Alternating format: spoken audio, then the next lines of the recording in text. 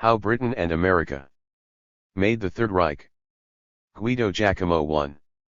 Introductory, the Eurasian Embrace.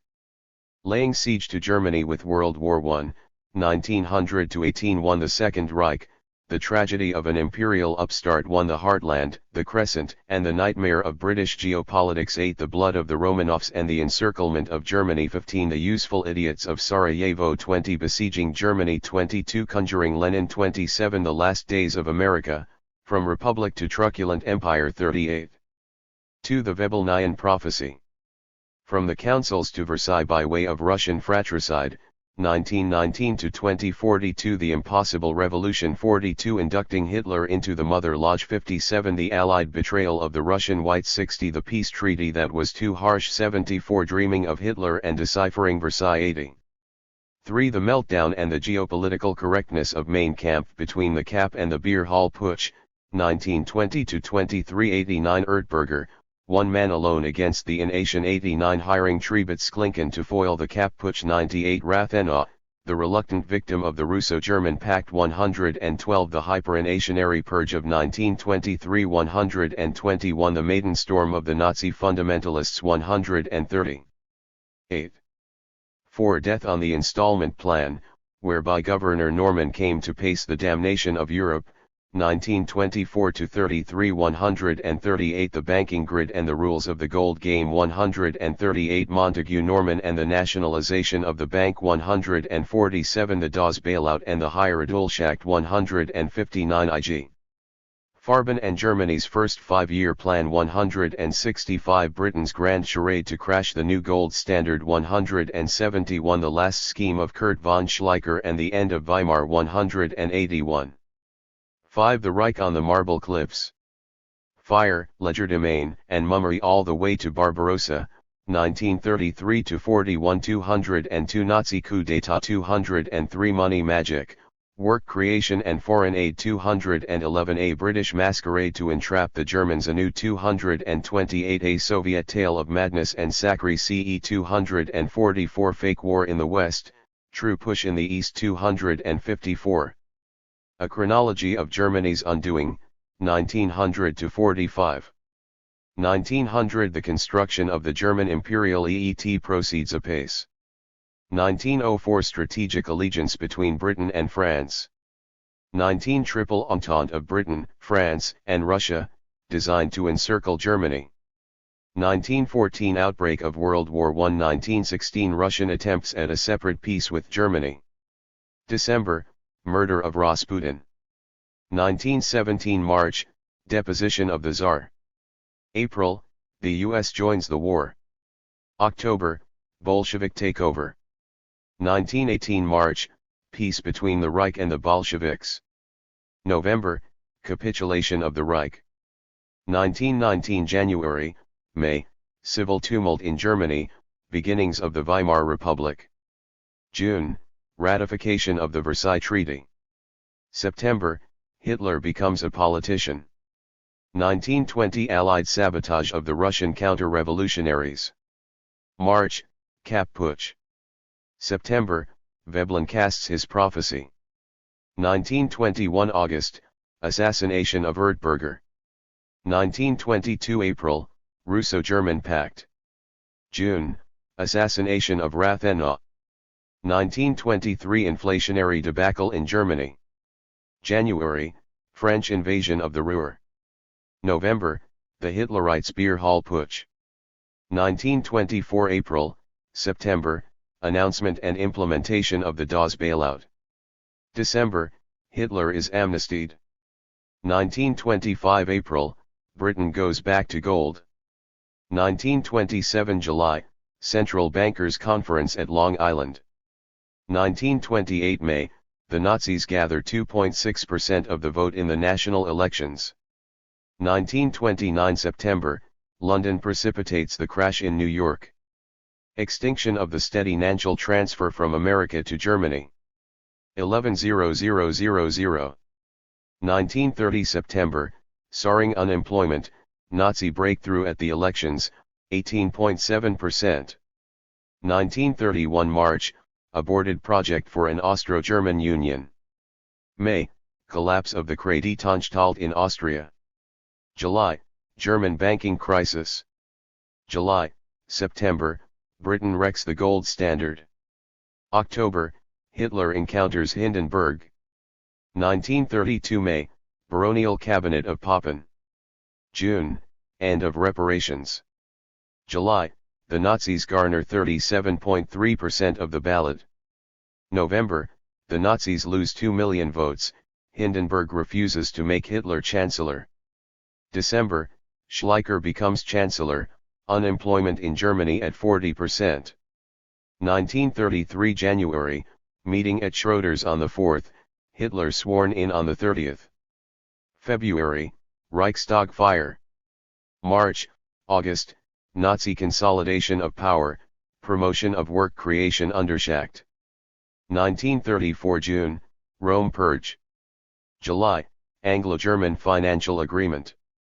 August, Hitler is acclaimed Reichsführer, rearmament is launched in earnest, heavy Anglo-American investment in Germany. 1935 June, Anglo-German naval pact.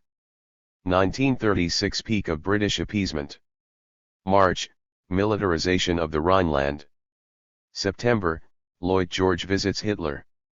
December, the pro-Nazi King Edward VIII abdicates. 1937 October, the Windsors tour Germany. November, Lord Halifax flies to Germany to give Hitler the green light. 1938 culmination of Nazi boom, erasure of unemployment. March, annexation of Austria. September, emasculation of Czechoslovakia at Munich. 1939 March, Nazi seizure of Czechoslovakia, official split of the British establishment in dealing with Germany, British unilateral guarantee to Poland. August, Russo-German pact for the partition of Poland. September, the phony war begins. 1940 April, June, Nazi offensive in the West and capitulation of France.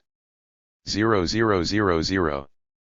July, secret talks with Windsor in Spain. August, September, failed aerial campaign versus Britain.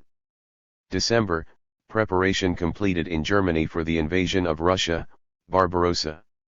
1941 March, May, German success in the Mediterranean basin. May, Hesse vanishes. June, the Nazis invade the USSR. 1943 January, German surrender in Stalingrad. May, the Axis capitulates in North Africa. July, the Allies land in Sicily. 1944 June, Allied debarkation in Normandy, D-Day. 1945 March, the Americans cross the Rhine. May, Germany is finished. Preface.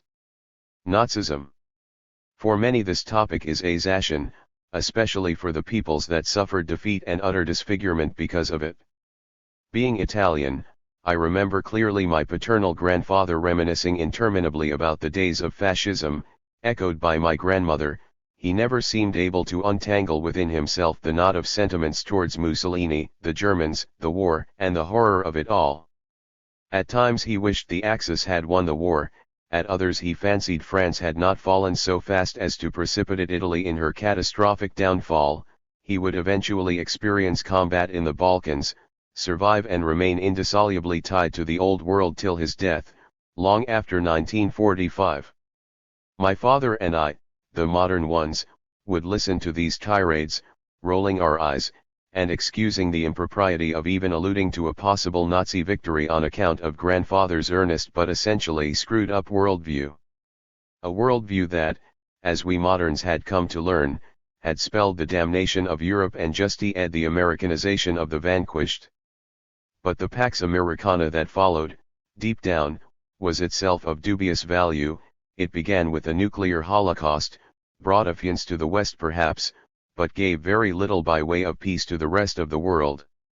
And what was left to feel of the defeated West was dismal. Germans and Italians had been reduced to a couple of emptied-out, identityless tribes. Presently, in the collective imagination of the West, there is nothing worse than Nazism. No greater sacrilege, no greater manifestation of brutality, inhumanity, and deception than the rule of this unique regime that held sway over Central Europe for a dozen years. The Nazis violated life in ways unseen, and the record of their atrocities during the war grew to be such that after their defeat, Germany was prostrate by a moral lapidation on the part of the victors, which still hasn't ceased. Ever since, a continuous torrent of books, articles, instruction, and LMS, crafted by the Anglo-Americans, and diffused by their acquired minions in Europe, has ooded the venues of debate, impeding any views other than the truth of the establishment. This truth being that Europe had been compromised by the belligerence of the outcast in her fold, the accursed Germans, who plunged their European brethren into war, and deservedly suffered thereby, all of them, the benign domination of their American uncles. 14. I wanted to understand how all this came to pass. I wondered how Europe could commit such a messy suicide as to give herself to a foreign ruler possessed by a worldview different from the old one, yet equally violent and barbarous. And to answer the question it was obvious that I had to turn to the recent origin of the story, and that is to the Nazi curse itself. Why did it happen? Being an economics graduate, I began by directing my interest to the Nazi boom of the 1930s and the financial contrivances employed to fuel the recovery, which later formed the topic of my doctoral dissertation. The research expanded around that core over the course of nearly a decade. In this study there is no desire to reassess the record of the German cruelties, these have been sufficiently scrutinized, although only with anatomical, thus voyeuristic, fascination. Rather, it is my intent to push back the point of attack of this story by a few years, for the official narratives, which are for the most part biased either by excessive contrition or apologia if written by Germans, 1 and more or less subtle execration if written by Anglo-Americans, 2 generally course through the gestation of Nazism only to dismiss it as a confused interlude marked by the raving vengefulness of the old Germany, and by the alleged effects of great historical forces and irrationalism, 2 half-baked and substantially meaningless notions, in fact. The poor treatment of the Nazi gestation is due to 2 factors, RST, the historical interval that covers the breeding of Hitlerism is notoriously complex, and that does not make for good cinema. For instance, when the crisis hit the West in 1930, and the Nazis began to gather votes, liberal historians hand the narration over to their fellow economists, and the economists, who understand famously nothing of the crisis, throw it back to the historians, who are thus saddled with the last and sadly disappointing word in the current, miserable explication of the Nazis' rise to power. Second, a detailed analysis of the emergence of Nazism is generally shunned, so it seems, for it might reveal too much. In truth, it might disclose that the Nazis were never a creature of chance. The thesis of the book suggests that for 15 years, 1919 to 33, the Anglo-Saxon elites tampered with German politics with the conscious intent to obtain a reactionary movement, which they could then set up as a pawn for their geopolitical intrigues. When this movement emerged immediately after World War I in the shape of a religious, anti-Semitic sect disguised as a political party, that is, the NSDAP, the British clubs kept it under close observation, proceeded to endorse it semi-officially in 1931 when the Weimar Republic was being dismantled by the crisis, and nally embraced it, with deceit, throughout the 1930s.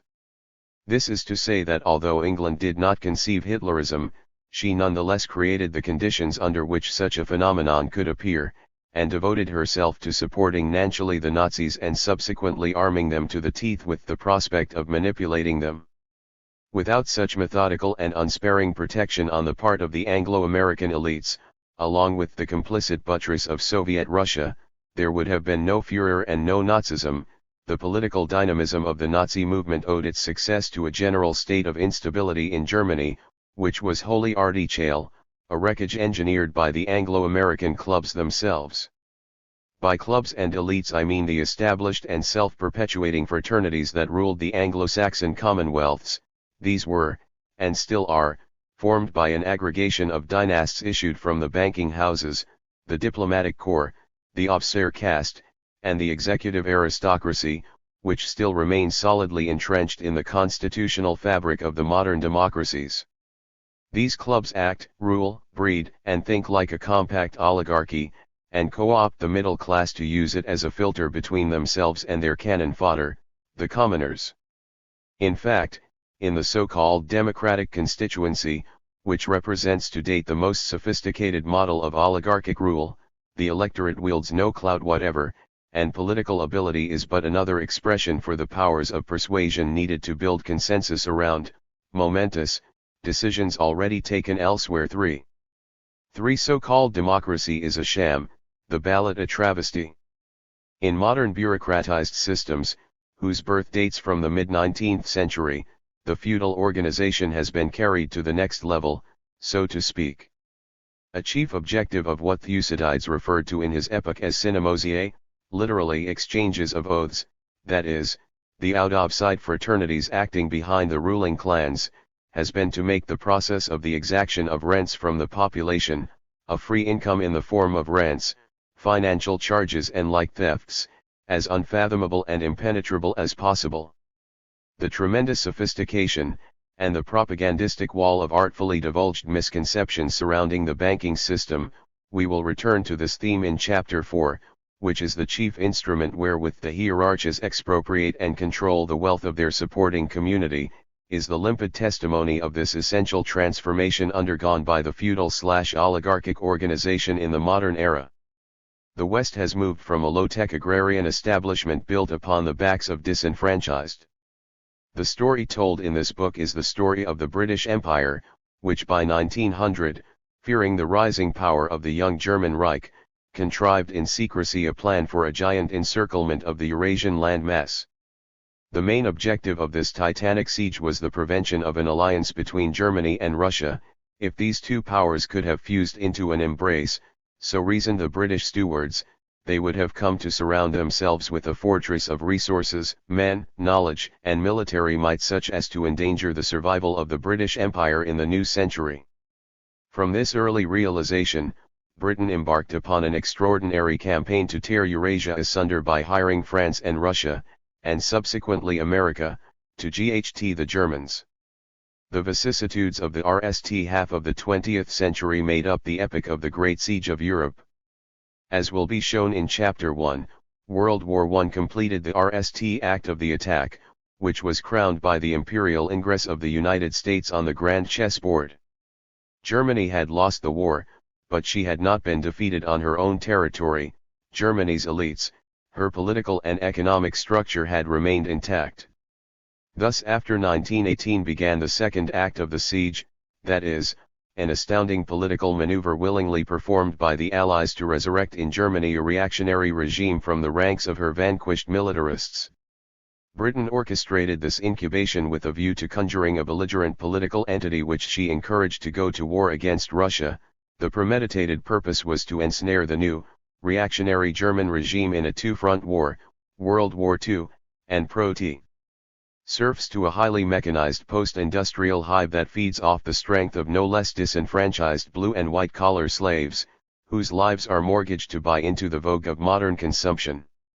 The latter-day lords of the manor are no longer seen demanding tribute since they have relied on the mechanics of banking accounts for the purpose, whereas the sycophants of the median class, as academics and publicists, have consistently remained loyal to the synimosiae. The other concrete difference between yesterday and today is the immensely increased throughput of industrial production, whose potential level, however, has always been significantly higher than the actual one, to keep prices high. As for the democratic participation of the ordinary citizens, these know in their hearts that they never decide anything of weight, and that politics consists in the art of swaying the mobs in one direction or another according to the wishes and anticipations of the few having the keys to information, intelligence, and finance. These few may at a point in time be more or less divided into warring factions. The deeper the division, the bloodier the social strife. The electoral record of the West in the past century is a shining monument to the utter inconsequence of democracy. In spite of two cataclysmic wars and a late system of proportional representation that yielded a plethora of parties, Western Europe has seen no significant shift in her socio-economic constitution, whereas America has become, as time progressed, ever more identical to her late oligarchic self, having reduced the democratic pageant to a contest between two rival wings of an ideologically compact monopartite structure, which is in fact lobbied by more or less hidden clubs. The degree of public participation in this arrogant mockery is, as known, understandably lowest, a third of the franchise at best. From the occasion to annihilate Germany once and for all. To carry out these deep and painstaking directives for world control, two conditions were necessary. 1. An imposing and anti-German regime secretly aligned with Britain had to be set up in Russia, and, 2. The seeds of chaos had to be planted in Germany to predispose the institutional terrain for the growth of this reactionary movement of national liberation. The RST objective was realized by backstabbing the Tsar in Russia in 1917 and installing the Bolsheviks into power, the second by drafting the clauses of the peace treaty so as to leave the dynastic clans of Germany unscathed. Indeed, it was from their fold that Britain expected the advent of this revanchist movement. Chapter 2. What unraveled in Germany after the Great War was the life of the Weimar Republic, the puppet regime of the West, which incubated Nazism in three stages: a period of chaos ending with the hyperination and the appearance of Hitler, 1918-23, dealt with in Chapter 3, a period of artificial prosperity during which the Nazis were quiet and the future war machine of Germany was in process of being assembled with American loans, 1924-29, and a period of disintegration, 1930-32, paced by the financial mastermind of the 20th century, Montague Norman, the Governor of the Bank of England. Chapter 4. After the incubation was completed and the Hitlerites obtained with the aid of Anglo-American financial capital the Chancellorship of the Reich, January 1933, the formidable recovery of Germany began under the Nazi wing, British loans and the financial artistry of Germany's central banker, Hjalmar, Montague Norman's protégé. There followed the unbelievable dance of Britain and Nazi Germany, 1933-43, led by the former to push the latter to go to war against Russia. And Russia, too, acting in sync with London, appeased the Nazis in order to lure them into the trap of the Eastern Front.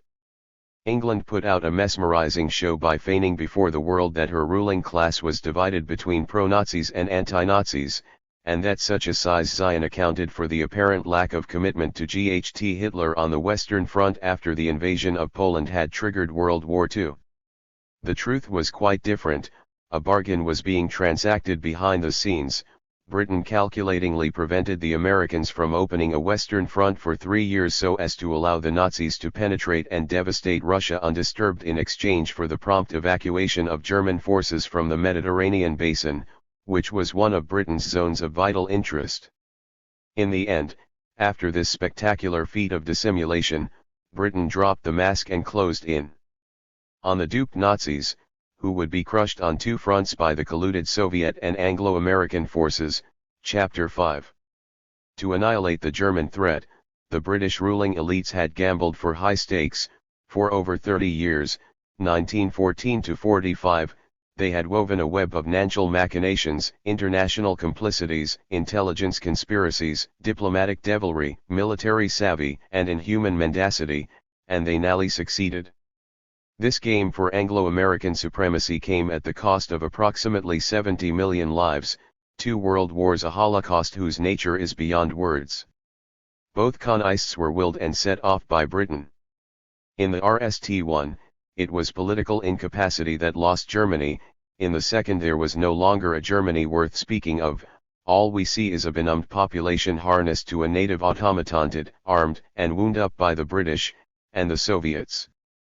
For so the West has to think again, to think, in fact, that there is something far worse than Nazism, and that is the hubris of the Anglo-American fraternities, whose routine is to incite indigenous monsters to war, and steer the pandemonium to further their imperial aims.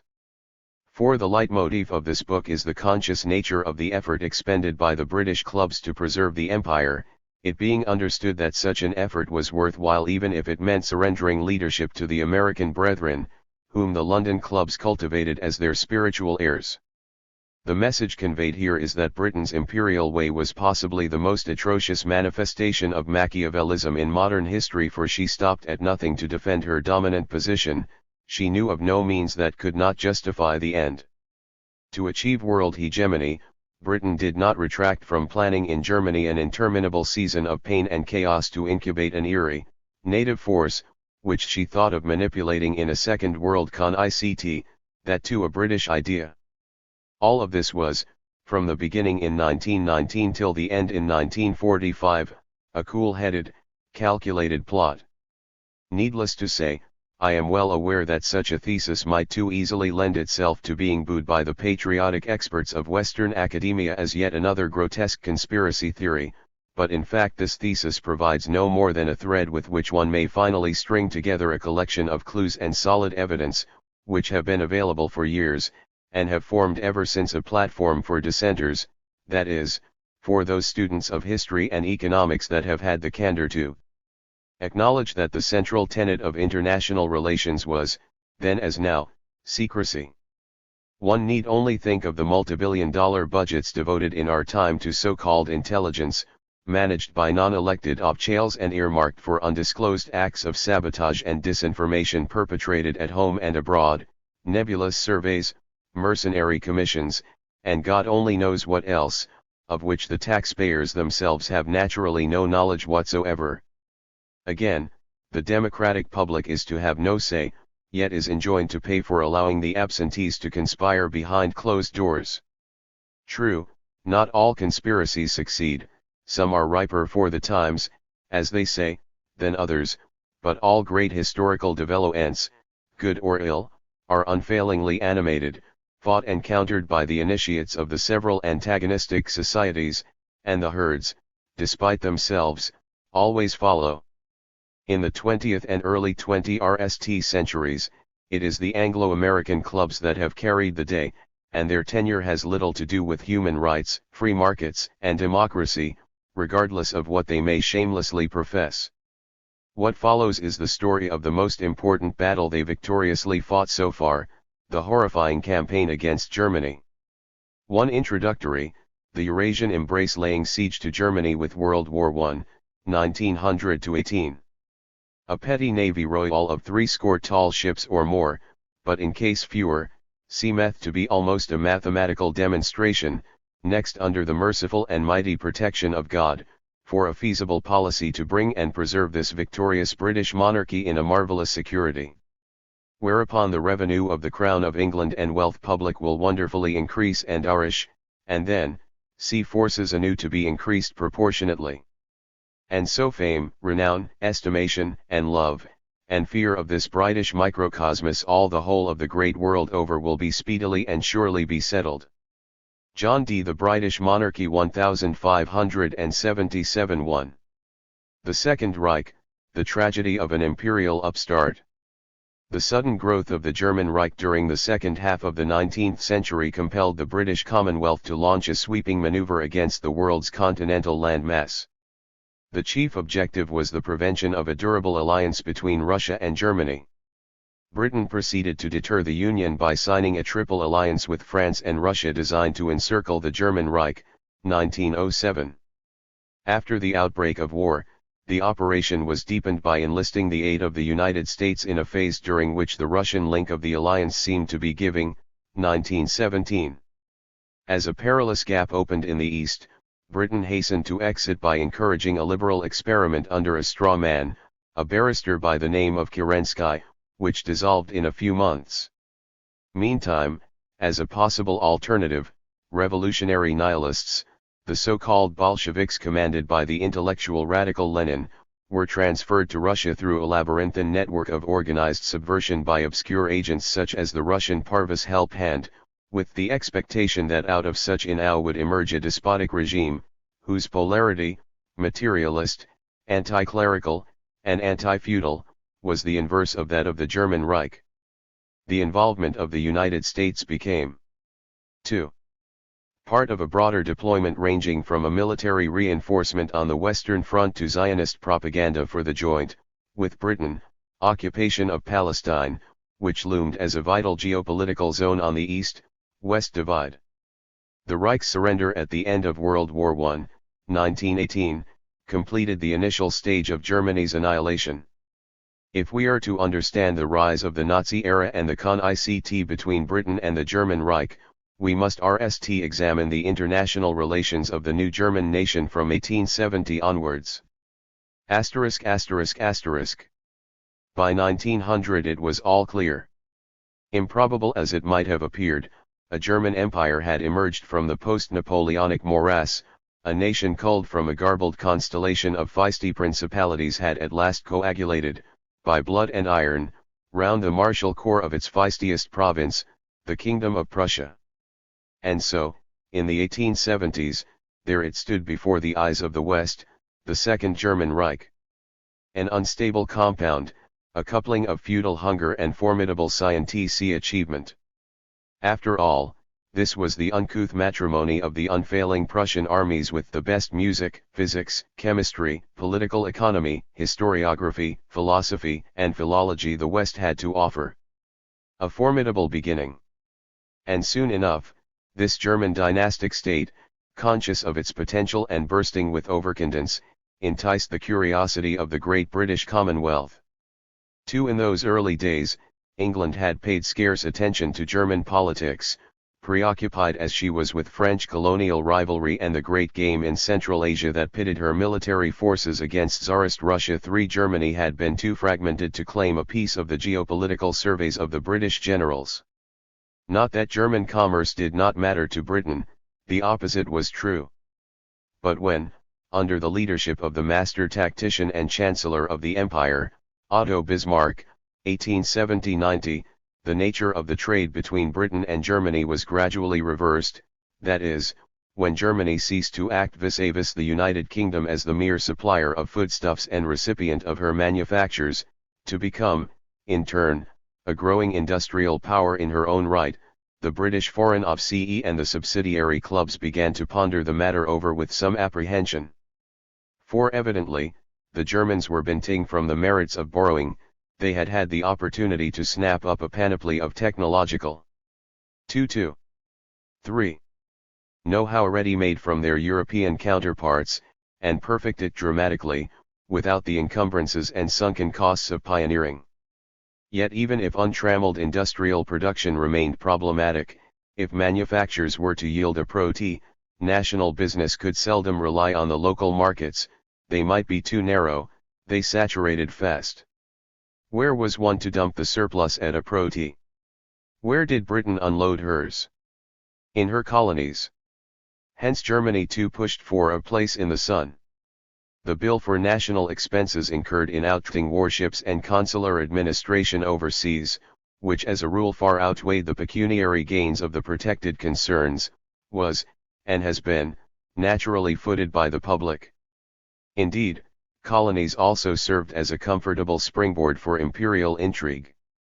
Though the imperial chancellor Bismarck had preferred to consolidate Germany's continental, that is, Middle European position, by weaving a steady and diplomatically criss-crossed reticulation of arrangements in the midst of the other big players, Britain, Russia, Austria-Hungary, and France, the vested interests of commercial enterprise became persuasive enough to change the Iron Chancellor's mind, and induce him to bless the Reich's colonial bid. This took place in the first half of the 1880s. As was to be expected, the costs associated with the Reich's penetration of Africa, Southwest Africa, Togoland, the Cameroons, a stake in Tanganyika, the Pacific, part of New Guinea, the Solomon, Marshall, and Caroline Islands, and the Far East, the outpost on the Kiao Bay, with its state-of-the-art colonial architecture, masterful civil engineering, and the fashionable beach resort of Tsingtao, were, gauged against the pro-table extraction of raw materials and foodstuffs, somewhat disproportionate. Germany acquired colonial territories some 4 times as large as herself. 5. Notwithstanding, 1. The public outlay for shielding commerce with the AG, 2. The earnest commitment of the Deutsche Kolonialer Frauenbund, Colonial Women's League of Germany, to supply Teutonic females to the meager German corps of settlers. 6. They were 25,000, including the soldiers, by 1914, and, 3. The rather speedy turnover of German investments in hemp, phosphates, cocoa, and rubber. These territorial acquisitions were rated by the ruling circles as sad disappointment. 7. Too costly, too thorny. The Germans lacked that imperial desenvolture with the natives. They knew nothing of that compoise wherewith the British Sahib seeped into the local mind to lay a firmer hold of it. Naturally, the Germans faced a number of violent insurgencies amongst their indigenous subjects. Other than repress them ruthlessly, they did nothing more. Bismarck grew impatient, the great Berlin banks showed 3. 4. No interest in these exotic experiments, and in the interlude, the British Empire was resenting ever more such German intrusion at the periphery. For all its ambivalent culture, the Reich was evidently the imperial parvenu of the world. Herbert Bismarck, the Chancellor's son, in his capacity of insider, confessed that embarking on a colonial policy was popular and conveniently adapted to bring Germany into conflict with England at any given moment. 8. So the Germans wanted attention. They were keen to share with their British cousins the condominium of the world, and eventually clash with them, though it would assumedly have to be a collision of short duration. It appeared Germany desired competition for its own sake, a competition which, in the imagination of German rulers and nationalist intellectuals alike, should historically have led to a theoretical change of the guard between Britain and Germany, something akin to the transition from the Spanish to the British Empire in the 17th century. And so while Bismarck Jr. did not conceal his imperialistic enthusiasm, the late Chancellor Bernhard von Bülow, 1900-09, would years later decry in his memoirs that the German people had no political ability whatever. 9. Possibly it was all true, but it did not bode well for Germany's national security. The ablest student of the era, Naugian American social scientist Thorstein Veblen, remarked in 1915. Doubtless, a penchant for profundity and deliberation bulks large among the habits of those who cultivate German culture. But nothing can be more profoundly and meticulously deliberate than the measured footsteps of the man who no longer knows where he is going, though he is on his way. 10. Because it knew not precisely where it was going, German imperial policy might have been judged amateurish, but the facts facing external observers persisted. Here was an educated anthill, replete with technique and presumption that was seeking to expand. And expand it did, despite its naivete in the arts of imperial scheming. The Reich laid rail, the most sophisticated, everywhere it could, established an enviable network of commercial stations, introduced impeccable administration, and eventually hoped to crown it all with the diffusion of its unsurpassed arts and sciences. Not as politically experienced as the British, but nonetheless a competitor of disturbing brilliance. To restrain, challenge, and defeat the Germans would be no simple task. 4. 5. By 1890, admittedly not even the master strategist, Bismarck himself, who was now being dismissed by the new emperor, Wilhelm II, had been capable of identifying a new course for Germany. He clearly comprehended, as will be emphasized hereafter, the importance of not antagonizing Russia, though that proved extremely difficult, considering that Germany's closest ally, the Austrian Empire, was perennially at odds with Russia's aspirations in Eastern Europe. Hence, Bismarck's cherished goal, a solid alliance of the three continental sovereigns, the Dreikaiserbund, never materialized. Then, the tentatively friendly feelers he had sent toward England had always been received with suspicion in London, for the Reich had been for some time unabashedly fashioning itself as a rival. There only remained to assess its degree of hostility. But that, as mentioned above, was a matter fuzzy to Germany herself. What was certain was that France, within the shifting circles of alliances, was for Germany hopeless. In 1871, after the Franco-Prussian War, the newly proclaimed Reich had annexed industrially rich Alsace and Lorraine, and thenceforth it was sworn hate between the two powers. By the time Bismarck left, he had done precious little to allay the discomfort of Britain. Collectively, the gist of all such interminable diplomatic jockeying consisted in the Germans' unresolved complex of political inferiority vis-à-vis the British. Kaiser Wilhelm, the grandson of Queen Victoria, Bismarck, Admiral Tirpitz, the future father of the German Imperial Navy, and a slew of German grandees were all yent in English, and educated in the ways of the British gentleman of leisure. The German attraction to Britain, the fascination with her mastery of power, were strong. But the German Reich was altogether a different creature. It only wished it possessed an equal level of imperial savvy to make itself heard. And so it tried, with whatever it had, which was much, as the Allies were to realize 2 decades later, but not enough. Thereafter, with Wilhelm II, came the Neuer Kurs, and this new course, which was in truth but the continuation of the old one, brought in relief the former orientation and unveiled its blurred medium-term aim, in brief, antagonism with Britain, antagonism to be settled by naval skirmishes, bold diplomacy, and commercial and technological swagger. In the voluminous stream of scholarly production dealing with the Second Reich and the Grunderzeit, the founding epoch of German imperial hegemony in the late 19th century, much has been made of Wilhelm II's infantile antics and capricious shallowness, much catastrophic action ascribed to the Kaiser's neurotic shame for his withered left arm and hand. 5. 6. Leaving aside such psychologistic etiology à bon marche, which is graciously passing out of vogue, it may be more to the point to remark that the abiding tendency of Germany's new course appeared to be nothing more than a disquieting drift to dissolution. As one German historian recently observed, Wilhelm II was not the creator of German hubris, simply its most conspicuous functionary. 11. Thus by the end of the 19th century, economically speaking, Germany and America were breathing down Britain's neck.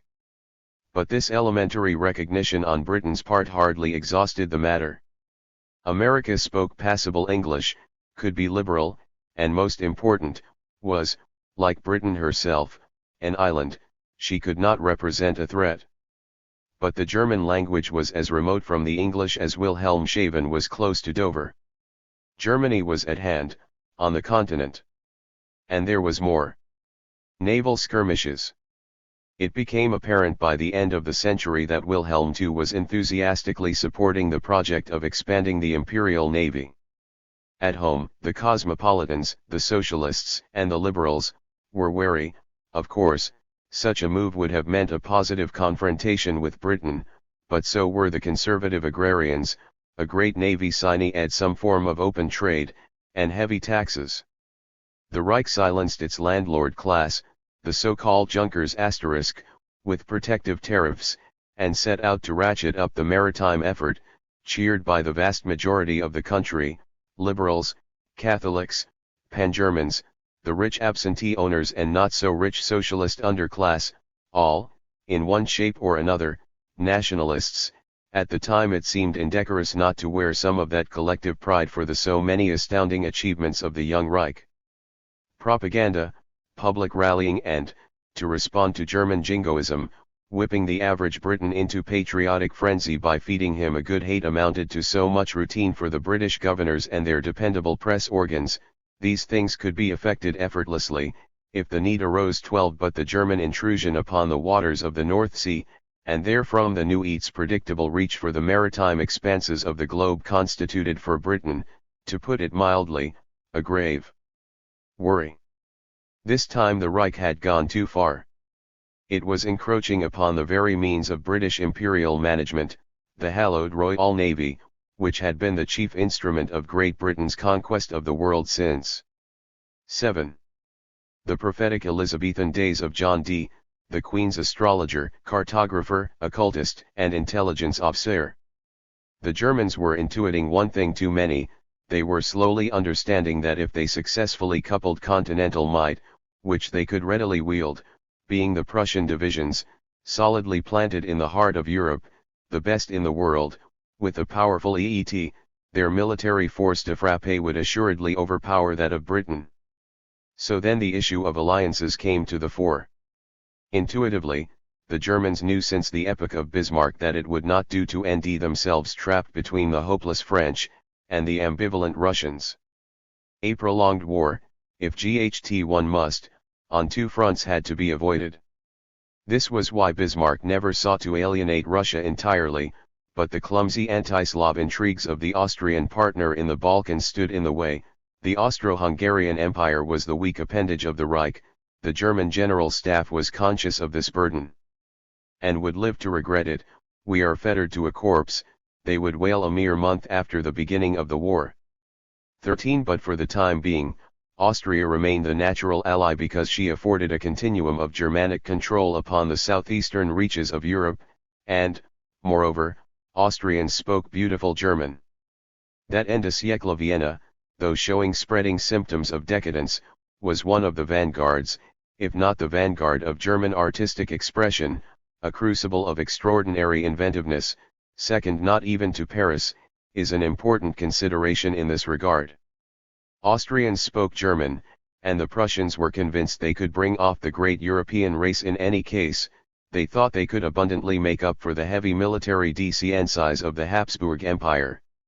All such expectations were clearly misplaced. But while the Reich wallowed in its imprecision, Britain lost no time.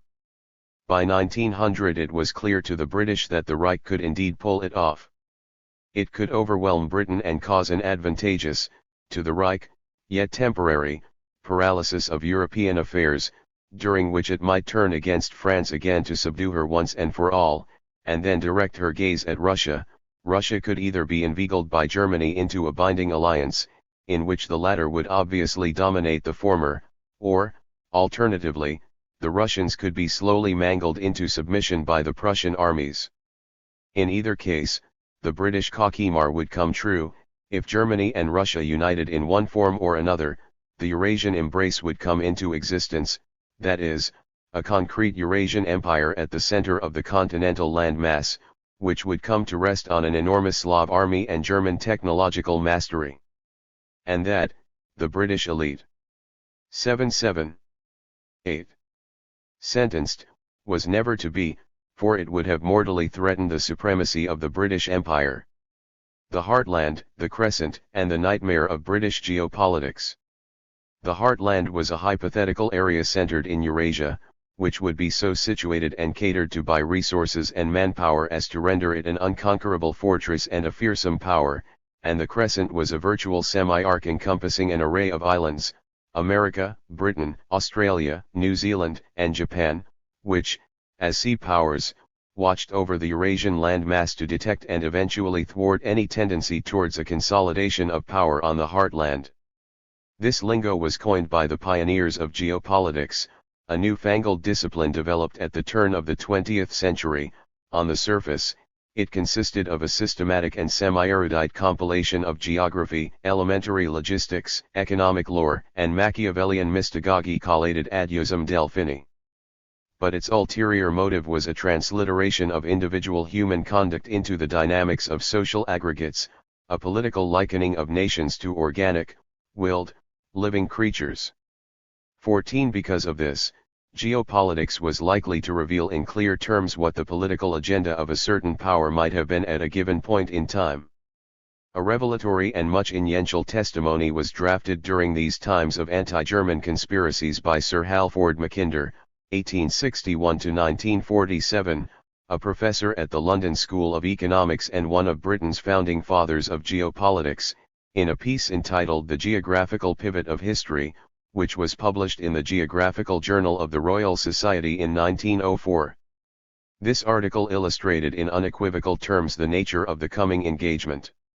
Mackinder envisioned the alternatives and enumerated the stakes of the game. This was a public document, telling a simple story.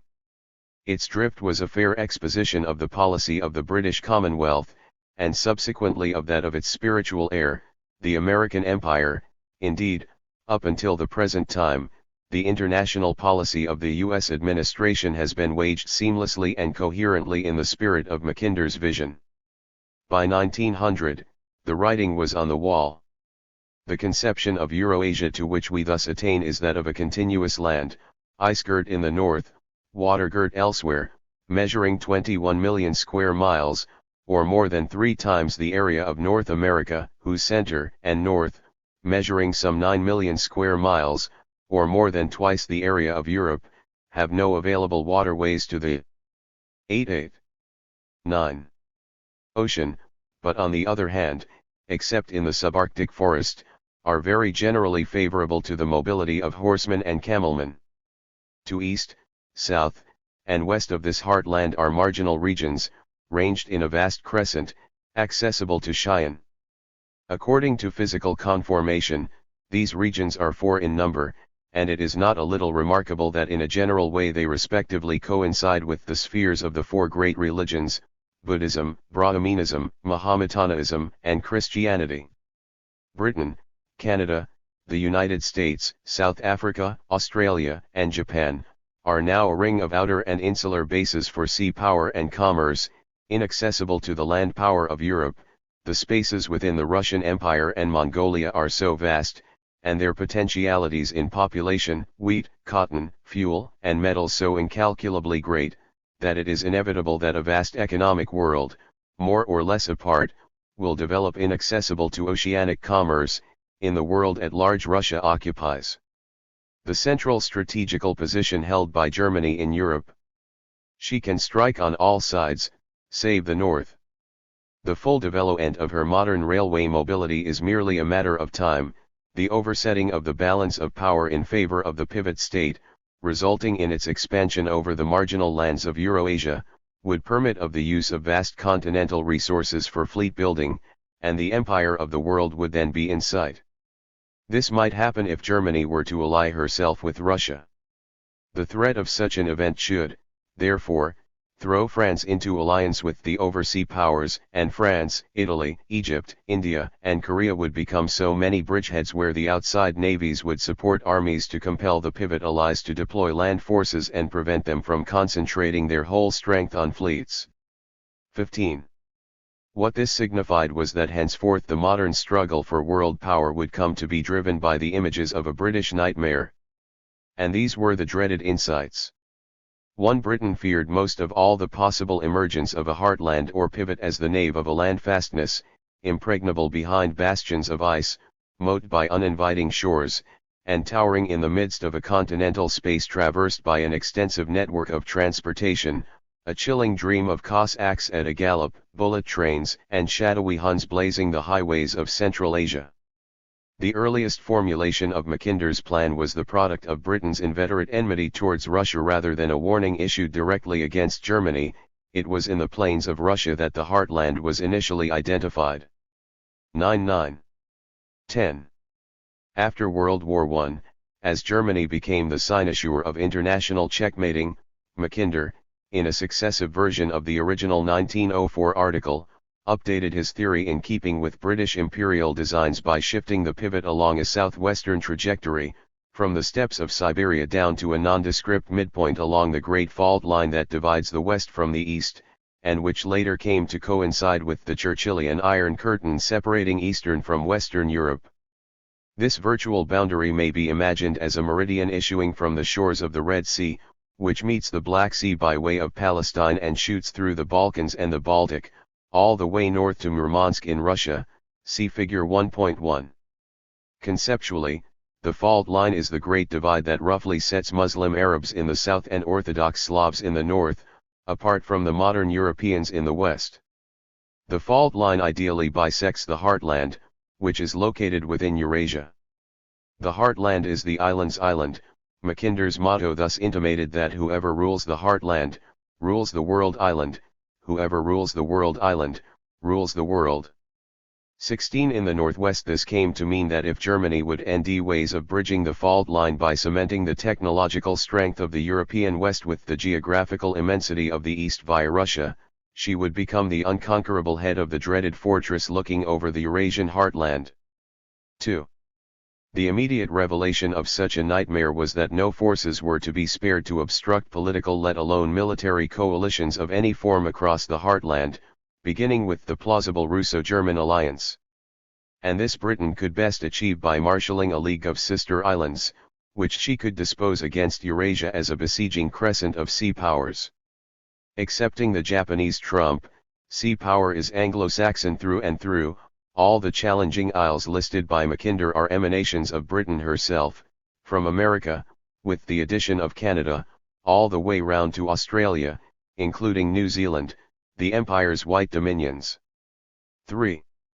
Should Europe, the Near East, and Central Asia have been capable of coalescing into a solid confederation, their combined mineral, hydric, and natural resources, oil, grain, steel, water, lumber, and so on, would have afforded this enormous Eurasian League a defensive advantage such as would have nullified any prolonged blockade of the sea powers. Eurasia could then resist a British embargo à outrance. 4.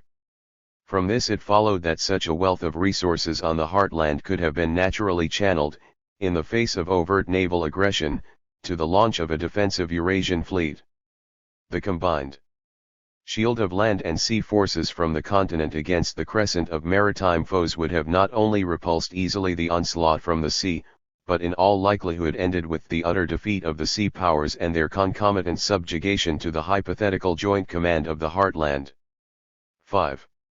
The sudden appearance of the Prussian Reich had turned this Eurasian chimera into a tangible eventuality.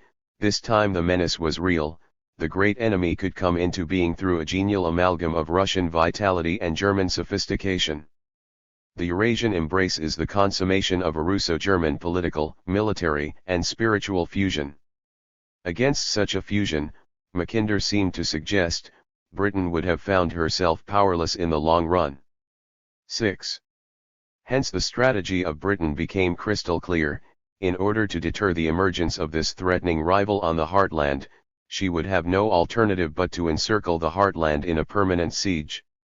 This would be effected by driving wedges, the bridgeheads, in the vital nodes of the continental body. In such areas the land armies could be trapped in perennial warfare, and their generals would be so engrossed by the exertion as to deflect their attention from the keen urgency to arm a Eurasian fleet and drive out the foreign, seafaring, aggressor. The remarkable character of this piece, aside from its fastidious prescience, was its openly aggressive tenor.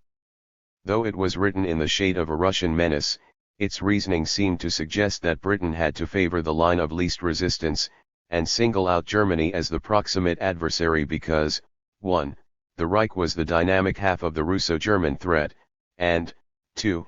It could be surrounded and blockaded by an entente of neighboring parties with somewhat greater ease, hence Britain's forthcoming rapprochement with Russia, her traditional antagonist. Naturally, such warming of Anglo-Russian relations led to no permanent settlement of the Eurasian question, nor was it its purpose to do so. The issue, overwhelming as it was from the British standpoint, had to be tackled one bridgehead at a time. The détente with Russia served as a mere prelude to a general stratagem seeking the destruction of Germany. Britain could not, and possibly did not wish to foresee the unfathomable costs that she, and the world at large, would have to incur in order to accomplish this stratagem, but the empire took its chances nonetheless. The evidence that the destruction of Germany became Britain's chief objective after 1900 is provided by the elaborate diplomatic activity that 13.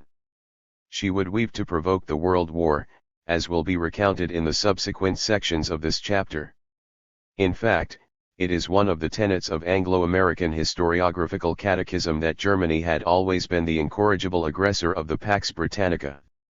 The rhetoric prevailing in Germany in the RST decade of the 20th century about Einkreisung, encirclement, and the consequent popular appeal to wage a righteous defensive war to break out of this encirclement, accompanied by the irresponsible magniloquence of the military-industrial and imperial cliques led by Wilhelm II, as well as the drunken claims of so many nationalists about Germany's historical mission and her duty to wage war, 17 have all been summarily singled out as so many definitive and screaming proofs of Germany's indisputable guilt for triggering the RST Worldcon ICT.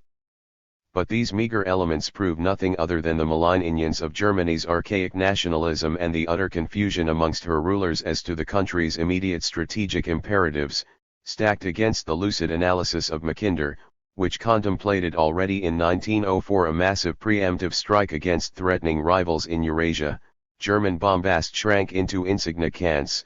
A prolonged world confrontation could have never been the idea of an isolated, and also inexperienced, German government. In Mackinder's paper there was little if any indication that Germany was going to attack. Rather, Germany's boisterousness was no more than a heartening cry in the face of uncertainty. Nervous rather than cocky, the Reich prepared for war with stage fright, cheering itself up, cursing its good fortune, and damning everything, especially the day it had started gambling its fate on the grand chessboard. Undoubtedly, if left to herself, Germany would have never made the RST move and opened the hostilities. She had too much to lose. Germany had to be driven to it. In truth, her sole concrete goal, had Britain kept out of Europe, never went beyond the wish to consolidate a Middle European empire of the German nation, that is, an anti-DM German-led European customs union, severed from Russia, and such an arrangement was something England could cohabit with. 5 years after the end of World War I, a U.S. Senator, Robert Owen, would undertake a deep, dispassionate study of the war's origins and present his finding to the American people on December 18, 1923, the several claims of Allied propaganda, namely that the Entente had to fight, 1. To thwart the Kaiser's plan to dominate the world by force, 2. To make the world safe for democracy, and 3. To defend American ideals, Owen construed respectively as false, ludicrous, and untrue. 19. He found that 13. 14. Neither the Russian or the French government was really believed that the German government intended aggressive war on them, but the military preparedness of Germany and the bombast of some of its chauvinists laid a convenient but false foundation for the French and British propaganda that the German leaders had plotted the brutal military conquest of the world. In 1914 Germany had no reason for war, no terra ardenta, no revenge, and knew that a general European war might easily destroy its merchant marine, its commerce, both of which were rapidly expanding, and cause the loss of its colonies. 20. The Germans were new to the heady breeze of world success, their imperial tenure had yet to harden into maturity, but with their British enemies it was a different story. The last thing Britain would want to do at this early stage was to give any inkling to the public, the enemy, or potential allies, of her desire to strangle Germany in a permanent siege.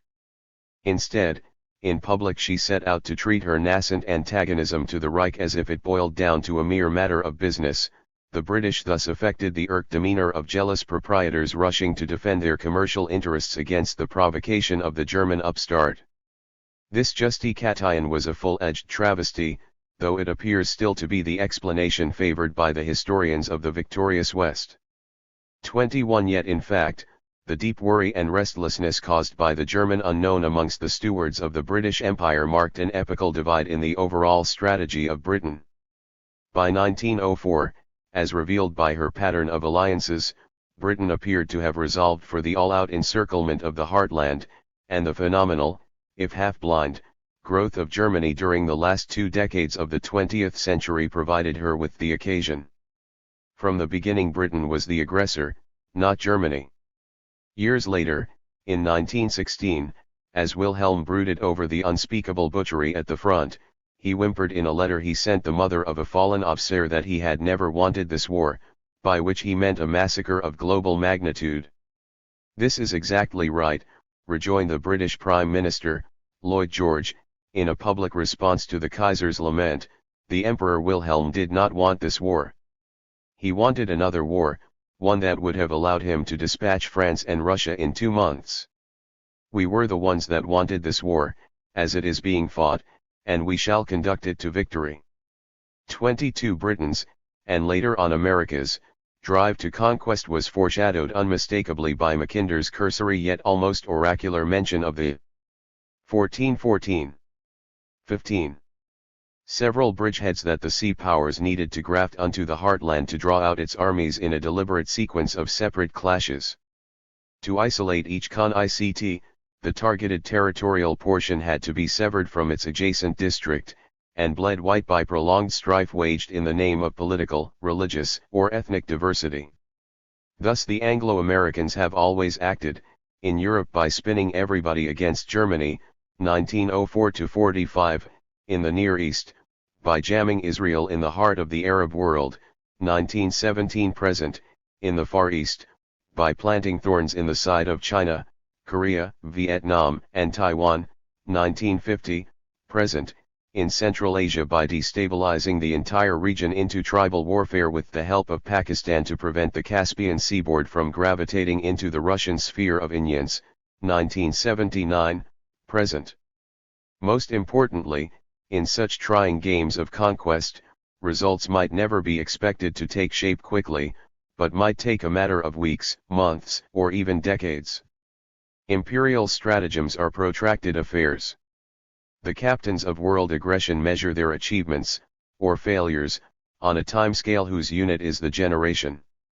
It is within such a frame that the incubation of Nazism should be gauged. It was a long and elaborate plan to eliminate the possibility of German hegemony over the continent. And the stewards of the empire took their time. The blood of the Romanovs and the encirclement of Germany. Germany and England prepared for war, the former looking forward to a limited engagement, the latter to an all-out siege. In 1898, the German Reich began to expand the imperial navy in earnest.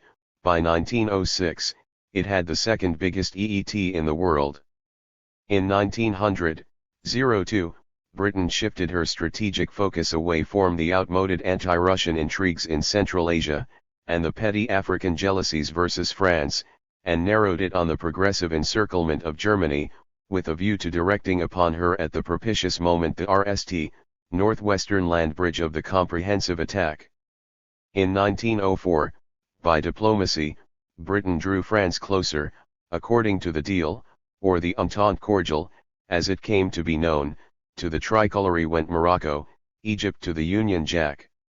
23 In March, Helmuth von Moltke, the commander-in-chief of the Germany army, who would later bear the blame for losing the war after the RST collapse on the River Marne, September 1914, discussed below, fearing the coming tempest, noted, "No one has any idea what thunderstorms are." 15:15. 16. Forming above us, instead of preparing in solemn earnestness for the serious times ahead, the nation is tearing itself to pieces. 24 In July of 1904, after 4 girls, a boy, an heir, the Tsarovich Alexei was nally born to the Romanovs, Nicholas and Alexandra. The doctors noticed suspicious bleeding from the infant's navel, but the matter was promptly dismissed. 1 year later, to the month, Alexei suffered the RST bout of what was, to the terror of his mother and father, diagnosed as hemophilia. Since the blood would not clot, the slightest cut endangered his life. 25 Conventional medicine was powerless against the disease. 6 months prior to the Tsarovich's RST hemorrhage, in January 1905, Russia witnessed her RST and last spontaneous, popular uprising. It was not led by self-styled irreconcilable atheists like the communist Trotsky, who would have joined the ebullient AU shortly thereafter, 26, but by a priest, Pope Giacomo. Protesting food shortages, low wages, and tyranny, thousands marching behind the Pope reached the Winter Palace, to be shot at and dispersed by Cossacks and police officers. The day was remembered as Bloody Sunday. There followed strikes and mounting tension. The Tsar made concessions. The St. Petersburg Soviet, Russian for Council, came into existence as the spontaneous institutional embodiment of the local interests of the community, along with the emperor's reluctant assent to the formation of an advisory body, the Duma. Throughout the year, in this ambiguous intermission of illusory reform, many future leading revolutionaries partook in the fervor of the newly founded Soviet, but their agitation was repressed. The Tsar had indeed bluffed, and many such disturbers of the imperial peace were arrested and sent to Siberia, whence, one by one, they would all escape. Russia had been shaken within. Without, a few months after the popular sedition, she was beaten in Korea and Manchuria by Japan in a distant colonial dispute. The defeat was unprecedented. In the midst of the Russian debacle, Wilhelm, at last, attempted the Eurasian rapprochement. In July 1905 he lured the Tsar to Porco, on the Gulf of Finland, and succeeded in obtaining the approval of Nicholas to a treaty, whereby, 1. The two powers were bound to mutual support in the case of war, and, 2. Russia committed herself to informing France of the agreement with a view of involving the latter in the alliance. 27 But as the Germans failed to grasp until the very last that Great Britain was orchestrating a monumental siege against them, the ultimate political misjudgment that would spell the ruin of Germany, a late alliance with Russia could not be concluded. Probably, by 1905 it was too late. Indeed, when Germany could have tied Russia to herself by accepting Russian 1616 17 securities, that is, extending her loans, as the occasion arose in 1887, piqued by Russia's economic antagonism, she had refused. The national interests of France, and to a lesser extent Britain, had moved in at once to advance the money, and thereby fastened resolutely the fate of the Russian Empire to their imperial policies. Bismarck had merely toyed with Russia, he had never bound her to Germany, as he ought to have done. The Eurasian embrace could have only come into being through a German composition of Austrian and Russian ambitions in Middle Europa, with or without France. This was at heart the Central Powers' geopolitical mission, as a counter to the Sea Powers' forthcoming siege, in that, from Bismarck to Bethmann Hollweg, the last pre-war Reich Chancellor, they failed utterly. There lay the seeds of Europe's past and present dissolution. The Treaty of Bhorko was never ratified. Upon returning home, Nicholas was severely dressed down by his ministers, who sobered him up by recalling the Tsar to his commitments vis-à-vis France, which in turn, after having been informed of Nicholas's disquieting escapade, vetoed categorically any participation in an entente with the Reich. It seemed that Wilhelm had forgotten that the French were hopeless. So Nicholas retracted and the Kaiser protested vehemently, but in vain, for by September it was all over.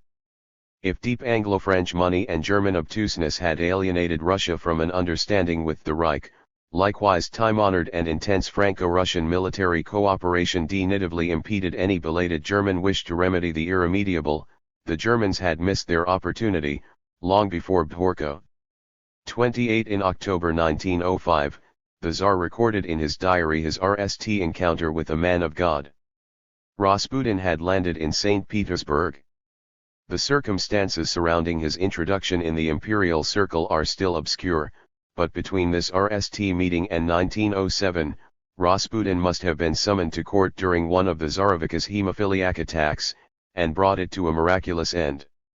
29 By touch and prayer, the Siberian healer alone could keep the Romanov heir alive. Alexandra, thanking the heavens for the auspicious appearance of this wandering monk, took him in as the spiritual guide, and let his unquestioned ascendancy grow upon her. The Tsarina was in Rasputin's thrall, as the Tsar was in hers. Thus the fate of the Russian Empire fell into the hands of a peasant magus. On Britain's agenda, after France came Russia, the Entente Cordiale, A2, with France became the Triple Entente of Britain, France, and Russia. In 1907, the mastermind of Germany's entanglement in the RST Worldcon ICT, Lord Grey, Britain's Foreign Secretary, negotiated with Russia a 1717 18 partition of Iran in exchange for Afghanistan and the surrender of Tibet. The great game in the East had seemingly been brought to an end 30 and a war on two fronts predisposed against Germany. Meanwhile, the naval race continued. Between 19 and 1909 Britain invited Germany twice to agree to a general curtailment of construction, provided that Britain was assured numerical superiority in this respect. Twice Germany refused. France and Russia might as well have been permitted to enjoin the Reich to limit its own land forces, quipped Wilhelm. 31 And he added, "We simply are Central Europe and it is quite natural that other and smaller nations tend toward us. To this the British object because it absolutely knocks to pieces their theory of the balance of power, i.e. their desire to play off one European power against another at their own pleasure, and because it will lead to the establishment of a united continent." 32. The premise was, from Germany's angle, correct, but the inference erroneous. Again, Britain had been fatally underestimated. Germany counter-proposed twice in 1909, RST. In April, the diplomats of the Wilhelmstrasse * suggested that the parties seal a naval convention, provided that Britain acquiesced to a benevolent neutrality in case of Germany's engagement in a continental war. In other words, the Reich demanded that Britain play the role of the passive spectator. Second, in December, the Germans offered anew to trade a limitation of tonnage for British neutrality and the agreement on XED naval ratios. Twice Britain refused. And what was more, she resolved to scale up production so as to assemble 2 dreadnoughts, Britain's new, much perfected destroyers, for every German warship. One last overture was made to Russia in 1911 during the parleys at Potsdam, which had been officially scheduled to deal with the penetration of German capital in the Middle East, and lasted several months. Germany declared herself willing to rein in Austria's intrigues in Eastern Europe if Russia proved amenable to withdrawing her support from an eventual hostile policy instigated by Britain against Germany. The Kaiser obtained a stretch of railway in Mesopotamia, the other, broken, tracts of Germany's long-sighted and formidable blueprint were bartered away to Britain and France, but no guarantee of neutrality on the part of Russia. Presently the margin for additional diplomatic maneuvering was exhausted. From this time onward Europe was on the path to war. The more the Kaiser had tardily sought to weaken the Triple Entente, the more Britain strengthened it. In 1912 Britain signed a secret naval convention with France, and the latter did likewise with Russia. Secretly, unbeknownst to the Houses and most ministers, Lord Grey of the Foreign Office exchanged with Cambon, the French ambassador in London, a series of letters in which, on the basis of classy and military conventions drafted by the General Staff of both countries, Britain, in case of war, pledged intervention on the side of France.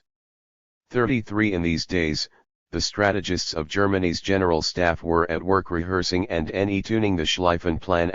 This plan had been drawn up in 1905, and, after 1906, modified by Schlieffen's successor, the younger Helmuth von Moltke, the nephew of the victorious general at Sedan in 1871. The plan aimed at settling the war with a single, potent, blow.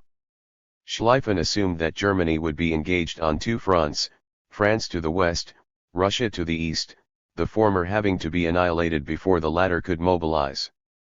Anything of extended duration, which would have predictably drained the embattled and resource-poor Reich, was to be avoided, and replaced instead by a stubborn resistance in the east, and a stationary contingent facing France, to make room for the pearl of the plan, a great wheeling wing going through Holland and Belgium and coming down on the flank and rear of the French armies by passing west of Paris. 34 The British had intelligence of the plan, down to its minute details. Unbeknown to anyone in Berlin, the Schlieffen Plan had come into the possession of the French army in 1906, thanks to a traitor bought for 60,000 francs. 35 Indeed, Belgium was going to provide the cornerstone of Britain's diplomatic pretext for the commencement of hostilities. Britain counted on Germany's inevitable violation of Belgian neutrality as soon as Moltke was to launch the Schlieffen Blitzkrieg. Already, in 1906, the British General Staff, with the full logistical, and secret, cooperation of its Belgian counterpart, was involved in simulated maneuvers across Belgium featuring the deployment of a British expeditionary force on the continent, which, indeed, would have been regularly held in August 1914 under the command of Sir John French to aid the French armies against Germany's Parisian offensive. The public was never informed of such plans. 36. From then on, 1911 to 14, the series of crises had been almost uninterrupted. 37 incidents in North Africa, intrigue and tugs of war in the Balkans, warnings, de-ance, and counter-warnings from all sides. By the spring of 1914 the Entente was ready to ambush the Germans. On May 29, 1914, Edward House, President Wilson's chief advisor from Texas and America's eminence grise behind the Anglo-American Imperial Covenant, reported from Europe, whenever England consents, France and Russia will close in on Germany and Austria. 38. The useful idiots of Sarajevo. Now, with an excuse or an incident, one merely had to ignite this great and patiently amassed bonnery of pent-up hostility in the heart of Europe. What was wanting for sparking a war was a timely act of terror. and a terrorist to effect it? It was rather easily found in the inconspicuous gore of a Serb student by the name of Gavrilo Princip. The occasion? Sarajevo. On June 28, 1914, the legitimate heir to the Habsburg throne, Archduke Ferdinand, and his consort Sophie descended on an optional visit to the new province's capital. As a retaliatory act against Austria's 1908 single-handed annexation of Bosnia-Herzegovina, which the Serbs had claimed for themselves, Kabranovic, abetted by Grabez, two militants of a secret pan-Serbian organization suggestively called the Black Hand, whose motto was Union or Death, hurled a bomb at the vehicle carrying their Royal Highnesses, and missed. The bomb went off and wounded a few passers-by. The carriage moved on, and the visit proceeded as scheduled. 39 When the reception at the town hall came to an end, the Archduke and his wife boarded the car anew.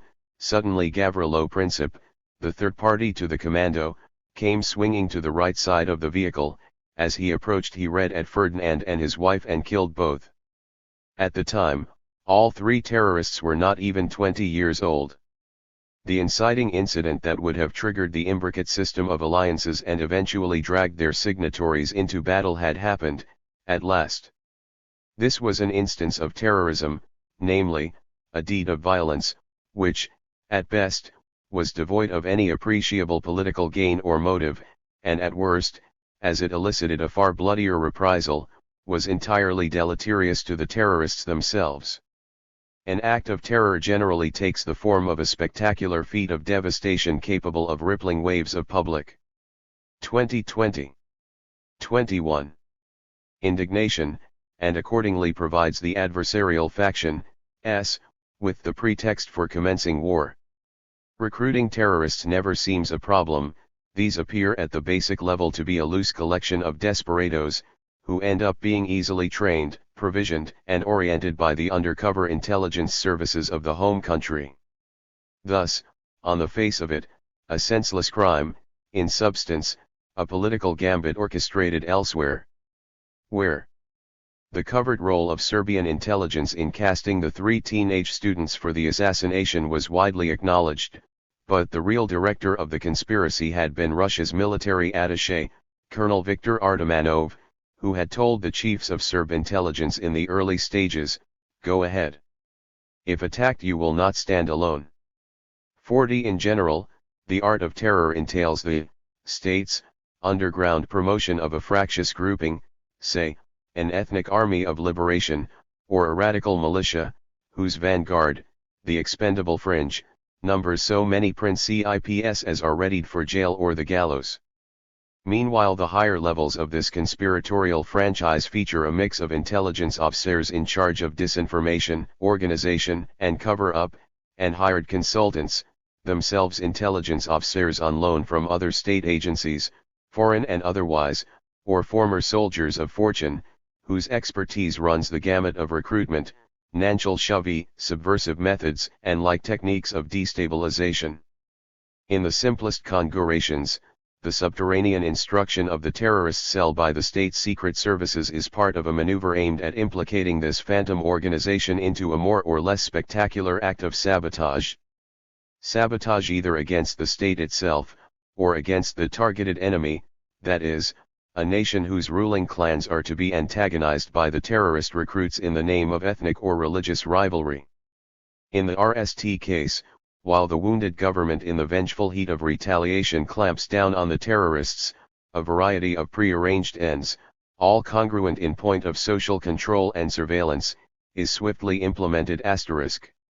Sarajevo's example was a standard terrorist act of the second kind. In fact, it did not fail to achieve all the objectives expected from such enterprise, namely, to 1. Bring Germany into the war by way of Austria, the enemy of Russia, who in turn protected Serbia, 2. Advance the cause of Serbia by harnessing her to the chariot of the Triple Entente, 3. Sacrifice the material perpetrators by condemning them to imprisonment and capital execution, and 4. Keep well hidden from historical memory the identity of the plot's commanditeers. Gavrilo Princip was the RST of a long sequence of patsies, pawns, or useful idiots, 41 whose individually unattainable but politically expeditious task is to bring to a head decisions matured beforehand by the elder statesman. Many such useful idiots will be encountered in this narrative in connection with Sine Kant episodes, Felix Yusupov *, The Agony of Rasputin, 1916, Anton von Arkovali, The Shooting of Kurt Eisner, 1919, Oltwig von Hirschfeld, Heinrich Tillerson and Heinrich Schulz, The Attempted Assassination, 1920, and Nal Dispatch of Ertberger, 1921, Erwin Kern, Hermann Fischer and Ernst von Salomon, The Trio Behind the Death of Rathenau, 1922, Martin van der Lubbe, The Reichstag Re. 1933, and Alexei Nikolov, The Killing of Kirov, which triggered the anti-Trotskyist purge, 1934. Besieging Germany. In the summer of 1914, Germany stood behind Austria, Russia behind Serbia. British diplomacy could now entrap both, the ally and the enemy alike. On July 6, Britain's Foreign Secretary, Lord Grey, informed the German ambassador that Russia was yet unprepared to intervene, and that Britain had no binding obligation vis-à-vis either Russia or France, a deliberate lie. 2 days later, the British Foreign Minister assured the Russians that, according to very reliable military sources, the Germans were rapidly conveying divisions to the east, and that the situation looked upon the Reich with disfavor. An even bigger lie. 43 All such deceiving signals issued by the Foreign Office in cross directions behind closed doors were accompanied in Britain by a public show of phony attempts at mediation in the name of peace, initiated with an eye to deceiving the multitudes. 44 Britain had always been careful to spin the international tangle so as to drive the opponent in the position of the assailant, and reserve for herself the role of the peace-loving defender. This was a psychological RDCE tailored for mass seduction, and the Germans had no knowledge or understanding of such tricks. Austria issued the ultimatum to Serbia, a comprehensive injunction to annihilate any form of anti-Austrian propaganda in Serbia, and to open a formal investigation into the assassination, in which delegates of the Austrian Empire were to partake. 45 Serbia accepted all points but the last one, which, in a theatrical diplomatic counter-move, she offered to submit to international arbitration at the International Court of The Hague. Clearly, she had been instructed to turn down the ultimatum by her patrons, who had been waiting a long time for this moment. Already on July 25, the British Treasury began printing special notes, non-convertible into gold, marked for war expenses. 46. The war against Serbia, into which Austria was deliberately incited by the ruinous intrigues of Serbia at the instigation of Russia, was a trap into which Austria fell, not knowing it was fomented by Russia to create a pretext of general mobilization and war and to make Austria and Germany appear to the world as the willful originators of the great conquest. 47. The armies of Franz Joseph prepared the attack against Serbia. Wilhelm was overjoyed, heedless of the consequences.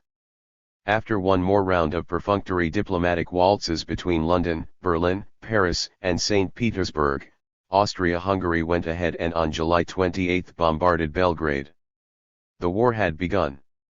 Russia, secretly goaded by France, who promised her support, 48 mobilized along her western frontier, and the German generals nervously awaited the green light from the Kaiser to launch the Schlieffen offensive. Puertal, the German ambassador in St. Petersburg, rushed to the foreign ministry, and asked its head, Sazonov, to halt the Russian mobilization. He implored 3 times. And when the Russian minister refused for the last time, Puertal handed him, with a trembling hand, Germany's declaration of war. It happened on August 1. However, upon hearing the news of Russia's massing of troops, Wilhelm somewhat broke out of his stupor and commiseratively brought himself to acknowledge the truth of the situation. 23. 24. In this way the stupidity and clumsiness of our ally is turned into a noose. So the celebrated encirclement of Germany has now become an accomplished fact, the net has suddenly been closed over our heads, and the purely anti-German policy which England has been scornfully pursuing all over the world has won the most spectacular victory which we have proved powerless to prevent, while they, having got us despite our struggles all alone into the net through our loyalty to Austria, proceed to throttle our political and economic existence. A magnificent achievement which even those for whom it means disaster are bound to admire. 49. Indeed it was, and for such a disaster, the Germans had only themselves to blame. At the outbreak of war, Rasputin brooded, "No more stars in the sky, an ocean of tears, our motherland has never suffered a martyrdom as that which awaits us, Russia will drown in her own blood." 50. In yet another sudden coup d'etat, as Germany prepared to unleash the onslaught on the Western Front, Britain issued one last cunning call for peace by informing the soon-to-be warring parties that she was willing to guarantee her neutrality and provide assurances that France would not join the side of Russia in an eventual Russo-German conflict, provided Germany did not attack France. This last mischievous prank, which Wilhelm, with diabolical perseverance, took for a British accolade to his eastern invasion, nearly caused the already shaken chief of the German General Staff, Helmuth von Moltke, to break down. The German mobilization was complete, the armies had to push forth, he insisted. Pressured by the general, the German government as a brash counter-bargain demanded no less than the acquisition of two French fortresses, Thal and Verdun, as security for France's neutrality. France naturally rejected the offer. On August 3, Germany declared war upon France. Staggering from one pitfall to another, Germany had turned herself into the world aggressor. Abel Ferry, the French Under-Secretary of State, wrote in his notebook, "The web was spun and Germany entered it like a great buzzing Y." 51. Finally, as her turn was next, Britain came full circle, knowing that Moltke was ready to thrust Ludendorff's Fusiliers through Belgium. The British government solemnly declared that it could not possibly tolerate the violation of Belgium's neutrality. It then professed its unconditional adherence to peace, and, shameless, assured the public that it had signed no secret compacts with either France or Russia. 52. When the Schlieffen Plan was enacted and the Reich's armies crossed into Flanders, Britain sent Germany an ultimatum, which she knew the 24. 25. Reich would have ignored, but to avoid surprises, it expired at midnight. The British cabinet exploited the time lag between London and Berlin, and shortened the waiting by an hour. Sitting in silence round a large circular table covered with a neat green cloth, the ministers furtively eyed the big clock until it struck 11 o'clock.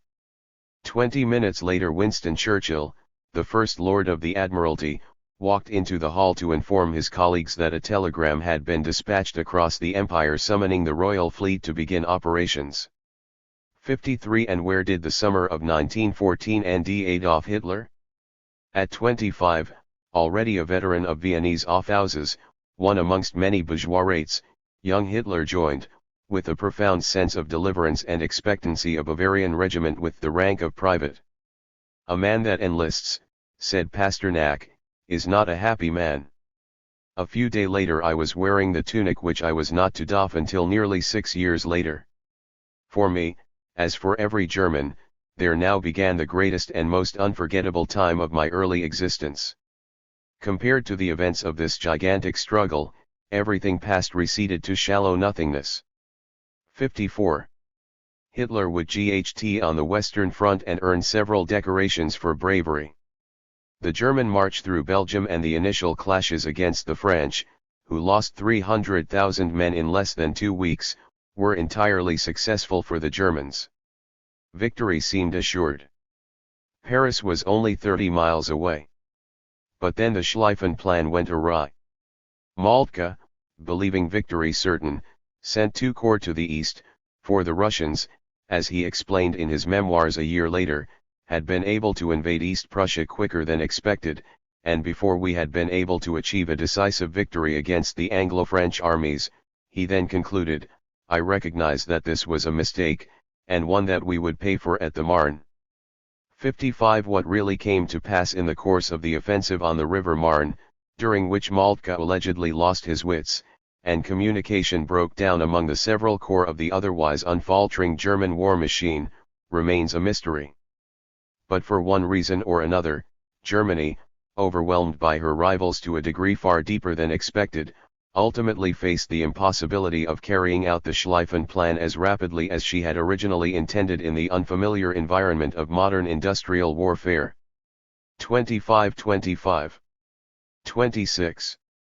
The German advance in the west came to a halt, and in the next few months the French tried to dislodge the Germans from their positions. Neither was able to make any headway against the firepower of the other. A succession of futile efforts to out-ank each other's position merely succeeded in bringing the ends of the front to the English Channel on one extreme and to Switzerland on the other. In spite of millions of casualties, this line, from the sea to the mountains across the fair face of France, remained almost unchanged for over 3 years. 56. Caught between the wedge of trench warfare in the west and the stinging naval blockade, which Britain was tightening all around the fatherland, including neutral outlets, thus violating international conventions, the Germans tried to break free. Neither Germany's resistance on the home front, nor the unrestricted submarine warfare of 1917 would slacken the siege. As for the eastern theater of war, things in late summer had gone badly for the Reich. The front was broken. General Hindenburg was a retired officer, whose principal occupation for some years had been sitting at a marble-top table outside a cafe in Hamburg, making puddles with his beer. To the amusement of young German military cadets who regarded him as half-wit, he explained that these puddles were the Masurian lakes in which he would drown the enemy if he ever had the good fortune to command an army in that area. Of 57 he had volunteered to serve in the army at the outbreak of hostilities, but was subsequently rejected.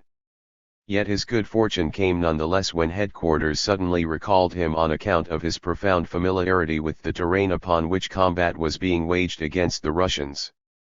Hindenburg reversed the outcome of the engagement swiftly, accompanied by Ludendorff, who had been dispatched by Moltke from Belgium to eastern Prussia, now northeastern Poland, to assist the German counter-offensive. He directed during September 8 to 15 the Battle of the Masurian Lakes, and its last stages were fought on Russian soil. Whether other generals, German and Russian, the former for sagacity, the latter for incompetence, should have claimed authorship for such victories 58 is a matter of minimal import if weighed against the implacable German successes in the East throughout 1915. Though it had failed to cause a complete collapse of the enemy, Germany's eastern advance so. 26-26. 27. Alarmed the Russians that Tsar Nicholas II assumed the superior command of the armed forces. The Germans were angered by the panicked resolution. In June of 1916, running westward from the Romanian frontier, the Russian general Brusilov, who had become a hero for smashing the Austrian armies in Galicia at the inception of the war, attempted one massive offensive against the Austro-German forces. Over the course of 3 months, the outcome of the onslaught remained indecisive, but the losses were unheard of. The Central Powers lost 600,000 men, and the Russians over 1 million. Conjuring Lenin. Suddenly, in 1916 the Russian rulers began to ask themselves, what did they stand to gain from all this? What was there to be had from Germany's enmity? That Russia could occasionally teach the Habsburg Emperor Franz Joseph a lesson in those Eastern European and Balkan stockades that Russians and Austrians were vying to control. At these costs? Though Britain might claim that she was fighting for her empire, France for her honor, and Germany for her survival, what could Russia advance to justify the Holocaust? That such misgivings would have soon preyed on the Russians had been a predictable affair in London. For that reason in 1915 the Tsar had been promised by the British, as a tempting bait, Constantinople and the Straits, yet to be wrested from Turkey. No less facile was the suspicion in St. Petersburg that the British promise was empty, which indeed it was. The year 1916, despite the human losses and the resurfacing restlessness of the hinterland, starvation and political agitation, had not witnessed catastrophic setbacks for the Russian army. Therefore, from a position of relative strength, Russia could afford to initiate parleys conducive to a separate peace with the Germans. Rasputin certainly wanted peace, and if he did, so did Tsarina Alexandra, who, with her husband away at the front, was left in charge of the internal affairs of Russia. Rumors started to circulate to the effect that Alexandra, being a German, her mother, Alice, a daughter of Queen Victoria, had married the Grand Duke of Hesse, Louis IV, was conspiring with German agents to surrender Russia wholesale to her enemy. Down with the German woman, the populace clamored. 59 Yet the Tsarina was embroiled into something altogether different. That Alexandra became an instrument in the hands of men who sought to bring about a separate peace with Germany. 27 28 is probable. 60 And Britain now had to make sure that such men ceased this activity forthwith. In December 1916, a cabal of blue-blooded rakes and shady bureaucrats lured Rasputin into an evening feast, accompanied by opera singing.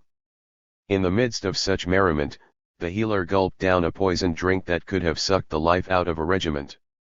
Manifesting no visible distress from the ingested bane, Rasputin, before he was given time to regain the live music show, was repeatedly shot, stabbed, and beaten into a pulp by the scion of one of Russia's most prestigious families, Prince Felix Yusupov, with a violence that petrified his accomplices.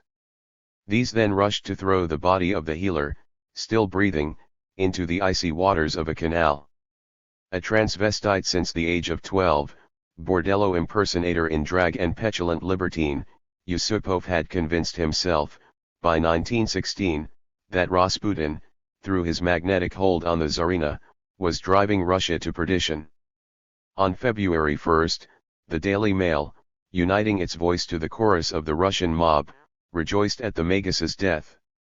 61 To the Romanovs the healer had prophesied, "If I die or you abandon me, you will lose your son and your throne within 6 months." 62 War debts.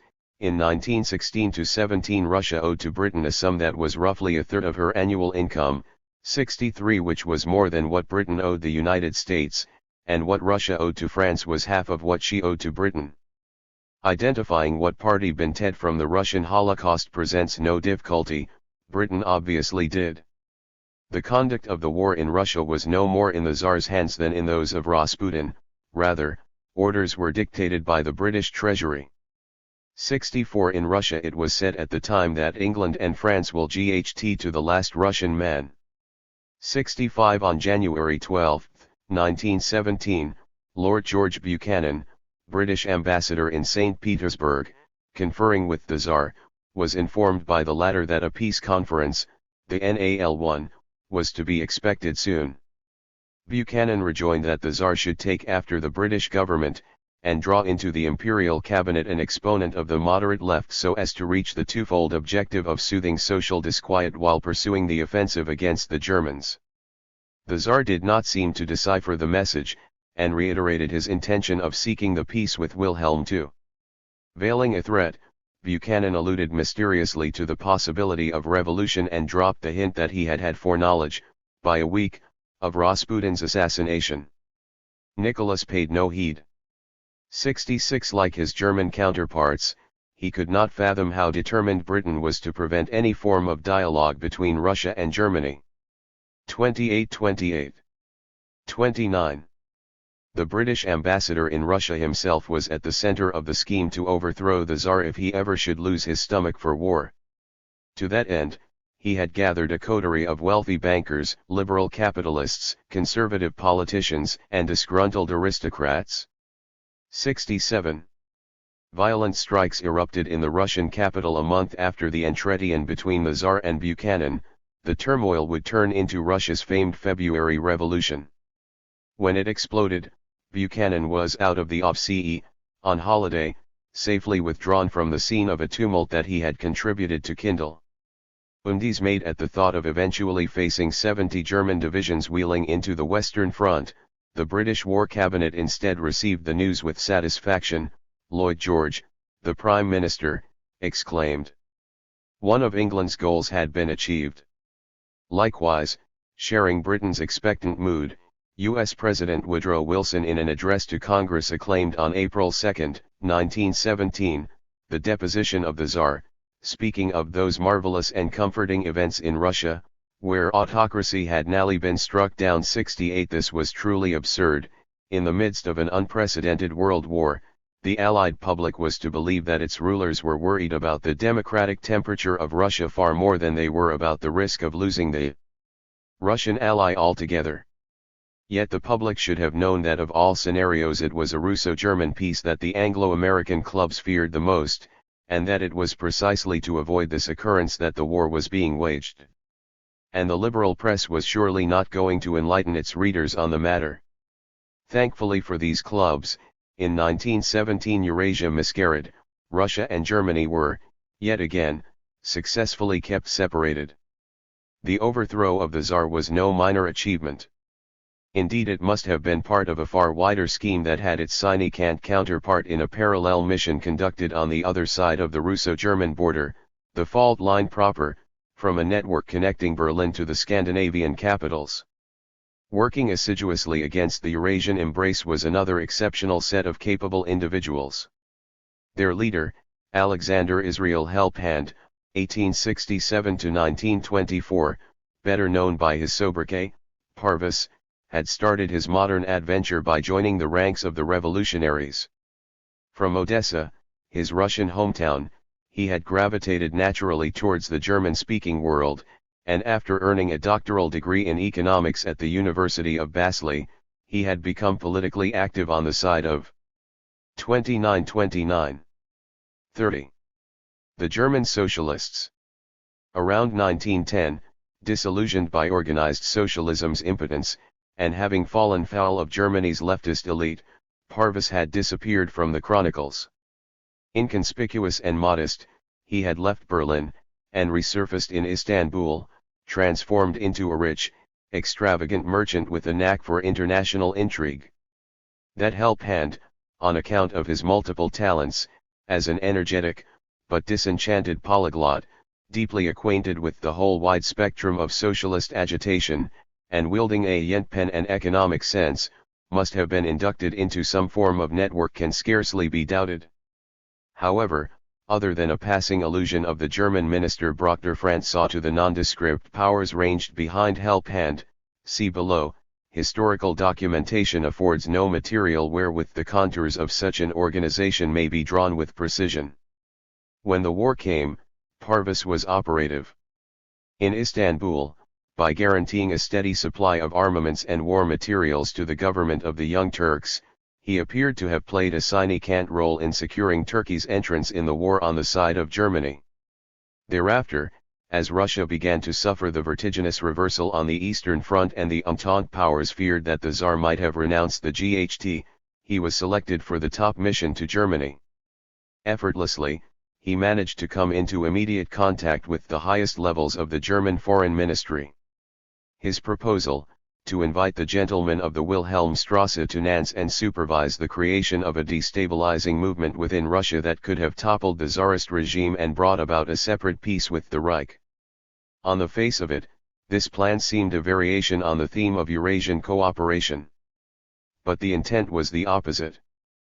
Parvus would have later claimed that he had maneuvered the Germans to foment a general revolutionary wave in Russia, which would have hopefully spilled over to Germany and the rest of Europe, in the name of his long-cherished dream, the International Socialist Alliance of the World. His sincerity in this regard is hard to assess.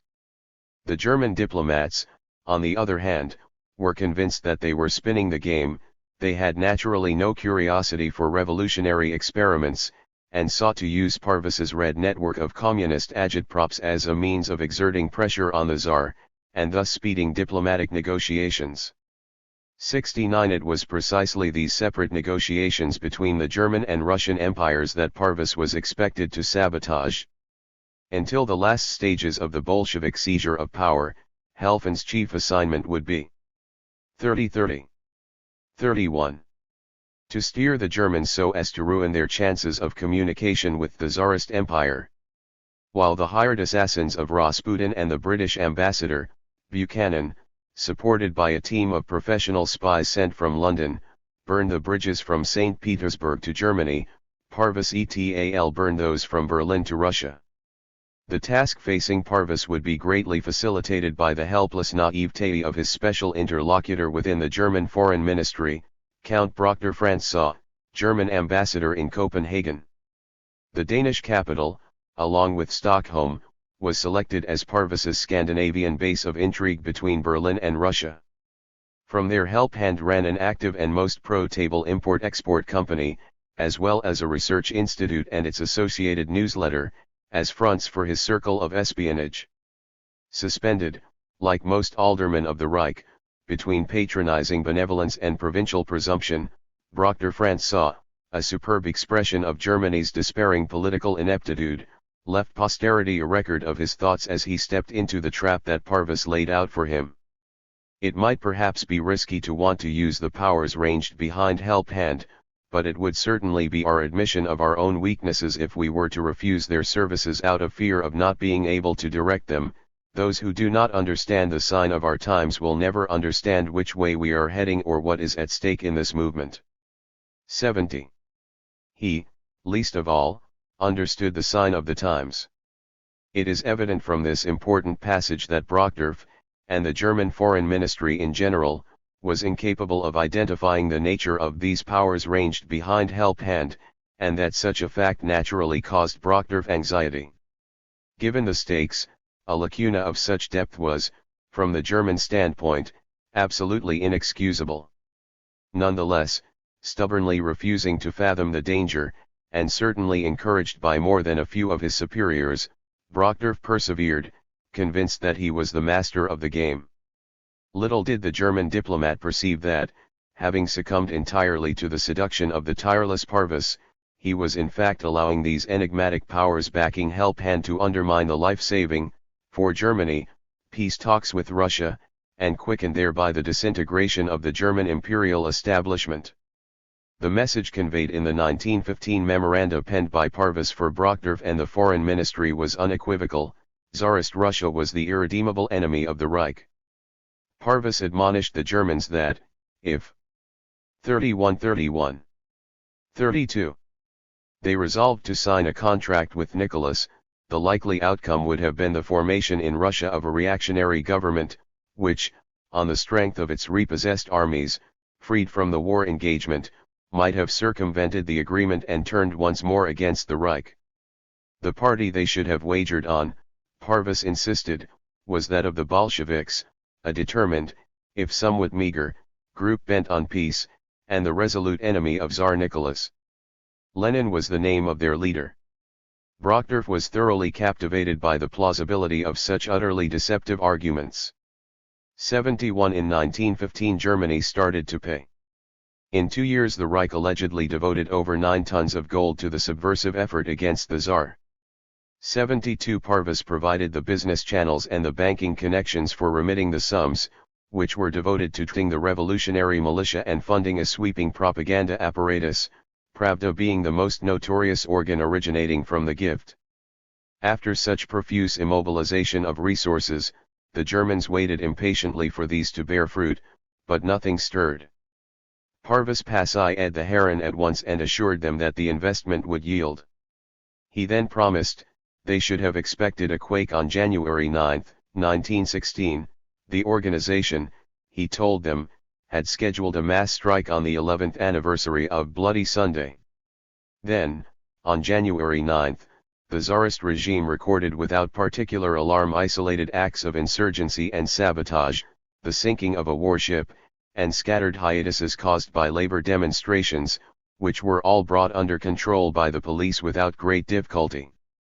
Von Jagow, the German foreign minister, did not conceal his irritation, and a few other, more alert diplomats, grew suspicious and begged their chief to terminate the intrigue with Parvis. But Brockdorff vouched passionately for him, and the top generals were not willing to discard the Bolshevik trump just yet. Agog, they kept on dreaming of a merciless peace and vast annexations in the east, the granary of Ukraine, the Baltic seaboard, and indemnities in gold. However, it was evident by then that, contrary to Parvis's tendentious claims, Tsarist Russia, despite the country's innumerable infirmities, such as her large debt, retarded industrial adoption, rural misery, or the unspeakable squalor of her city slums, was not a bankrupt concern, a rotten fruit about to decompose, but rather an economic unit with enormous manufacturing potential that was already exporting a third of the world's grain. 73 Notwithstanding, the Germans, blinded by greed, resolved to wait a day longer, and continued to pay until, from the east, the signal was given in February, merely 2 months after the death of Rasputin. 32. 33. The February Revolution of 1917 was never a German affair, and least of all a Bolshevik production.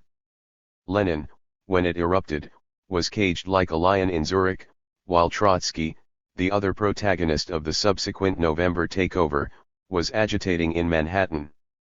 The latter, on the basis of several testimonies, would expatiate in his lengthy history of the revolution on the presumed genuineness, namelessness, of the February uprising, which he reconstructed in his narrative as the authentic proletarian prelude to the forthcoming Bolshevik rumble. 74 It was nothing of the sort.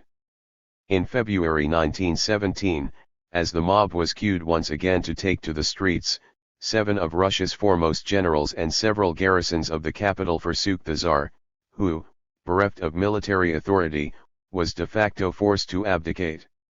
75 After placing themselves at the front of the protesting cohorts, the mutinous officers headed for the Duma, Russia's surrogate state council, where they formally surrendered the revolutionary will of the masses to the bourgeois exponents of the assembly, that is, to the liberal conspirators, and interlocutors of Buchanan, with whom they, the seditious military, colluded. The liberals, in turn, were ready to hand over the scepter of power to Nicholas's brother, the Grand Duke Michael. But the Grand Duke did not want anything short of popular investiture, he thus refused. So the liberals alone were saddled with the burden of command. There was no paradox in this ramshackle devolution of power, as Trotsky would claim, as power bounced from the masses back to royalty by way of the soldiery and the conniving bourgeoisie. The February Revolution was in truth a misbegotten liberal putsch, designed to retain the Russian armies on the Eastern Front under the aegis of a constitutional regent. But as the royalty withdrew, the matter nested uncomfortably in the widening gulf formed by the uneasy coupling of bourgeois with socialist leaders. The equilibrium was precarious, to say the least. For the time being, out of the putschist Duma was carved the nucleus of Russia's new executive, the provisional government. It was oddly complemented by the resurrected Soviet, which was rapidly attracting Russia's motley wing of revolutionaries. The Bolsheviks were itching to capture it. So at long last the time came to implement Parvis's masterstroke. In April 1917, with the agreement of the German authorities, he secured Lenin's passage through Germany in an armored train, from Switzerland to Finland, and thence to St. Petersburg. Once alighted from the car, Lenin proclaimed his April theses, the Bolshevik program: peace with no annexations, no parliamentary. 33. 34. Republic, but a republic of Soviets, confiscation of all landed estates and the establishment of model farms, one bank under the control of the Soviets. Under German, and thus treasonous, sponsorship, Lenin returned, so did the Menshevik Plekhanov, who would support the pro-war provisional government, escorted to Russia by British destroyers. 76. En route from New York with an American passport, Trotsky, after being intercepted aboard a Norwegian liner and detained in Halifax by Canadian naval officers on legitimate suspicion of traitorous and subversive activities, that is, to conspire against Russia's new provisional government, acting member of the Entente, was inexplicably released upon orders from London and allowed in May to join his comrades in the Russian capital. 77. Admittedly, this was for Britain the delicate piece of the Great Siege. The Tsarist regime had proved too unreliable and weak to play along the British directives since 1914. Before the dreaded, by Britain, prospect of a separate peace with the Reich materialized, the Tsar was successfully ousted from the stage. This was the dynamics behind the February Revolution. Then Britain contemplated three possible courses of action. 1. The continuation of the February plot. According to its original architecture, the plan envisaged the creation of a liberal cabinet, buttressed by the Soviet, a parliament of sorts, and formally bound to the royal house.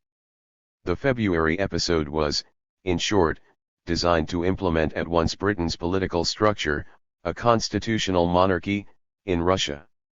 Evidently, the grafting was impracticable, but the coup, by repatriating pro-war Marxists like Plekhanov and other Mensheviks, who could be counted on to legitimate in the Soviet the cabinet's protracted war effort, and by salvaging the royal superstition in the Gur of a Romanov, was not lacking in brilliance.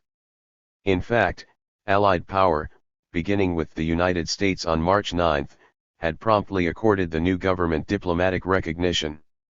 It remained to be seen whether the provisional government, even if shorn of imperial galoons, because of Grand Duke Michael's defection, could foster the cohesion necessary to pursue the war.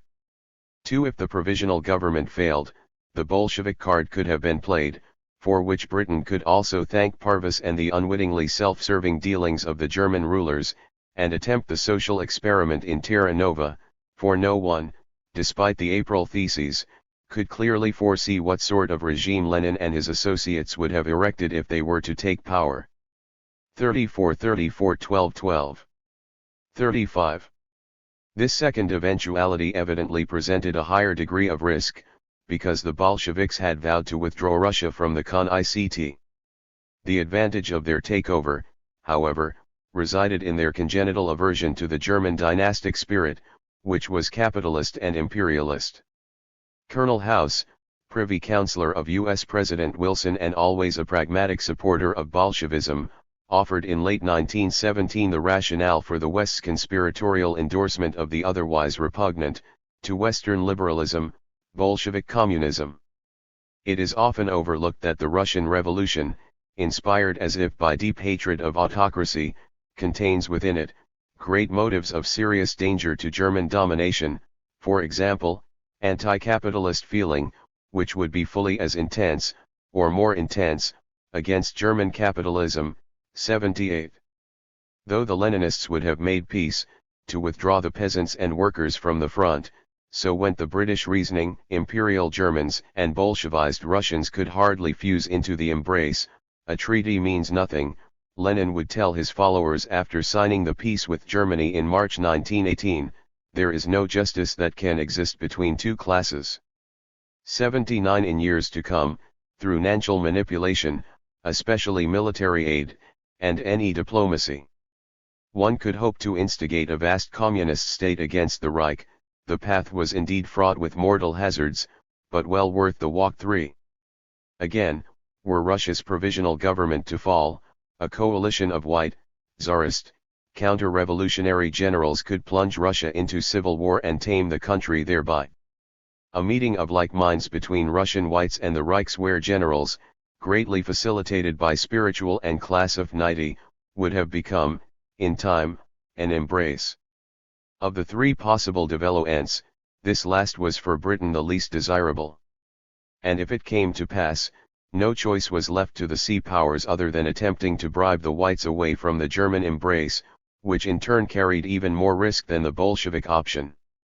In the 8 months of uncertainty between February and October 1917, the provisional government legislated much, but effected little. Populist barrister Kerensky assumed the role of prime minister, thereupon he rushed to the front to enhearten the faltering troops. In June, the Russian 35-12-12. 36. Army ventured one last sally against the Austrians, who were forthwith joined by supporting divisions of Germans. At the sight of the German Feldgrau, Eldgrey, uniforms, the Russians threw down their shields and fled in panic. In July the Bolsheviks bungled a putsch. The provisional government responded with reamness. Lenin disappeared in Finland, Trotsky and other communist ringleaders were thrown in jail. Informed of the Parvus connection, Kerensky was about to arraign the Leninist gang on charges of treason and conspiracy as German agents, but as the white counterinsurgency, the Tsarist loyalists, appeared to stir in several districts, he refrained from persecuting the Bolsheviks and let them loose instead. Desperate logic brought him to think he could use the Red agitators as allies against Tsarist counter-revolutionaries. Meanwhile, the Sea powers deemed it was time to switch program, drop Kerensky, and opt for second best, Bolshevism. Germany and the powers ranged behind help hand had paid in the West, and evidence suggests that Wall Street paid in the East, behind the humanitarian facade of a Red Cross War Council. American capitalists had been conveying sums earmarked for the Russian Revolution. J.P. Morgan Associates and interests linked to the Federal Reserve Board of New York fronted such a council, which paid Kerensky after May 1917, and according to an article of the Washington Post, February 2, 1918, successively shifted the funding to the Bolshevik cause. 80 in September of 1917. Buchanan, the British ambassador, told his government that the Bolsheviks alone have a denied political program and are a compact minority. If the government are not strong enough to put down the Bolsheviks by force, at the risk of breaking with the Soviet, the only alternative will be a Bolshevist government. 81. 1 month later, the Bolsheviks, a fringe movement with no popular backing, which in May had run a porther to the socialist parties, 82 seized power without ring a shot. On the day of the revolution, the fashionable people were on the Nevsky Prospect * as usual, laughing together, and saying that the Bolshevik power would not last more than 3 days. Rich people in their carriages were scolding the soldiers, and the soldiers argued feebly, with embarrassed grins. 83.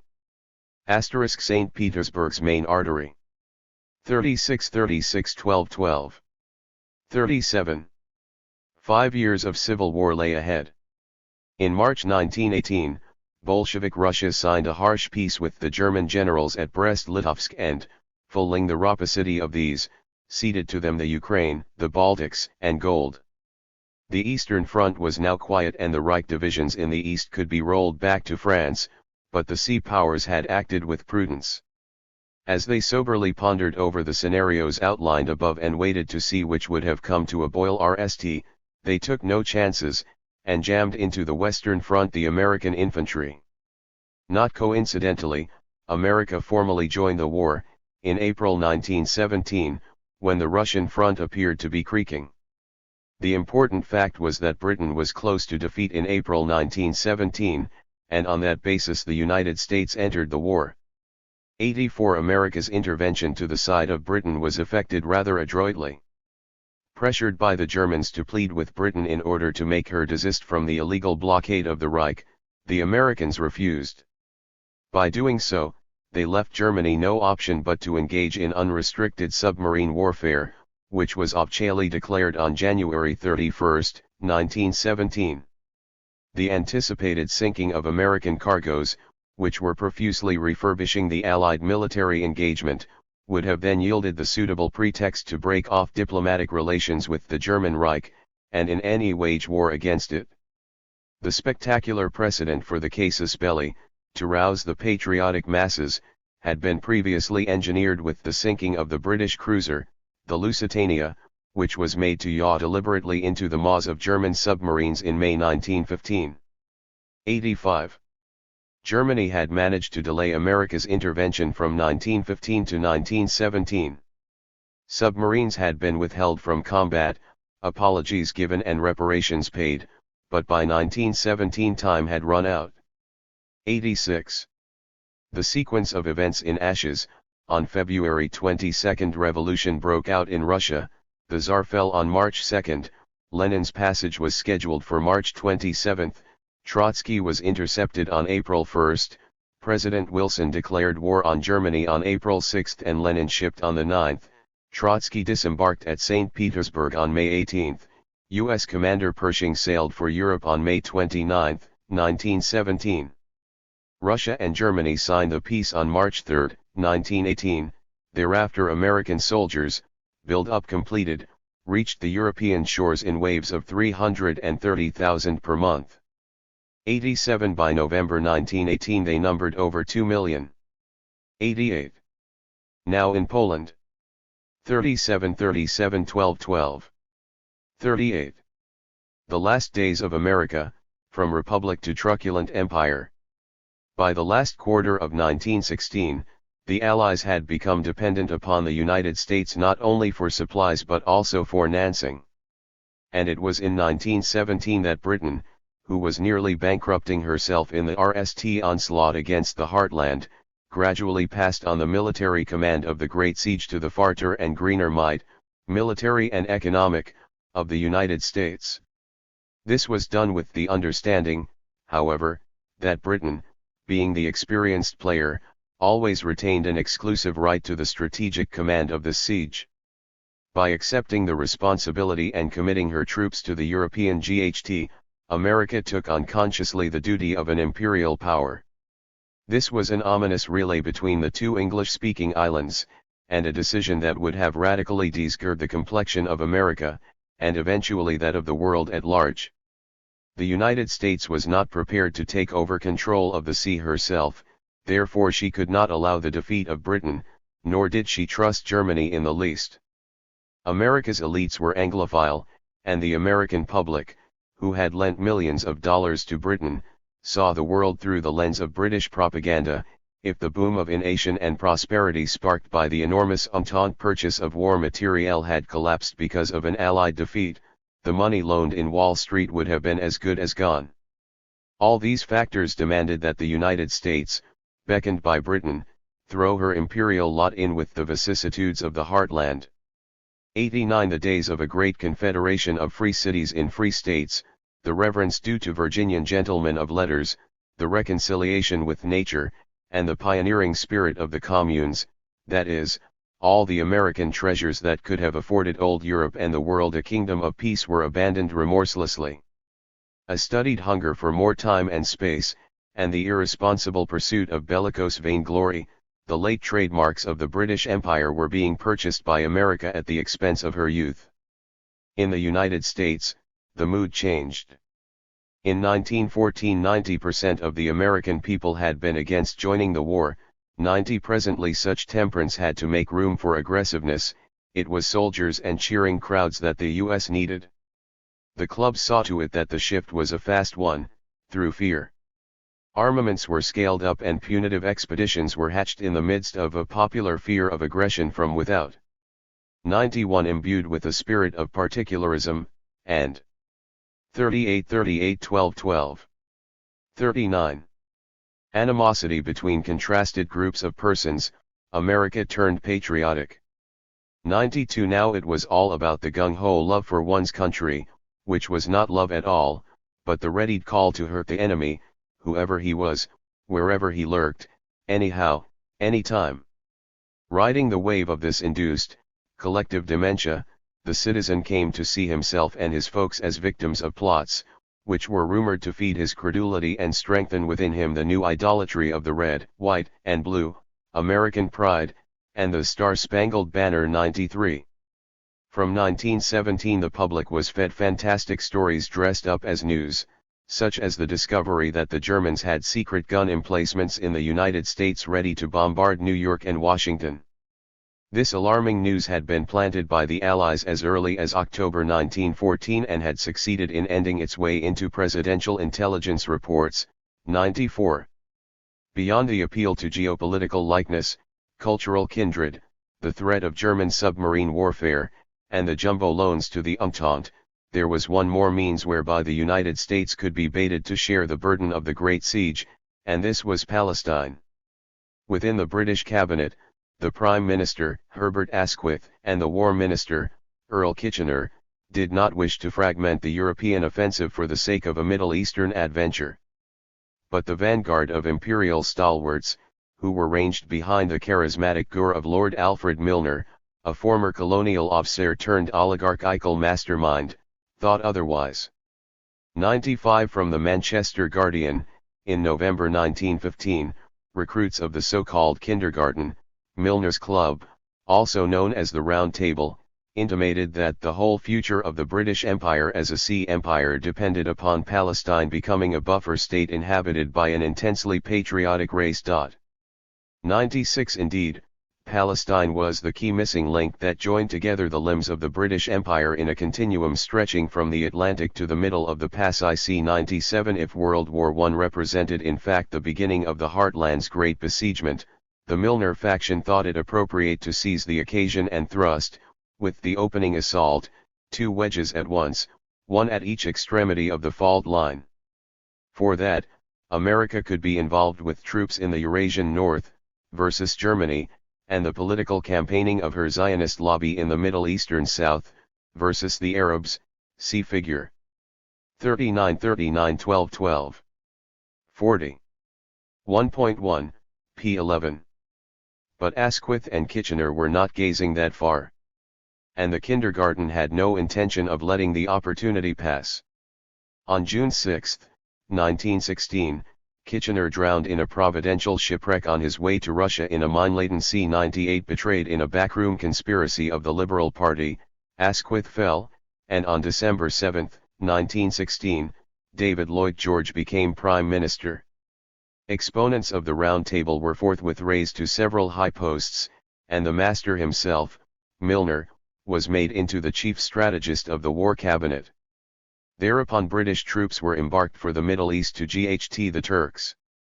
On December 11, 1917, General Sir Edmund Allenby and his officers entered the Holy City of Jerusalem at the Jaffa Gate, on foot. 99. By August 1918 the RST Act of the Great Northwestern Siege was brought to a close. After Ludendorff's last great attack in the spring, the Allies, bolstered by American manpower, repelled the infiltration, and beat the Einjährigkeiten Germans back to the Hindenburg Line. Germany realized that she could not hold out any longer. She capitulated, and the armistice was signed in November. By August of 1918 Germany had given her best, and it had not been adequate. The blockade and the rising tide of American manpower gave the German leaders the choice of surrender or complete economic and social upheaval. Without exception, led by the Junker military commanders, they chose surrender. Looking back on the military history of the First World War, it is clear that the whole war was a siege operation against Germany. 110 million dead had not been sufficient to break the country and bring it amongst the satellites of the sea powers. Germany had not yet been vanquished on her own soil. To make her suffer a crushing and final defeat within her connaisse, the second and final act of the Northwestern Siege, that is, World War II, the British schemers of the interwar period would apply themselves for the next 20 years to enforcing vis-a-vis the defeated Reich an ambivalent policy mix of sanctions and foreign direct investment. In fact, the obverse of this underhanded policy concealed the club's peculiar intent, which was to revamp the military and economic establishment of Germany while waiting to identify the right sort of political leadership that could have used this new, reted Reich to Britain's advantage. In brief, the scheme consisted in rearming the enemy of yesterday, and so conspiring as to plunge Germany in another battle, which would offer, 1. The pretext to annihilate Germany. 40-40-12-12. 41. Nally, and, 2. The chance to take possession of Germany's geopolitical position. To this complex feat of provocation, which featured the incubation of Nazi Führer Adolf Hitler as the extraordinary drummer of an unrecognizable, orientalized Germany, the remainder of the present narrative is devoted. See Chapter 5, footnote on p. 243. 41-41. 2. The Webelnian prophecy from the councils to Versailles by way of Russian fratricide 1919, 20. Mephistopheles, Faust, stab thine arm courageously, and bind thy soul that at some certain day great Lucifer may claim as his own. Faust, lo, Mephistopheles, for love of thee stabbing his arm. I cut mine arm, and with my proper blood assure my soul to be great Lucifer's. Mephistopheles, but, Faustus, thou must write it in manner of a deed of gift. Faust, so I will writes. But Mephistophile, my blood congeals and I can write no more. Mephistopheles, I'll fetch thee fire to dissolve it straight. Faust, what might the staying of my blood portend? Is it unwilling I should write this bill? Re-enter Mephistopheles with a chafer of coals. Mephistopheles, here's fire, come, Faustus, set it on. Christopher Marlowe, Dr. Faustus, S.C. v. 58-91. 1. The Impossible Revolution. Germany surrendered in November 1918, Kaiser William II abdicated and the Reich imploded. From the interior of Germany's disarrayed society emerged for an instant, to demand change, a diffuse and overall passe procession of the underclass and its bohemian phalanx, anarchists, intellectuals, and artists. This manifestation was promptly quashed by the German elite's weakened yet spiritually intact military appendage with the tacit approval of the propertied middle class. The German armies marched back home to strangle the sedition were spearheaded by creatures of steel, young and merciless stormtroopers forged by war that commingled with ghostly formations of unyielding veterans in a novel alliance blessed by divinities theretofore unnamed. The country witnessed the birth of the so-called conservative revolution, a movement issued from the fathomless depths of Germanhood, drunk with the ecstasy of war, yet ferociously hostile to the modern pursuit of gain, as well as to the archaism of royalty and hereditary nobility. Nazism was a very special offshoot of this revival from the deep, which rammed in a tangled web of associations, parties. 42. 42. 43. And secret orders. Of such a revival writer Ernst Jünger, also a war veteran, became the celebrated troubadour. In one such order, Lance Corporal Hitler was inducted in late 1919. Meanwhile the Allies cleared the Russian stage of the last vestiges of Tsardom, actively funding the nihilistic dictatorship of the Bolsheviks. They allowed the latter to buy off the bulk of Nicholas's army and defeat the Tsarist white generals in Russia's civil massacre of 1919-22. Simultaneously, at Versailles, the Anglo-Americans laid the groundwork for the incubation of Russia's forthcoming enemy, by imposing reparations that did not seriously cut into the income of Germany's privileged classes. They induced a process of rehabilitation of the Reich's reactionary clans, with the secret intention of fostering a radical, anti-Bolshevik force, which could have been catapulted against the Russian ramparts and smashed thereafter in a repeated two-front global engagement. The only thinker of the age possessing the clairvoyant lucidity to assess and comprehend these transformations was the American Thorstein Veblen. After having examined the late development of the German Reich, he predicted its rout and, more importantly, he alone became alive to the reawakening of a peculiar sort of religious furor, which the war seemed to have unleashed all across Germany. Already in 1915, he depicted what was in fact an amazing sketch that foreboded the haranguing furor. Furthermore, in 1920, after the infamous peace treaty ratified in Versailles failed to carry out the dispositions which Veblen had thought necessary for disarming Germany and turning her into a peaceable partner of the Anglo-Saxon commonwealths, he prophesied by 20 years the forthcoming Armageddon between Bolshevik Russia and reactionary Germany, 1941. This prophecy, uttered in a review of J. M. Keynes's best-selling book on the Parisian Peace Treaty, stands possibly as political economy's most extraordinary document, a testimony of the highest genius, and as the lasting and screaming accusation of the horrendous plot that was being hatched by the British during the 6 months of the peace conference following World War I. Germany never experienced revolution. Much would be made of the alleged rift between left and right, many would account it as one of Hitler's ingredients for success. But the chasm dividing the kept from the proletarian classes was more apparent than real. The future clashes between the Nazi brown shirts and the red squads of the Communist Party were much more the effect of foreign intrusion into German politics than the result of a congenital antagonism gnawing at the foundations of the German order, as will be shown in Chapter 4. This is to say that, as for most of the democratic West, Imperial Germany was overall a stable and cohesive society, and that whatever its sources of class contention and inequality, these were never 43. 44. Articulated creatively and effectively by a true revolutionary movement. There was no true will to sedition in Germany before World War I, nor would there be afterwards.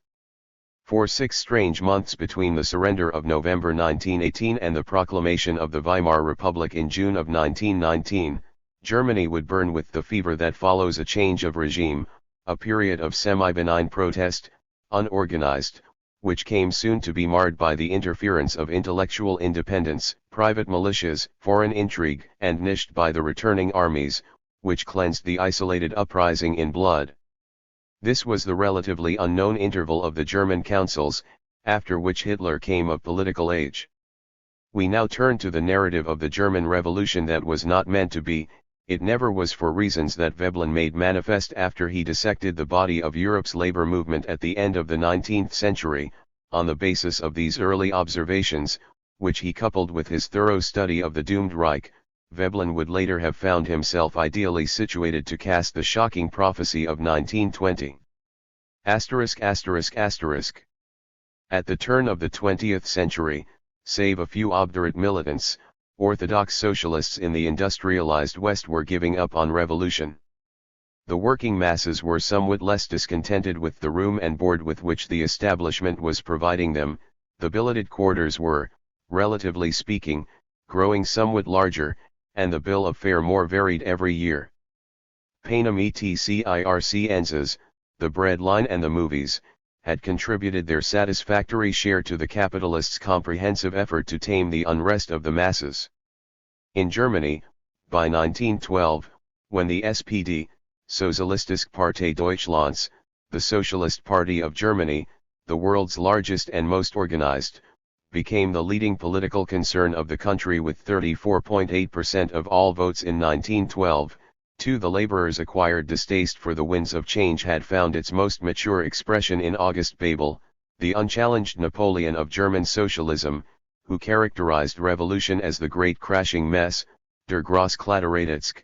3 Plainly, the working ants of the German anthill harbored no keen desire to revolt, nor were their French and British counterparts any more willing to shake their own tree, so to speak. They merely wished to compromise and, like the polychrome crew of a whaling ship, went no further than chaffering with the captains over their due share. 44. 45. But in principle, all socialists were internationalists, brothers across borders, and pacists. Then the war came, and the great cosmopolitan assembly of the world's socialists, the so-called International, which had been poised to receive no less an award than the Nobel Prize for Peace, was torn asunder by the pull of chauvinistic rage. For in August 1914 the parliamentary faction of the SPD voted unanimously for the war credits. In England and France, the proletarians likewise rallied behind the AG and readied themselves to slaughter their homologues athwart the Ring line. The Kaiser in a felicitous rhetorical turn proclaimed that he no longer knew parties, but only Germans. This is betrayal, decried the sparse chieftains of the intransigent left, who held the gentry-ed leaders of the SPD responsible for reneging on the internationalist and humane bent of the party.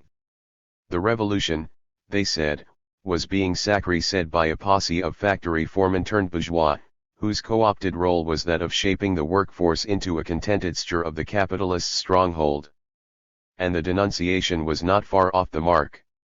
More precisely, the alliance of elite and proletarians, sealed in the name of patriotic superstition, was a peculiar consummation of conservatism. The kept class, headed by the emperor in Germany, and by the bureaucratic and business elite in the liberal commonwealths, being in great measure sheltered from the stress of economic exigencies which prevail in any modern, highly organized industrial community, was, and still is, by nature the standard bearer of all those socially retarded, that is, barbarian, practices that breed in the shaded precinct of privilege and hereditary fainéantis, for example, sports, nance, and war. 5. The abjectly poor, and all those persons whose energies are entirely absorbed by the struggle for daily sustenance, are conservative because they cannot afford the effort of taking thought for the day after tomorrow, just as the highly prosperous are conservative because they have small occasion to be discontented with the situation as it stands today. 6. Lodged in the urban slum, where the exercise of prevarication and brutality fashioned the mind, and suffering therefore deprivation and spiritual debilitation. The underclass was made to acquire gradiency in the language of invidious rivalry and clannish ferocity. It cost the Junkers no time to clothe the masses in Feldgrau, the eld grey color of the Reich's uniforms. French, British, American, and Nipponese ardor in reaching the war front was likewise remarkable, less so that of the 45, 46 Slavs, whose patrioticness, let alone business sensitivity, appeared to be never quite attuned to the governing passions of the times.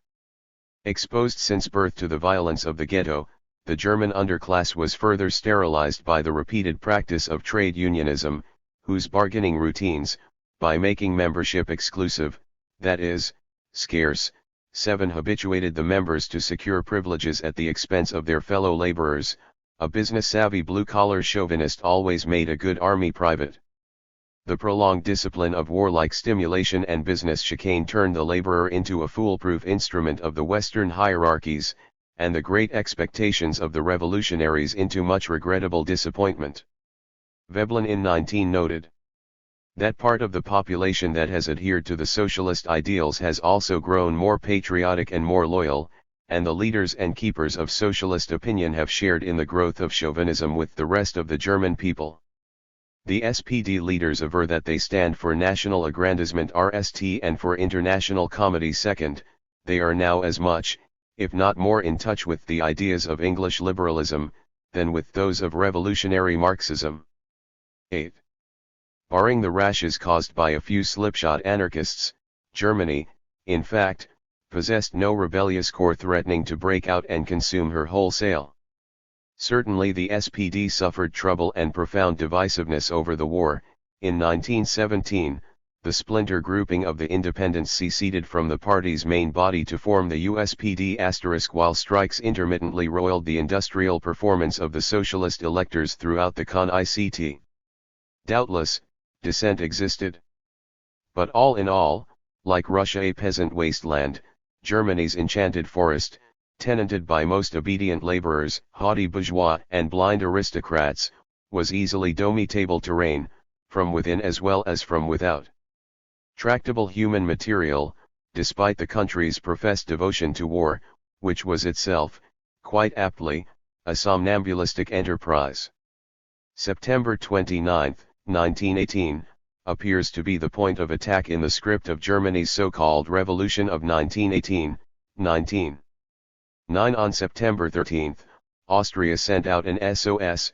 2 days later, the defensive line of the Central Powers collapsed. The Allies had pierced the Balkan ramparts and forced the capitulation of Bulgaria. On the same day, the Allies in the West attacked the Hindenburg Line on a wide front. It was Germany's last 40-ed line of defense and it began to give way. For 3 years, Germany had been de facto ruled by her generals, by one in particular, Erich Ludendorff. It was he who contrived every spectacular attempt during the Con-ICT to break loose from the siege. He launched the unrestricted submarine warfare, sent Lenin to Russia, foisted the predatory peace on the Bolsheviks, and organized the last great assault of spring 1918. Presently, he was about to close the door on the Second Reich with another colossal exploit, and when he saw the Reich compromised, Ludendorff turned the unthinkable into a fait accompli. He ordered parliamentary democracy and took the SPD into the government. As he brought this about, he also made haste to inform the Kaiser and the cabinet that the cause was lost, and urged that an armistice be sought with the Allies forthwith. "So we have been lied to all these years," howled the ministers. The emperor himself was quite incredulous, though no one could treasure the sentiment of a discredited mascot, least of all Ludendorff, who was taking aim to hit 3 targets with a single shot. 1. Pacify the home front and soothe the Allies by setting up a parliamentary facade prior to the peace talks. 2. Saddle the socialists with the shame of defeat, the poisoned gift of command, and, most important, 3. Save the army. On October 5, the German public was nally apprised that it now had a parliamentary democracy under the liberal Prince Max of Baden, and that as its very RST Act this government had addressed an immediate petition for peace and armistice to the American president. On January 8, 1918, President Wilson had issued a loose platform for a new world order, the so-called 14 points, based upon transparent diplomacy, free trade and navigation, disarmament, and self-determination. Between October 3 and 23, Wilson cabled the German Chancellery 3 notes, in which he demanded that the Reich, 1. Retreat from the occupied territories, 2. Cease the U-boat war, and 3. Force the Kaiser's abdication. Suddenly, on October 25, Ludendorff, on the basis of mixed information from the front, recanted it all. He hustled the Kaiser to break off the negotiations with Wilson and resume the GHT. Wilhelm, and Germany, had had enough of the general. He was dismissed and replaced with General Groener, a logistics expert at the War Ministry. A chasm gaped in the foundations of the Reich. Then the big mess came crashing down upon the fatherland. On Schilling Wharf, outside Wilhelmshaven, a corps of naval officers, in open defiance of the new government's orders, decided to launch the German Odia, which throughout the war had lain at anchor and rusted by inanition, in a temerarious sortie against the archenemy, the Royal Navy, a mutiny, in short.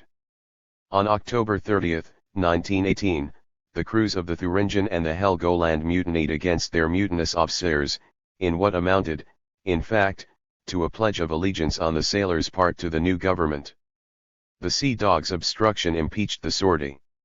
While the disobedient, to their immediate superiors, but law-abiding sailors were incarcerated, their Shiites of the 3rd Squadron staged a manifestation in Kiel protesting their incrimination. A lieutenant named Steinhauser was sent to disperse the rally. Facing non-compliance, he ordered his platoon to re-on the protesters. 29 were mown down. But before the rest scattered, a sailor swung around, drew a pistol, aimed at Steinhauser, and gunned him down. On November 3, 1918, it was revolution in Germany. On the morning of Monday, November 4, the sailors elected soldiers' councils, or Soviets, disarmed their officers, armed themselves and ran up the Red AG on their ships. The Marines of the garrison declared their solidarity to the movement, and the dockers moved for a general strike. From the third day onwards it no longer took sailors to trigger off revolution, it was spreading under its own impetus like a forest. As if by tacit agreement, the pattern everywhere was the same: the garrisons elected soldiers' councils, the workers elected workers' councils, the military authorities capitulated, surrendered, or the civil authorities, scared and cowed, recognized the new sovereignty of the workers' and soldiers' councils. 11. After the Aufseher caste, to which Germany had surrendered total command of herself even before the war, momentarily relinquished the helm with Ludendorff's dismissal, it was left, for a time, to the armies and the industries rank and le to improvise in the rudderless nation a semblance of administrative emancipation. It irresistibly took the form of a council, a spontaneous anarchoid life form prone to jealous self-governance, whose ganglia fed off the associative limbs of the communal body, agriculture and artisanry. It was wild, chaotic, and scarcely representative, Soviets that Germany witnessed in these days.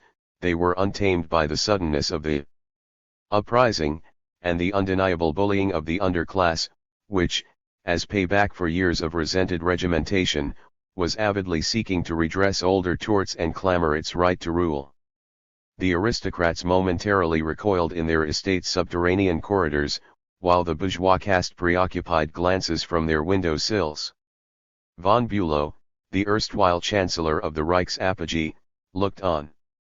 In Berlin, on November 9, I witnessed the beginnings of a revolution. She was like an old hag, toothless and bald. I have never in my life seen anything more brutally vulgar than those straggling lines of tanks and lorries manned by drunken sailors and deserters. I have seldom witnessed anything so nauseating, so maddeningly revolting and base, as the spectacle of half-grown louts, tricked out with the red armlets of social democracy, who, in bands of several at a time, came creeping up behind any officer wearing the Iron Cross or the Order pour l'Émérite, to pin down his elbows at his side and tear off his epaulettes. Quoting Napoleon avec un bataillon en balayerie tout cette cana il asterisk, 12.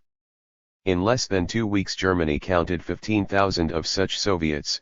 They featured a simple hierarchical structure that was capped by an executive directorate of 6 members, the Council of the People's Commissars, led by SPD leader Friedrich Ebert. Thus all decisions had in fact been remitted to a solid majority of non-revolutionary socialists. Overall, the uprising, at least in the beginning, was a pacific one. The fate of the revolution was in the hands of the SPD. The mess was not going to last long. But the pang of dissent of November 1918 was genuine. It appeared to have been unmarred by Sudi conspiracies and Bolshevik agitation, whose exponents, by then grouped in the so-called Spartacus League, formed but a trying minority of the movement. And yet the insurgents, most of them socialists drawn from the proletariat, middle-class intelligentsia and non-commissioned officers, 13 were now at a loss to make good of this exhilarating respite from the Junkers corvée. Like his confrère in the Soviet of St. Petersburg in 1905, the common man of Germany's Räterepublik, Council's Republic, of 1918 was meekly requesting benevolent stewardship from the top. The rebellious lull was not going to last long because the workers controlled less than the soldiers commanded, which was nothing, and those with the keys to the Nanchal network were obviously absent from what turned out to be a convulsed village fair, overhung by unfavorable skies. Before these could so darken as to unleash a full-blown storm, a double betrayal was consummated at the Wilhelmstrasse. The aristocracy, in the guise of the army and the bureaucracy, agreed to throw the Kaiser overboard if the socialists, in the name of order, set out at once to smother the revolution, to betray, that is, blood of their own blood. The German Revolution found an ignorant people and an obscale class of bureaucratic Philistines. The people shouted for socialism, yet they had no clear conception of what socialism should be. They recognized their oppressors, they knew well enough what they did not want, but they had little idea of what they did want. The Social Democrats and the trade unions leaders were linked by blood and friendship with the representatives of the monarchy and of capitalism, whose sins were their sins. They were satisfied with the just milieu of the bourgeois.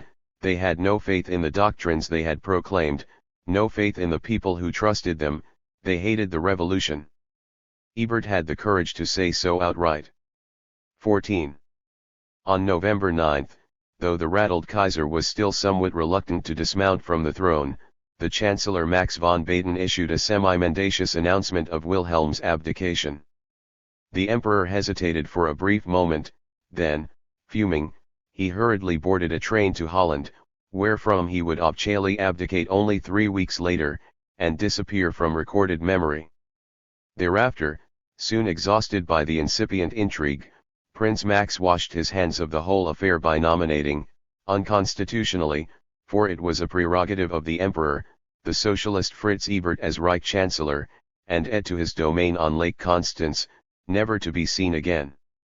It was during this time that, without knowing whether he represented a republic or an empire, Matthias Erdberger, a restless and notorious Catholic politico from Württemberg, accompanied by 2 officers and the German ambassador to Bulgaria, Count Obendorf, was sent as governmental representative on the Armistice Commission to the forest of Compiègne * to tender Germany's surrender to the Allies.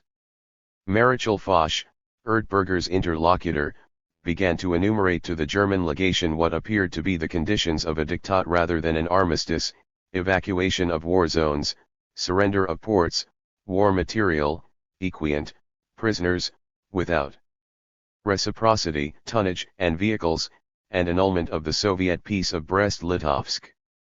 General Hindenburg cabled Erdberger that for the sake of lifting the strangulating blockade the armistice had to be signed. Erdberger, a consummate haggler, succeeded in wresting from Foch a rebate on the weapons to be released and an extension on the evacuation deadline. The German signatures were affixed to the document of the armistice on November 11, 1918. The following day, upon his return to Germany, Erdberger was congratulated by Hindenburg and Groener on his performance. 15 World War I had formally come to an end. When the news reached Adolf Hitler, he was recovering from temporary blindness at the military hospital of Pasewalk in Pomerania. After 4 years of unceasing activity on the western no man's land, which he had zigzagged in a myriad of suicidal missions as Meldeganger, message courier, he was clouded by a blinding spray of mustard gas in Flanders during the last stages of the war. Upon learning from the hospital's chaplain of Erdberger's accomplishment, he despaired, and mused. Again, everything went black before my eyes. I tottered and groped my way back to the dormitory, threw myself on my bunk, and dug my burning head into my blanket and pillow, and so it had all been in vain. In vain all the sacrifices and privations, in vain the hunger and thirst of months which were often endless, in vain the death of 2 millions who died. There followed terrible days and even worse nights. I knew all was lost. Only fools, liars and criminals could hope in the mercy of the enemy. In these nights hatred grew in me, hatred for those responsible for this deed. 16. Now Fritz Ebert, the brand new socialist chancellor, had to fulfill his half of the covenant with Groener and the army. He was to tame the conciliar movement, and lead it on, unawares, to the slaughterhouse. Meanwhile, the council's improvisation, performed with reckless underestimation of the forces of reaction, was brought nonetheless to a higher pitch, when it convened in Berlin on December 16, 1918, the First National Congress of the Workers' and Soldiers' Councils moved at once to reform the army. The supreme command, they proclaimed, was to rest with the People's Commissars. Disciplinary powers were to be wielded by the councils, insignia of rank abolished, and chiefs chosen by acclamation. The generals could tolerate the circus no longer. Ebert and associates needed only to provide them with a pretext to suppress the show. On Christmas Eve, 1918, it was easily found by accusing, mendaciously, the 51-51. 52. Officious Praetorian Guard of the Revolution, the People's Naval Division, a pell-mell but decently equipped aggregation of proletarian rebels in arms, of foul play and conspiratorial subversion, and withholding its pay accordingly. Violent confrontation ensued between the sailors and the socialist leaders. As Ebert refused to see its commander, the division occupied the chancellery, thus offering the generals sufficient grounds for the much-desired military intervention. One such high officer at the War Ministry, who, aside from Groener, promised Ebert immediate succor, was General Kurt von Schleicher, a creature of shadows, who would haunt henceforth the anguished démarche of German politics until the rise of Nazism, incarnating despite himself the cursed fate of Germany. He would rise to become Weimar's last chancellor. In the RST clash that followed between regulars and Reds, the Reds, on the brink of a scorching defeat, were suddenly rescued by swarms of popular sympathy, which hooded the streets and held back the Reichswehr troops from dealing the sailors the crushing blow. The rebels carried the day, and got their pay. The number of dead remains unknown. This was merely the prelude of the greater wave of repression that was gathering at the gates of the German capital, and which would decide the fate of the revolution in the week of January 5 to 12, 1919. On December 30, 1918, by further meiosis, the German left, SPD, through its 1917 liaison of the Independents, spawned the extreme nucleus of the KPD, Germany's Communist Party, which did not at RST fashion itself after Lenin's dictatorial Bolshevik organization. Karl Liebknecht and Rosa Luxemburg, who had drafted its manifesto, became its icons. 17 Till the very end of parliamentary rule in 1933, the Communists would antagonize the mother party, the SPD, for allegedly behaving as the meretricious handmaiden of capitalism.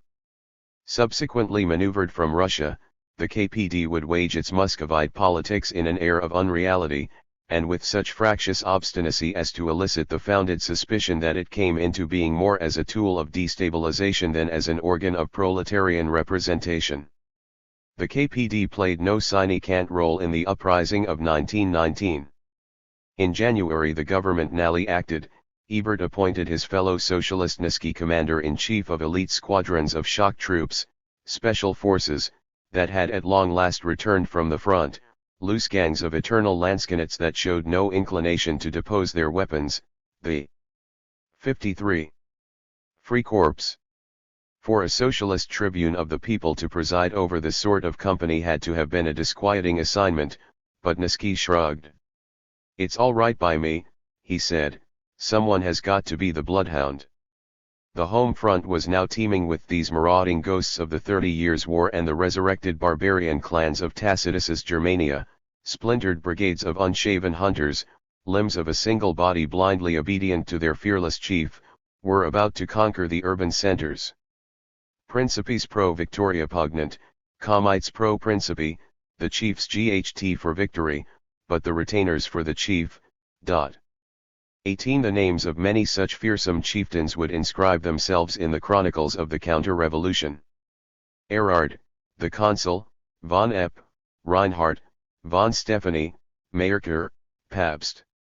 The Free Corps, recruited frantically at the end of the war and now numbering roughly 400,000 men, were unleashed upon Berlin and many other tumultuous German cities, which had seen the advent of Soviets. The so-called white, that is, counter-revolutionary, repression was merciless. In Berlin, on the night of January 15, Liebknecht and Luxemburg were knocked senseless with rebuts and then shot in the head. They had had no part in the revolution, but their continual exposés on the KPD's press organ Die Rote Fahne, the red flag, of Ebert's lurid compact with quartermaster of the General Staff Groener had to cease. Good riddance even for Moscow, bent as it was on winning dominant control over the newly formed Communist Party, 19 and purging it of its independent minds. It was a new breed of men, slender, haggard, forged of steel, that marched back home with a vengeance from the front. 20 Neither disconsolate monarchists nor rugged proletarians with nothing to come home to, these Geechtetten, banished scavengers, who for the most part had once been part of the lettered bourgeoisie, had fallen prey to a different sentiment. It was as if the disintegration of the Reich's nobiliary scaffolding in November 1918 had uncorked a more ancient worship of the unfathomable idea of Germany. All of them were looking for something different, they still hadn't received the password. They foreboded this word, they would utter it, ashamed of its sound, tweak and eviscerate it with silent fear, and though they avoided it in the play of their various discussions, they always felt it hovering upon them. Eroded by time, mysterious, fascinating, intuited and not acknowledged, loved and not obeyed, the word radiated magic forces from the heart of deep darkness. The word was, Germany. 21. Combat, the tempests of steel, and the laceration of the Wilhelmine pretense had awakened a great many veterans to the exigency of building a new order. While they were convinced that Germany's Prussian humiliating past had to be repudiated entirely, the intellectual spokesmen of the Free Corps grappled uncomfortably with their middle-class heritage, whose custody of intellectual tradition they valued but whose Philistinism they abhorred. In the course of numberless punitive raids conducted in the industrial slums, the white squadrons of the Free Corps surveyed the proles huddled in their feculent foyers and bunks with a blend of languor and excitable repulsion. The country was torn, to them this ghetto humanity was one of aliens. We marched in the suburbs, and from tranquil houses, elegant, ensconced in the foliage, cheers were echoed and ours thrown at us. Many bourgeois were on the streets and waved at us, and some houses eu the ag. What hid behind those drawn blinds, behind those indifferent window panes, underneath which we passed haggard, exhausted, yet resolute, deserved, so we thought with conviction, our dedication. Here life had taken another course, reached another level, its intensity exuded an extreme sophistication that jarred with our rough jackboots and lthy hands. Our cupidity did not rise up to those houses, but they sheltered, we knew it, the fruits of a culture belonging to a century that had just run its course. The world of the bourgeois, the ideas created by the bourgeoisie, the worldly learning, personal freedom, pride in work, agility of the spirit, All of this was exposed to the assault of the bestialized masses, and we stood as its defenders because it was irreplaceable, yet it was we who, hiding behind old banners, saved the fatherland from chaos. May God forgive us, that was our sin against the spirit. We thought of saving the citizen, yet we saved the bourgeois. Once even I went inside a proletarian dorm house. I saw a room not larger than 10 square feet, full of beds. 7 people, men, women, and children slept in that dump. 2 women were lying in bed, each with a child. When we came in, one of them burst out with a stridulous laugh, and those that were loitering before the front door came streaming inside. The sergeant approached, swiftly, then, the woman lifted her blankets and gown, and a crackling erupted from her white buttocks. We startled back as the others doubled over in crass laughter, clapping their thighs, choked by guffaws. Even the kids laughed, pigs, would shout the women and children, and all of a sudden the room was full of screaming bodies. We backed up, slowly, until we found ourselves in the hallway again. 22.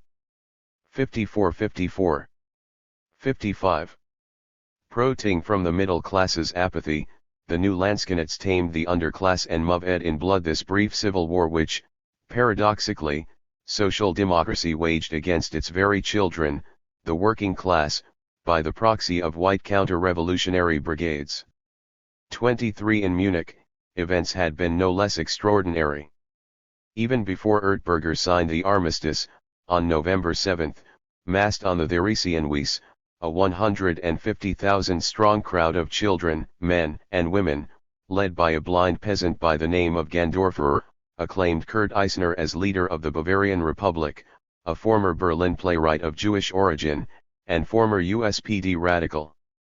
In harangues addressed to swarms of soldiers and civilians, Eisner envisioned a dictatorship of freemen and railed against liberalism's poisonous alchemy. How can one commix, he growled, brotherly love with the struggle for property? That was like casting quicksilver in lead. Nonsense. 24. Hardly a representative of South German rhythm, Eisner was rather one of those hybrid personages, such as arise in history births in times of chaos, an apparition conjured from some political Walpurgis to cast the anathema on the cadaver of the Second Reich. 25. With a view to manipulating the millenarian fervor of Munich's new apostles of radicalism and their desire to purge Germany's imperial past out of collective recollection, the U.S. administration seized the opportunity and invited Eisner to initiate a campaign, which, through the disclosure of classy-ed government documents, should have ushered in the complete and public avowal of Germany's culpability for starting the war. Eisner complied by publishing duly edited, to enhance their sinister drift, excerpts of documents retrieved in the Bavarian Foreign Office.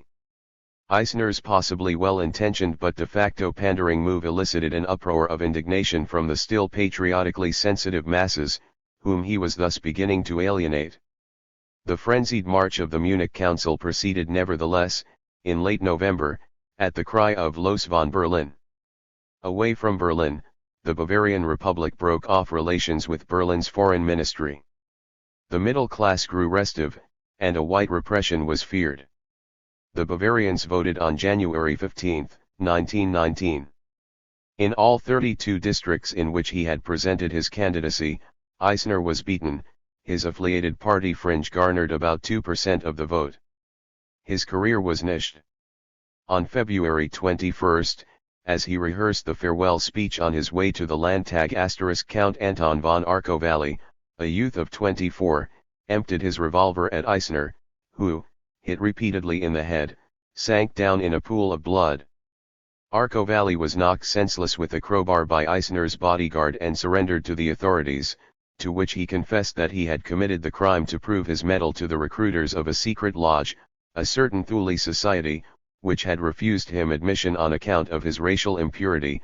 His mother was Jewish. Another useful idiot? Most likely. Possibly, the Thulists, by inspiring Arco with the pledge, sought to cause a red, Bolshevik, takeover of the councils, and thereby elicit the retaliation of white forces, to which they were providing a logistical base of sorts. 26. After the assassination, the Central Committee of Munich's councils imposed a curfew and declared a general strike all across Bavaria. In March, the legacy of Eisner was disputed by two hostile factions, the socialists under the local leader Hoffmann, and the anarcho-communist revolutionaries.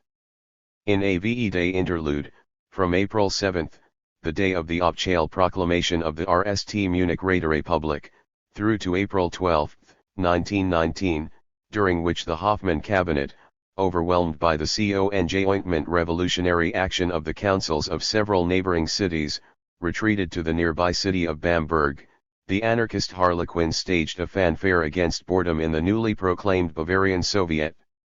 The programmatic highlights of their sideshow were state-mandated proficiency in the poetry of Walt Whitman for all pupils by the age of 10 along with the abolition of history classes, and issues of a special money stamped with an expiration date. 27 In a still mysterious succession of maneuvers, a triumvirate of Russian social revolutionaries Levin, and Axelrod, allegedly operating without any sort of mandate from Moscow, 28 supplanted the incumbent rebels and managed to establish itself at the head of what would be the second and NAL conciliar experiment in Munich on April 12, 1919. The anarchists scampered at once from the political scene. Vivas to those who have failed, Walt Whitman, 29. While the three Russians, as the revolutionary agents came to be referred to, nurtured with the help of the local Red Army a recrudescence of terror and debauchery. Their tenure was not bound to last longer than a fortnight, however, for the White Guards of Niski, previously summoned by the Hoffmann government exiled in Franconia, were about to encircle Munich. In the last scramble before the White Wrath descended upon the Bavarian capital, Levin and Levin, reviled as Jewish instigators of the working masses, were expelled from the Council's Congress, though their connection to the Red Army remained strong. Determined to suppress the source of anti-Semitic instigation, which, so they held, had turned popular sentiment against them, the Russians ordered the liquidation of the Thule Society, whose authorship and diffusion of an endless stream of Jew-baiting pamphlets had been identified without difficulty. 3,200 of its affiliates were wanted. By the end of April, 7 of them, men and women of high lineage, were apprehended and sequestered in a public gymnasium. Before the Whites entered the city, they were put against the wall and executed, the martyrs of Thule. The White retribution for the Red Anarchy, and its crazed Russian coda, was bloodier than Berlin's. The White liberators of Munich featured among others a Captain Ernst Röhm, as the chief of munitions in von Epp's brigade, and Thulist war veteran Rudolf Hess, a new recruit in the Regensburg Free Corps. By May, order had been re-established in Bavaria, inducting Hitler into the Mother Lodge. Such was the world Hitler found upon returning to Munich as a convalescing soldier in December 1918. Allegedly, his RST political duty, an appointment to distribute educational material to the troops, took place under the revolutionary administration of the Workers' and Soldiers' Councils, from late February to April, 1919, and was thus carried out under socialist auspices. Of this chapter of his life the Führer was reticent. Upon leaving the hospital Hitler did not join a free corps to fight left-wing radicalism, he steered clear of the bloody street fighting of the spring.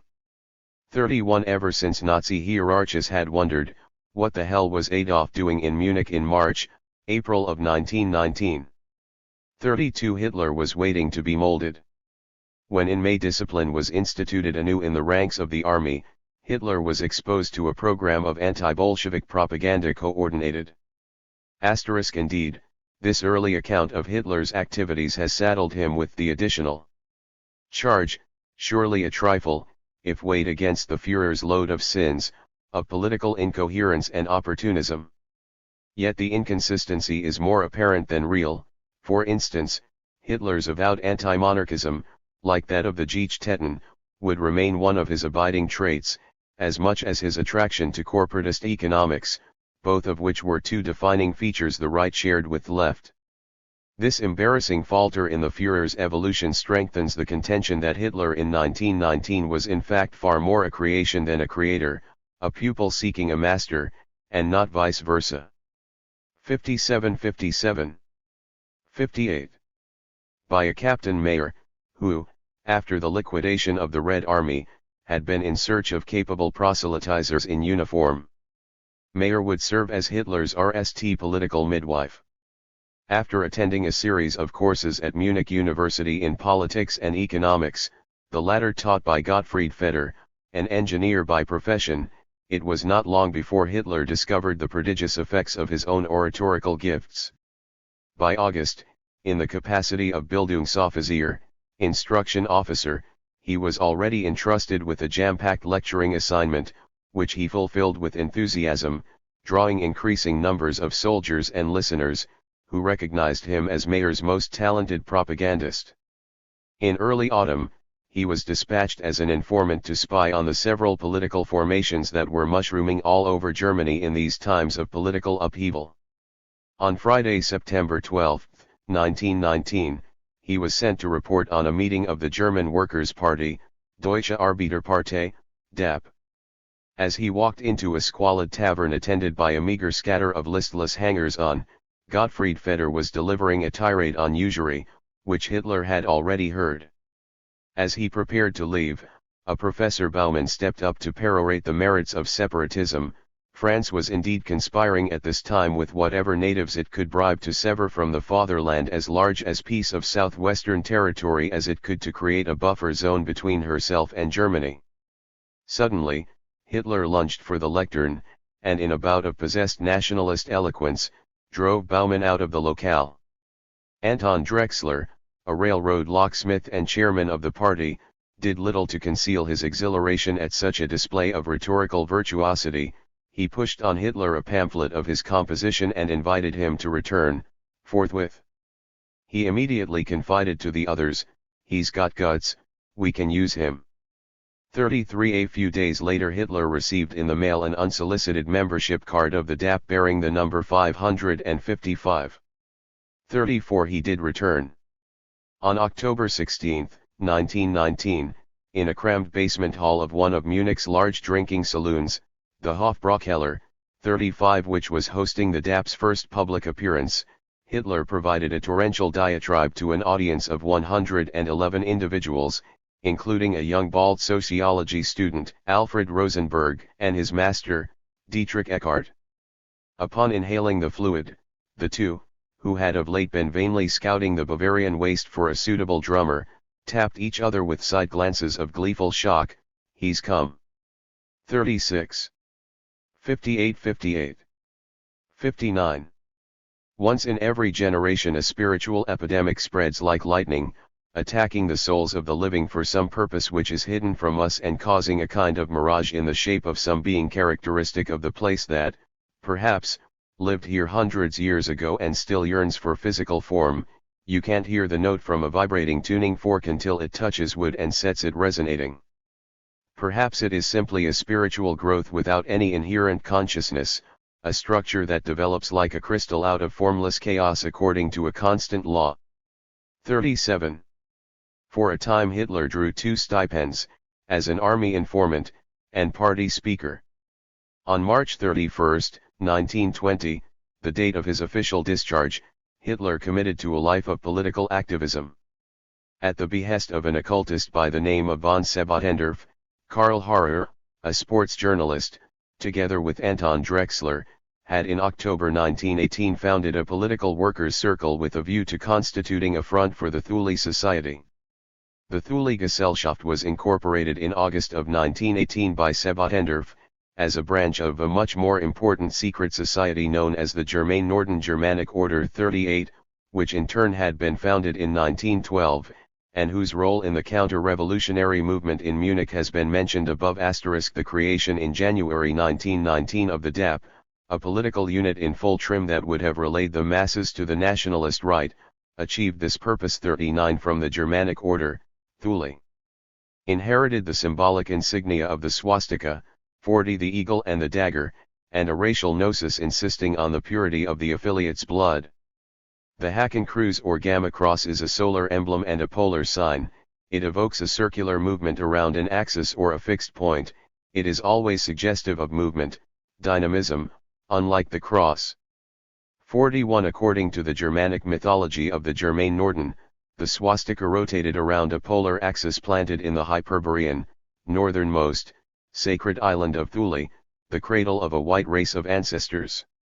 When order begins to totter, particularly during the caesura between two historical epochs, peculiar forces rise from their subterranean and angular layers, or even from the zone of their private dissoluteness. Their end is despotism, more or less intelligent, but always shaped after the model of the animal kingdom. Therefore, even in their speeches and writings, they are wont to attribute beastly traits to the victims they strive to annihilate. 42. 60. In June 1918 von Sebottendorf had boosted the nascent organization with the acquisition of a newspaper, the Volkisker Beobachter. Poet and freelance writer Dietrich Eckart, one of the Society's luminaries that attended the October 16 gathering, would later provide the sum with which the Nazi Party acquired the paper as its official press organ in December 1920. 43 Eckart had continuously made use of his own periodical, Auf gut Deutsch, in plain German, a forum for conservative revolutionary literati, to inveigh against Jewishness, which, he averred, consisted at heart of a form of earthly, materialist, worship. To such adamant affirmation of life on the part of Jews, he added, must be opposed a peculiar feeling for immortality, which was through and through a Teutonic sentiment, a notion of eternal regeneration through unrelenting death and sacrifice. Something which Ernst Jünger, a bard whose visions were not too remote from the lore of the Tholists, would describe as the double entry of life, Die Doppeltbuchführung des Lebens. 44 Eckart's meditation ended in a somber tone, brooding over the forthcoming irreconcilable yet necessary coexistence of Jews and Germans, the former acting upon the latter as a formication of vital bacteria within an organism, the German nation, yearning for eschatological deliverance at the end of time. 45. From the columns of the Volkisker Beobachter, von Sebottendorf had similarly intimated on November 9, 1918, the day of the revolution, that the whole living realm is doomed to extinction, so as to make everything else live, even we must be prepared to suffer death in order to let our children and the children of our children live. The humiliated anguish of Germany is the threshold beyond which life renews itself. 46 Following his induction into the society as an honorary member by way of the DAP, 47 Hitler underwent the proper initiation into mysteries of the Mother Lodge. 48 Other members of the Thule Gesellschaft that would bear upon the vicissitudes of Nazism were, among others, Hitler's economics teacher Gottfried Feder, Hans Frank, the governor of occupied Poland during World War II, the future Deputy Führer Rudolf Hess, and the Third Reich's ideologue of the race, Alfred Rosenberg. There develop in the Great Order's secret and subterranean channels in which the historian is lost. 49. The Allied betrayal of the Russian Whites. But in Russia the fratricide was going to be something else. 60. 61. Many critics of contemporary historiography have demanded that the Russian chapter in modern primers be rewritten, and rightly so. What ought to be spelt out in simple words is that the Bolshevik menace from the East was from beginning to end a fake specter animated by the lies of the Western apparatuses. The communist presence in Eurasia added yet another degree of complexity to the strategy of tension in the West. In fact, it allowed to keep Eurasia in check, and the world poised on the brink of an ever-pending ideological, or rather imaginary, conflict, a conflict with the faceless, despotic, Asiatic enemy. How Western Russia had been consigned to Lenin and his acolytes has been recounted in Chapter 1. Thereafter, the Allies had to shield their revolutionary assets and see to it that these consolidated their hold over the entire landmass, from Moscow to Vladivostok. To effect this, the white counter-revolutionary armies of the generals loyal to the Tsar had to be wiped out, and Britain had to come up with a peculiar plan. Peculiar, because the scenario was rather awkward. The Reds, who with the support of foreign capital, had been gradually erecting from Moscow a despotic bureaucracy since late 1917, were surrounded by the White Tsarists in the north, Murmansk, the south, the Caucasus, and the east, Siberia. The Whites, dynastic and traditionalists, professed themselves as friends of the Allies, and they were sincere, whereas the communist Reds employed only the foulest language when speaking of the American and European liberal democracies, in words, and in words only. Their ideological hatred for Western capitalism knew no bounds. Now the catch of such a scenario was that the West had to behave in such a way as to fool both its public and the whites into believing that it was supporting the latter, when in fact the Anglo-Americans were looking forward to the complete physical elimination of the white czarists, their allies, on paper. And all of this had to be done to fulfill the aim of setting up a communist enemy in the East, against whom, in time, the new reactionary Germany would have risen. So the problem which faced the British clubs was how to make a clean job of backstabbing the whites, after these had repeatedly called upon Britain and her allies to help them defeat the red, blasphemous monsters. What Britain would do, with the help of America and the most heinous complicity of France and Japan, who should have had no part in this anti-European plot, was to engage in a mock fight on the side of the whites versus the reds, committing very limited resources and men. Thus what was in fact an operation of sabotage by neglect, a pretense to fight, was masked as a pro-white intervention, whose surreptitious objective was to instigate. The dynamics of this part of the plot are discussed in the final sections of this chapter. 61-61. 62. The whites, to combat under unfavorable conditions, deceitfully hamper their advances, prepare the terrain for their rout, and finally evacuate the Allied contingent by blaming the defeat on the putative inefficiency of the whites. This would have turned out to be yet another indescribable disaster engineered by the Western elites, not only for the terrible loss of Russian life it would have entailed, but especially for the murderous mendacity and duplicity displayed by the Western governments in provoking it, and subsequently justifying it to their electorates. As had been the wish of the sea powers, the Bolsheviks were now in command of a region corresponding to the heart of the land mass, that is, Western Russia, with its 70 million people, half of the country's population. Now one had to monitor and steer the next steps of this infant power. As promised, Lenin signed the peace with Germany, the Treaty of Brest of March 1918, and the truce on the Eastern Front brought the complexities of the game into relief. Germany, as seen, was at peace with Bolshevik Russia in March 1918, she could now shift her eastern divisions to the Western Front. To parry this eventuality, Britain involved the United States in the war, and thus propped up the Western Front with massive American reinforcements. In June 1918, the fear of the Allies, according to a U.S. State Department memorandum, was that Germany might at any time violate the Treaty of Brest, turn against the detested Bolsheviks, and ally herself with the former inimical yet kindred white Tsarist generals to build a counter-revolutionary white international across the Eurasian landmass. The Germans had indeed begun to move in this direction in early 1918 by dispatching forces in Finland, the Baltic states, and the Ukraine to support white against red troops. 53. It was going to take pains to convince the public of the Allied liberal democracies, whose raison d'etre was the sacred defense of property, that Bolshevism, which lived to abolish it, was the lesser evil between red and white rule. This was done by resorting to the bogey of white autocracy, a diversionary exercise that had been conjured with success during the deposition of Tsar Nicholas in March 1917. It was hoped that the average Westerner would come to fear in his dreams the traditional bugaboo of the ferocious boyar far more than the thoroughly unfamiliar figure of the collectivizing commissar. For the sea powers in effect looked forward to the strengthening of Lenin's regime, and to its eventual unbridgeable opposition to any form of German influence. 5. To counteract point 2, namely, Germany's advance into Russia, a makeshift Eastern Front had to be recreated immediately.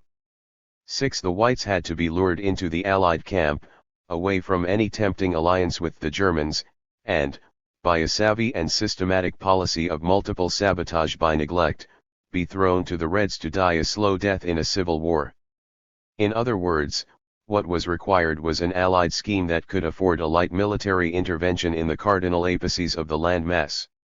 From such a vantage point, the Allied outposts would have sent right the conduct of the whites. 7. If the whites, the better soldiers, could not be so debilitated as to lose the civil war against the Reds. If the Whites, that is, should have won the civil war, the Allied vanguards in Russia were to encourage at once the fragmentation of the heartland into as many competing fiefdoms as there were White commanders. 51. The plan was difficult, but feasible. A sizable portion thereof had already been completed during the 1917 intrigues, which had dealt the rival factions highly uneven hands. In the fall of 1919, when the decisive battles of the Civil War took place, the Red Army had 3 million men under arms, who would become 5 million by the spring of 1920, 52, whereas the combined effectives of the White armies never exceeded 250,000. 53. While the Reds could tap a population of 70 million, altogether the Whites could never rely on more than 9 million individuals. Though they were the superior fighters, they could be strangled with moderate ease. It was going to be a game of debilitation and patience. Before signing the peace with Germany, Lenin and Trotsky had already declared themselves amenable to take potatoes and ammunition from the Anglo-French imperialist robbers. Now, they wondered naively what prevented all the imperialist powers, including Germany, from burying their past grudges and ganging up against their communist foe. 54. And while they mused, the Allies set out to implement the second phase of the plan. Far Eastern Russia. As their Eastern Sentinel, in February 1918 Japan, France, and Britain hired Semyonov, the notorious Cossack chief of a gang of torturers, rapists, and assassins, 55, and enjoined him not to extend his radius of terror beyond his remote base at the confines of Mongolia. 56. On the surface Semyonov passed for a White, but he was merely a pawn. In April 1918, with a nod from Washington, Tokyo debarked the first squadron of reconnoitering officers in eastern Siberia to keep an eye on the Whites from Manchuria, whose western periphery would be guarded by the Cossack satraps. Northwestern Russia. Simultaneously, a British corps was landed in northern Russia, in the Murmansk region, neighboring Finland. The official mission of such a corps was to rally the local forces against German meddling in Finland. In this northern corner of the heartland, and in open defiance of Moscow's anti-imperialist directives, the Soviet of Murmansk would work hand in glove with the Allies to repel the Finnish White Guards, and thwart the German scheme of establishing a submarine base in the White Sea. By November 11, 1918, the day of the armistice, these goals were accomplished. 57. Siberia and the Urals. In May 1918, there were 40,000 native Czech soldiers strewn in several trains along the Trans-Siberian Railroad, bound for Vladivostok, Russia's far eastern port on the Pasai Sea Ocean. Thence, this corps of legionnaires recruited in Ukraine before the war and once loyal to the Tsar was to be conveyed halfway across the world to the Western Front as reinforcement to the Allies. France had an idea. Responding to the Sea Powers' urge to recreate an Eastern Front, she took the fate of the Czechs under her own wing, and instigated her new protégés to cause an incident with the Reds whereby hostilities might be opened. Easily effected, when the Soviet authorities demanded that the Czechs surrendered their weapons, the legionnaires refused. The tension degenerated into Con-ICT. On May 25, the Czechs overpowered the Red garrison at Chelyabinsk in the Urals. A month thereafter they would have occupied several other Siberian centers, and overseen therein the constitution of councils by the local bourgeoisie. Playing cat's paw for France and her seafaring allies, the Czechs had thus erected a new front in the east. Then, upon orders from France, they were ordered to dig into the heart of Eurasia and stake another vantage point from which the Allies might survey the Russian evolution. In July the Legion seized the city of Ekaterinburg. The bodies of the imperial family were found littering the cellar of a merchant's villa, in which they had been sequestered by the Soviets. Before the Czechs entered the city, the Bolsheviks had murdered all the Romanovs at close range to eliminate the possibility of their restoration to the throne. In 1917, the Kerensky government had entreated Britain to offer asylum to the Tsar and his family, but not to mar the sensitivities of the Labour Party. The British, always the foes of autocracy, had declined. 58. Apparently, Britain hadn't been able to forgive the Tsar for attempting to betray her in 1916. With the momentary Czech capture of Kazan on the Volga, in August 1918, the treasure trove of the Red government, the former gold hoard of the Tsar, fell into the possession of the Allied camp. Moved by the cavalier actions of the Czechs, on July 17, 1918, President Wilson drafted his controversial aid memoir, in which he gauged America's military intervention in the Russian quagmire admissible only to help the Czechoslovaks consolidate their forces. 59 America's standby operation, entrusted in late August to U.S. General William Graves, who, before taking his leave was admonished by the President to watch his step. 60, was not orchestrated to engage Bolshevism, but, again, to observe the steps of the Whites. Finally, in August 1918, the Expeditionary Corps of all three sea powers, Britain, America, and Japan, and of their French minion were landed in Vladivostok. Upon being deployed, all four powers publicly announced to Russia that they had come in peace, as friends to save them from dismemberment and destruction at the hands of Germany. 61 But no one in Siberia ever caught sight of German troops intent on harassing either the native peoples or the Czechs. The Allies were not speaking a word of truth. By autumn, the Japanese contingent numbered 72,000 men, 10 times larger than the American one. 62 By mid-1918, Siberia demanded a white commander. Before the local orientation could identify a chief, the British rushed to slip a straw man in the cockpit. For the role British intelligence cast a former Tsarist admiral, Alexander Kolchak, who had been on its payroll since November 1917. Flanked and directed by General Knox, Britain's intelligence officer in the Siberia, Kolchak, with the cooperation of the Siberian Whites, and the discreet assent of the Czechs, usurped command of the Siberian counter-revolutionary outpost a week after the armistice in the West, on November 18, 1918, and made Omsk the capital of his dictatorship. His was also the gold taken at Kazan, for the time being. News of the riches at the disposal of the supreme ruler were then ashed around the world. 63 Prague. As a thank you to the Czechs for their rumble in the Urals, on October 28, 1918, from the fragmentation of Austria-Hungary, the Allies reinvented Bohemia as the brand new Czechoslovak Republic, and, duly, France was the RST to give it official recognition on October 15, 1919, the others followed suit. London. At the end of the war, everyone was betting on a sure victory of the Whites over the Reds. 64 In January 1919, on Churchill's map in Whitehall, the situation looked desperate for the Reds. 65. Paris. In the same month, the great powers had convened at Versailles * for the peace conference that would redraw the world map after the Great War. Russia's absence from the proceedings was conspicuous. The country had in fact no legitimate representation, riven as it was by the contest yet unsettled between Whites and Reds.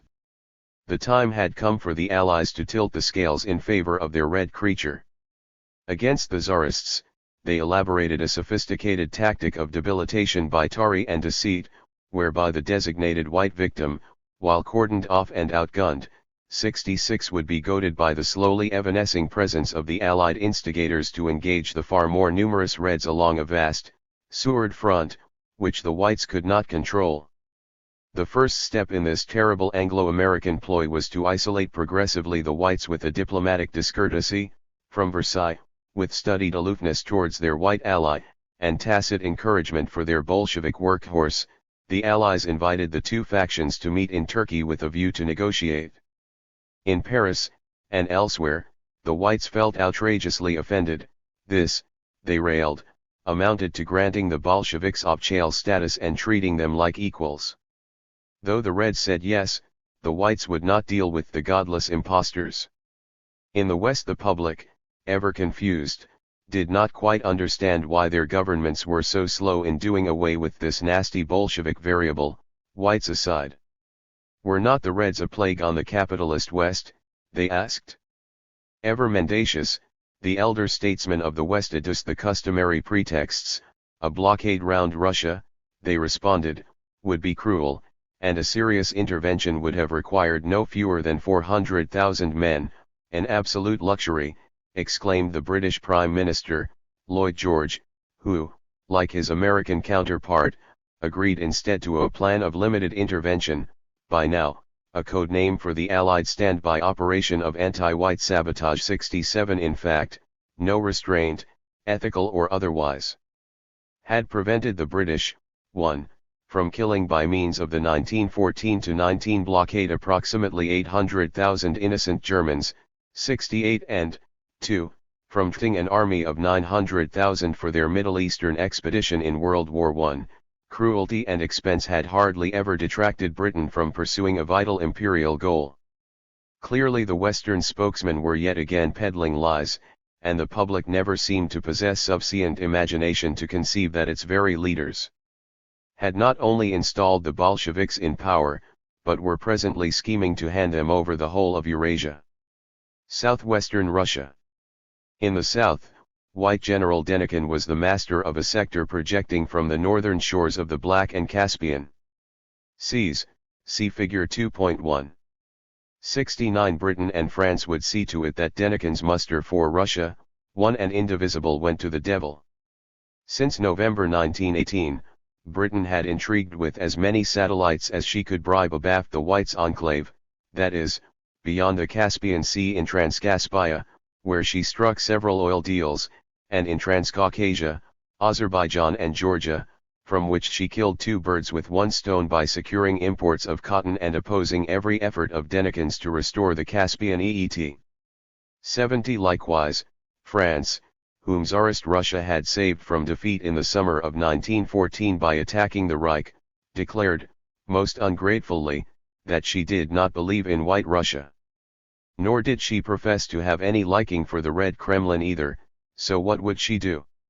She would concentrate on separating Russia from Germany by means of a barbed-wired fence of friendly states anchored in Poland. 71. And Britain could not be more approving. The British establishment had, as usual, inveigled the French politicians into their Russian occupation scheme. Prime Minister Clemenceau was invited to sign, in the utmost secrecy, a convention whereby the British would cut the French in on some of southern Russia's choicest real estate. On December 23, 1917, 2 months after Lenin's coup, the treaty was signed by Clemenceau and the British. French divisions would be sent to occupy Ukraine, in exchange for which Clemenceau would receive concessions in Bessarabia and the Crimea, as well as in Ukraine, an area larger than France herself. The British establishment had conceived this munificent scheme in order to divert attention from their own monopolization of petroleum in the Caucasus and the Persian Gulf. 72. So in December 1918, escorted by a regiment of Greeks and Poles, the French wedded the anchor at Odessa in Crimea. But after being severely thrashed by a corps of Ukrainian irregulars, the French disengaged in April 1919, though not before destroying the entire Russian Black Sea Fleet, to leave nothing for the Bolsheviks, so they claimed, 73, and laying open thereby the whole of Denikin's left flank. 74. Throughout this distressing intermission, hamstrung in the rear by France on the Black, and Britain on the Caspian Sea, General Denikin sent repeated requests for aid to representatives of those self-same powers, who took no time to respond, absorbed as they were in the intricacies of the peace conference. 75. Yet in spite of the crippling, Denikin's recruiting elan in the south grew in June, so much so that he pledged allegiance to Kolchak in a drive to unite Russia that moved the admiral to tears. White Siberia. Presently, the focus shifted to Kolchak. By May of 1919, his western advance across the Urals was nearly triumphant. The Whites, enthusiastic, kept pressuring the Anglo-Americans for off-channel recognition. The latter, hard-pressed to mask their dissatisfaction, had to resort to some other charade to gain precious time. Raising their brows like distrustful schoolmasters, they conditioned diplomatic recognition upon the establishment in White Siberia of a liberal democratic order a la Kerensky. In other words, to obtain London's seal of approval, the Whites were warned that they had better introduce reform in land tenure, suffrage, and so on, the usual institutional package containing all that is T, according to Britain. 76 Kalkak naturally assented, and the Allies curtly replied that they would consider, naturally, the recognition would never be granted. But Kalkak could not be sacré just yet, his gold chest exceeded by 52.7% the entire gold reserve of the Bank of England.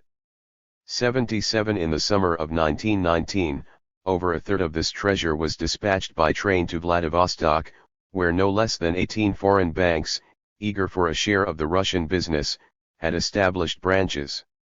Thereafter the gold was either sold on the international market in exchange for foreign cash, or was swallowed in the vaults of banks in Yokohama, Osaka, Shanghai, Hong Kong, and San Francisco as security for loans.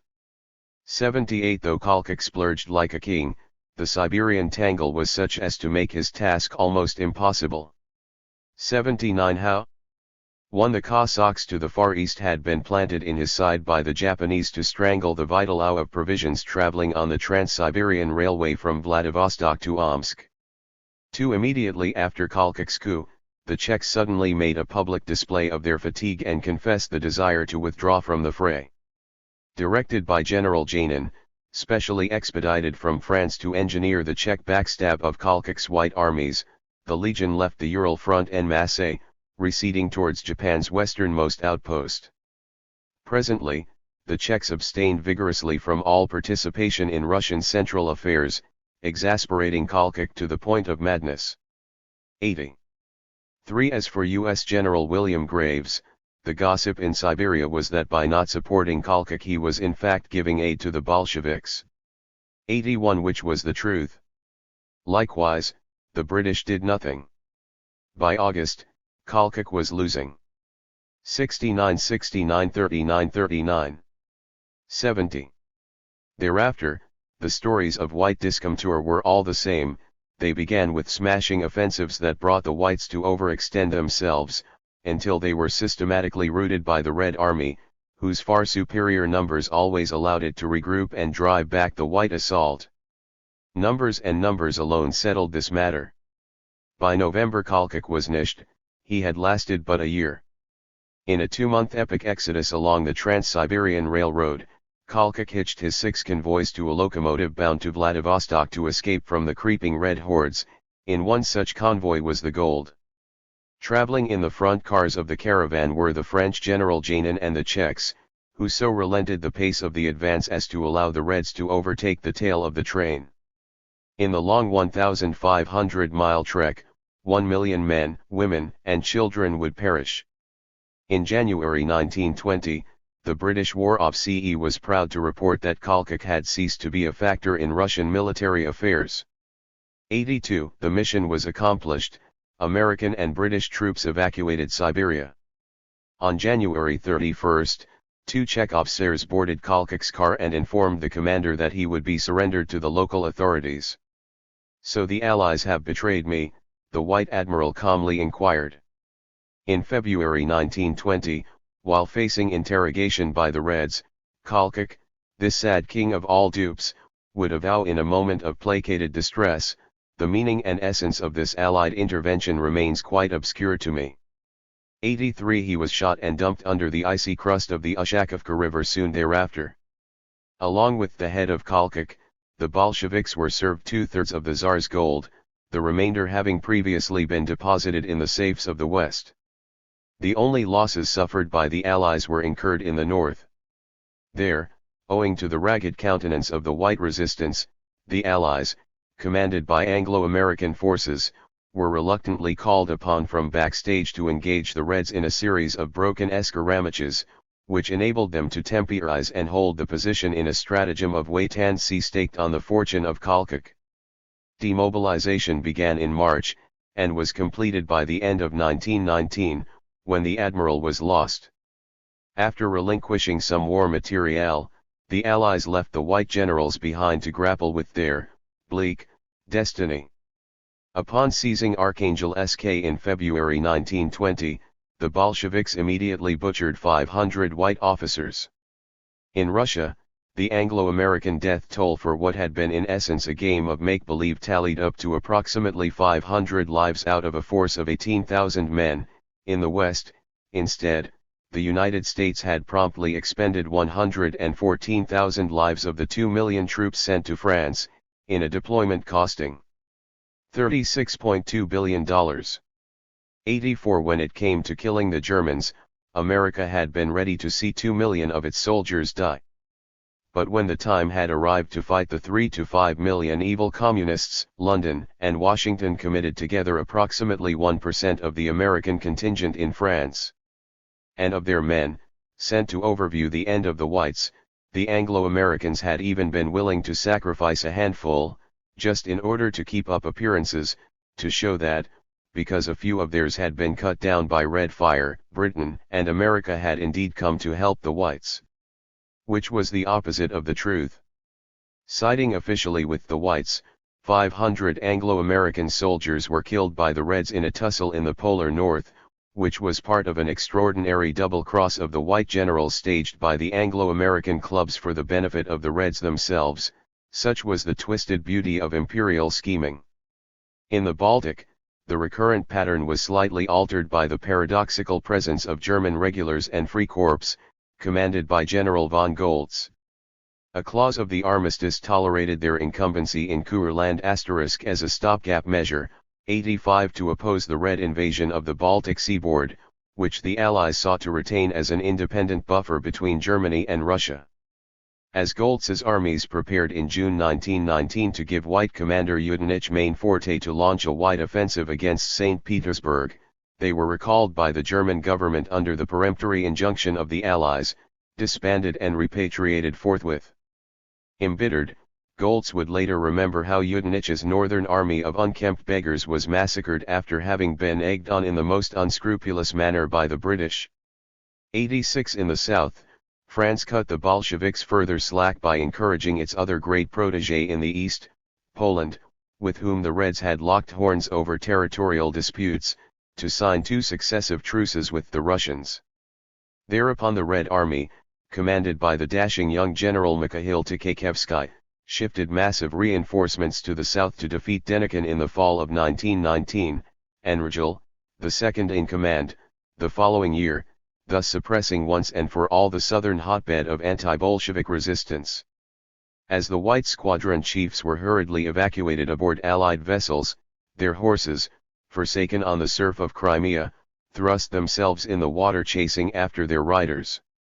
87. Japan, the sole sea power with a contingent of 70,000 men that could have struck the Reds and never did, 88, finally retired in 1922 after having lamed Kolchak, vouched for the indescribable violence of the Cossack cutthroats, and corroborated its hold over Manchuria. In 1922, the Tsarist Empire became the USSR, the Union of Soviet Socialist Republics. The great imaginary foe of the West had at long last been conjured. 89. U.S. President Wilson was satisfied that it had been left to the Russians to fight it out amongst themselves. 90. And Secretary of State Lansing, officially America's most vehement anti-Bolshevik, resignedly declared in early 1920. "We simply did the best we could in an impossible situation, which resulted from Kolchak's inability to create an efficient army." 91. On the surface, the sea powers seemed to have been moonstruck by an odd sort of geopolitical geometry, whereby the prospect of facing a viscerally anti-Western communist dictatorship ruling over a surface 60 times greater than the German Reich roused far less concern than the Germans' appetite for Middle Europe.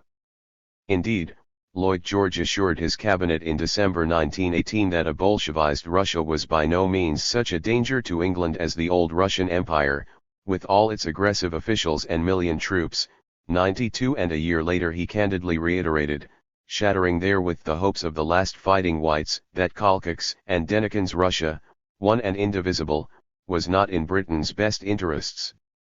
93. Nor could they be blamed of cynical indifference, the Allies pleaded, for they had extended aid to the whites to the extent of tons of war materiel and provided millions of dollars worth of assistance, although Churchill himself admittedly found such a claim to be vastly exaggerated on the grounds that British aid consisted largely of WWI surplus that was of no further use to Britain and had little monetary value.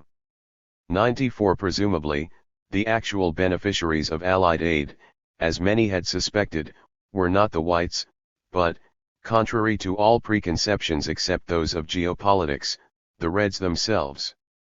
The magnitude of Western assistance to the Bolsheviks is not known, though in early 1918, for instance, it was a matter of some notoriety that the United States was conveying funds to Bolshevik Russia for purchases of weaponry and munitions via Wall Street operator Raymond Robbins, for whom Trotsky was the greatest Jew since Jesus. 95 The significant number of contracts, concessions, and licenses subsequently released by Lenin's empire to American firms during the Civil War, and in its immediate aftermath, formed something of a smoking gun of Bolshevism's early Allied sponsorship.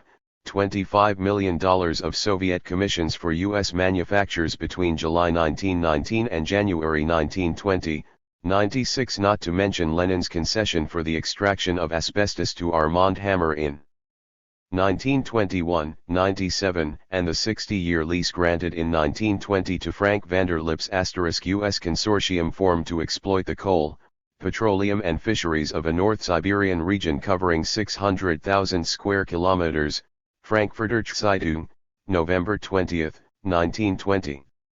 98 Finally, in 1933, the Soviet government, upon perusal of official American documentation, would waive any and all claims for the damages allegedly caused by the United States in the Soviet Union through its participation in the Siberian intervention. 99 For nebulous reasons, it would take the Reds 13 years to acknowledge officially that General Graves had come to Siberia to help, not to thwart them. Never, surely, have countries continued to show themselves so much at their worst as did the Allies in Russia from 1917 to 1920. Among other things, their efforts served everywhere to compromise the enemies of Bolshevism and to strengthen the communists themselves. So important was this factor that I think it may well be questioned whether Bolshevism would ever have prevailed throughout Russia had the Western governments not aided its progress to power by this ill-conceived interference. These expeditions were little sideshows of policy, complicated and obscure in origin, embracing in their motivation many considerations having nothing to do with the desire to overthrow Soviet power for ideological reasons. 100. American historian and diplomat George F. Kennan had, like many of his compatriots, been somewhat at a loss to plumb what had been a contrived method of solving the first equation of Eurasia's system, that is, by raising a phantom regime in Russia hostile to Germany. Contemporaries had failed to appreciate that the white elephants were naturally foredoomed, the breaking of the Eurasian embrace demanded it, and all such allied sideshows were but sequences of premeditated butchery. Feigning a cautious policy of intervention, the governments of Britain, France, and the United States misled their public into believing that they indeed requited the hatred of the communists by siding with their enemies' enemies, the whites, when in fact they had been double-crossing these whites all along. Hence the reproach that the Allies had shown themselves at their worst, translated by and large into an ungracious refusal to tribute the due credit to what amounted to a perfectly executed maneuver, costing a collateral loss of but 500 lives, to rid the landmass of the bulk of the Junkers' potential Russian allies beyond the Eurasian fault line. Save for the distasteful bickering of Russia's fratricidal war, whose loss of life amounted to around 10 million souls, the operation had been a complete success. This was rather the Allied West at its best. The peace treaty that was too harsh. Woodrow Wilson's 14 points, issued during the terminal phase of the war, in January 1918, as the tentative charter of the world's post-war community, had merely contemplated the restoration of invaded territories, and assured the fighting parties that there would be no annexations, no contributions, no punitive damages. On November 5, the American position was further clarified by the note of the U.S. Secretary of State, Lansing, to Germany, according to which the latter would make compensation for all damage done to the civilian population of the Allied powers and to their property, by such an aggression by land, by sea, and from the air. Upon these premises the Germans signed the armistice. Meanwhile, on February 6, 1919, the National Assembly convened in Weimar, away from the provisional disorders of Berlin, and days later Republican Germany was given her RST president, the socialist Friedrich Ebert. Soon it was the reparations that they all began to argue about. If by damage only wreckage of property had been intended, France, upon whose soil the devastation had been wrought, would have claimed the bulk of the indemnities. To tilt the scales somewhat more in Britain's favor, Jan Smuts, an affiliate of Milner's Kindergarten *, as well as South Africa's negotiator in Paris, found a loophole in the Lansing Note, citing the wording of the clause, according to which Germany was liable for all damage done to civilians. He cunningly bent Wilson into including in the reparation bill allowances for soldiers' families, as well as pensions for widows and orphans. Economist John Maynard Keynes, representing the British Treasury at Versailles, reckoned that not only did such allowances violate Wilson's negotiatory points, but they also amounted to a figure 2.5 times the total bill for the war damages inflicted on the Western Front. Adding to a preliminary remittance in cash of $5 million, expected by May 1921, the allowances, $25 billion, and the compensation for war ravages, $10 billion, Keynes assessed the reparation load at $40 million, a figure equal to 3 times the Reich's pre-war income, which, he affirmed, was beyond the paying capacity of vanquished Germany. 102 He was indignant, the envisaged sums appeared patently absurd. But the victorious public was fed expectations of another species. The British adumbrated a request of $120 billion, the French a fantastic toll of $220 billion. 103 With such a heated audience thirsting for extravagantly vindictive tributes, Lloyd George and the French Prime Minister, Clemenceau, Britain's and France's chief negotiators, could scarcely afford to parade on the home front a loot of merely $40 million without risking a political lynching. Then Lloyd George chanced upon the clever device of leaving the final figure unnamed, deputizing the task to a commission of experts, which was scheduled to deliver an estimate in 2 years, by May 1921. The explosive mixture was skillfully inoculated in the text of the treaty by John Foster Dulles, a New York lawyer connected in high places, in the form of the infamous Article 231, which had gone down in history as the War Guilt Clause, Kriegsskoldfrage. By this article Germany was coerced to accept the responsibility, and thus sign a blank check, for causing all the loss and damage to which the Allied, and their nationals have been subjected as a consequence of the war imposed upon them by the aggression of Germany. The apportionment of the prospective German spoils was thus tentatively arranged by the victors, 50% to France, 30% to Britain and the remaining 20% divided up amongst the lesser allies. 104 Having served its purpose, the decoy of the 14 points was torn up and tossed in the trash can. Its mouthpiece, Wilson, like a dollar watch wound too tight and then discarded, ticked into malfunction and finally broke down. In Paris the president fell seriously ill. He had sworn for no annexations, yet he acquiesced in Allied occupation. He had promised no indemnities, but he agreed to unilateral reparations. He had vowed to uproot secret diplomacy and watched his allies make it the very clay wherewith the treaty was being fashioned. When the German delegation arrived in Paris in late April to receive the contents of the treaty on May 7, 1919, Lloyd George stuttered as he read a document that neither he nor any other Allied plenipotentiary had seen in its completed form. 105 They had all haggled furiously, but the hand that had drafted the achieved compact had remained hidden. When the Germans were apprised of the treaty's nature, they sat back dumbstruck. Then, recomposing themselves somewhat, they invited their leader, Foreign Minister Count Ulrich von Brockter-Franzau, the very man whom Parvis Helphand had gulled in 1917 *, to deliver the legations. Remonstrance. In a long speech, Brockter lamented the violation of the pre-armistice commitments. As a deliberate insult to his listeners, he spoke from a seated position. 106 In Berlin, the Reichstag, the parliament, excoriated the treaty with an uproar of abuse. At Versailles the German legation counter-proposed, in a masterful 443-page response redacted in keeping with the original Wilsonian Pact. The treaty's articles were rebuffed one by one. Germany offered $25 billion, and most territorial changes were rejected except where they could be shown to be based on self-determination, thus adopting Wilson's point of view. Even the doyen of sociology, Max Weber, was dragged by Germany into the foray to protest, as Lenin had done years previously, that the war had been every power's sin. 108 But the Allies were irremovable. Germany, the sole culprit of the war's atrocities, was given a 5-day ultimatum to accept the treaty on pain of military invasion.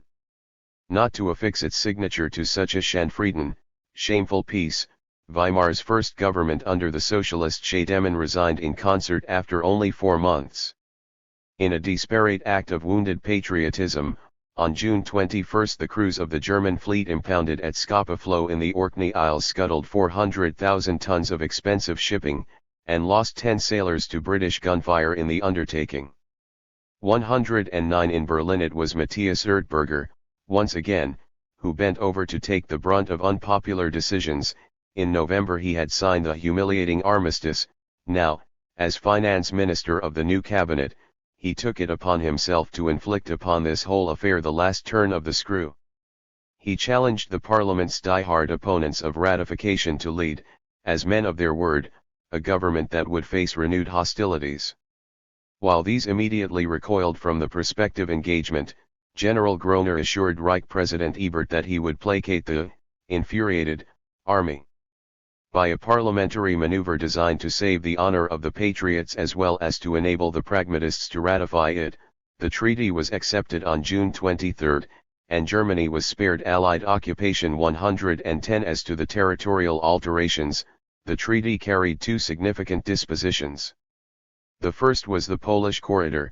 France had wanted to give East Prussia to Poland, but the drafters of the treaty conceived a far more sophisticated arrangement whereby East Prussia was to be traversed by a corridor connecting Poland to the North Sea by way of the free city of Danzig, a full-fledged German enclave to be placed under international tutelage. This corridor thus severed a sizable block of eastern Germany from the body of the fatherland. As a contraption for sparking eventual ethnic, territorial, and political incendiary dispute, it was bound to be efficacious. In fact, it was the trigger set up for the next war. The second territorial provision was the Rhineland settlement. The Rhineland and a zone 50 kilometers wide along the right bank were to be permanently demilitarized, and any violation of the clause could be regarded as a hostile act by the signatories of the treaty. The condition implied that any German troops or fortifications were excluded from this area forever. This was the most important disposition of the Treaty of Versailles, as it exposed the economic backbone of Germany's ability to wage warfare to a quick French military thrust. 111 French troops were granted the right to occupy such a zone for 15 years. Bearing down like 2 jailers upon the flanks of the chained giant, 112 Versailles novel creations, Poland and Czechoslovakia, kept a careful watch over Germany, who thus found herself stripped of her armed forces, which were reduced to a professional contingent of 100,000 men. The country was deprived of many of her mines, reduced in population by 6.5 million citizens, 10% of the total, 113 and 2.4 million souls lost at war, bereft of her merchant navy, her colonies, and 13% of her territory, depleted of 75% of her iron ore reserves, 26% of her coal production, as well as 44% and 38% of her pig iron and steel production respectively, 114 and obliged to devote part of her industrial might to building ships for the Allies, and to provide coal to France. 115 By the time the Germans assented to ratify the treaty, Keynes had already abandoned the conference in High Dudgeon, chagrined by the pensions clause, one of the most serious acts of political unwisdom, he wailed, for which our statesmen have ever been responsible. 116 A clause whose provenance, however, he could not afford to divulge because it was the ruse of his good friend Smuts. 117 When the final bill was issued in May 1921, Germany would be asked to pay in 37 yearly installments, $34 billion, 2.5 times her 1913 annual income and 10 times the tribute she had imposed upon France in 1871. Keynes had decried the pretension that such a sum could have been remitted through trade surpluses by a much weakened Reich in a competitive environment. After much diligent accounting of Germany's assets, he had suggested a reparation tribute of $10 billion, that is, 75% of Germany's 1913 net product, to be amortized over several decades. 118 With the blockade, the Allies had already murdered 800,000 Germans and 1 million of their productive animals, blackmailing Weimar to kill more. 78. Britain had her way, and brought Germany to sign the humiliating compact. On June 28, 1919, exactly VE years after Gavrilo Princip's assassination of Archduke Ferdinand, as Dr. Johannes Bell, Minister of Transportation in Weimar's second cabinet, accompanied to Versailles by Foreign Minister Müller, stooped to sign the treaty, the pen's ink, like the blood in Faustus's arm, congealed, the pen would not work. Edward House, America's secretive negotiator, who stood by, leaned forward to offer his. 119 Only then was the blockade lifted, only then did the Allies allow ships carrying food to dock at German ports.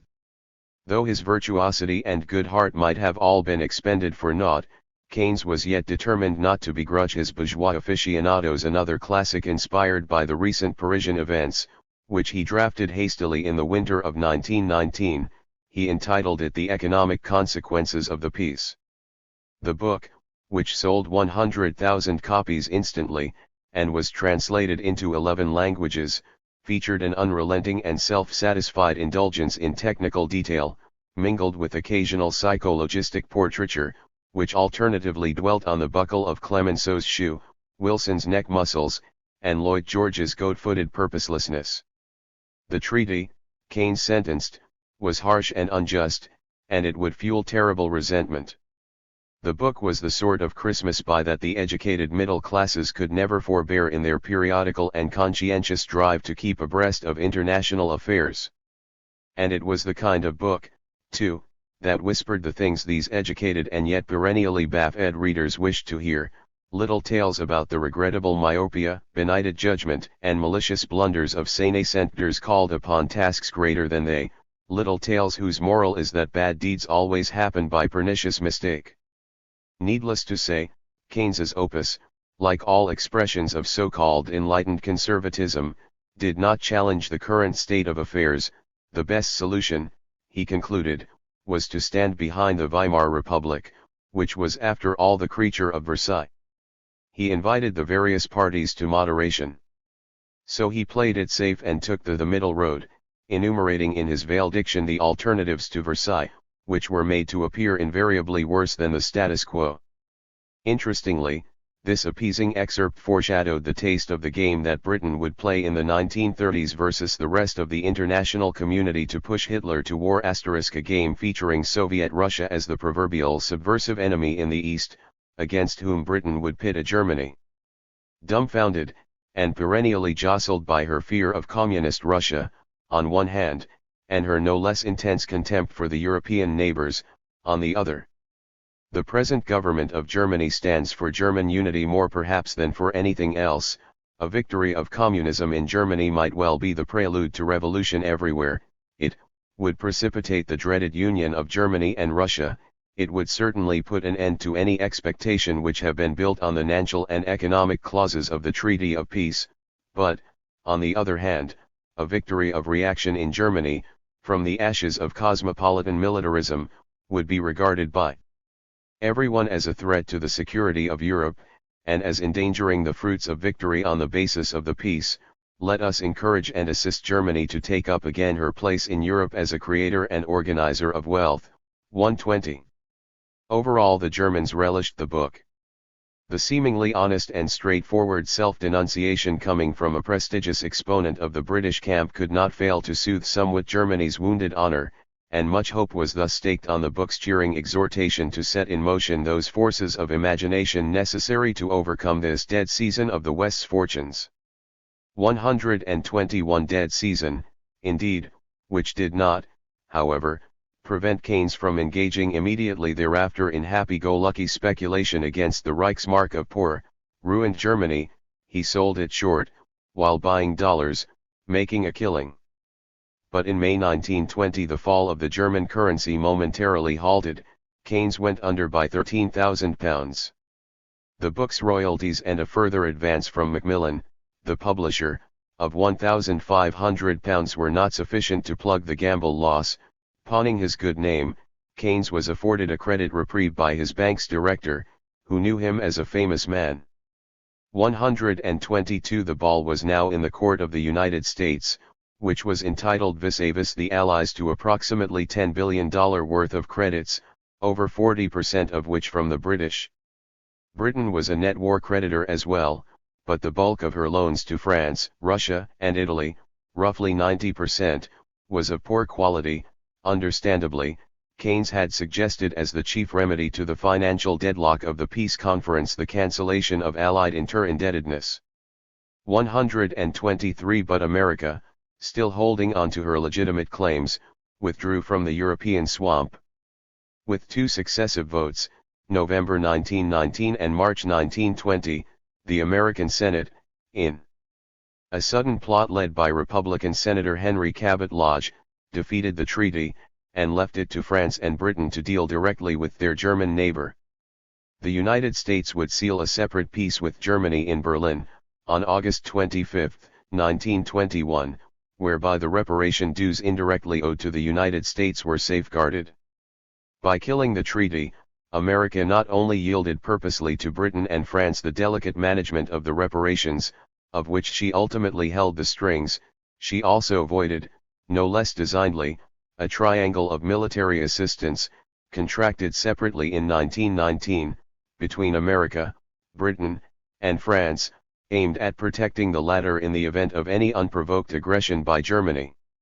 124 Wilson, the rusted air pipe of much empty promise who had sworn to keep America out of the war in 1916, succumbed to thrombosis in a campaigning tour de force across the American heartland from Kansas City to Tacoma, which he had undertaken in early 1920 as a last measure to garner votes in favor of active American participation in the post-war administration of Europe. He was voted out of office in 1921. In Omaha Wilson, like many other moderates, saw in the Parisian Treaty the seed of another and far more disastrous war. 125 But his 14 points had baited the Germans into surrender. It had not all been in vain. Dreaming of Hitler and deciphering Versailles. Thorstein Veblen, 1857–1929, more than a social scientist, the West's greatest, was a sea captain. Shortly before the new century, he embarked on an evolutionary expedition to scrutinize human antheils with the cool meticulousness of an entomologist. But humans being in some critical respects different from insects, he soon ran into methodological difficulties. How was he to account for society's several forms of aggregate motion? Like various arthropods, men might practice deception, wage war, toil for the sustentation of the home, and minister to an awesome queen. Thus far the zoological similitude might impose itself with cogency. But there were things that men did which the ants did not. For instance, they prayed and they dissipated. Why? Veblen recognized that there was an entire range of human activities that were afforded no representation in the animal kingdom, which was broadly delimited by survival, cunning, and organization. And these activities were too singular and too strikingly human not to be accounted for in some form. What of, say, witch hunts, religious worship, mass sacrifice, or 80 81 imperial pageantry? Who thought them first, and why? The origin of all such collective rites, Veblen reasoned, had to be lurking in a remoter lagoon he was yet to find. And while in the solitude of the cabin he engraved with neat calligraphy his travelogue in violet ink, his drifting ship kept gliding along. Until the bowsprit struck upon something. He had reached the reefs of occult agencies. He never would or could steer his vessel through such a cruising ground, but he circumnavigated it, closely, and almost obsessively, alone, for over 2 decades, too frightened to penetrate it, too enthralled to lose sight of it. There is no call to undervalue occult agencies such as manifest destiny, national genius, or providential guidance, but granting that these and their like are the hidden springs, it is also to be called to mind that it is their nature to remain hidden, and that the tangible agencies through which these presumed hidden prime movers work must therefore be sufficient for the work without recourse to the hidden springs, which can have an effect only by force of a magical efficacy.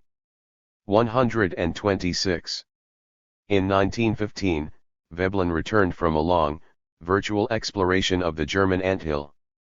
The famed culture of the fatherland, whose language he read with facility, was far from foreign to him. Though a hyphenate creature of 3 worlds, the heart in Norway, the mind in America and the spirit at sea, by style, school, method, and erudition, Veblen was a German institutionalist scholar himself. But the re-emergence in the late Wilhelmine Empire of the feudalistic ideal, the overbearing magniloquence, and the predacious rule of the Teutonic invaders, gripped him with a discomfort so acute that by the end of the investigation it had matured into full-blown revulsion. 127. As emphasized earlier, Veblen believed that the commonwealths of the West should have had much to fear from Germany's peculiar blend of warlike swagger and technological sophistication. 128. But beyond this central political preoccupation, Veblen had discovered in the folds of German society, underneath the thin cloak of Prussianism, the presence of a deeper spring of collective motion. Something whose alien drift, under particular circumstances and through the agency of gifted personalities, might have carried sufficient force to envelop the whole of Germany's social aggregate and transform it into an entity altogether diverse. Possibly inspired by recollections of Anabaptist Führer, the captain gave the following description of the singular categories of gifted types and of their potential doings under the influence of this hidden source. 81. 82. In the successful departures in the domain of faith, it will be seen that any such novel or aberrant scheme of habits of thought touching the supernatural uniformly takes its rise as an affection of a certain small number of individuals, who, it may be presumed, have been thrown into a frame of mind propitious to this new fashion of thinking by some line of discipline, physical and spiritual, or rather both, that is not congruous with the previously accepted views on these matters.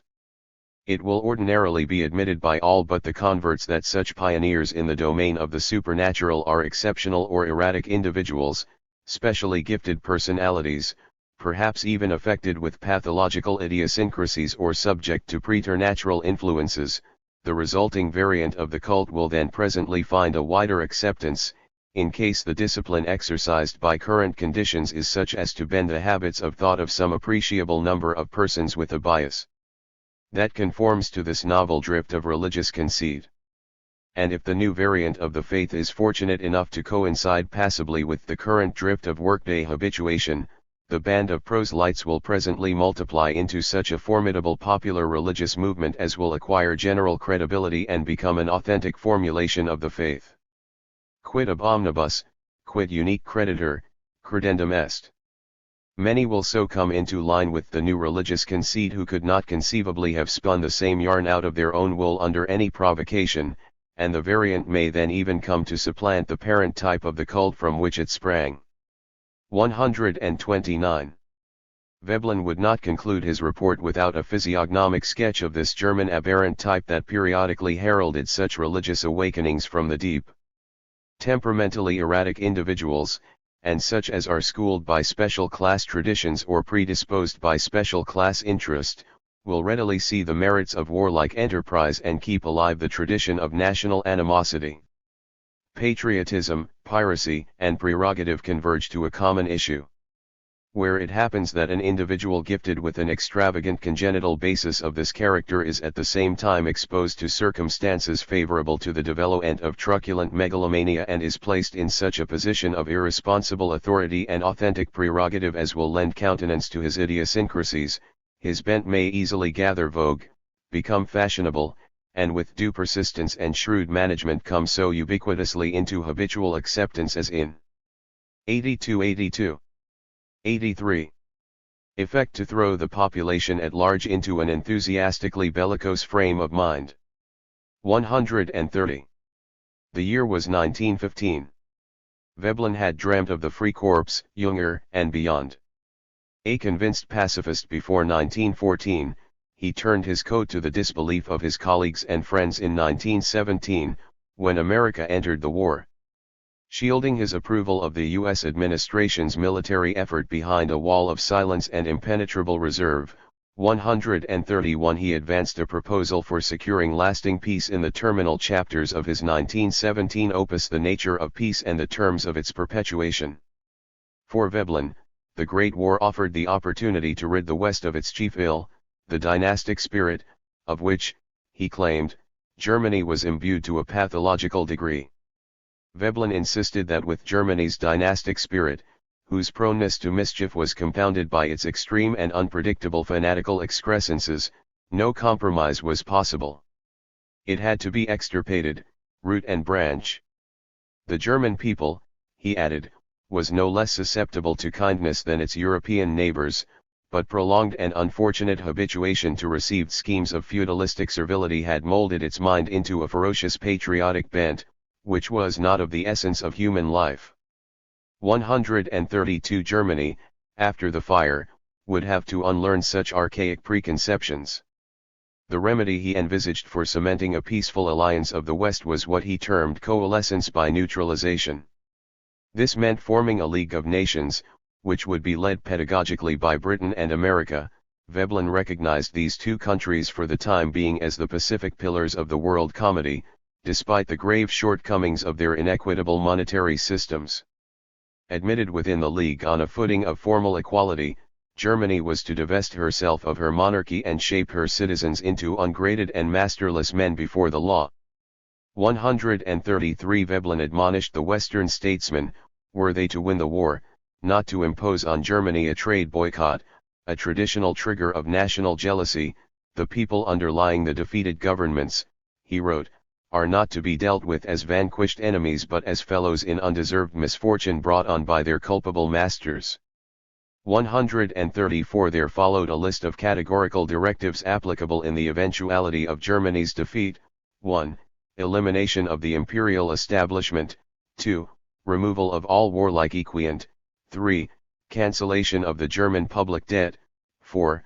Assumption by the League of all debts incurred and equal distribution of the obligations assumed impartially among the members of the League, victors and 83.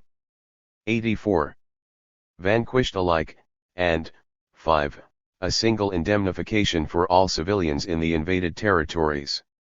He trusted that Britain, in whose hands the naval control would best be left, 135 and America, about whom the Pacific nations are to cluster as some sort of queen bee, 136 would implement them faultlessly.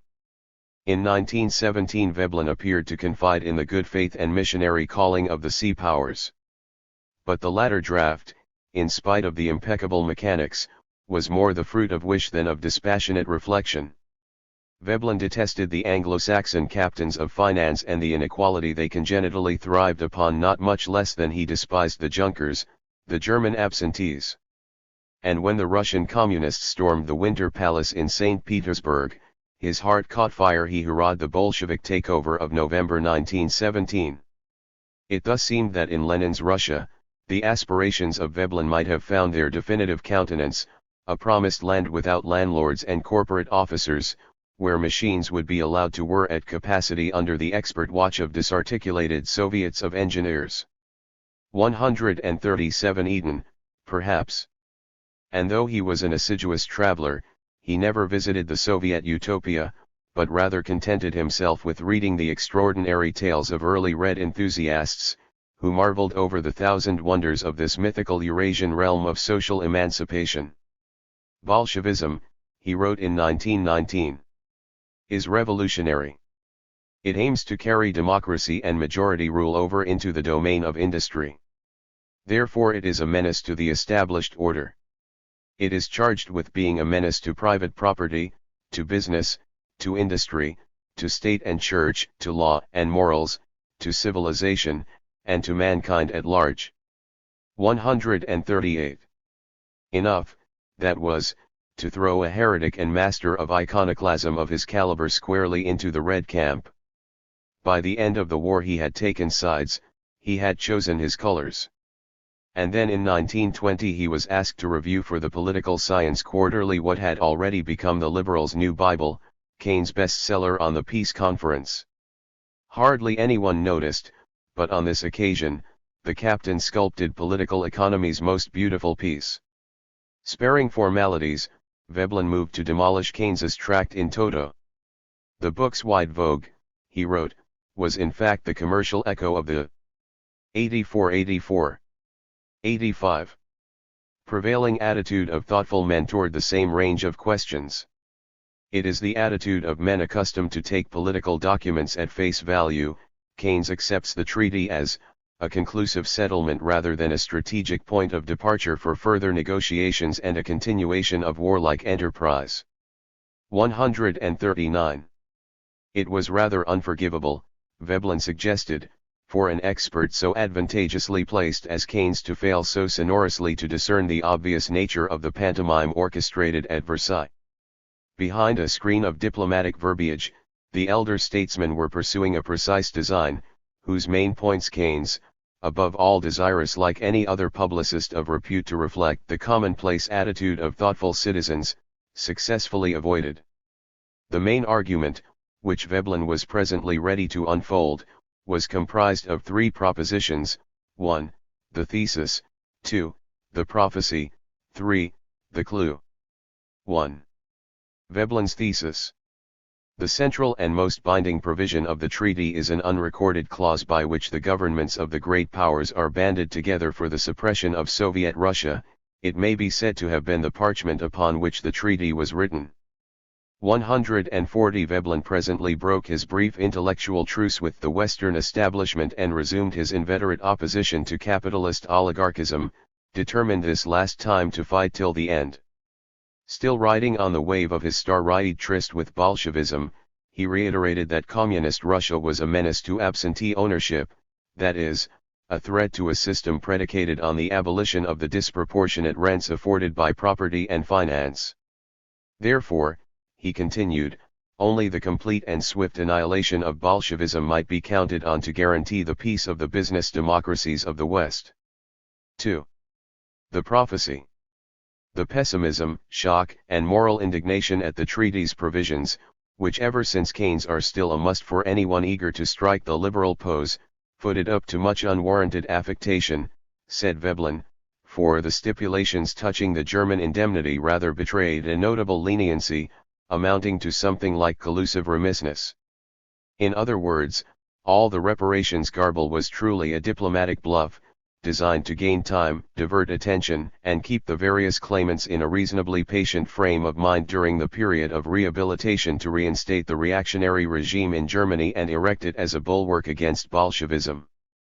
141. The contrivance thought out by the British delegates in Versailles not to fix the terms of the German tribute sought to flush a torrent of bargaining, counter-chaffering and indefinite further. 85. 86. Adjustments, in the swirl of which Germany must not be crippled in such a degree as would leave the imperial establishment materially weakened in its campaign against Bolshevism abroad and radicalism at home. 142. So the treaty was in essence an articulate trap by which the German upper class, the custodians of reaction, were to be left untouched, and thus uncured of the feudal disease, while the grief and resentment of the underclass, the proximate victims of the reparations bloodletting, was counted on to provide as much fodder for radicalism as the shelter Junkers required to re-establish a reactionary, anti-Bolshevik regime. 3. The clue. What gave the Allied plot away? On the basis of his 1917 recommendations, Veblen observed that the provisions of the treaty shrewdly avoid any measures that would involve confiscation of property. There is no reason, other than the reason of absentee ownership, he continued. Why the treaty should not have provided for a comprehensive repudiation of the German war debt, imperial, state, and municipal, with a view to diverting that much of German income to the benefit of those who suffered from German aggression. So also no other reason stood in the way of a comprehensive confiscation of German wealth, so far as that wealth is covered by securities and is therefore held by absentee owners, and there is no question as to the war guilt of these owners. 143. The levers of command of a modern democracy are not operated from its ministries, but from its financial network. The financial strength of a capitalist regime is crushed the moment its portfolios of securities, bonds, stocks, debentures, and cash and all like titles of ownership, are passed into foreign hands. Such critical confiscation, which would have sapped the tenure of the German absentee owners, was never effected under the terms of the treaty, and deliberately so. Thus the nature of Versailles diplomatic contrivances revealed that the statesmen of the victorious powers have taken sides with the war-guilty absentee owners of Germany against their underlying population. 144. From this it followed that all dispositions touching disarmament and indemnification were to be sabotaged behind a hustle and bustle of diplomatic trucking so prolonged and muddled as to disaffect the participation of the unknowing public. Hereafter it will be seen how Germany would begin to rearm in earnest with the secret cooperation of Russia as early as 1920, while, as a whole, her burden of reparations would have been, by 1932. See chapters 3 and 4. 86. 87. Very slight. 145. Indeed, Veblen concluded, the measures hitherto taken in the execution of this peace treaty's provisional terms throw something of an air of fantasy over Mr. Keynes's apprehensions on this head. 146. In sum, Veblen's thesis was, of course, wrong. One thing of which the liberal regimes of the West were never afraid was precisely Bolshevism, which they secretly nurtured since it took its baby steps in the spring of 1917.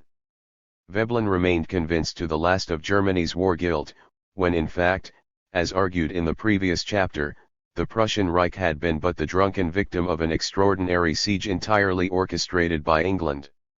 As to the clue, the fate of Germany's financial wealth, whose complicated shuffle in the international system would indeed set off the disastrous hyperinflation of 1923, followed a path more tortuous than Veblen could have foreseen in 1920, though his inference was on the mark. But as far as the conspiratorial dynamics of the treaty was concerned, Veblen was clairvoyant. He had made three considerations. 1. Germany was spiritually prone to a cyclical recrudescence of eerie fanaticism. 2. The sham of the reparations was designed to cause distress only among ordinary Germans. 3. The German dynastic absentees, that is, the true rulers, had been spared by the Allies any sort of punitive sanction. Therefore Veblen could deduce that the treaty concealed a complex manipulation of the German situation, a manipulation whereby a movement animated by truculent megalomania could be expected. 1. To exploit popular dissatisfaction by fomenting radicalism at home, and, 2. Eventually come to an understanding with the propertied and military elites under the sign of war. The attack would be suitably directed against the enemy of choice, Bolshevism. In brief, with the terminology of hindsight, Veblen's review divined the advent of Nazism as the conjured champion of the disgraced German masses, and as Europe's contrived anti-communist bastion. Versailles was an indescribable fabrication. Thus Veblen prophesied no less than, 1. The religious nature of Nazism, 2. The reactionary coming of the Hitlerites, and, 3. Operation Barbarossa, Germany's invasion of Russia of June 22, 1941, in his words, suppression of Soviet Russia, Germany, as a bulwark against Bolshevism, more than 20 years prior to the events. The treaty was no lamentable fumble, or, say, a disaster of the first rank.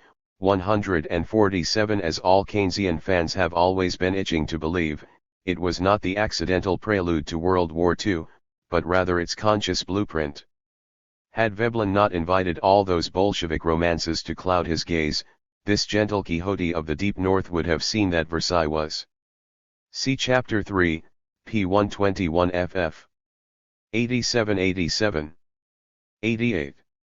Not aimed at Moscow, but at Germany herself, aimed, that is, at a colossal conflagration by which Germany, caught again between two fronts, could at long last be razed to the ground and sundered in two, right along the fault line, as she would be after World War II.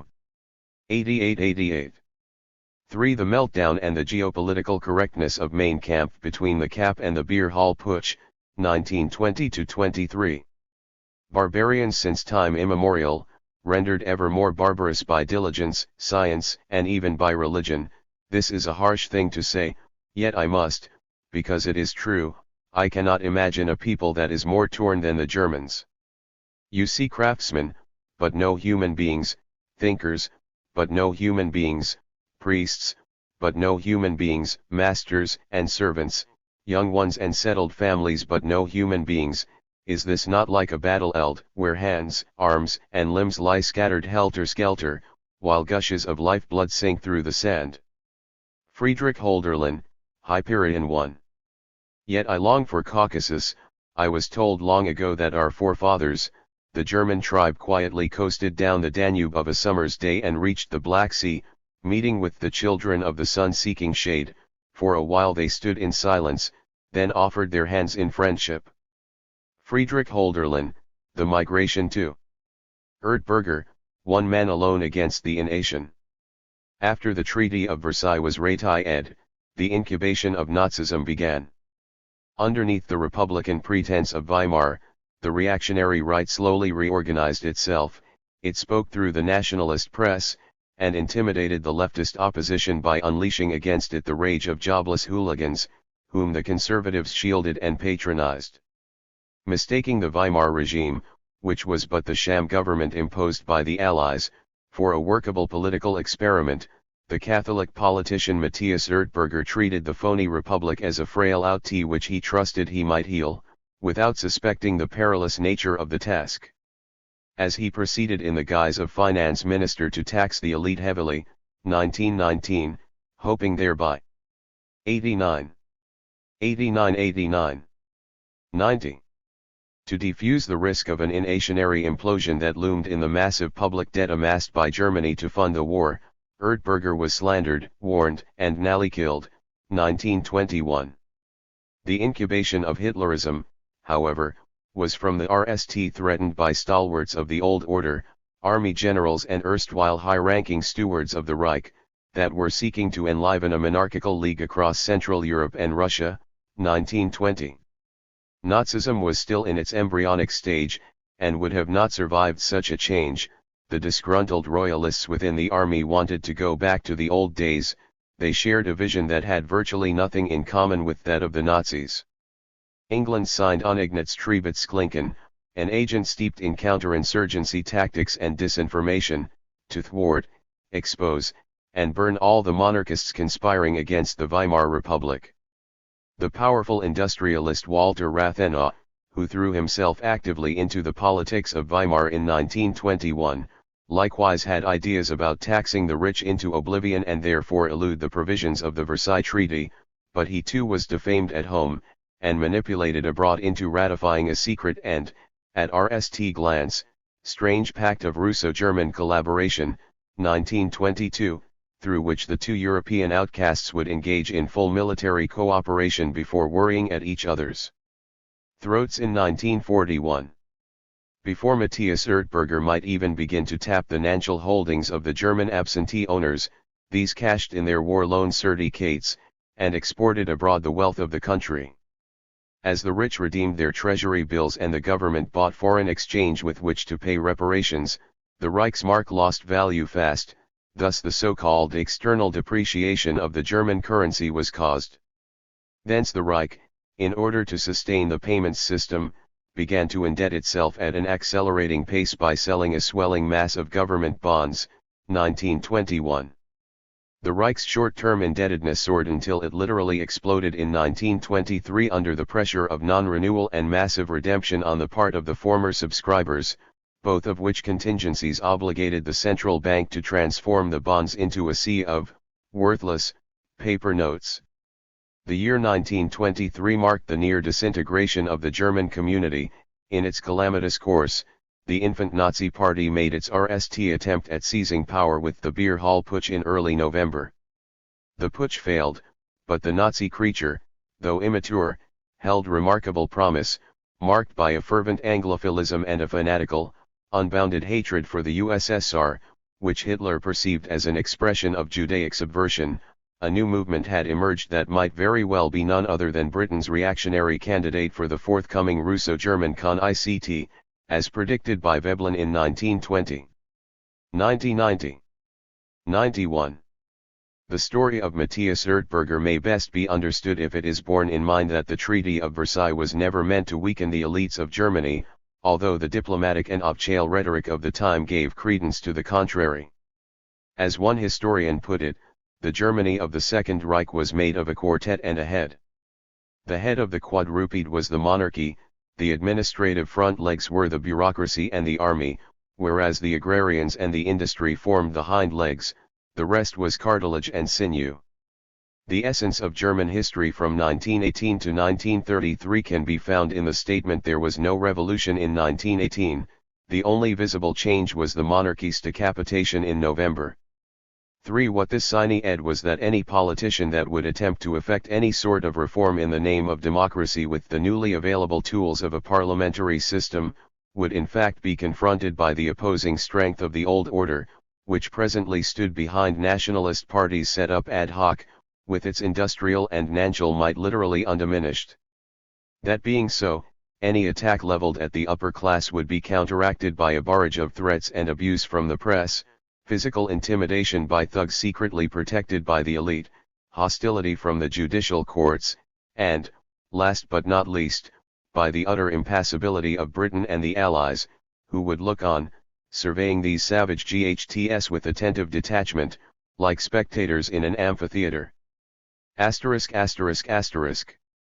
Ever since its unreal conclusion, it has often been the vogue among historians to look upon Weimar as an era of missed opportunities. There were really two Germanys. Germany had tried the way of Bismarck, now it was ready to try the way of Goethe. The Republic was born in defeat, lived in turmoil, and died in disaster. Still, the choice of Weimar was neither quixotic, nor arbitrary. For a time the Republic had a real chance. 4. It never did. The Republic was, as Veblen understood, damned from the start. The salient developments of Weimar's 15-year run-up to the Third Reich were but the pangs of Nazism's gestation.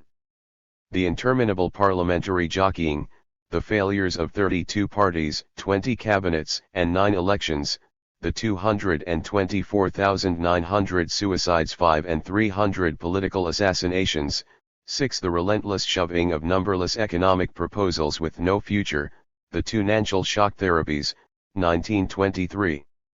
91-91, 92, and 1931, the literal inexistence of the Republic's statesmanship and the puppeteering of the Anglo-American clubs, the violence, the allegedly impotent cynicism of the Allies, the population's leaden pessimism, the hair-splittings and tortured compromises over the reparations, imaginary millions and billions, which all seem scarcely worth studying today. 7. All these are pieces of a chronicle captioning the rise of Hitlerism. The life cycle of Germany's sham republic may be divided into 3 periods. 8. The Weimar Republic was a laboratory for a social experiment. With the clauses of Versailles, Britain was waiting to resurrect from the rubble of the Wilhelmine Reich a political manifestation not unlike Prussian militarized conservatism, yet far more pure in its hostility, a German reactionary movement, without the cloying accoutrements of regality. That the operation was going to yield the hordes of the swastika, might not, possibly, have been forecast by the majority of the elder statesmen of the West. But the expectation of witnessing in post-war Germany the rebirth of a grassroots front, wrathful and vengeful, was hotly entertained from the outset. The Webelnian prophecy is proof of such anticipation. The Allies were playing a most dangerous game. In the helter-skelter aftermath of the failed revolution, the Germans, already sundered by the failure of all those policies of social insurance that Bismarck had introduced 3 decades earlier to pacify the proletarians, began to cannibalize one another immediately. November 1918 proved that Germany was incapable of revolution. The turmoil did not produce a single charismatic leader of the working masses. 9 After the generals were given carte blanche by the socialist leaders to suppress the haphazard and hardly menacing riots of 1919, few doubted that the warriors would wait long before turning against the Republic itself. No sooner did the war end than the forces of reaction fomented at home a climate of acrimonious antagonism. After the war, General Malcolm, head of the British mission in Germany, paid a visit to General Ludendorff, the reckless soldier who had come to govern Germany during the last 3 years of the war in the company of his elderly Duumber, General. The second and third periods will be dealt with in Chapter 4. 90-92. 93. Hindenburg, until he had been sacked by the Kaiser shortly before the surrender*, and as they sipped tea, the German tried to convey to his guest how deeply betrayed the General Staff had felt in 1918 by the weakness of the domestic front and the sailors' mutinies. Malcolm, seeking clarification, queried the ex-quartermaster, "Are you trying to tell me, General, that you were stabbed in the back?" Ludendorff's prominent blue eyes lit up at the phrase. "That's it," he shouted triumphantly. "They stabbed me in the back. They stabbed me in the back." 10 During his testimony to the Constitutional Assembly's Investigative Committee on the War in November 1919, the other half of Germany's former military tandem, General Hindenburg, the hero of the East that had smashed the Russian armies on the Masurian Lakes, would have coined this construction into the abiding slogan of reaction: "Because of the intentional mutilation of the EET and the army, our operation necessarily miscarried, the collapse was inevitable," an English general said with justice. The German army was stabbed in the back. 11A Stab in the back. It seemed plausible at the time. After all, the German army had not suffered a crushing rout. The Red agitation had been real enough. The Republic was Wilson's idea, and the Treaty of Versailles was to all Germans a revolting disgrace. Therefore, many reasoned, Weimar was but a travesty, and an odious one to boot, regarded with indifference, at best, or contempt. Weimar could ask nothing else of Germany. The Republic became a politician's affair, grey, tedious, and purposeless. Weimar's interminable list of stewards was a triumph of anonymity, all obliterated Gers, middling brasseurs d'affaires who took brief turns at the helm of a sinking ship swayed by external currents, which they could never resist. History, however, remembers 2 names, Matthias Erdberger and Walter Rathenau. Both men, though starkly different, were extraordinary expressions of the possible, protean creatures of such skill and exibility, intellectual and worldly, as to believe by an enormous sin of vanity that they could bend the world in whichever direction they listed. Each thought himself capable of altering the course of Germany's tragic destiny, and more concretely, of outwitting Britain at her own game by making Weimar a workable proposition. That is why history should remember them. Theirs was a gratuitous sacrifice, yet a revealing one as far as the Nazi gestation was concerned. Matthias Erdberger, a parliamentarian for the Catholic Zentrum of indomitable energy, began his career in the RST decade of the 20th. 94. Century by investigating aggressively the scandals of the empire's colonial policies, embezzlement, mistreatment of natives, inflated bills for government orders, and so on. His revelations in 1906 brought about the downfall of the director of the colonial administration, and of his young secretary, Karl Helfferich, who nonetheless would rise to great heights in German political life, and subsequently swear undying hatred for Erdberger. 12 Like most of his contemporaries, Erdberger appeared to be an embodiment of Germany's jarring duality, which Veblen unveiled at the time, namely the commixture of chauvinism and progressive aspirations. In the name of the possible, Erdberger resigned himself to the impossibility of winning the war. In 1914 he had clamored for con-ICT and demanded annexations. 2 years later he found himself seconding most actively by innumerable missions abroad a peace proposal initiated by the Vatican. When all efforts failed, undeterred, ever the partisan of feasibility, he lent himself to the scapegoating tactic of the generals, and brokered, as mentioned previously, both the armistice, November 1918, and the ratification of the Versailles Treaty, June 1919. The conservatives had so far turned Ertberger's vanity to account by making use of his prodigious art of the palliative, yet at heart they utterly despised his evolving appetite for practicable solutions, especially as these were now encroaching upon the national honor. Thus, of the so-called November criminals whom German reactionaries accused of having stabbed the nation in the back, Ertberger, blind to the consequences, had willingly and disingenuously become the symbol. After Versailles, a Democrat warned him, "Today we still need you, but in a few months, we will get rid of you." 13. This was an omen, but Ertberger confidently outed it. Since June 1919 Ertberger was aboard Weimar's second cabinet as finance minister. In his RST speech delivered the following month at the National Assembly in that capacity, he outlined Germany's present financial burden. By the end of the war, Germany had expended over 160 billion marks, this sum amounted roughly to twice her annual income at the end of 1918.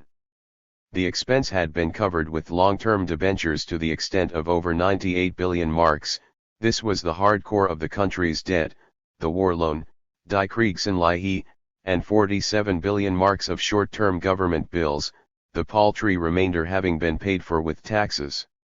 14. A war debt was a fair instance of the insanity of modern monetary systems. In this case, the German public was indebted to itself for an amount twice as large as its income, expended on resources entirely dissipated. Individuals held portfolios of financial titles corresponding to property pulverized in a lost engagement, and they called it wealth. They expected to receive interest on it for many years to come. As to who owed what to whom, Ertberger provided the details. Over 90% of all subscriptions to the war loan * were for modest amounts. This was the investment of the small people, they stood behind a quarter of the loan. This implied that the remaining 10% of the subscribers, 4 million out of 39 million investors, that is, the rich and super-rich, accounted for the 75 million marks left over, not to mention their quota of the short-term portion. 15 of these 4 million affiant investors, about half possessed another quarter of the Kriegsanleihe. Finally, this breakdown led to the individuation of Germany's richest, the absentee owners, 5% of the total claiming half the entire sum of the loan. Thus, sampling the war debt remed that there existed before and after the war an elite numbering roughly 3 million individuals that commanded over half the country's resources. 16. This was Germany's top out-of-sight class, which the architects of Versailles had taken pains to shield, and expected therefrom, in time, the financial encouragement of an anti-Bolshevik movement. In defense of the petty investors, Ertberger vowed a financial crusade aimed at safeguarding the regular remittance of interest, that is, the income of the securities, to their legitimate owners. In sum, there were 160 billion marks worth of securities, yielding a yearly burden of 10 billion marks per annum weighing on the state's budget. Now, the question was, who's going to pay the interest? As it customarily happened, it was out of the wages of the laborers and, to a degree, of the middle class that the government levied the taxes with which the country's rentiers, the coupon clippers, obtained their free stream of unearned income, what was otherwise called rent, that is, something for nothing. The pernicious repercussions of such a toll upon the German underclass prompted Veblen to recommend the unconditional repudiation of the war debt in its entirety, so as to curtail the sustenance of the German elite, and channel the amounts saved thereby to the reconstruction of the war-devastated areas. But the Allies, deliberately, would not touch the war loan, and Ertberger had an unconventional idea.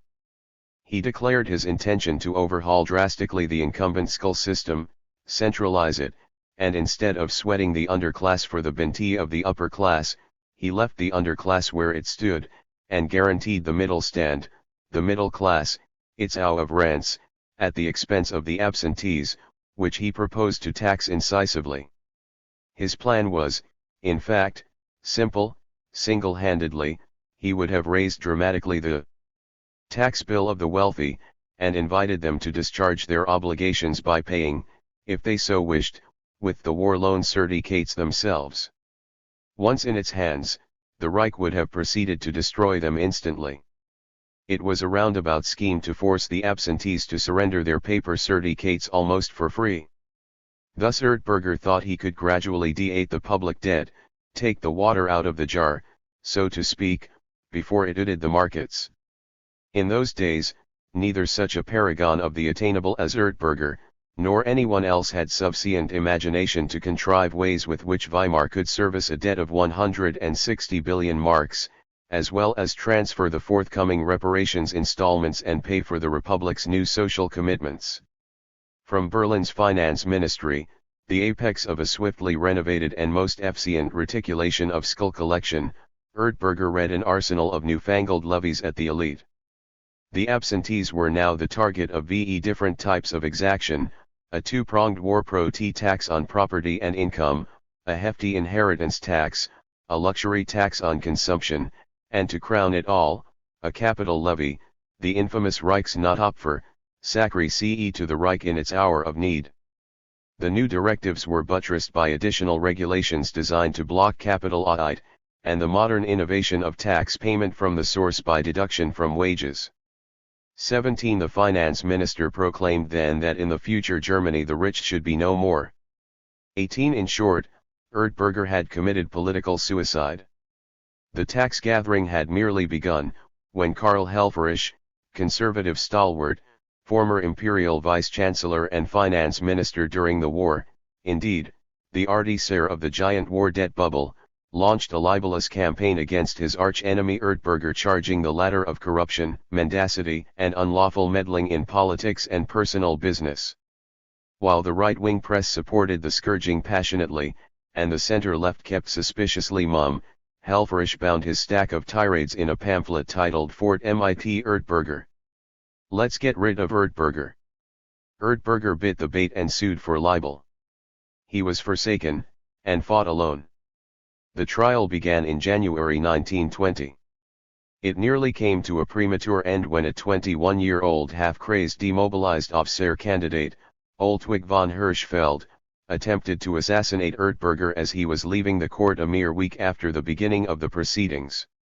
The RST bullet pierced the minister's shoulder, whereas the second, the lethal one read at the lungs, was deacted by the chain of his gold watch. After a few days, Erdberger was ready to resume the suit.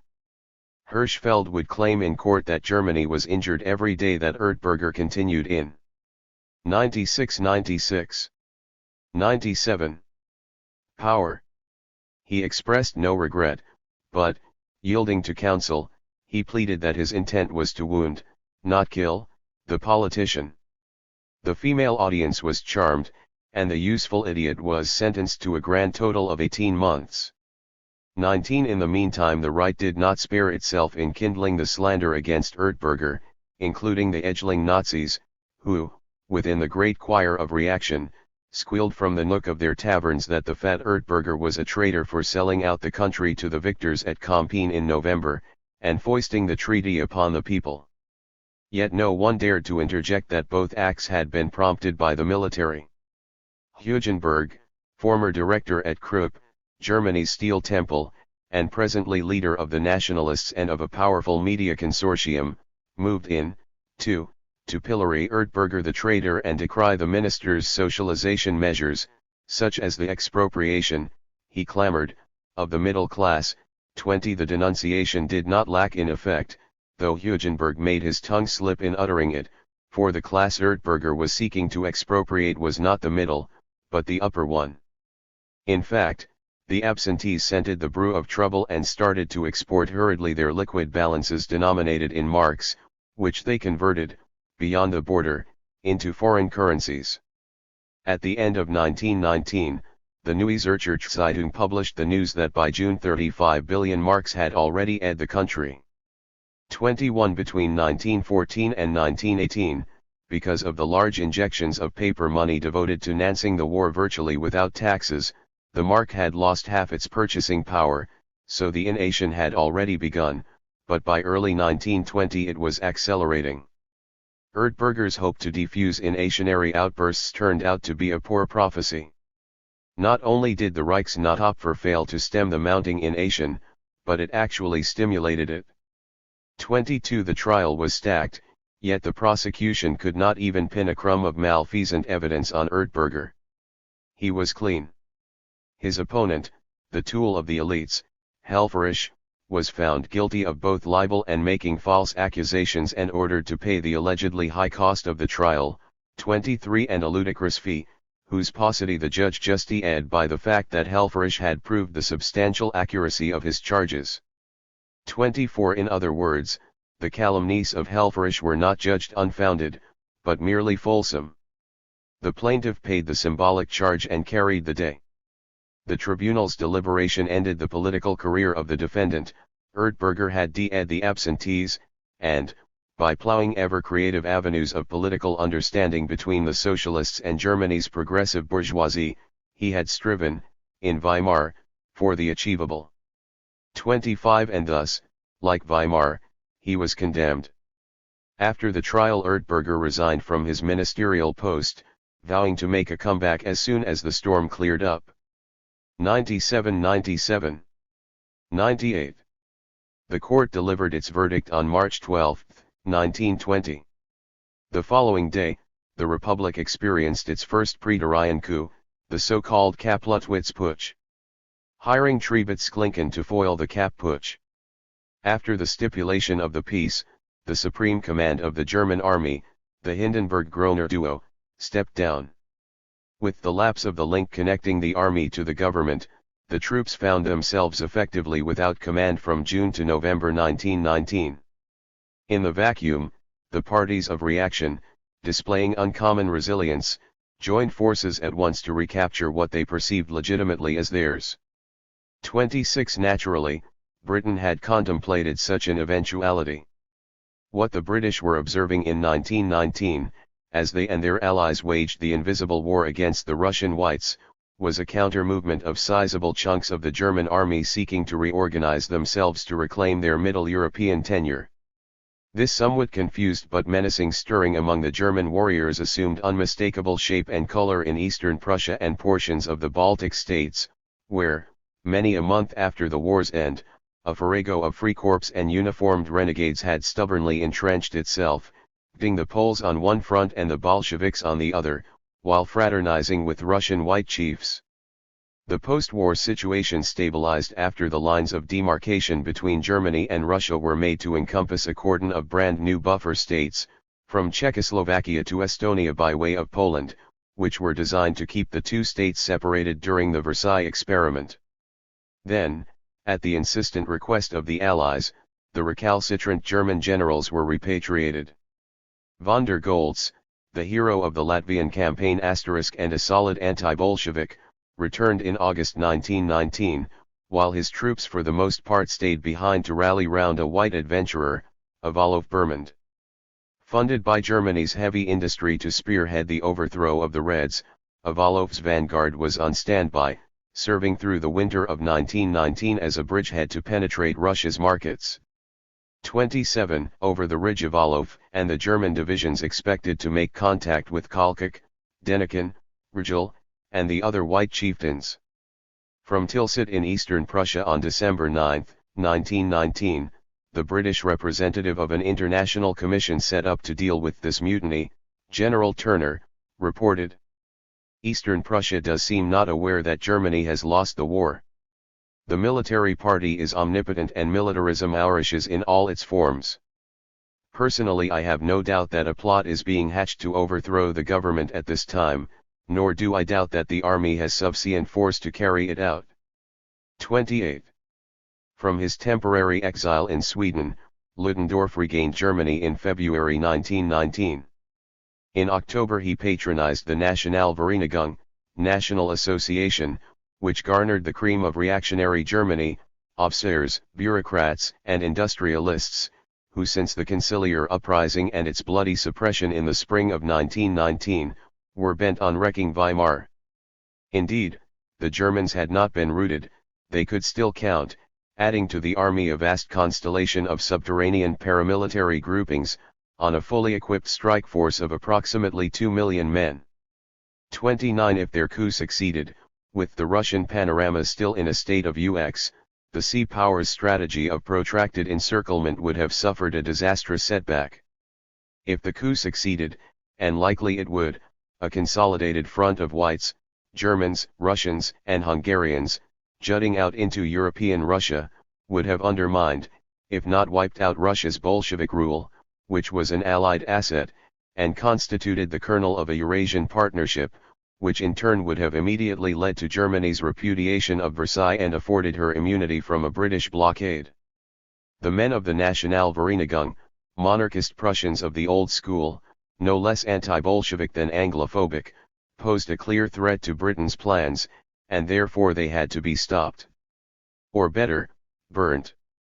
How Britain effectively deep-sixed the forthcoming coup of the German whites, another glorious masterpiece of intrigue of the history of the 20th century, remains something of a mystery to this day. But a string of elements gleaned from the known chronicles may afford a partial threading through this affair. On July 5, 1919, Ludendorff sent his former aide-de-camp Colonel Bauer to sound the British. Bauer, seemingly, laid out his cards on the table and queried the Chief of Staff of the British military government in Cologne, Colonel Ryan, whether Britain would welcome a stronger German government. Not a dictatorship, Bauer specified, but a resolute republic, which would brook no socialist unrest, make the country work, and thus honor its international obligations with punctuality and thoroughness. A republic, he concluded with a wink, which would end its most harmonious resolution in a constitutional monarchy, British style. 30. 99 100. Ryan sensed the bluff, he merely had to take Bauer for what he was, the emissary of a faction of staunch monarchists, who did not harbor the least inclination to bow to Versailles, and who had sworn revenge against Britain by seeking some form of entente with White Russia.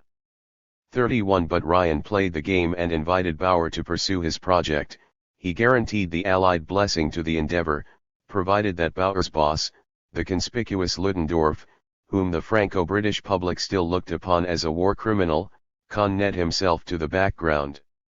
32 On the same day, a leading light of the reactionary cabal, Wolfgang Kapp, a former East Prussian officer in charge of agricultural affairs, and at the time an exponent of the nationalists, 33 felt the pulse of the Army Kommando Nord, northern detachment of the Reichswehr, and ran by its chief, General von Seeckt, the idea of tearing up the Treaty of Versailles and expelling by force the Poles from the Posen enclave. Seeckt was no friend of Poland, but he had no desire to plot, rashly, against the British. Kapp was temporarily rebuffed. 34 Meantime, in August, 1919, Officially discharged from a British prison a month previously, Trebest Lincoln arrived in Berlin. If there are, indeed, more things in heaven and earth than are dreamt of in our sorry materialist philosophy, Ignaz Trebest Lincoln is assuredly one of them. Hungarian by birth, in 1879 in Pax on the Danube, he watched his father, a petty merchant, go bankrupt at the end of the century. 35 He then stole a gold watch, and ed family and jailers by seeking shelter in the Barbican Mission for Jewish converts in London. There he pilfered the gold watch of his Anglican protector and returned to Hungary, which he abandoned immediately, and forever, as he found he was still wanted for the RST theft. He was 19. He then reached, by the skin of his teeth, Hamburg, where he converted to Christianity, Presbyterian. Disliking the stern life of the seminary, and ending no employ there, he embarked, with a German wife, en route to the Jewish mission in Montreal. In Canada, he passed to the Anglican camp, did not convert a soul, but was ordained a deacon nonetheless. To anglicize his surname, he appended Lincoln thereto. After 2 years, monetary strictures forced him back to Europe, to London, via Hamburg. In 1903, he found employment as a curate in Appledore, Kent, though he failed to become a priest. Lloyd George was allegedly seen attending a few of his sermons. 36 When Trebisc's father-in-law died, leaving the couple a small fortune, he forsook his clerical post at once and hunted for an aperture into politics. One of the portions of Germany ceded at Versailles to the new state of Poland. 100 1. Interviewed for a propagandist position in the temperance movement, anti-alcohol campaign, he was turned down, but on the occasion he stumbled upon the Cocoa King, chocolate entrepreneur Benjamin Rowntree, who was charmed by Trubisky and offered him employment as a private secretary. From 1909 to 1916, as Rowntree's retainer, he conducted social empirical research on the rural conditions of Northern Europe. Possibly, he joined a lodge at this time. 37 Boosted presumably by Lloyd George. 38 He then ran as the Liberal nominee for the district of Darlington in York. Winston Churchill, by letter, wished him success, so did Lloyd George. His frequent travels to the Balkan area attracted the curiosity of consuls and attaches of the Foreign Office. On a free trade platform, Trubisky won, sensationally, by 30 votes over the incumbent Conservative opponent. The improbable MP did not last beyond 2 speeches, as shady business left him insolvent and without the Liberals' endorsement. Like Parvis Helphand a decade earlier, he descended to the Balkans in search of easy money. He promoted oil undertakings, did with expensive American equipment acquired heaven knows how, but unlike his brother in conspiracy, Helphand, Trubisky failed his hand at business. At the outbreak of World War I, he was back in London and offered to spy for British intelligence as a censor of Hungarian and Romanian correspondence at the War Office and Post Office. 39 At this juncture the record becomes misty. It bifurcates into cautious yet terse archival collages on the one hand, and the vibrant narratives of dazzled raconteurs on the other, which the scribes of the former school dismiss altogether as entertaining absurdities.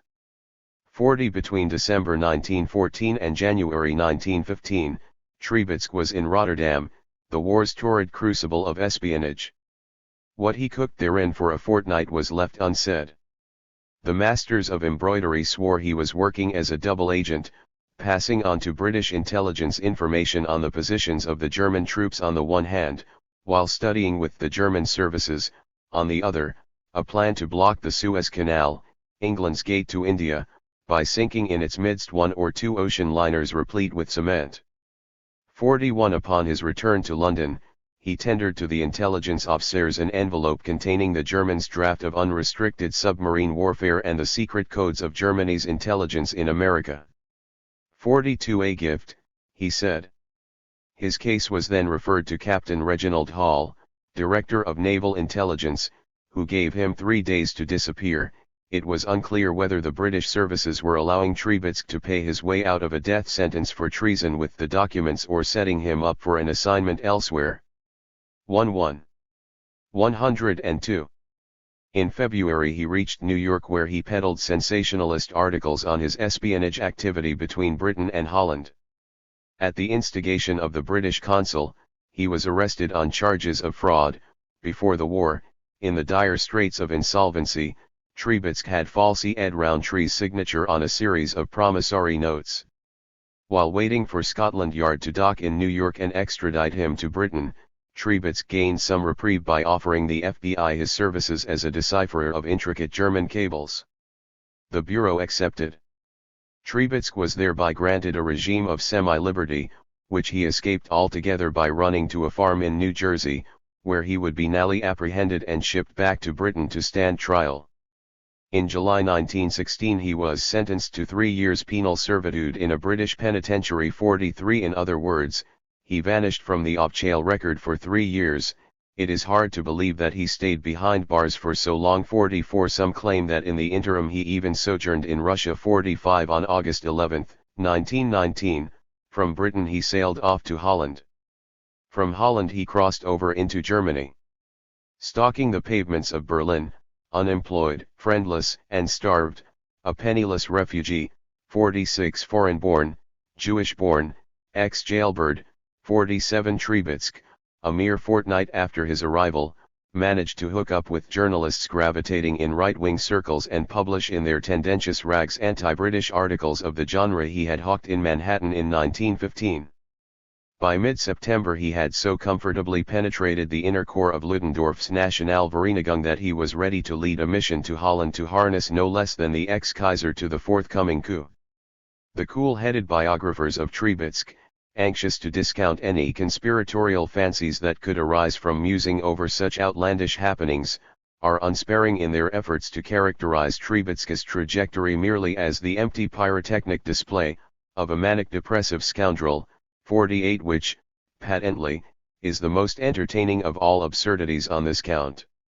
Neither a spy 49 nor an impostor, Triebitzky in all likelihood was, like Parvus, one of those specialists yet in the art of subversion, who were part of a wider network of mercenaries fascinated in one form or another by the ways of power.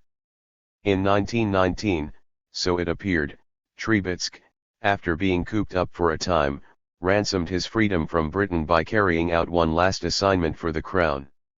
From the outset, isolated voices within Germany's right cried wolf, denouncing Triebitzky as an agent provocateur of Britain, dispatched to Berlin to sink the anti-republican enterprise. For instance, Helfferich's, Erdberger's foe and allegedly former Admiral Tirpitz, the father of the 102, 103 submarine sink-at-sight program, walked out of the game as soon as they were apprised of Triebitzky's involvement. 50 Yet by October, Triebitzky had Colonel Bauer completely in his grasp, and would work thenceforth as his closest collaborator. The mission in Holland to lure the ex-Kaiser and the Crown Prince failed. Wilhelm and his son, possibly advised by their residential counselors, refused, so as not to compromise themselves more than they already had, to see this strange adventurer who was inviting them to march at the front of a monarchist coup. Apparently, they wanted no more truck with power. Spun by the undaunted Triebitzky, the intrigue suddenly took a swerving turn towards the east. Soviet Russia became involved. The adventurer from Pax seemed to have talked the German conspirators into trucking with the Bolsheviks, as an insurance policy in view of an eventual defeat of the Russian Whites. In November 1919, the Soviets had de facto two representatives in Berlin.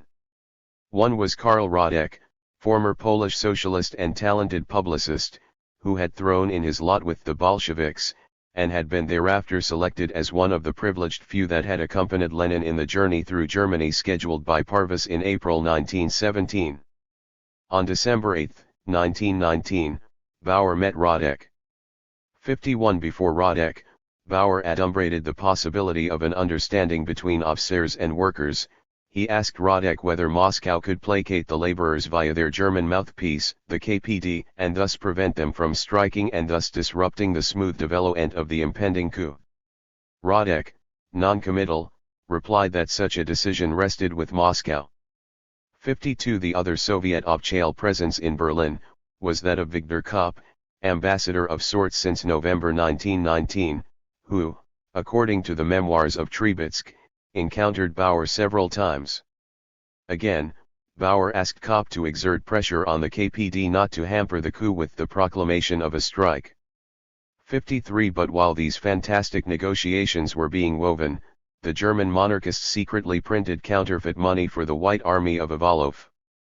54 In 1920 the pace of events accelerated. On January 10 the Versailles Treaty went in force. The Allied note demanding that Germany hand over the war criminals, Articles 227-30 of the peace treaty, exploded like a bomb on February 3.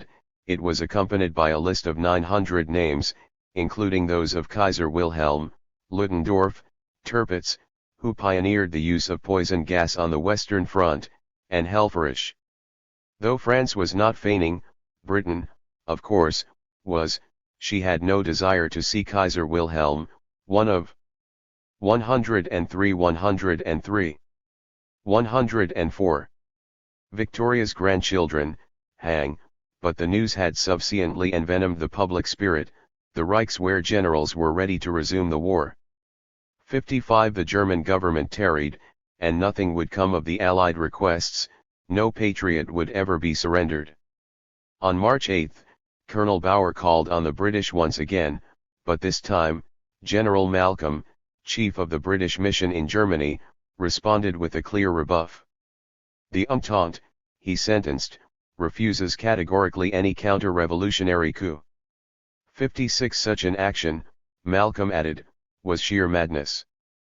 57 On March 10, the commander of the Berlin detachment of the Reichswehr, General von Luttwitz, refusing to comply with the injunction to reduce the army by 200,000 by April 10, aggressed the cabinet enjoining it to resign, revoke the disbandment order, call for new elections, and allow the formation of a cabinet of nonpartisan technocrats. His demands were rejected. President Ebert ordered Luttwitz to give way and go into retirement at once. On March 12, Erdberger was politically niched, and on March 13, the Erhard Brigade, the jewel in the crown of the Free Corps, marched into Berlin. The coup had begun. It would last exactly 100 hours, from March 13 to March 17, 1920. The ex-bureaucrat Wolfgang Kapp and the dastardly von Luttwitz fronted the putsch. Triebitzky had taken over the post of press chief. All the while, the meanest of the mean poured through the chic arteries of the capital. Free Corps troops mingled with the Baltikums, the veterans of the Baltic GHTS, identifiable by the white gamma cross adorning their helmet. They could be heard singing, Hakenkreuz am Stahlhelm, Schwarz-Weiß Rotsband, Die Brigade Erhard werden wir genannt, swastika on helmet, black, white, and red brassard. The Erhard Brigade is what we are called. 58. They are young, green young for the most part. They display the grimy countenance of men who have long campaigned. They are swift and supple, drilled. Beautiful soldiers, they examine the riches and occasionally the landmarks of the great city with a curiosity laced with savage covetousness. The Gauls must have been like this on the RST hours of the conquest of Rome. 59. Germany was torn, east and north were with Kapp, whereas the south and west, excepting Bavaria, seemed loyal to the Republic, or resolved to stay neutral. The army, however, was silent and on the lookout. Von Seeckt, since November 1919 chief of the Army Command, the reconstituted and 104 104. 105.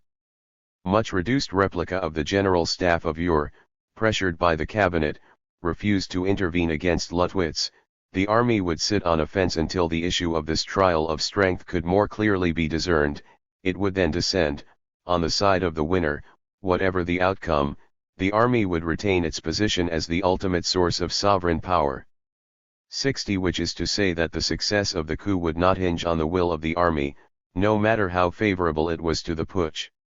In principle, three were the parties whose endorsement the putsch needed to succeed: the army, labor, and banking. The RST, as proven by Seeck's temporizing, had been virtually won over. The second, in spite of Colonel Bauer's anxiety, was in fact irrelevant. It has often been claimed that the Kapp putsch was moved in the general paralysis created by the Union's courageous call to strike in Berlin. But that was not the case. The strike was set in train haltingly, as the coup was struck on a Saturday.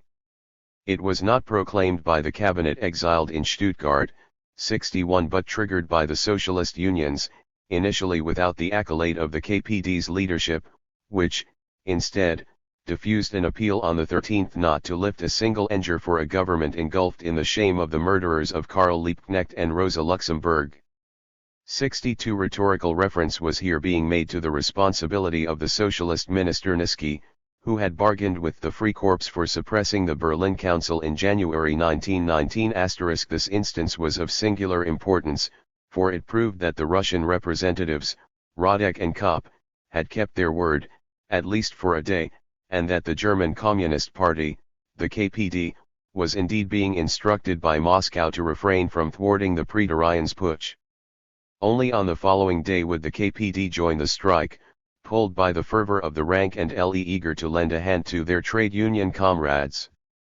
63. The initial abstention of the KPD was all the more striking as the officer directly responsible for the assassination of Liebknecht and Luxemburg in 1919, Captain Waldemar Pabst, was himself one of Kapp's putschists. The strike gathered steam only after March 15, on Monday, when the coup had already failed. In fact, the true protagonists of the putsch, the soldiers, did not in the least suffer from the faltering interruption of public services. Shops and telephone lines were unaffected, while the strike was indeed in risk of misring, as distress was mostly felt in the working-class neighborhoods, which could not avail themselves of any kind of technical assistance. 64. 105 105. 106. General van der Goltz, in putschist outie, ordered to shoot at the picketers, but his order was disobeyed, for the match had been settled elsewhere, and it was now over. The fate of the putsch was decided in the halls of the Reichsbank. On Sunday, March 14, Rudolf Havenstein, the governor of the central bank, received emissaries of the putschists, who addressed him with a request for money with which to pay the troops drafted on a mere piece of paper undersigned by Kapp. Havenstein, with protocolar punctiliousness, responded that withdrawals could only be effected by means of special checks, which were in possession of the chancellery. And, almost derisively, the governor added that the bank did no business on Sundays. The envoys politely retired, and reappeared the next morning with the checks regularly signed by Kapp.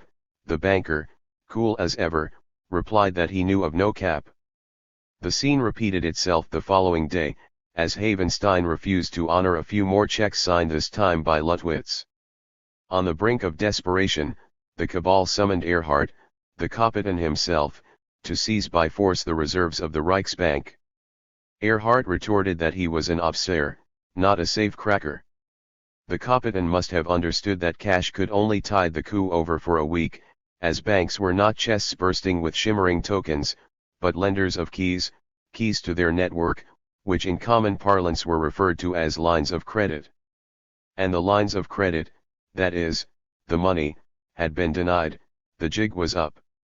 By the 17th, all had ed. Kapp had taken a plane to Sweden, Luttwitz had gone into hiding in Hungary, Erhard, Ludendorff and several other Free Corps commanders had run south, to Munich. Triebitzky was among the last of the conspirators to leave the Reich Chancellery building. 65. On March 17, an old warplane owned out of Munich by the former Ace-Cream had just landed on a Berlin Air Eld, carrying Dietrich Eckart and his assistant Adolf Hitler, who had been sent by Captain Mayer to instruct Wolfgang Kapp on the situation in Bavaria. 66. As Hitler alighted, a man rushed in his direction and shouted at him, "Beat it! Luttwitz is nicht, the Reds have taken over the city." 67. Allegedly, the man was Triebitzky. According to another source, in the disarray of the last hours, Eckart and Hitler reached the Chancellery, where they caught a glimpse of Triebitzky climbing up the stairs. Eckart was supposed to have said, "Come on, Adolf, we have no further business here." 68. With false identikation supplied by the legate of the Soviet embassy, Victor Kopp, Triebitzky and Bauer abandoned Berlin. 69. The insurrection sparked by the general strike across Germany, especially in the Ruhr, and subsequently repressed by the Reichswehr battalions all through the spring. 106 106. 107. Caused about 3,000 deaths, and proved once again that proletarian uprisings in Germany, however truculent, never posed a serious threat. In Bavaria, events had taken the opposite course.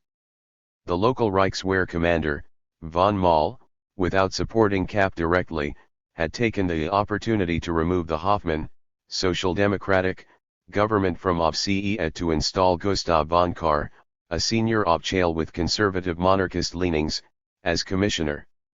70. Thus in Munich, unlike in Berlin, the officers had managed not to alienate the party of Nantes and industry. Had the Kappists proceeded likewise in Berlin, so thought historian Arthur Rosenberg, the coup would have succeeded.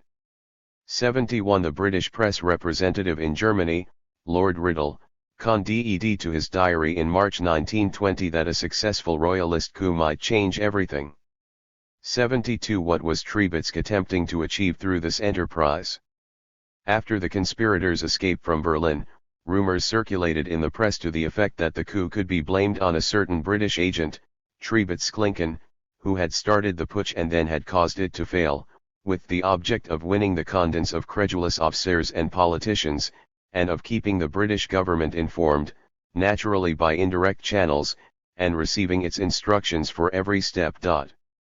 73 The surmise of an imaginative journalist from Berlin, otherwise discarded by Lincoln's biographers as yet another absurd conjecture, held, however, more promise than the opposite contention, namely that Trubetsk had thrown himself body and soul in the coup for the sake of his putative megalomaniacal thirst. Though we may reasonably assume that Trubetsk was indeed hired to make the putsch fail, we do not know exactly how he did it. 74 The documentary evidence is too thin, although there is every warrant in the presumption that the true paralysis created at the center of the Reich in mid-March 1920 issued not from the strikers, but from Trubetsk's improvised press-office. He disseminated, solo or in concert is impossible to tell, an avalanche of false, incendiary, and contradictory information in a cross-pattern of unfathomable complexity. At least 3 of such key messages seem to originate from him. 1. To the political left. On April 18, 1920, the press organ of the KPD, Die Rote Fahne, the Red Flag, revealed that the adventurer Trubetsk, the true political mind of the Ludendorff-Bauer Consortium, had declared to a trustworthy source that the Kapists were looking forward to provoking the working classes to launch a putsch of their own, which would be drowned in blood. 75. 1. 108.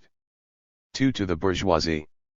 Starting on March 17, the Frankfurter Zeitung, the voice of Nantes and heavy industry, which for the past 3 days had in an odd turn of phrase called for open resistance against Cap and foreign imperialism. 76, who was the foreigner, diffused a series of communiques, according to which von Luttwitz himself, Colonel Bauer, and Captain Pabst had conducted negotiations with the independent socialists aimed at guaranteeing the Balticum support to the communists for the establishment of a Council's Republic.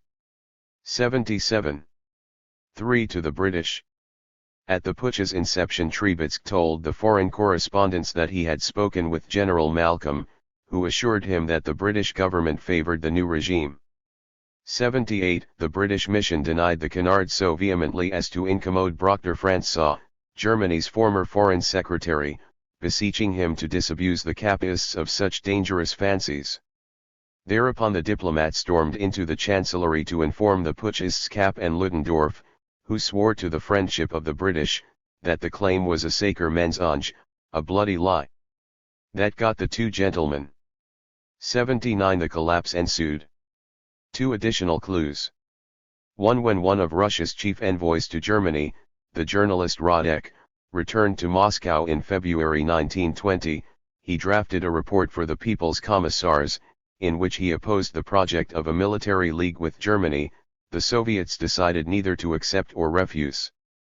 On March 3, however, Reich was heard on the radio conciliating, "We think that now capitalist countries can exist alongside a proletarian state."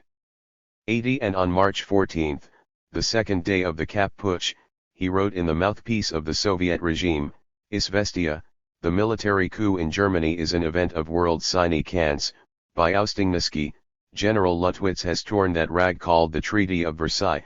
As long as this regime lasts we are ready to live in peace with it, though we expect its imminent end."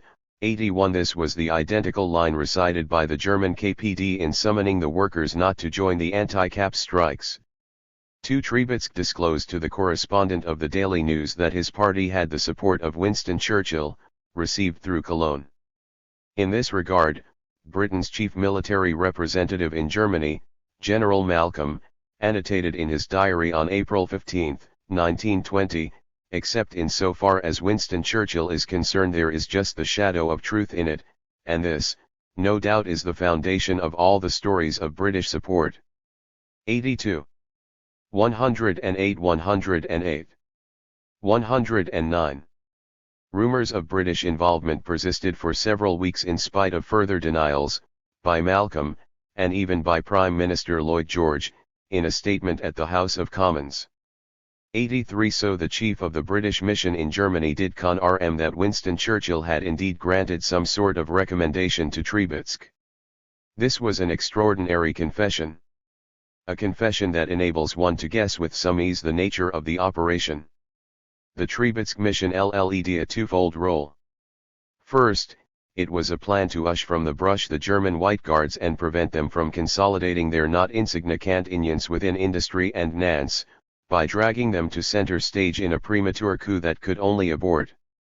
Trubetsk must have presented exceptional credentials to the generals for being taken in so fast and so deeply within the conspiracy, amongst these a solid connection to the British. This was the link to Churchill, which Malcolm authenticated, and which explained the stubborn conviction of Kapp, Bauer, and Ludendorff that their position was always secure from that angle. At this time, Churchill served officially as Air Minister, though he acted, thought, and breathed for Britain's secret intelligence, with which since 1909 he had sealed an indissoluble bond that would govern the rest of his life.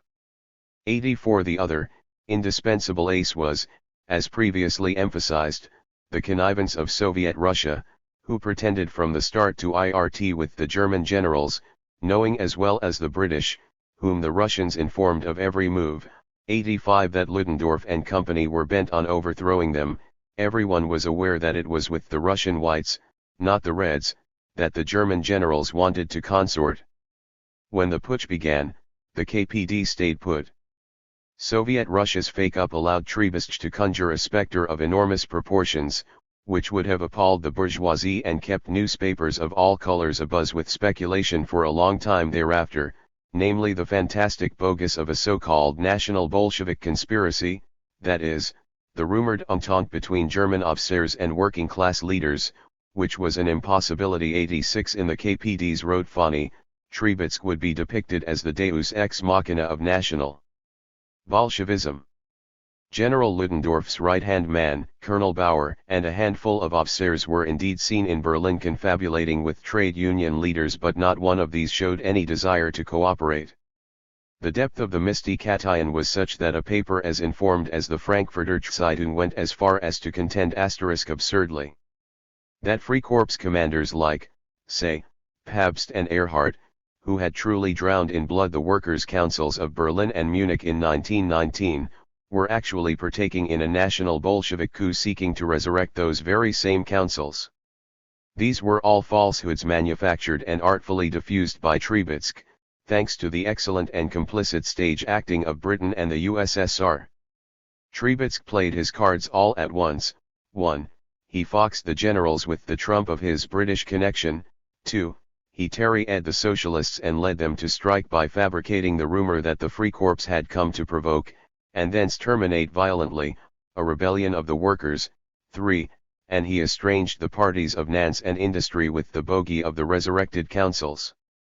2nd, the miscarriage of the Kapp putsch was a spectacular dress rehearsal of the scheme performed 20 years later to deceive Hitler prior to the attack against Russia *, which consisted in splitting the British power base into two virtually opposed factions, that is, Churchill versus Malcolm, and employing some means, in this case Trubetsk, to make the opponent believe that the faction allegedly supporting him was the stronger one. After the storm, Berlin's chief of police, Richter, was at a loss to read the conspirators' mind. Either they belong to the asylum, he reacted, or they have been deceived deceivers. 87 But the European adventure of Trubetsk was not yet over. Undeterred, the putsch survivors gathered in Munich to revive a drawn-out scheme for monarchical coups in Austria, Hungary, Czechoslovakia, and Germany, and for a subsequent march on Russia by forces of these countries assisted by White Russians and former prisoners of war.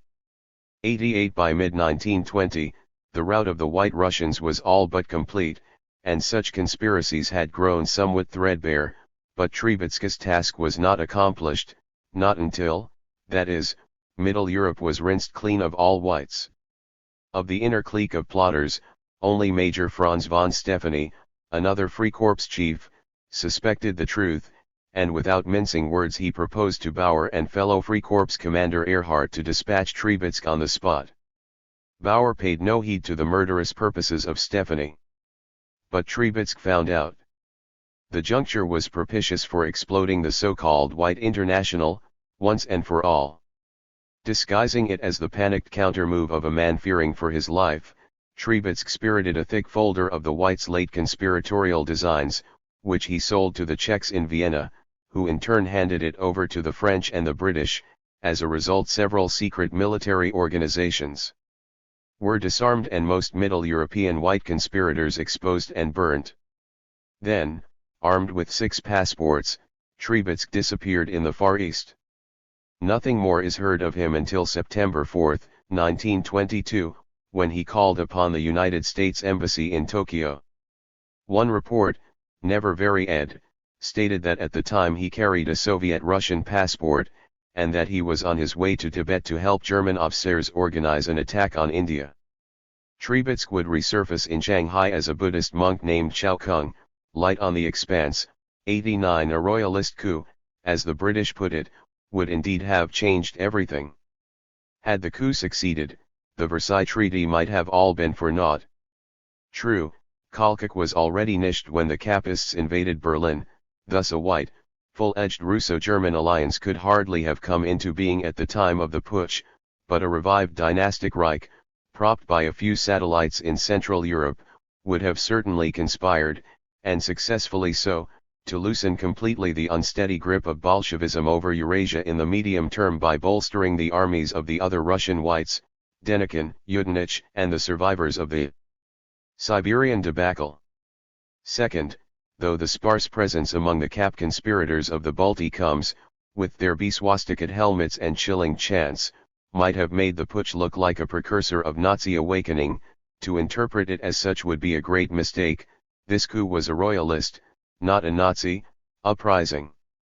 Kapp, Ludendorff, and associates had nothing to share with the resurfaced racialist cult of underground Germany, which would later rally round the gifted personality of Hitler, the eventuality that Veblen had scented in 1915. Had the generals had their way in 1920, they would have re-established a pale copy of the Wilhelmine order, and this would have thrown a wrench in the British works. It would have thrown the Nazi incubation out of kilter. Thus, all in all, Trubetsk fulfilled his assignment splendidly. He burnt the European whites at the critical time when these could have helped to reverse the fate of the Russian Civil War, and repudiated Weimar, with its mock parliamentarism, reparations, chronic social strife, and built-in devices for incubating the enemy of tomorrow. Trubetsk had been a midwife to Nazism. On March 31, 1920, virtually on the morrow of the Kapp putsch, Hitler was officially discharged from the army, and would from then on devote himself exclusively to politics. He set out to rebuild the party, which was so broke that it did not even have a rubber stamp, 90 by changing its name to the National Socialist Workers' Party of Germany, NSDAP. By February of the following year he had eclipsed all other personalities within his burgeoning movement, and risen as its leader and unchallenged propagandist. In August 1921, preparing for the clash against communist and socialist militias, he assembled the nucleus of the SA, Sturmabteilung, Shock Division, also known as the Brown Shirts, which he disguised under the charter of an athletic association. While the SA were being did, Matthias Ertberger spent a holiday in the Black Forest of Baden before his return to politics, which he had announced in June at a meeting of his party, the Catholic Centre Party, the Zentrum. He intimately trusted that he would become chancellor soon. On his walk up to the Neben mountain on August 26, 1921, accompanied by a friend, he was accosted by 2 youths, who crippled him with bullets and niched him off at close range as he crawled to seek shelter behind a pine tree. The police had warned him repeatedly of a possible attack. No tears were shed. The conservative press wrote that, a man like Ertberger, was a standing menace so long as he was alive. 91 The killers, 2 young officers by the names of Heinrich Tillersen and Heinrich Schulz, fled to Hungary, aided by certain nationalist elements within the Bavarian police. Hitler's shock troops were put to the test in November 1921 in the RST of a lengthy sequence of bloody tavern brawls with socialist and communist workers. SA commander Rudolf Hess proved his mettle. In May 1921, the London schedule for the war reparations was nally disclosed. Germany presently owed the Allies a total sum of 132 billion marks, $34 billion. The Germans were, unsurprisingly, outraged. In June, the country went to the election booths, and the vote swung unmistakably to the right, no less unsurprisingly, the SPD, and with it the Republic, had pleased no one. Now the leadership was made of a coalition of the center with the Democratic Party. There began the so-called Erfüllungspolitik, the policy of fulfillment. The government declared that Germany would do its best to comply with Allied demands. Walter Rathenau, the reluctant victim of the Russo-German Pact. Walter Rathenau was, despite the progressive if not revolutionary nature of his late social visions, one of those diehards of yesterday's world, a late captain of industry longing to become a utopian king. He came to symbolize the spiritual disarray of Germany, a country unhinged by the war, and incapable of mastering the consequences. Resolved after the defeat to commit seriously to politics, Rathenau, as Reich Minister. 112 112. 113. Would try to reason with the Allies on the subject of reparations and foreign policy, the keystones of the British conspiracy. Though honest and well-intentioned, he, like Erdberger before him, would do so with a conceit and presumption such that all he would be able to procure for Germany and himself was a death sentence from the right-wing clans. His was but one of many remarkable German tragedies of the era, an exceptionally gifted individual who refused to acknowledge the devilish entr'ent into which the British had fitted Germany after the war. He refused to own that he was in fact attempting to do politics in a cage, and that no amount of maneuvering, however brilliantly conceived, could dissolve those constraints. Not even a man of his stature, in fact, would be able to achieve a single task of all those he had set out to accomplish, and his conspicuous political impotence culminated in the reluctant acquiescence to the 1922 deal between Russia and Germany, a semi-secret military cooperation that would pave the way for Germany's Marshall rehabilitation, and would last, unbelievably, 2 decades, until the very last days preceding Barbarossa, in June 1941.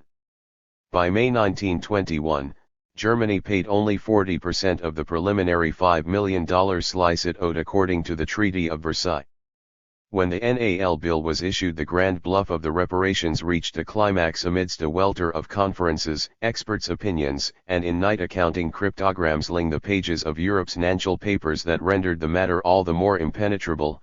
Of the $132 billion, $82 billion was packaged as bond issues to be honored in the foreseeable future, which is to say that they were set aside and forgotten. The extra ciphers had been thrown in for mere sensational display. That meant that Germany was to pay the other $50 billion at a rate of $2.5 billion a year in interest and $0.5 billion a year to reduce the total debt. 92. An annual tranche of the debt amounted to around 5.8% of Germany's 1921 GDP, or about 40% of the country's foreign obligations per annum. 93. To remit that much in gold or foreign exchange seemed unthinkable. 94. Could Germany pay? She could if, 1. the Reich scored a perennial budget surplus, or, 2. if she sold abroad more than she bought from foreigners. A surplus on the foreign accounts would afford pools of foreign currencies, which would be then remitted to the enemies of yesterday. The scheme would in fact amount to sending gifts abroad, exporting gratis. Because of her immense war debt, and because of the Allies' steely resolve to impede Germany's competing on the world markets, neither condition was satisfied. 95. As proven by the murder of Erdberger, German absentees resisted taxation, and the French, themselves indebted to Britain and America, refused to be paid the reparations in the only form in which they could have been remitted, that is, through acceptance of German goods and services. To cap it all, Britain placed a 26% tax on all imports from Germany. Thus everybody knew, as Veblen had presumed, that Germany could not, and thus would not pay. So, Germany found herself beholden to France, and Britain, France to Britain, and Britain to America, The United States was therefore saddled with the unattractive role of the soulless national taskmaster. Not a single encounter at the top on the subject of reparations would end without a choral entreaty to the American representatives to cancel the inter-Allied debt. And not one would end without their sadistic refusal. 96 As all blamed the Americans for the deadlock, the latter bounced the issue back to the British, who blamed the French, who again blamed the Germans. And so on.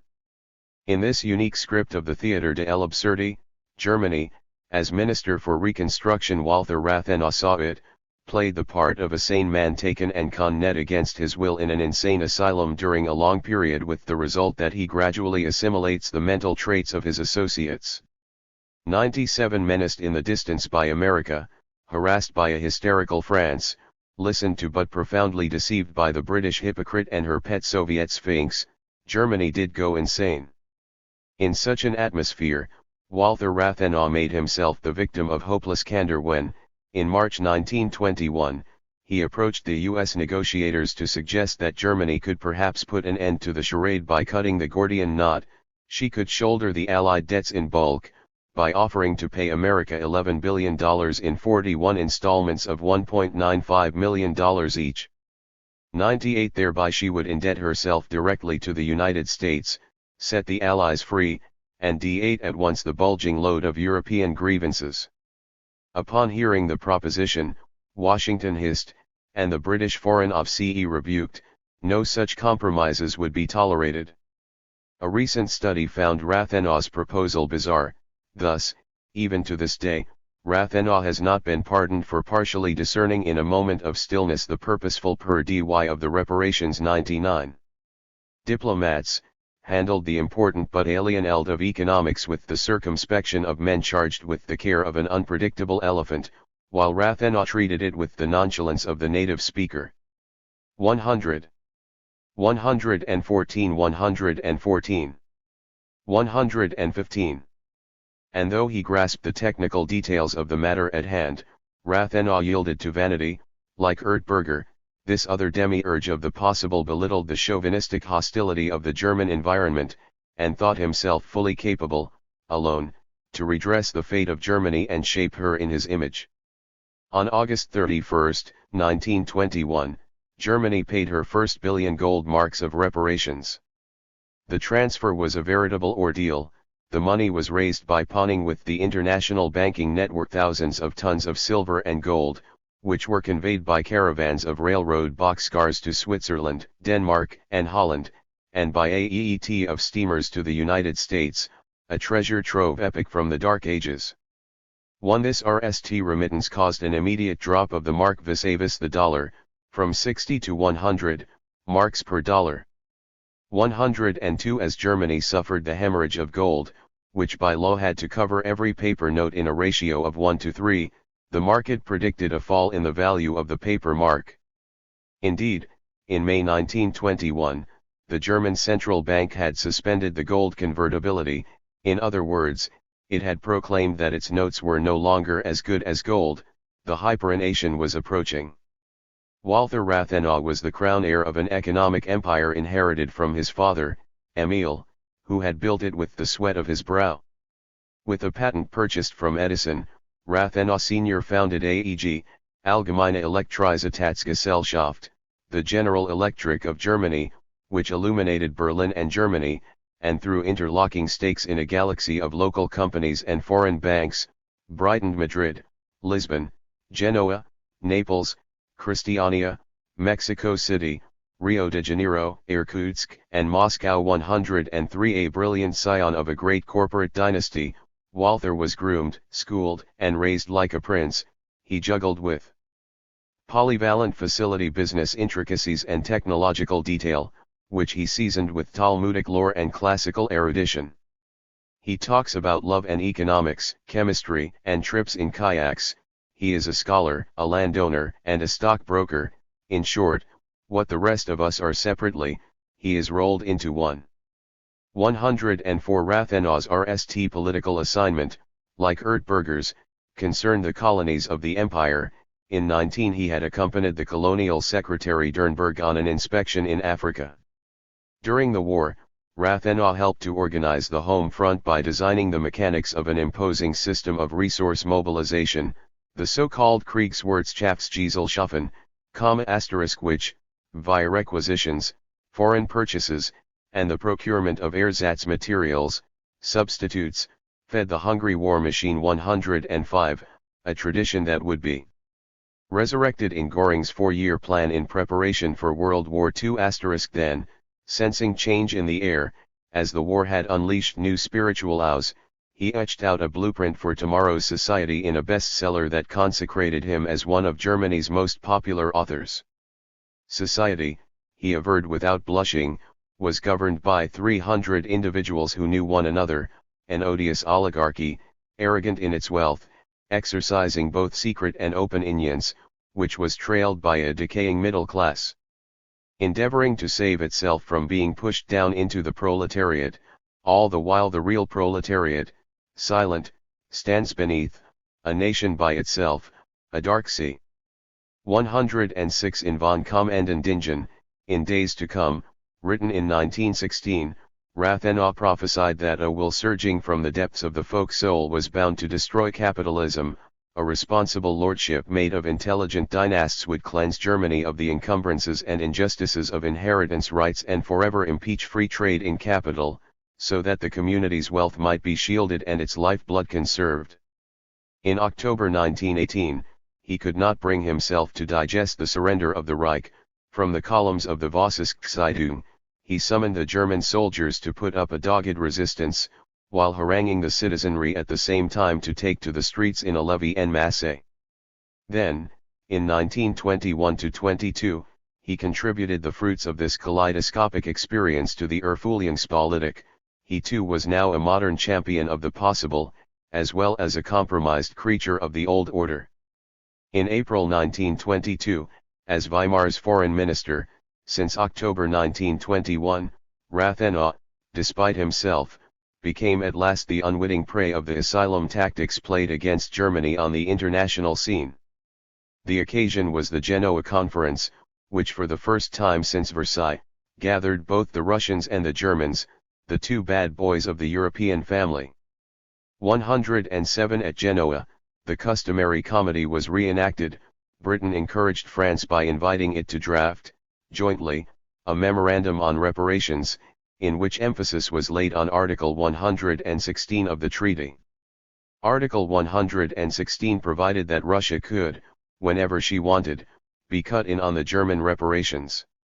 108 The gambit whetted France's appetite in that she believed that she was offered yet another weapon with which Germany might be further excruciated, and that was by offering Russia an economic partnership to be funded not by France herself, but by an additional amputation of Germany's wealth.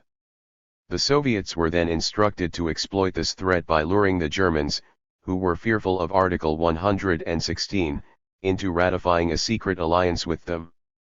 The stratagem was orchestrated from Lloyd George's residence, the Villa Alberti, where British, French, and Russian diplomats held negotiations behind closed doors, while the Germans were left outside to consume themselves with anxiety. 3 times Rathenau demanded to be received by the British Prime Minister while the pourparlers were underway. 3 times he was ignored. Historians have lamented ever since Lloyd George's discourtesy, but the impoliteness was merely the NAL ruse in a critical sub-game of Versailles ploy. Late in the evening of April 14, the Russians sought out the Germans, and proposed to retreat like elopers to the nearby resort of Rapallo where they would conclude a friendly compact. The German diplomats held a session in their pajamas, and after much deliberation, agreed. It was Rathenau who held out the longest. 109 The Treaty of Rapallo was signed on April 16, 1922. Rathenau signed somewhat against his will. 110 He was attracted to the Bolshevik idea, but he then confided to his entourage that he wished he could have undertaken such a step with the optional accolade of the Allies. He was not comprehending the game in the least, he had lost all touch with political reality. The treaty with the Russians acknowledged the intention of both countries to resume commercial intercourse, and nullified any national cross-claims that existed before the war. In other words, Russia would not claim any monies from Germany. This move seemed a tiny step in the direction of the Eurasian embrace. But was it? Did Britain appear worried? Hardly. Naturally France screamed with disappointment, but Maltzahn, the German diplomat in charge of Russian affairs, was seen dancing at the conference's ball with Mrs. Lloyd George, whose husband entertained no doubt that Rapallo sine ed rst and foremost a pact of military cooperation between Russia and Germany. Not only did the British Prime Minister not disapprove of the treaty, but he also justified it conveniently and diplomatically as a been-sent counterweight to France's bull-headed pressure to extend the French border to the Rhine and thus dissolve German national unity. British appeasement towards Germany had already begun 111, thus Britain had altered her tactics somewhat. Now she openly declared that a rehabilitation of Germany was necessary to counteract French arrogance, but behind this ploy lay Britain's ultimate goal, and that was the gradual rearmament of Germany. Here we may observe another standard British routine at work. Britain used French hostility as a pretext to shield Germany, and relied on the assistance of Russia to achieve the objective. Twice so far the expectant recruits of the Free Corps had been let down, after the liquidation of the councils, and with the cacophonic coda to the Kapp Putsch. In the seedy rentals of Berlin, they talked politics, plotted, and drew up lists. Lists LLED with names of Erfulian politicians, artisers. 117 117 118 of the possible that were trying their best, by nurturing Weimar, to impede the exhalation of mystical forces which the mind, with all its patterns, cannot get to know. 112 Weimar's new outlaws, cadets, Free Corps veterans and demobilized soldiers, the young crop of Germany's conservative revolutionaries, were on the hunt. Men like Rathenau ed them, he was on the list. One can't breathe, panged ex-naval officer of the Earhart Brigade, Erwin Kern, 24, as he painted his despair to his comrades Ernst von Salomon and Hermann Fischer. We've got to pierce the crust to let in some air in our cramped German spaces. 113 von Salomon would live to tell the tales of these Geechtätten, the banished ones, in a book by the same title that would become one of the sacred texts of Germany's new right.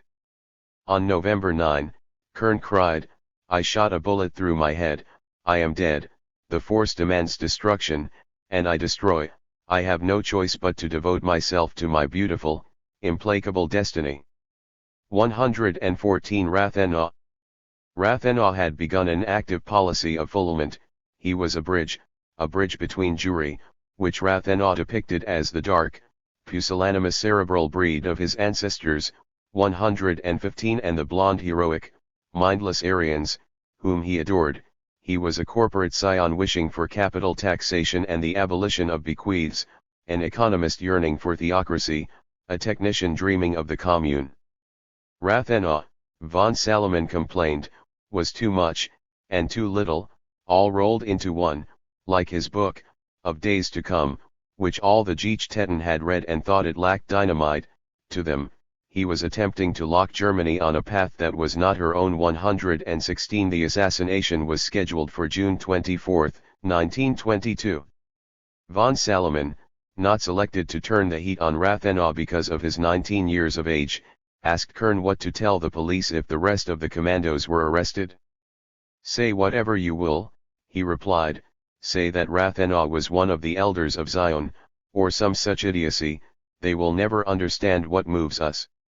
117 Meanwhile, on the political stage, Rathenau, like Ertberger, was thrown to the wrath of the right. The nationalist partisan Helfferich, again, not content with having driven Ertberger to his death, resumed the invectives of yesteryear to lash out at Rathenau in the same fashion. As the Pan-Serbs did with Ferdinand, the outlaws ambushed their victim's limousine. As the car came into view, Kern sallied forth and squeezed on Rathenau a 9-bullet burst point blank. Fischer lobbed a grenade. Rathenau was seen being catapulted in the air.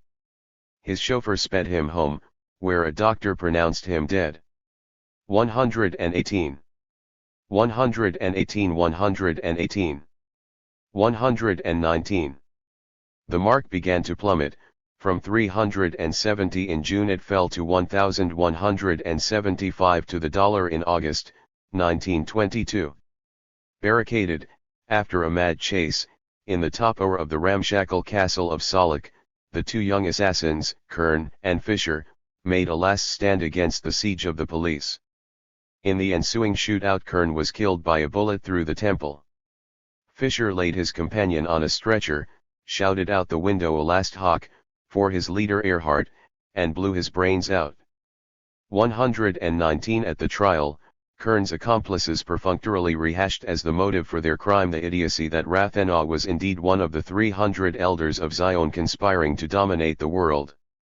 All these murderous youths were armed and nanced, and all recent political killings, including Erdberger's and Rathenau's, were systematically traced back to the conspiratorial panel of an unidentified OC, Organization Consul, Erhardt's informal crew of bodyguards. Speculation was rife, but proof was scant. Free Corps Commander Erhardt, for instance, denied that his boys had anything to do with Erdberger's death, though he did not entirely disown the kids that participated in the assassination of Rathenau. Yet forensic certitude was never of the essence. Everyone intuited that the boys were simply the longa manus of Germany's reactionary right. Erdberger, Rathenau, and many others, were but the collateral damage of this horrid fratricidal feud, which Britain had caused by shoehorning the dynastic Reich into a sham republic. She made the Germans play the parliamentary game, while waiting for the reaction to make a comeback at the opportune time. These deaths, like the rest of the innumerable catastrophes that would beset Germany throughout the interwar period, were the effect of this perverse plan. Writer Ernst Jünger asked von Salomon in his drawling Lower Saxon accent, "Why didn't you have enough courage just to say that Rathenau was killed because he was a Jew?" Von Salomon answered, "Because it wasn't so." 120. Hitler, however, disapproved of the outlaws' terroristic tactics.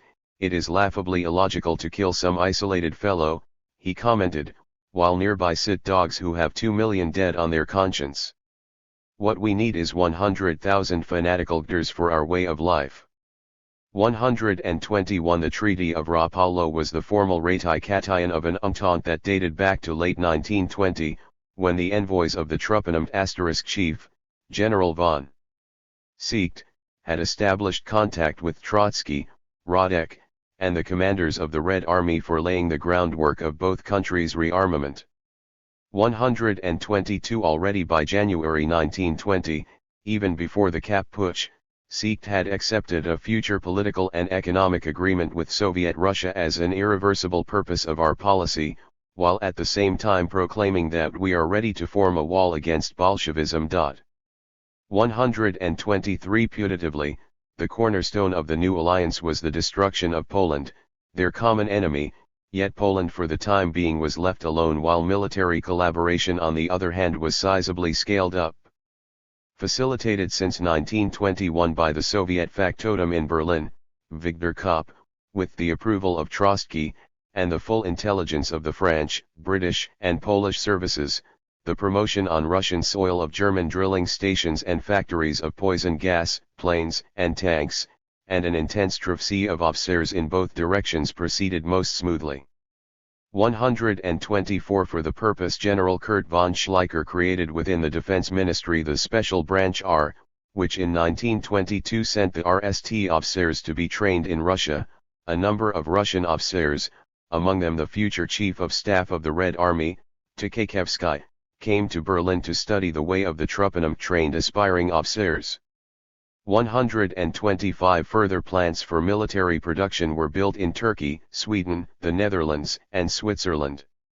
126. The telegraph wires remained hot with news of German arms sales to Russia. And German officers serving in the Russian army, Foreign Offiziers noted these violations of Articles 170 and 179 of the Treaty of Versailles but nothing happened. At no time did the Foreign Offizier visibly react to the incoming information. In reply to a parliamentary question concerning German-Russian negotiations, Secretary Curzon simply evaded the issue by stating that His Majesty's government had no official information about the talks.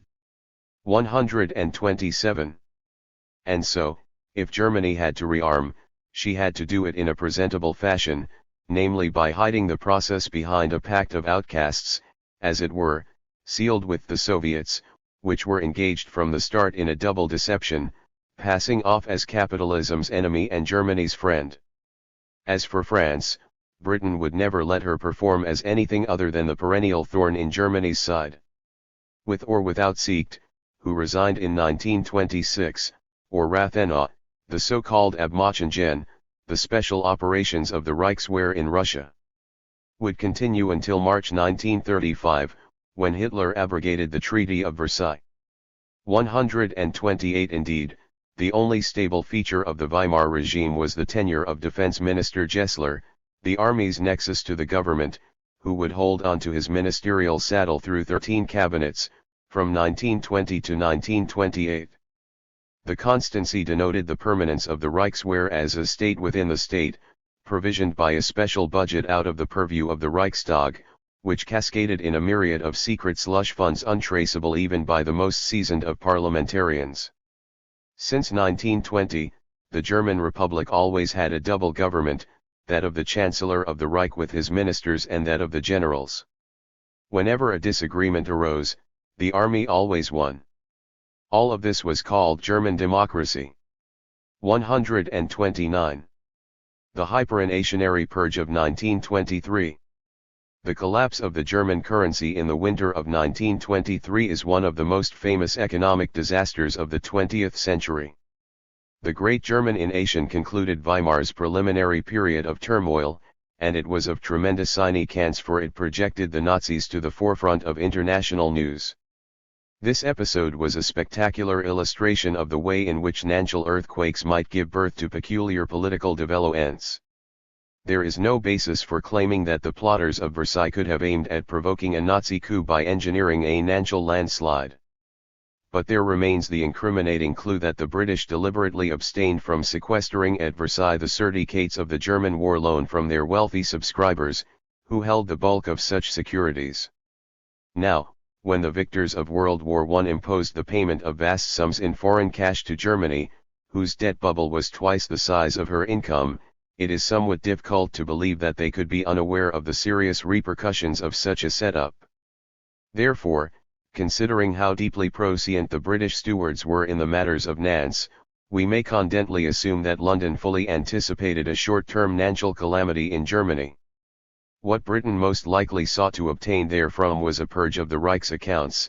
As a gargantuan invasion has the effect of annulling the government's debt, the Allies were possibly counting on turning Germany into a tabula rasa for a massive foreign investment campaign, which would indeed be organized from London with American money in 1924, see Chapter 4.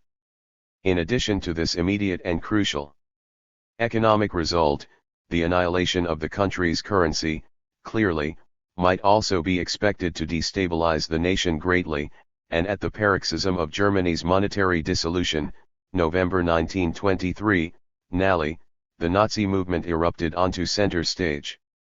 It attempted, and bungled, a rash coup in Munich, which recycled even a few Kapists. But, most important, it introduced to the great audiences the gifted, erratic drummer of the movement, the 34-year-old Führer, Adolf Hitler. Thus evolved the exchange rate of the paper mark to the dollar according to the official statistics of the Reichsbank and the quotes of the Berlin Exchange between 1918 and 1923, Table 3.130. In this interval, the German currency traversed four phases. 131 in 1919, with the lifting of the blockade, as imports of necessities far exceed exports, the government relied on its depreciated currency to stimulate international commerce. Foreign investors banked on it too, and from July to November 1920 the mark experienced a short spell of good health, unemployment was virtually null and trade, domestic and foreign, was brisk, second phase. Then, from May to November 1921, third phase, when the London schedule of reparations began to bite into the foreign reserves of Weimar, the upswing of 1920 betrayed its artificial nature, and the public alienated itself from the mark progressively, in other words, people started to get rid of their marks either by jettisoning them on the exchanges or spending them on tangible goods, sackward. From late 1921, and especially since the assassination of Rathenau, June 1922, until the end of the 1923, Germany. 122 122 123 was in the clutches of hyperinflation, that regime of currency depreciation whereby prices rise by a monthly rate greater than 50%. 132 exasperated by America's veto to the cancellation of the inter-allied debt, France, in a tea of fury far exceeding the expectations of Britain, decided to improvise. On January 9, 1923, she accused Germany of defaulting on her obligations. 2 days later, 17,000 French and Belgian troops, accompanied by a corps of professional engineers, marched in the Ruhr, West Germany's coal-rich industrial basin, to commandeer the deliveries of coal, which, by the letter of the treaty, were their due. Alluding to the intransigence of a number of Midwestern congressmen behind the American veto to European debt remission, a British journalist sneered, "The secret of the Ruhr must be sought into the Mississippi Valley." 133 Britain publicly condemned the invasion, yet she did not budge to hinder it. The area occupied was no more than 60 miles long by 30 miles wide, but contained 10% of Germany's population and produced 80% of Germany's coal, iron, and steel. Its railway system was the most complex in the world. 134 The policy of fulfillment died with Rathenau.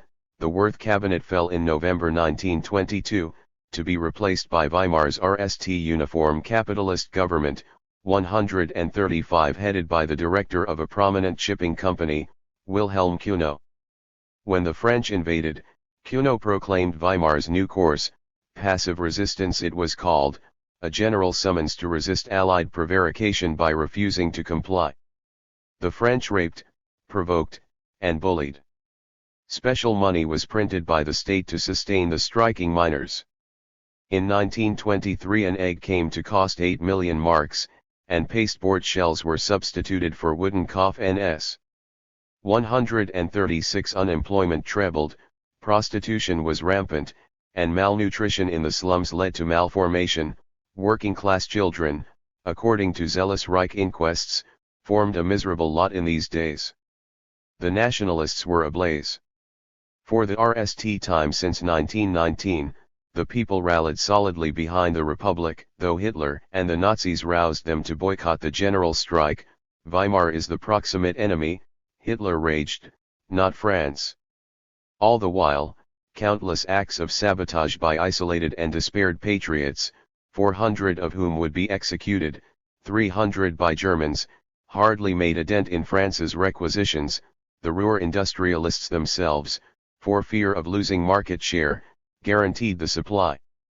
At dawn the workers rose to extract the coal, they heaped it into towering piles, which at dusk the invaders carted off to France. So much for passive resistance, which, with the complete collapse of the mark in late 1923, marked the catastrophic conclusion of Cuno's cabinet and of Weimar's convulsed preamble. 137. 123 123 124. How could a single dollar reach a quotation of 4.2 trillion marks by November 1923? Two broad explanations have since been advanced, an inculpatory and an exculpatory one. The Anglo-American inculpatory thesis held in brief that the Germans cheated their way out of the reparations burden by printing money recklessly, whereas according to the German exculpatory thesis, the reparations toll imposed at Versailles had sent the Reich authorities scrambling for foreign cash, which they could only obtain by depleting part of the country's stock of precious metals, and by selling marks ever more cheaply. Such a drop of the Reichsmark abroad, so went the German thesis, rendered imports more expensive, and therefore caused a general rise in price levels. The general price increase spread to wages and salaries, and forced the government to accommodate, by running an exploding short-term debt, the growing requests for more means of payment.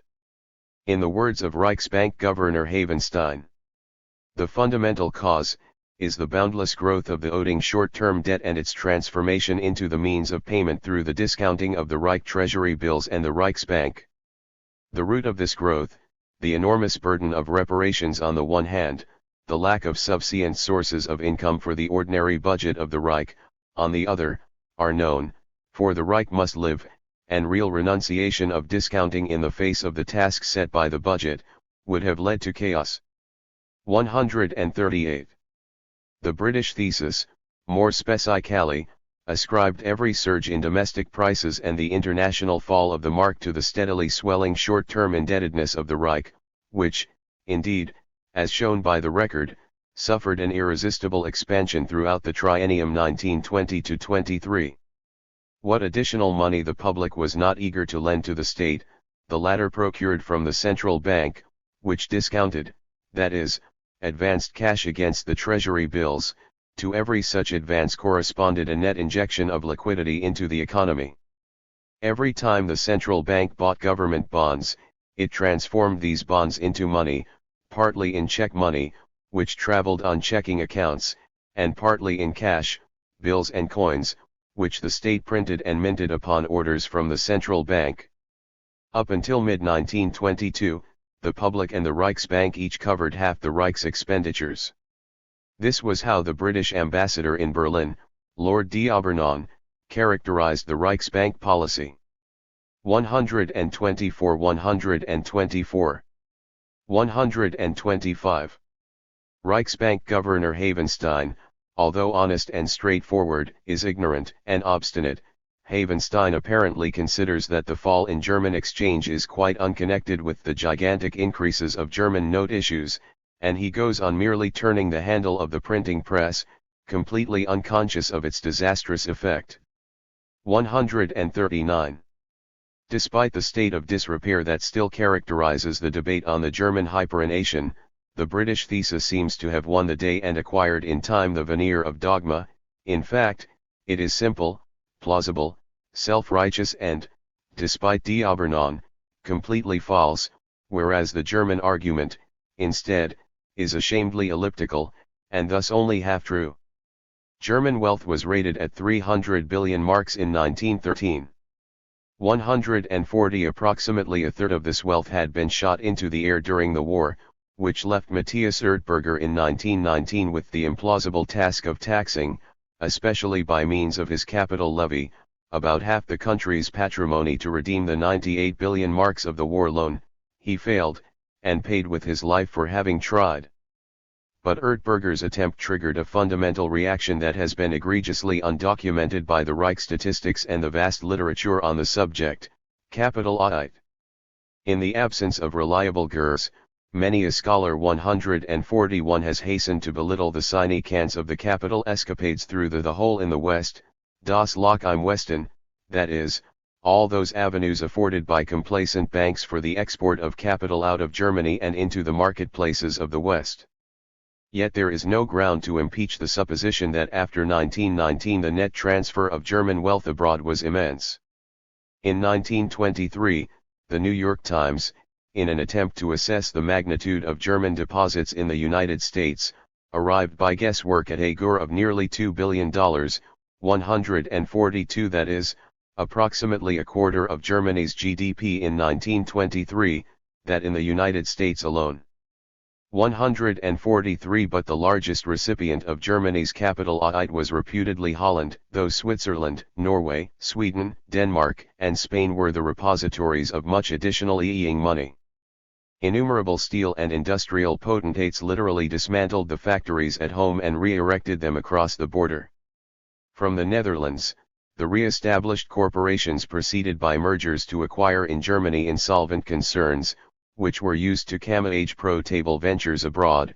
These German branches supplied the holding company headquartered in Holland for amounts denominated in paper marks, and well below the true value of the consignments to defraud the German SC, while the mother RM stored abroad the precious foreign exchange earned through her international sales. 144. 125 125. 126. After 1923 the Dutch economy began to grow at an unprecedented rate, the large D sits on the balance of trade disappeared, shyant of goods through Dutch harbors that were dominated by transit trade with the German hinterland grew at the staggering rate of 16% PA between 1920 and 1929, the Dutch economy had never seen anything like this before, and these rates still compare favorably with the 1950s and 1960s. 145. Goodwill.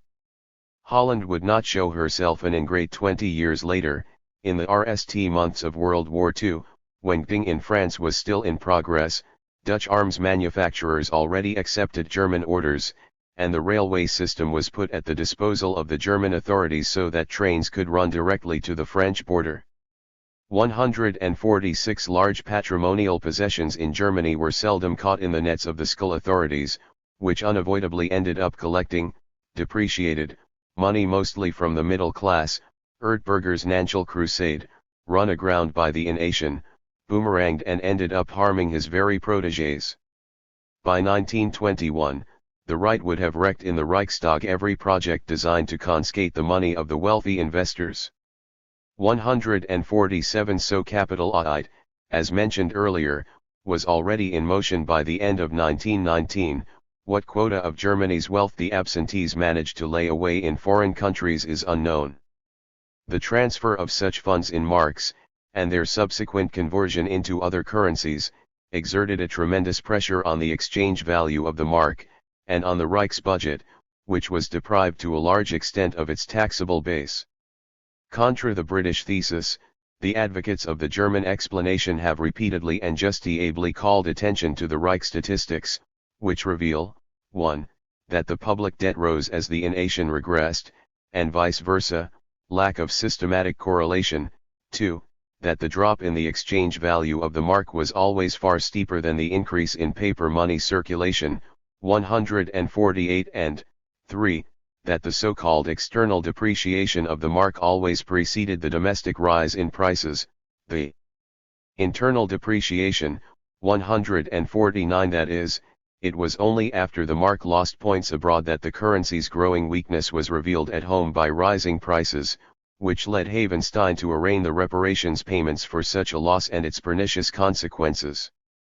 But the external depreciation was truly driven by the capital audit, and only at a second remove by the tribute of Versailles. The fact that in 1920 the fall of the mark was not as dramatic as a massive outflow of capital would cause it to be was due to a counterbalancing of foreign capital, which began earnestly in 1920.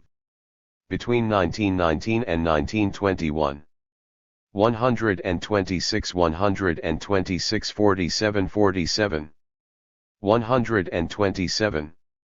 Foreigners acquired more than 40% of all German liquid balances, that is, cash and checking accounts.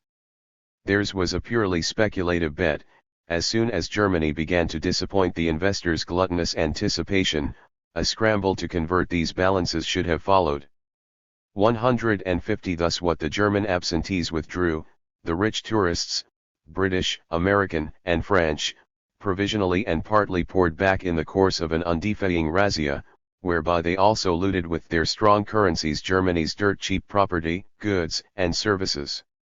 The German thesis provided only a partial explanation of the phenomenon. Aside from glossing over capital audit, it made no mention of the kernel round which the hyperinflation snowballed. The seed of the meltdown lay, quite naturally, in the war loan. 151 In this connection, British press representative Lord Riddle noted in his diary during his stay at Versailles. We talked of the indemnity. Lloyd George read me a memorandum suggesting seizure of the German war loan, which would place the Allies in possession of £8 million. I said, that is a ridiculous scheme. It begs the whole question. Lloyd George, yes. A pretentious foolish proposal. 152.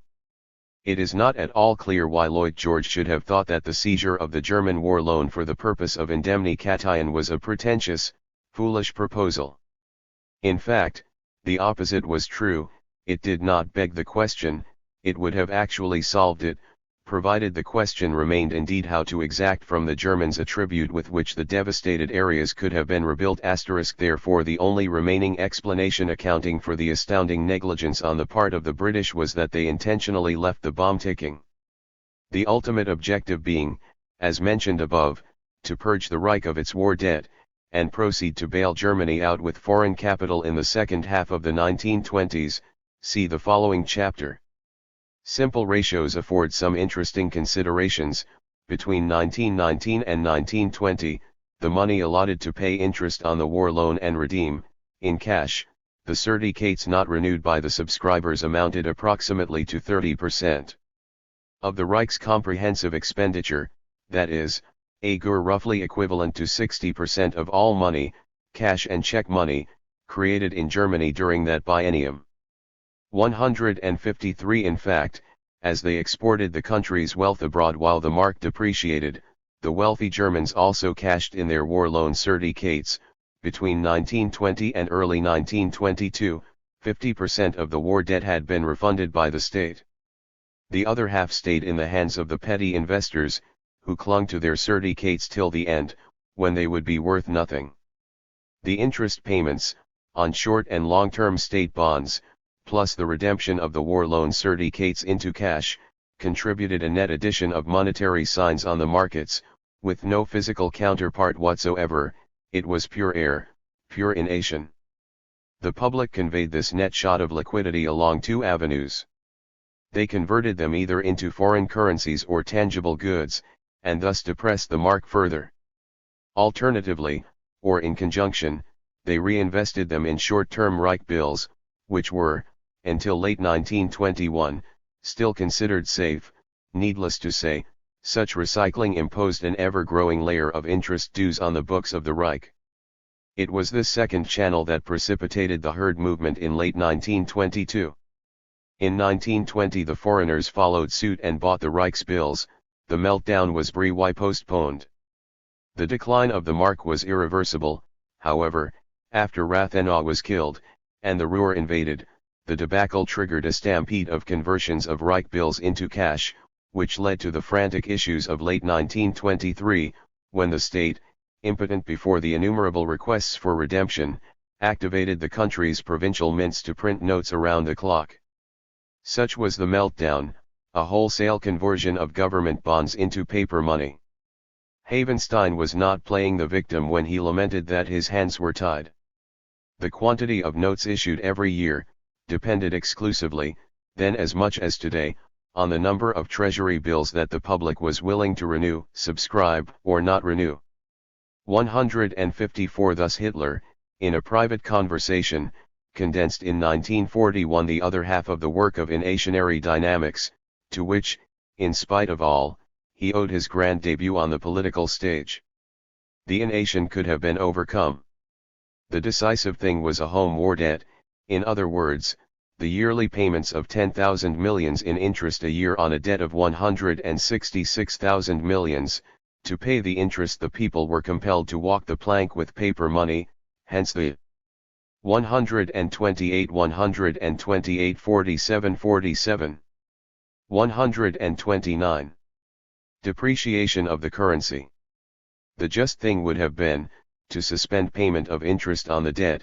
I'd have forced the war proteers to buy, with good coin of the realm, various securities which I would have frozen for a period of 20, 30 or 40 years. Innation is not caused by increasing the duchiary circulation.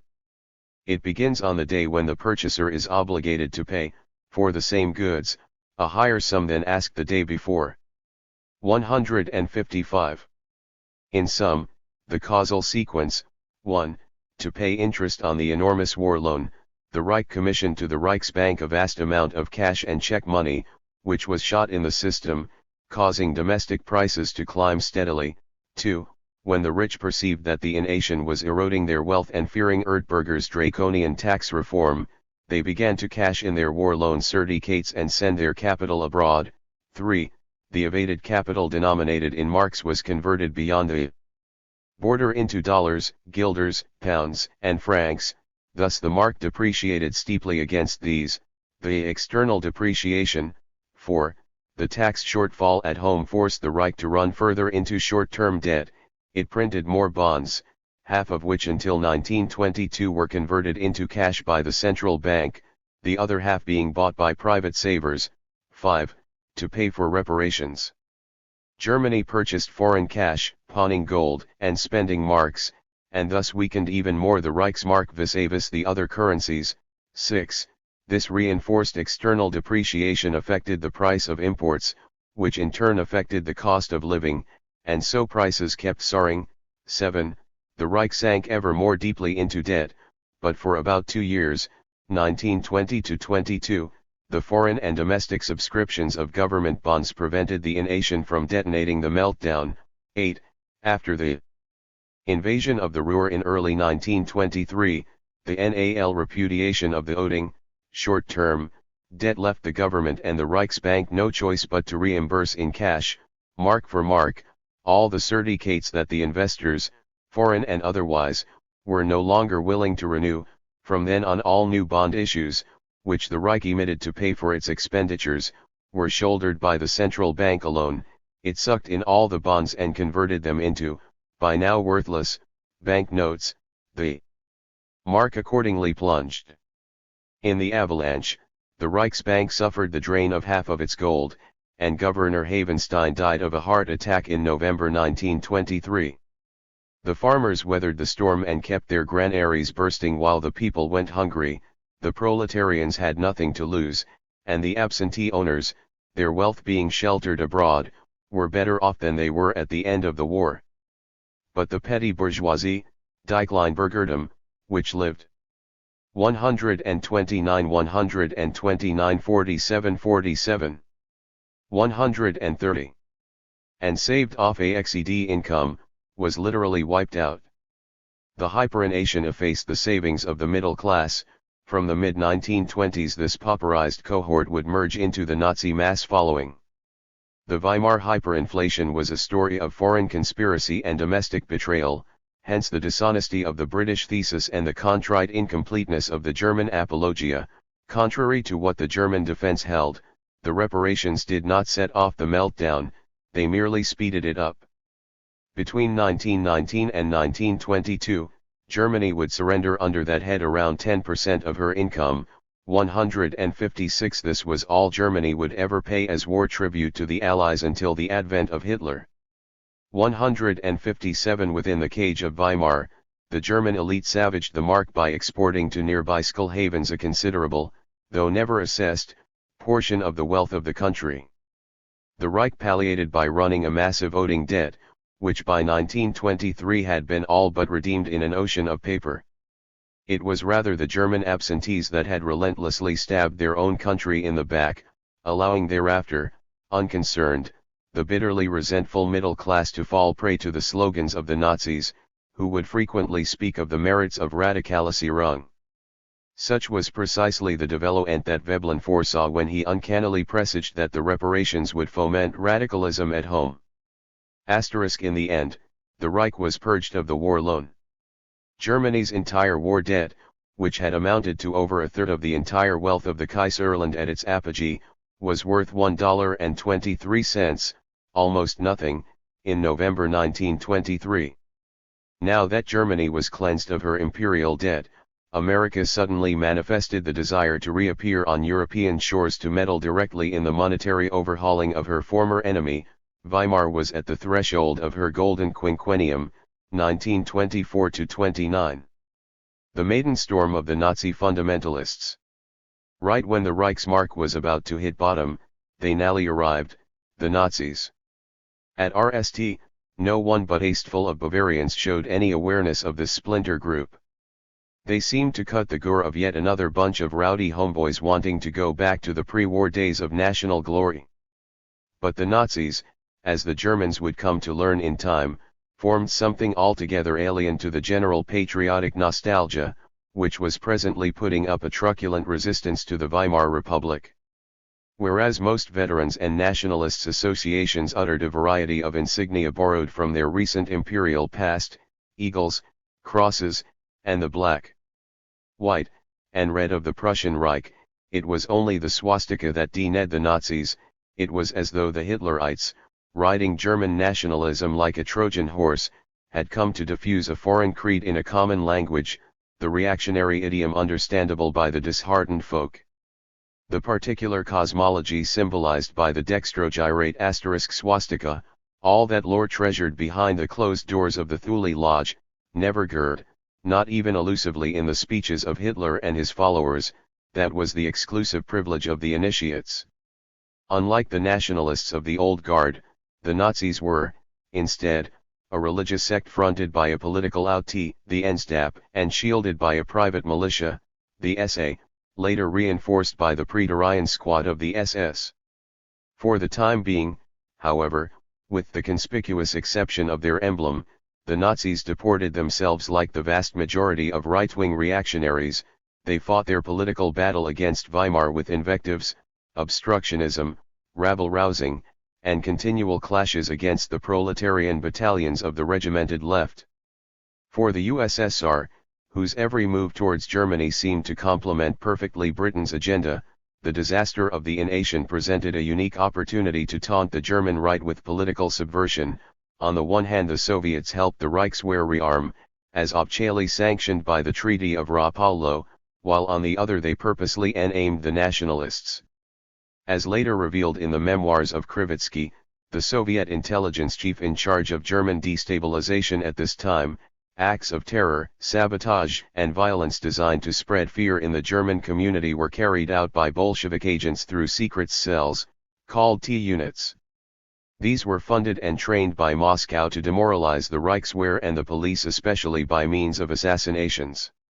158 The Red Terror was not intended to have durable effects, but sought only to shock the country and provoke riots by instigating cohorts of patsies, young German communists for the most part, in gratuitous deeds of dance, tavern and street brawls, strikes, intimidation, and so on.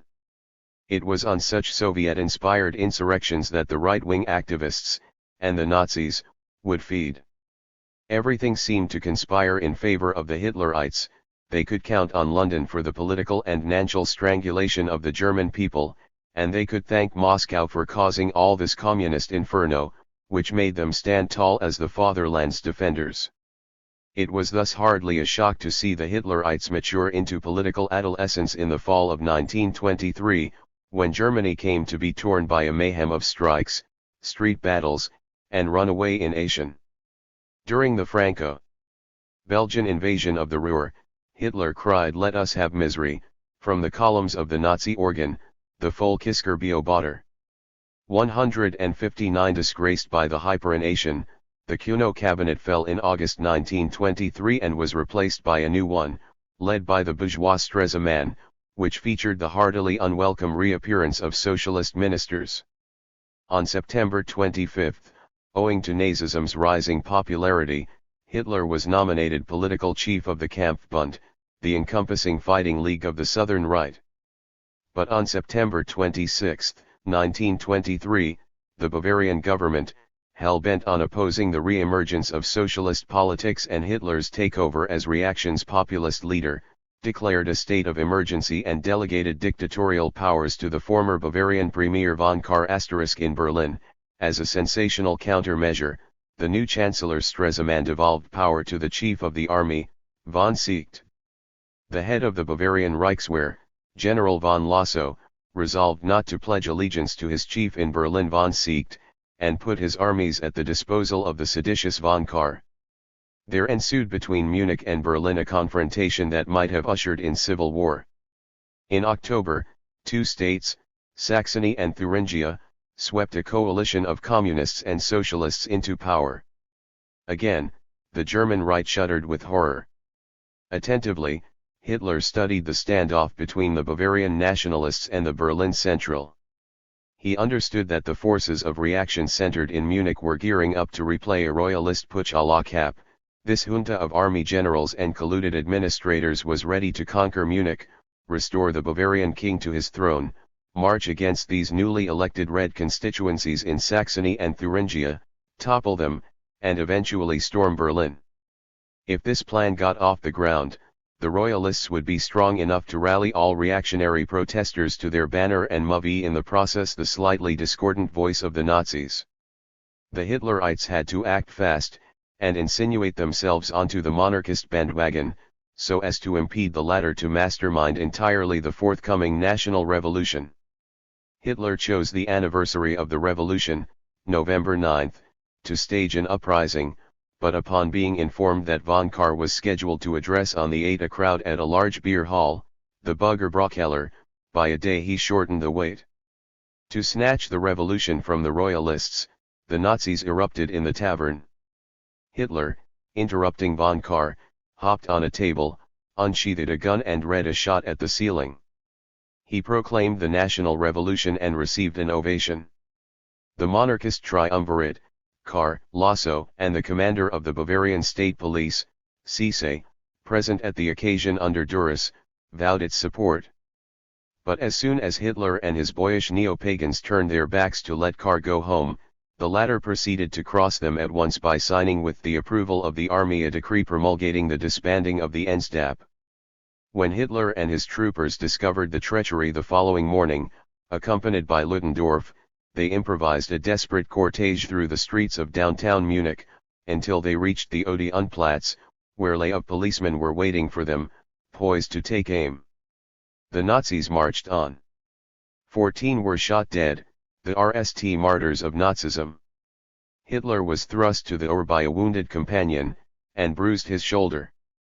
In fact, the previous night, Bavaria and Berlin had already made peace behind the back of the Nazis. To pacify Munich's royalists, the armies of General von Seeckt had marched from Berlin to overthrow the leftist governments of Saxony and Thuringia. Afterwards, the Bavarians had given up their plans for revolt. The beer hall putsch was nished before it began. Again, Seeckt's army prevailed. The general would rather see Germany the captive of Weimar than surrendering her to those sinister forces which the distracted masses had produced and which were aiming at power. 160 The recidivist General Ludendorff, who had taken part in this putsch as well, strode past the bullets with frosty indifference. He was taken in by the police and promptly released. Hitler was arrested. He was arraigned for high treason and turned his defense into a mesmerizing ventriloquy of the nation's lament. His time was yet to come, but the turbulence of the hyperination had made a German sensation out of him. Hitler stated, "You may pronounce us guilty 1,000 times, but the goddess who presides over the eternal court of history, acquits us." 161 He was sentenced to VE years imprisonment in the state prison of Landsberg. The detention would be commuted to 9 months. Hitler's teacher, Dietrich Eckart, the guru of the Thule Lodge that had pulled a few strings in this putsch, was also incarcerated. The shock of detainment rattled his heart, which failed shortly after his acquittance. In Landsberg, with the ghost hand of his faithful Hesse, Hitler composed Mein Kampf, My Struggle. To his master, the recently defunct Dietrich Eckart, who devoted his life to the awakening of his people, 162 he dedicated the opus. The RST volume would be published in July 1925, the second in December 1926. Mein Kampf was the exploded scheme for the creation of an Aztec-like empire in the plains of Central Asia. As a political program, whose dispositions the Third Reich would enact with unfaltering rigor, Mein Kampf was a fusion of Gnosticism with a compatible strategic appendage. As hinted in an earlier section, the religious fervor of the movement fed off the lore of the Thule society. According to this peculiar cosmology, the body of light, that is, the German people as a collective folk spirit, was encrusted in the corrupting darkness of matter, whose ephemeris were believed to issue from the antagonistic clan of the Jews. Salvation for the Germans could only be achieved by separation from the fetters of materiality. For the Germans, existence perforce sine et struggle, the two were inseparable. 163 The missionary elan was coupled with the political imperative, as Bolshevism and Judaism were made to coincide. The enemy, a Soviet international fraud with Jewish leaders, had nested in Russia. Germany awake, such was the last verse of a strophe reworked by Eckart in 1922, which his pupil Alfred Rosenberg, the future race ideologue of the Third Reich, selected as the motto underlining the swastika on the red standards of Nazism. 164. Sturm, Sturm, Sturm. Laut die Glocken von Turm zu Turm. Judas erscheint, das Reich zu gewinnen. Laut das Blutig die Seal Citroten. Wie dem Volk, das Hut noch trongt. Deutschland erwacht. Storm, storm, storm. Toll the bells from tower to tower. Judas has come to conquer the Reich. So may the bell ropes be crimsoned with blood. Woe to those that are still a dream, Germany awake. In chapters 4, 13, and 14 of Mein Kampf, Hitler detailed the geopolitics of Nazism. Overpopulation, always an oligarchic byword veiling genocidal intent, marked the point of departure of the Hitlerite discourse. There are 4 ways, he wrote, to tackle the hypothetical strain of human reproduction upon nature's powers of sustenance. 1. Artificial reduction of births. 2. Internal colonization, that is, increase the yield of domestic acreage. 3. Acquisition of new soil. 4. Engage in active world trade to procure vital imports. To limit birth, Hitler contended, was to shield at all costs the life one saved. It was thus the avowed fostering of weaklings, who would enfeeble the hardy burr of the race. To colonize internally was but a prorogation of the problem, and a disastrous one at that, as it afforded rival races a decisive territorial advantage in the struggle for life. To acquire protectorates and play the colonial game versus Britain, as the Second Reich had foolishly done, had borne the catastrophic fruits now before the eyes of the world. Therefore, the Führer concluded, the only workable alternative was the third one, conquest. Where? If land was desired in Europe, it could be obtained by and large only at the expense of Russia. For such a policy there was but one ally, England. No sacrifice should have been too great for winning England's willingness.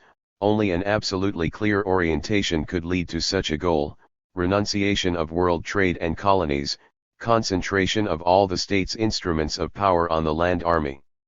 165. This was in synthesis the foreign policy of Nazism, nothing more and nothing less than a profession of passionate admiration for Britain, whose folklore and tradition Hitler revered. 166 and whose partnership he desired above all else, a passion for Britain and a promised carnage in the East to create the great Nazi empire of the Herrenvolk, the chosen race. The heedlessness of the testament of Mackinder was all the more astonishing as Hitler was on several occasions during the reclusion at Landsberg, mentored by an expert strategist, by no less a gur than the founder of the German School of Geopolitik, General Karl Haushofer, who was yently conversant with these themes. As the derivation of Hitler's anti-Semitism was easily traceable to Eckhart, the formation of the Führer's geopolitical outlook was, instead, hazy. Hitler's 1920 allocutions made no room for the staples of his mature oratory, namely the preoccupation with overpopulation and the emphasis upon the notion of Lebensraum, living space.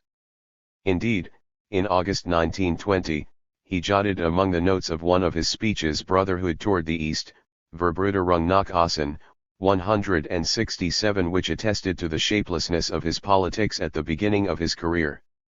However, by 1922 Hitler was growing increasingly deaf to any score of Eurasian harmony. Conservative ideologue Moller van den Broek, who longed to witness a blending of the Occident with the great human poetry of the Orient, 168, encountered the Nazi leader and engaged him in a long discussion, at the end of which, exhausted, he confided to a friend. The fellow never comprehends.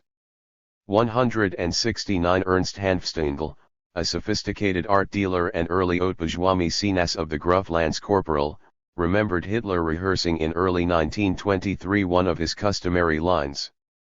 The most important thing in the next war will be to make sure we control the grain and food supply of Western Russia. 170 Hanfstaengl chalked up Hitler's anti-Slavization to the Indians of Alfred Rosenberg, who, indeed, envisioned the reconfiguration of the Eurasian living spaces under the joint rule of Germany, and her Nordic racial sisterhood, Balts, Scandinavians, and Britons. 171. The point has been disputed. 172. Yet there should be no reason to doubt that Hitler perfected his geopolitical outlook with the mysterious Haushofer, who was also Rudolf Hess's professor of geopolitics at the University of Munich, as well as an initiate into many secrets of the Orient.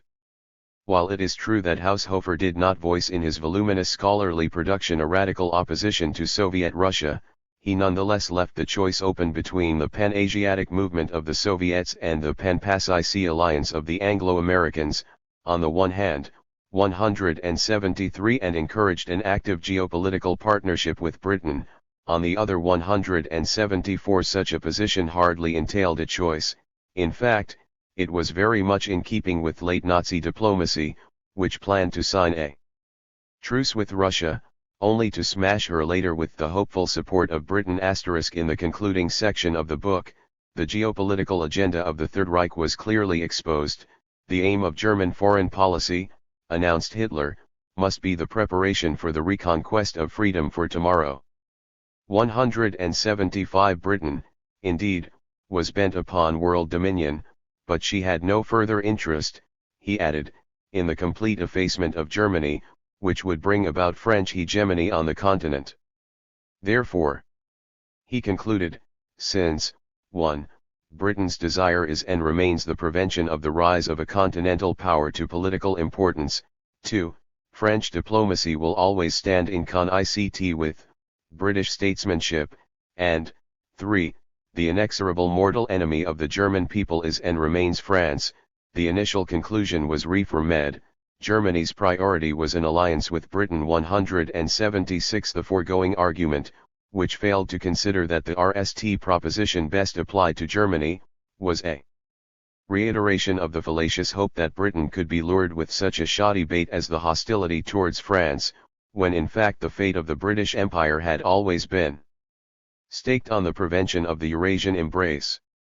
No amount of coaxing could induce Britain to conceive her dominion otherwise. During World War I, Hitler conceded, we could have propped ourselves on Russia and turned against Britain. But today conditions are different. 177. Today, fate itself, insisted the Führer, seems desirous to give us a sign. Fate had handed Russia to Bolshevism. Germany would march to the east, and in the east loomed the true, archetypal, enemy. To dispel the doubts of his British readership, Hitler envisioned for an instant the possible consequences of a German alliance with Russia. If it were consummated, he averred, France and Britain would pounce upon Germany with the speed of light. The concert upon German soil would degenerate into a catastrophic devastation, against which the irremediably retarded industrial base of Russia would afford no defense worth the name. Hitler's simulation of the embrace with Russia was a mere abstraction, however, as no alliance whatever was possible with the Bolsheviks, the scum of humanity, for whom Germany was the next great war aim. 178. Thus the embrace was being contemplated, analyzed, and unconditionally rejected. Anal admonishment from the political testament of the German nation achieved the Nazi manifesto. Never suffer the rise of two continental powers in Europe. Never forget that the most sacred right on this earth is a man's right to till with his own hands, and the most sacred sacrifice the blood that a man sheds for this earth. 179. So here was a German drummer, a hater of Weimar, a herald of bloody crusades in the East, enamored of Britain, and haunted by nightmares of breeds exceeding the natural limits, a veteran of the Great War turned hierophant of a cult disguised as a political party, and a charmer of Germany's patriotic elite, who was also prone to crush France. Admittedly for Britain, here was a dark horse that was truly worth playing. For death on the installment plan whereby Governor Norman came to pace the damnation of Europe, 1924-33. 'Twas I did not yet know men. Never more will I believe what they say, what they think. It is of men and of men alone that one must be afraid, always. How long will it take for their delirium to end, how long before they just stop exhausted at last, these monsters? Louis Ferdinand Céline, Voyage about de la Nuit 1. They gorge on God and the world. They do not sow. They just reap. They are the sorcerers in the Esh who make gold over the phone. Eric Kastner, Hymn to the Bankers too. I was sitting in a great waiting room and its name was Europe. The train was due to leave in a week. I knew that. But no one could tell me where it was going or what would become of me. And now we are again seated in the waiting room, and again its name is Europe. And again we do not know what will happen. We live provisionally, the crisis goes on without end. Eric Kastner, Fabian 3. The banking grid and the rules of the gold game. Germany had to be resurrected, that is, rearmed and renovated. The Webelnian prophecy had foretold this much. As seen in the previous chapter, the date marking Germany's military reawakening was April 1922, when the Treaty of Rapallo sealed that seemingly bizarre entente between the generals behind Weimar and Russia's Red Army. Then one had to see to it that the industrial basis of Germany was restructured as well. Before the German economy might be overhauled, the drafters of Versailles waited until the hyperinflation annihilated the old mark. That crash had been a facile presumption on the part of the British experts, forcing the German government, which was mired in a war debt that was twice as large as the country's income, to pay reparations, in foreign cash or gold, without confiscating that debt, had driven the Reich into a corner. In the strictures of that corner, capital aid, depreciation of the mark, and tax evasion, the standard action of the Reichsbank duo could not but lead to an inflationary meltdown. There had been no mystery to it, no mistake about it. The only uncertainty had lain in assessing the time lag required for the completion of this financial burnout. It would have taken roughly 3 years to wipe Weimar clean of the old debt incurred to GHT the Great War, that is, from 1920 to 1923. In the meantime, the Bank of England found a suitable governor possessing the ability to direct the forthcoming German bailout from London with American cash. A most strange and intriguing character by the name of Montague Norman was the chosen custodian. Norman would be governor for the extraordinary duration of 24 years, 1920 to 44, a case unique in the entire history of the bank. During the last stages of the German invasion, Norman initiated the process that would re-anchor Britain and most industrialized countries to the so-called gold exchange standard. This operation, grossly misunderstood by contemporary scholarship, was by no means a sorry attempt bungled by a few nostalgic gentlemen of leisure to resuscitate the monetary system of yore, pre-World War I. Rather, it was the peculiar creation of the governor, whereby he enveloped, so to speak, for the length of 6 years, 1925 to 1931, the banking networks of the West into a single, highly leveraged and palpably unstable web of payments, which was in fact designed to self-disintegrate. This too was a game, in which all participating central banks chipped in a given quota in gold. To amass and protect the gold base of his bank, Montague Norman in 1920 tested two fundamental techniques, which he would employ a decade later to achieve the empire's objectives. 1. The pauperization of India by restricting her money supply, that is, deliberate de-Asian, with a view to attracting Indian gold hoards to London, and, 2. The encouragement of massive monetary expansion, that is, in Asian, in America as a means to lure gold away from New York, and convey it to sustain a steady flow of investment in Europe. By the mid-1920s, Austria, 1922, and Germany, 1924, were the RST countries bailed out in this fashion, and the infrastructure of the latter was turned into a technological jewel. The modernization of Germany was consummated by unleashing speculative fury in America, whose public rushed to subscribe en masse reams of German securities between 1924 and 1929. Norman interrupted this speculative frenzy with the great crash of October 1929 to retain control of the last stages of the German incubation and the anticipated agony of Weimar. When, in March 1931, Austria and Germany announced their common desire to form a customs union, and thereby a political condominium of sorts which de facto attempted to overcome the overall state of provisional fragmentation established at Versailles. Norman's new gold standard suddenly imploded. By having prearranged in the late 1920s the constitution of a so-called sterling bloc, in which London would have drawn the colonies closer to itself to trade in a compact, self-subsistent core, the governor readied Britain and her dominions in the summer of 1931 to sever themselves naturally from the rest of the world. Following a monumental charade, during which the Bank of England feigned to be the victim of endemic financial fragility, Britain abandoned the gold standard in September 1931, thus she deliberately wrecked the international system of payments, and financial oxygen was definitively cut off from the Weimar Republic. Thereafter, while the Republic was easily torn apart by mounting unemployment, street violence, and social dissolution, the British clubs awaited the tempestuous rise of Germany's reactionary and radicalized movement. This was National Socialism, whose leaders had indeed begun since the fall of 1931 to circle around the president of the Reich, Hindenburg, bidding for power. But the civil and humanist forces of Germany resisted, and refused to give Hitler an electoral majority for the length of 2 additional years, at the cost of unspeakable suffering, until, on January 4, 1933, the London, New York axis of finance, abetted by, 1. The duplicitous yet cryptically pro-British posturing and meddling of the USSR, 2. The ignoble panic of the Vatican, and, 3. The blind numbness of the SPD, German Social Democrats, cut to the chase by coming out into the open to pay for Hitler's accession to the Chancellery of the Reich. 1924-33, this period witnessed the transition of Nazism from a state of quasi-irrelevance to that of champion of the long-awaited German recovery.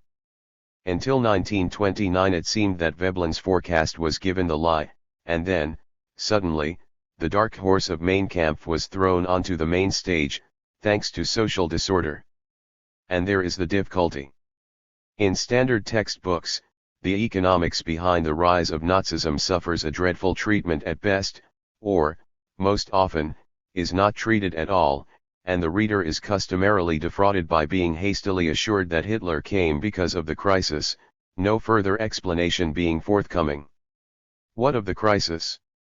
Unless an effort is made to unveil the mechanics of this spectral collapse, Hitler remains an effect of chance, the social byproduct of a silly financial season gone awry.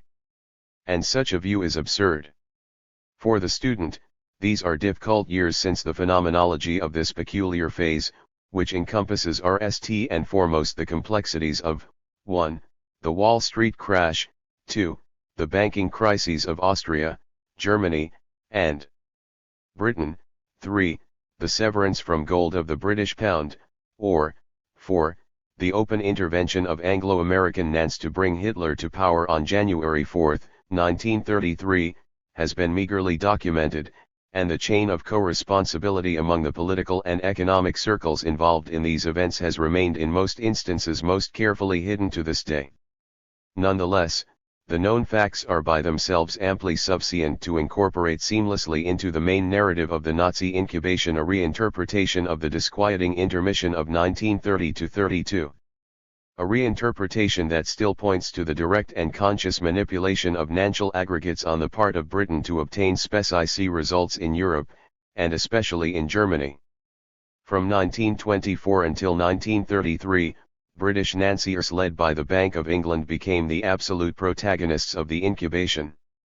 Diplomacy took the back seat, and banking artistry came in to play the lead in an astonishing performance begun in an atmosphere of deluded hopefulness, 1924-25, and ended in utter catastrophe, 1930-33. Montague Norman was the soloist of this complex and crucial interlude. Without properly comprehending the functioning of traditional banking systems and the nature of money, the key to Hitler's rise to power may never be held. And it is the lack of such comprehension that is chiefly to blame for discarding the decisive passage in the promotion of Nazism as the fruit of bad luck in times of crisis. Yet in history there is no such thing as luck, good or bad, and the crisis does not belong to the order of natural catastrophes, but is the mere trough of a cyclical pattern that is generated by the relatively simple dynamics of money.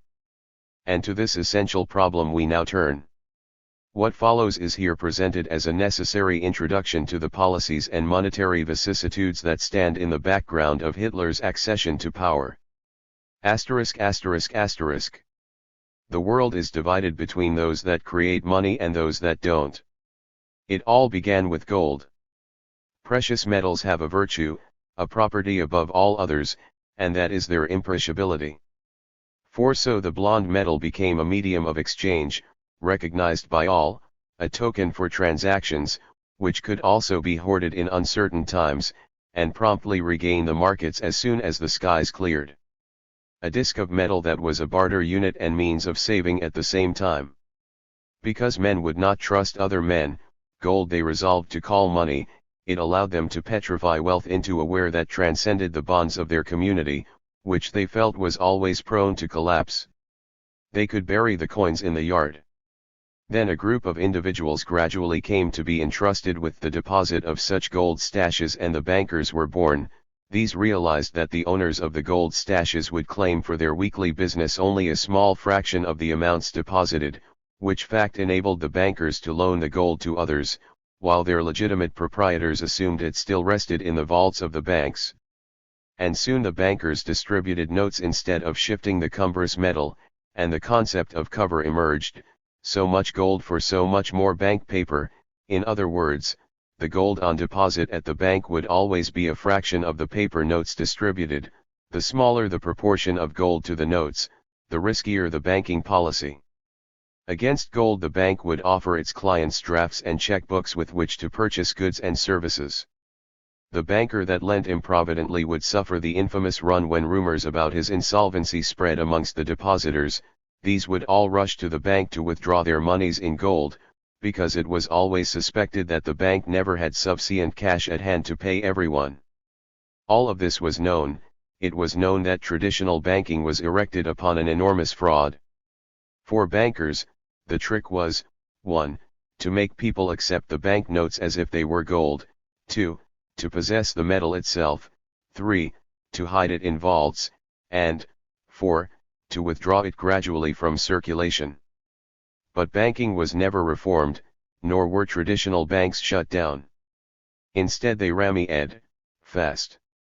And it could not have been otherwise, for once money was turned into a ware, that is, gold, and was appropriated, it was capable of wielding an archetypal force, unlike any other, which found its immediate manifestation in the rate of interest. This mere percent, which came to rule the lives of empires, what is it? An insurance fee, a commission? Neither. Both of these the banks are wont to charge their customers separately. The rate of interest is the story itself. It is the price of the gold money, it is the expression of that particular virtue which gold possesses and which its owner, as a rule, employs to embarrass others. It is the power of those, the bankers, that sell a medium that does not perish, money, to take advantage of the rest of economy, which is made of producers eager to offer for sale goods that decay, from vegetables to housing, and machinery. Thereafter, the name of the game was to corner the supply of gold and monopolize the circulation of money. He who controlled the money, controlled the system itself, its activity, its politics, its arts, and its sciences. Everything. And so the race began, AERS-1, which coincided with the constitution of the grid, the banking network. The grid came to be made of a series of nodes located in the heart of economic activity, where the accounts were managed by their secretive custodians, the bankers, and linked by couriers. Gold, for the most part, disappeared from circulation. It was hidden in the underground cellars of reserve banks, which gave the economy their paper instead. And so it was done. The gold had been relegated to whence it came, beneath the earth, and money assumed the form it should always have taken, that bespeaking its nature, an intangible symbol. Money began to travel in the form of ciphers through numbered accounts, while the gold, dense and cumbersome, was duly stowed underground. But this money, these balances on numbered bank accounts, was never public money. The money was owned from the start. One could look at it as from behind a screen, but to lay hold of the cash the banker's permission was required. If granted, one could employ those Legree checkbooks as special passes for navigating what had by the 19th century become an extraordinary tangle of commercial relationships. Therefore, the rate of interest was, and still is, the price paid, 1. For employing a means that was imperishable, when money, like everything else, should have an expiry date, and, 2. For gaining access to the proprietary grid of the bankers. This was merely the beginning. Then the bankers proceeded to amass the gold, expand paper notes bearing their name by a multiple of the gold hoard, charge usurious rates thereon, and impose their private, corporate monopoly to the national constituencies. How did the grid interact with the economic organism? The underlying principle was simple: whoever wished to gain access to the grid, that is, whoever needed cash, presented the banker with a promise, a piece of paper, that is, an IOU upon which he signed his freedom away to the extent of the amount of dollars requested plus the interest. These were the producers' commercial bills, debts secured on the producer's capital, house, tools, land, future income, or even the state's treasury bills, debts based on its power to tax the citizens, for the collectivity as a whole was the grid's client. Both citizens and state had to pay if they demanded money for daily exchanges. The banker put money into the economy by mortgaging the life and goods of the economy. It was as if the banks, by dint of their control of a scarce, imperishable medium of exchange, were the pawnbrokers of citizens and state. The promises, debts, of parties, public and private, whose credentials and name passed muster were then ranged carefully in a large portfolio, which held the bank's assets. The banker's operation was called discount. He took a debt worth 100, discounted it by, say, 10, interest, and surrendered 90 in cash. The money market was nothing but the sum total of the grids. Appetite for the economy's paper, domestic or national stocks, short-term or long-term bonds, public and private debentures of the most diverse sorts. The more paper promises the banks purchased from the people and the municipalities by discount, the more sanguine their expectations of the economy's vigor, and the more cheaply they sold their money, the interest rates decreased. Decreasing rates, coupled with steady injections of bank cash, set off the boom, and a boom was accompanied by rising prices. This was a credit in nation. If the boom was strong, the going rate of interest would climb to match the price rise. This was the phenomenon of the hausse. It was an automatic mechanism implemented by banks for sharing in the windfall proceeds of abundant money, and for keeping the price rise under relative control. It also boiled down to rationing credit away from the least profitable concerns. 5. The boom lasted until the earning capacity of the borrowers covered the interest, but when, owing to abundance, prices after a while began to decrease, this differential, rate of profit minus rate of interest, shrank rapidly. Suddenly the economy recalled that the money it had been given stemmed from debts. When producers could no longer pay interest, it was the end. The banks said enough, they recalled the loan, the concerns went bankrupt, workers worked no more, and the cash retreated in canals of the grid. The crisis, the misery, the strangulation of society. This sort of pervasive paralysis had become a deadening trait of modern financial systems after the several banking oligarchies, each in control of its particular node along the network, had been prompted to erect a representative body, the central bank, to watch the gold and to X the rate of interest, that is, the price of money. In such a bank the private concerns partook through shareholding, and to its court or directorate they would send a counselor in order to handle the delicate interaction between the grid, the state, and the underlying economy. And the great societies of the West fell one by one. By the end of the 19th century, each country suffered a grid of her own, which culminated in a central organ presiding over a credit structure arranged like an inverted pyramid, the inverted summit being its hoarded gold. Upon this hoard, that is, the gold cover, along with the mortgaged property of the world, were piled the reserves of the member banks held on deposit at the Mother Institute, and upon this cover the member banks carried on their extortionary business. The money of the big banks itself furnished a cover to lesser banks until such leveraged expansion of check money reached the peripheral banking branches, which delimited the base of the pyramid whereon the economy itself was perched most precariously. 144 144 145. A vein of ochre metal thus led to the creation of a monumental structure. By the second half of the 19th century, under the famed gold standard, all industrialized powers had a currency expressed in gold.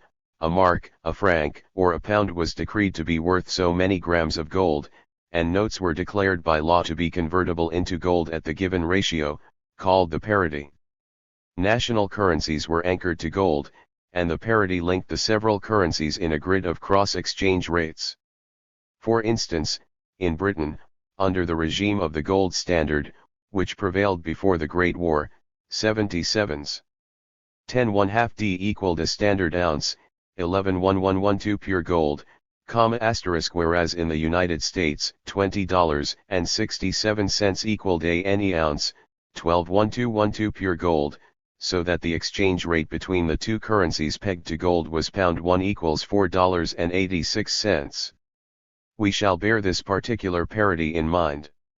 To compete in this game, governments, supported by their central banks, had to manage their commercial affairs and financial ventures with a view to protecting, if not steadily augmenting, their gold stock, which to a degree was a fair indicator of a power's mercantile accomplishment. The valve which regulated a country's in-ows and out-ows of gold was her balance of payments. A balance of payments was a compound prospectus, which comprised a current account and a capital balance. The current account was a synopsis of the country's overall trade achievements. It looked into the mismatch, if any, between imports and exports of tangible merchandise, that is, the trade balance, and of the so-called invisibles, shipping leases, insurance premiums, and interest payments. Indeed, the invisibles had always been the British Empire's forte. The capital balance, instead, measured the difference between the in-ux and fux of funds into and out of the nation's financial center. The chief instrument for the regulation of such ows of money was the bank rate. The bank might raise it significantly and thus attract foreign monies to her banks, 7 to 10%, they said, could pull money out of the moon. Conversely, low rates at home would prompt domestic gold owners to seek higher returns on their idle funds abroad. The obvious drawback of a policy of high rates at home, however, was that it strangled the domestic economy. It might bring plentiful financial gains to the financial RMS, the banking grid and the absentee owners, but it harmed everyone else.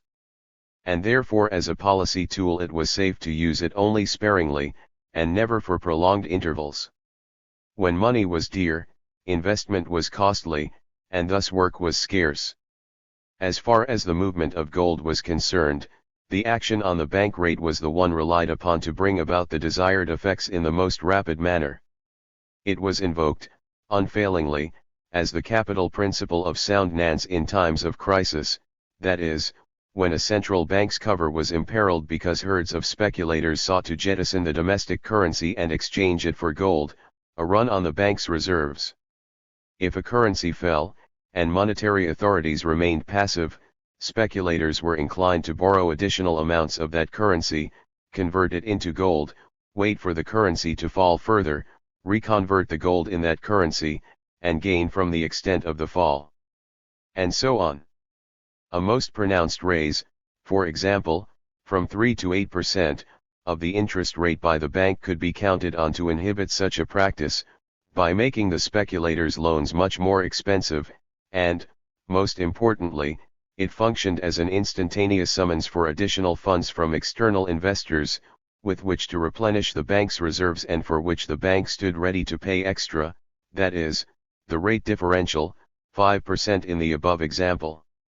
When a country ran a DCIT on her balance of payments vis-a-vis another, either because she was buying from abroad far more than she was selling, or because capital had been eating for some time, or both, she had to settle the balance in gold with her trading partner.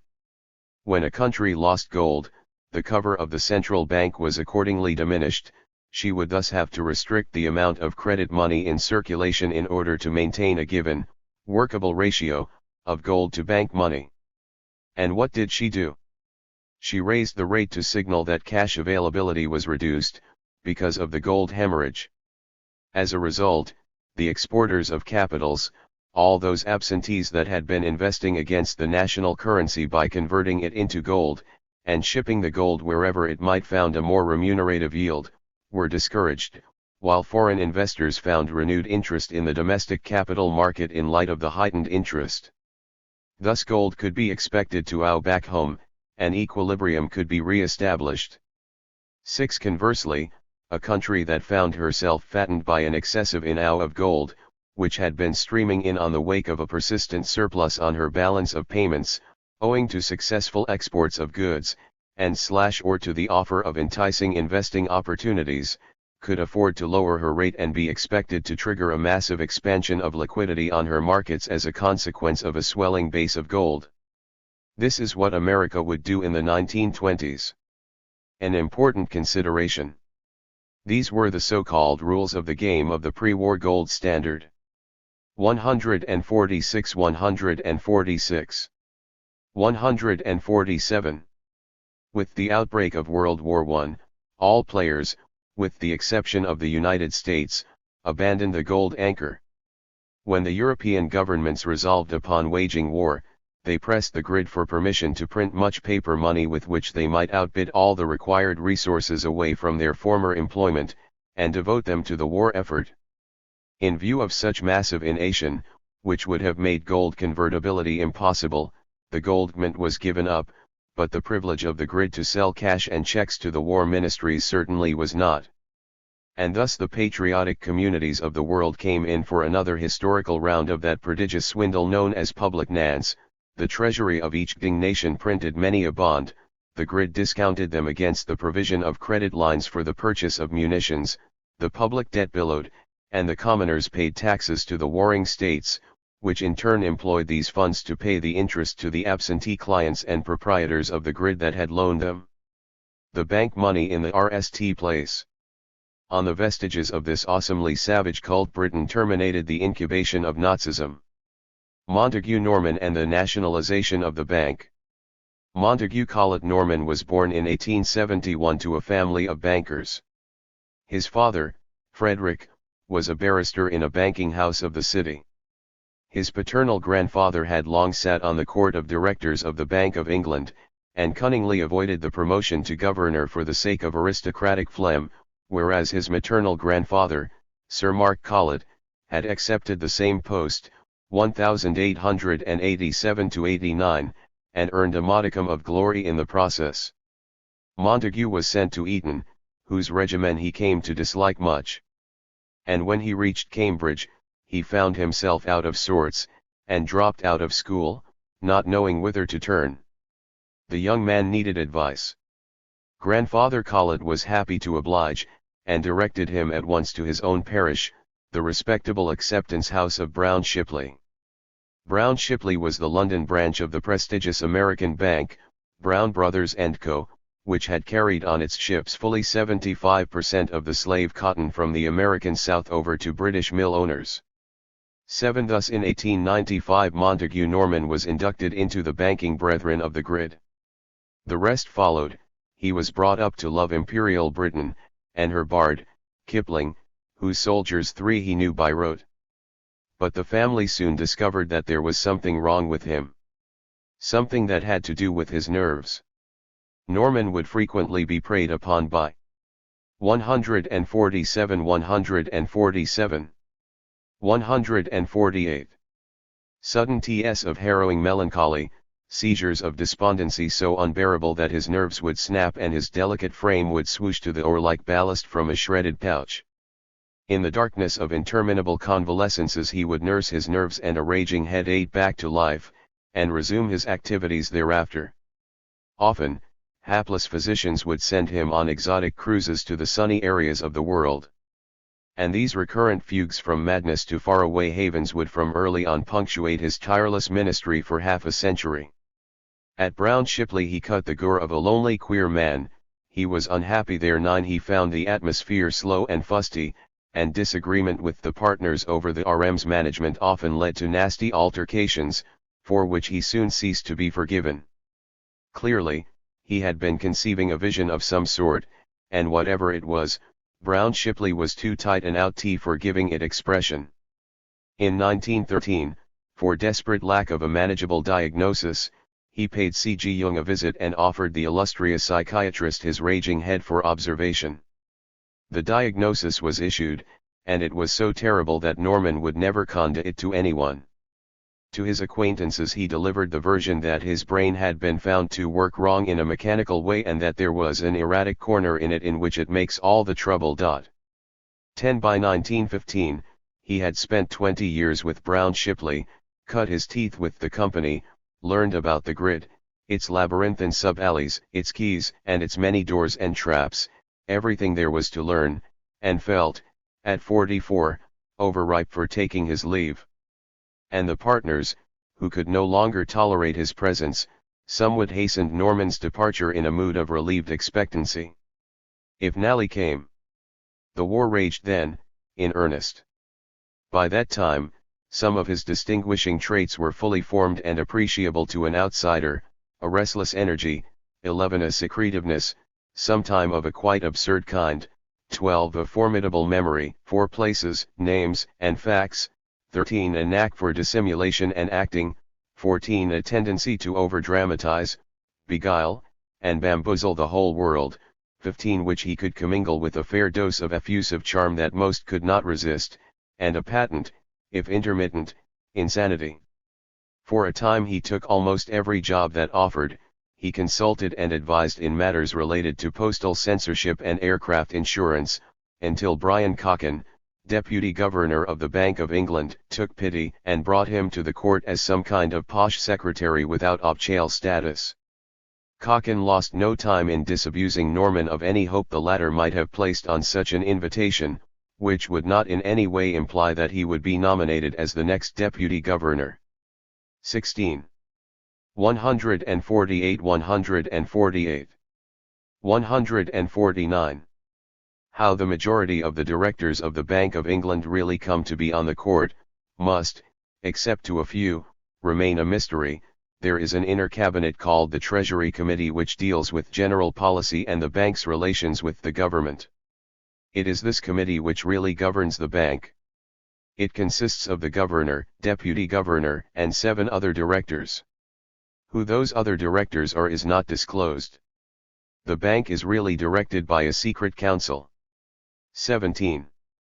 But then it is not known precisely how, possibly owing to his keen understanding of the American financial realities, which the war had brought on a path naturally convergent to Britain's interests, Norman so put his knowledge and experience to good use that he managed to make himself indispensable. The custom at the bank was to select among the directors a deputy governor for 2 years and then to elect him governor for the ensuing 2 years. The circumstances of the Great War caused an exception to be made, and Walter Cunliffe, who was governor when the war broke out, retained that office for VE years, from 1913 to 1918. 18. And when Cunliffe bowed out, Cocken succeeded him, with Norman as his deputy in 1918. Cunliffe, a difficult man who had by no means left amongst the colleagues a pleasant memory of his tenure, began nonetheless to voice to close relations a deep fear of his that had taken on the guise of an obsession. Montague Norman, he said, is far and away the best person they have at the bank. He'll be the next governor. There's nobody else in sight. But his brilliant neurotic personality is certain to cause trouble. I feel my responsibility now for having put him and the bank in a very dangerous position. He needs the power just to keep going and he won't give up until it's too late. What I'm really afraid of is that the Bank of England will be nationalist in Norman's lifetime, and my only consolation is that I shan't be here to see it. 19. Virtually nothing is known of the important dialogue that must have intensified among the bank, the clubs, and the foreign office at the war's end, especially in view of the financial action that needed to be taken in post-war Europe. Considering the monetary complexity of the process that had been set afoot at Versailles, it could have no longer been a matter of semi-indifference to the empire what sort of professional the banking dynasty of London was going to crown governor. Cunliffe had spoken intriguing words. He had confusedly sensed that what he and most of 150 his predecessors had always viewed as the representative collegium of an exclusive guild could, in the capable hands of another banking priest, more imaginative than they, be imperceptibly rearranged so as to fulfill aims and duties, which were not going to be those selectively dictated by the inner circle of such a guild. Not only was the empire, because of the war, enjoining the bank to stand behind it, but it also seemed to look favorably upon the selection of a governor who could successfully harness the banking network of the Commonwealth to Britain's new, far more intrusive imperial directives, without bringing excessive disruption to the daily business of the banking community. This was most probably what Cunliffe intended by nationalization. On March 31, 1920, what Cunliffe dreaded came to pass. Montague Norman was elected governor of the Bank of England. For no more than 2 years, they immediately captioned, just as prescribed by the old statute. With sufficiency, the doges of the court had let him in from the back door. And he stayed on. In VE years he was consecrated pontiff of the bank. And acclaimed, biennium after biennium, he would perform his duties as governor for the length of 24 years. The oak had found its druid, and vice versa. And though, at first, he was resisted, certain quarters of the city complained that they didn't know the man 20, he proceeded without wasting an instant to re-tee the ship in keeping with the exigencies of the post-war era. Allies, above all Norman cultivated the connection to the mandarinate of the American grid, J.P. Morgan and Co.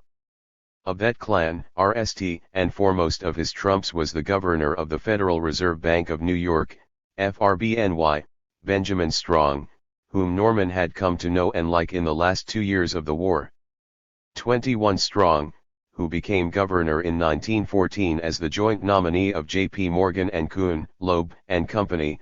22 was allegedly the RST of a long series of praise that surrendered to the charisma of Norman, so much so that the American banker would later be accused by U.S. President Herbert Hoover of being a mental annex of Europe and Norman style and mystique.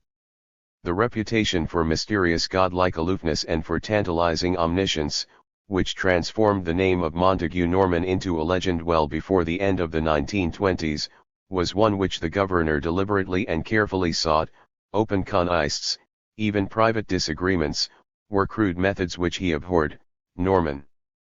150 150 151. Developed rennet techniques of his own to impose on the City of London, which as a whole quickly succumbed to the almost superstitious awe inspired by the uncanny reputation he acquired for simultaneously knowing his own mind and everyone else's intentions. His RST and greatest talent lay in bending to his own ideas and purposes those friends and colleagues who had already fallen under the spell of his personal charm. Like a human spider, he chose to spin a nelly-meshed web of private contacts radiating from his office into every nook and cranny of the city. Nothing new or significant could happen without Norman's coming to hear of it at once. He would then, approve or disapprove, support or condemn. His sources of information were unrivaled and usually accurate. He was, astoundingly well informed. And with a remarkable display of condescending apologia, Norman's biographer achieved this esquisse of the human spider with a bold reaction, which is a fair instance of a long scholarly tradition of omission and complicit muddling surrounding the record of Norman and the Bank of England in the interwar period. And what was Norman if not a long frustrated understudy destined at last to play a major part in the drama of public life? Sure enough of his lines, he was less sure of the plot. 23. One may wonder, how can a consummate archpriest of the grid endure a 24-year-long pontificate as the treasurer of the world's empire, which coincided with the most critical juncture of Western history, without being sure of the plot? The plot, in fact, had begun to unfold at Versailles, and Veblen's prophecy concluded the RST Act. The second act, set in Germany, was a crescendo of putschist shenanigans that culminated through the apotheosis of national bankruptcy in Hitler's beer hall coup. Presently the action had shifted to the world markets, while the German experiment was left to simmer in a pool of unknowns.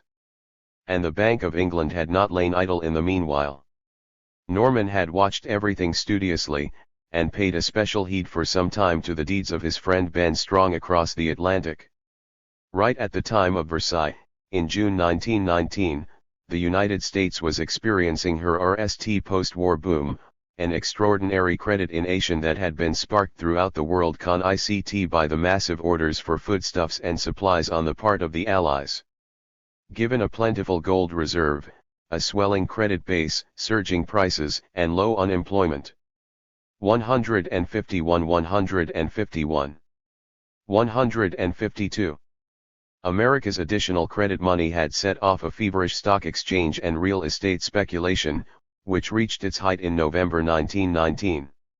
24. The gambling mania on the exchanges drove the rates for money on call * to phenomenal heights, 20% and higher. In London, as in other financial centres, no sooner were such quotes available than balances were drawn from the city, and conveyed along the banking network to Wall Street, to fetch the higher rates.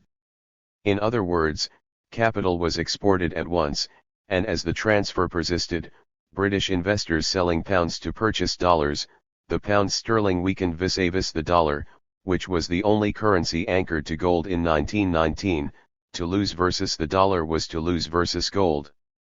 Considering that the chief objective of Britain after the return to normalcy was indeed to re-anchor her currency to gold, such an escape of capital and the consequential drop of the exchange posed a serious problem. Why was it imperative to re-anchor the currency to gold? Prestige, replied the constables. But that was a lie, and a big one.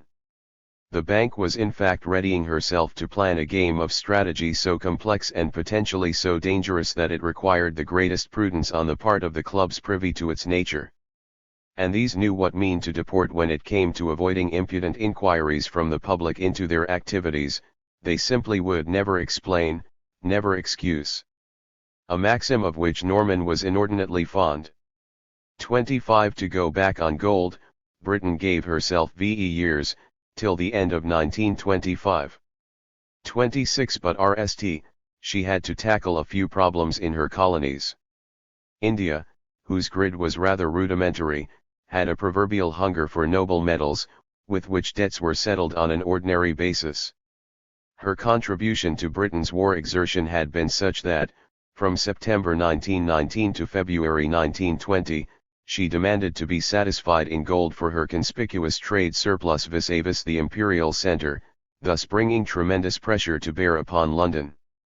And that, what with the pull from the speculative craze in Wall Street, further enfeebled sterling. India had tried to secure gold during the war, but had been sourly rebuffed.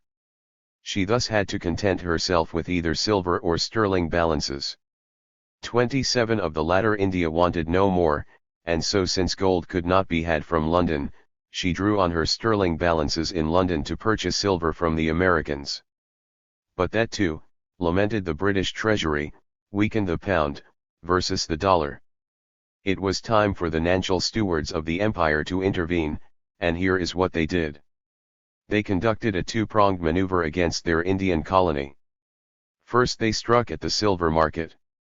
They unilaterally decreed in 1920 that the silver coinage of Britain was going to be reduced from a standard of 0.925 NE to a basic nanus of 0.500, which is to say that the alloy content of each silver coin was about to become double what it used to be.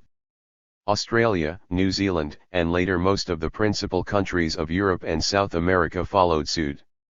28. So Britain withdrew her good, NE, silver coins from circulation and sold them on the markets at the stellar quotes of 1920. The movement brought about immediately a precipitous fall in the price of silver. Thus the steep depreciation of the white metal alleviated the strain exerted on sterling * and in the long run would altogether dispose of one channel through which India imperiled Britain's restocking of gold. Simultaneously the stewards assailed the gold front. On February 1920, they decreed unilaterally that the rupee was to be pegged at 2 gold shillings. In other words, the British financial officers rendered the rupee enormously expensive in terms of gold, deliberately. The semi-coercive measure was introduced by blandishing India with the deceptive prospect of her buying silver, or anything else she wished around the world, at bargain prices. And so Indian imports, boosted by an artificially strong currency, did boom, while naturally her exports suffered a disastrous decline, which abruptly reversed the trade balance with Britain. 29 farmers dependent upon exports suffered as they witnessed their prices plummet to match the world level, and as a consequence their income sagged. The NAL blow was struck by way of the capital account. Those absentees in India who could afford to do so, realizing the blatant overvaluation of the rupee and its inevitable fall, moved at once to convert their rupees into pounds, and then convert the pounds into gold. Such capital ought, towards Britain to buy gold, automatically diminished the gold standard reserve, which the Indian government maintained in London. To restore this reserve, sterling securities, the standard form of banking collateral, which formed the cover of the Indian paper money circulation, had to be withdrawn from Bombay and remitted to London, and thus, to compensate for the transfer, credit in India had to be restricted. 30 Smitten once with an overvalued currency, which by depressing prices struck at their livelihood, and smitten twice with a credit crunch, Indians were at last bereft of any means wherewith to demand gold. Not only that, the empire's stewards were also shockingly pleased to notice that their scheme had prodded a vast segment of the colony's population to unearth its silver and gold hoards to pay for a debt burden exacerbated by the artificial dearness of the rupee. Indeed, it had caused some gold to come out of the Indian soil, reach the government of CES, and ultimately end its way to London in repayment of the adverse balance of payments. 31 By October 1920, India emerged as a net exporter of gold and remained one until the last quarter of 1921. It has been lamented that the government of India was, at best, a mute witness in this sordid affair. 32 Rather devilish than sordid, the tactic succeeded splendidly. The solution was yet provisional, and Norman had had no central part in it, though he must have known every inside detail of the operation, which had begun shortly before he took over at the bank, and of which, given that India was one of his most important financial interests, 33 he impressed a capillary image in his vast memory.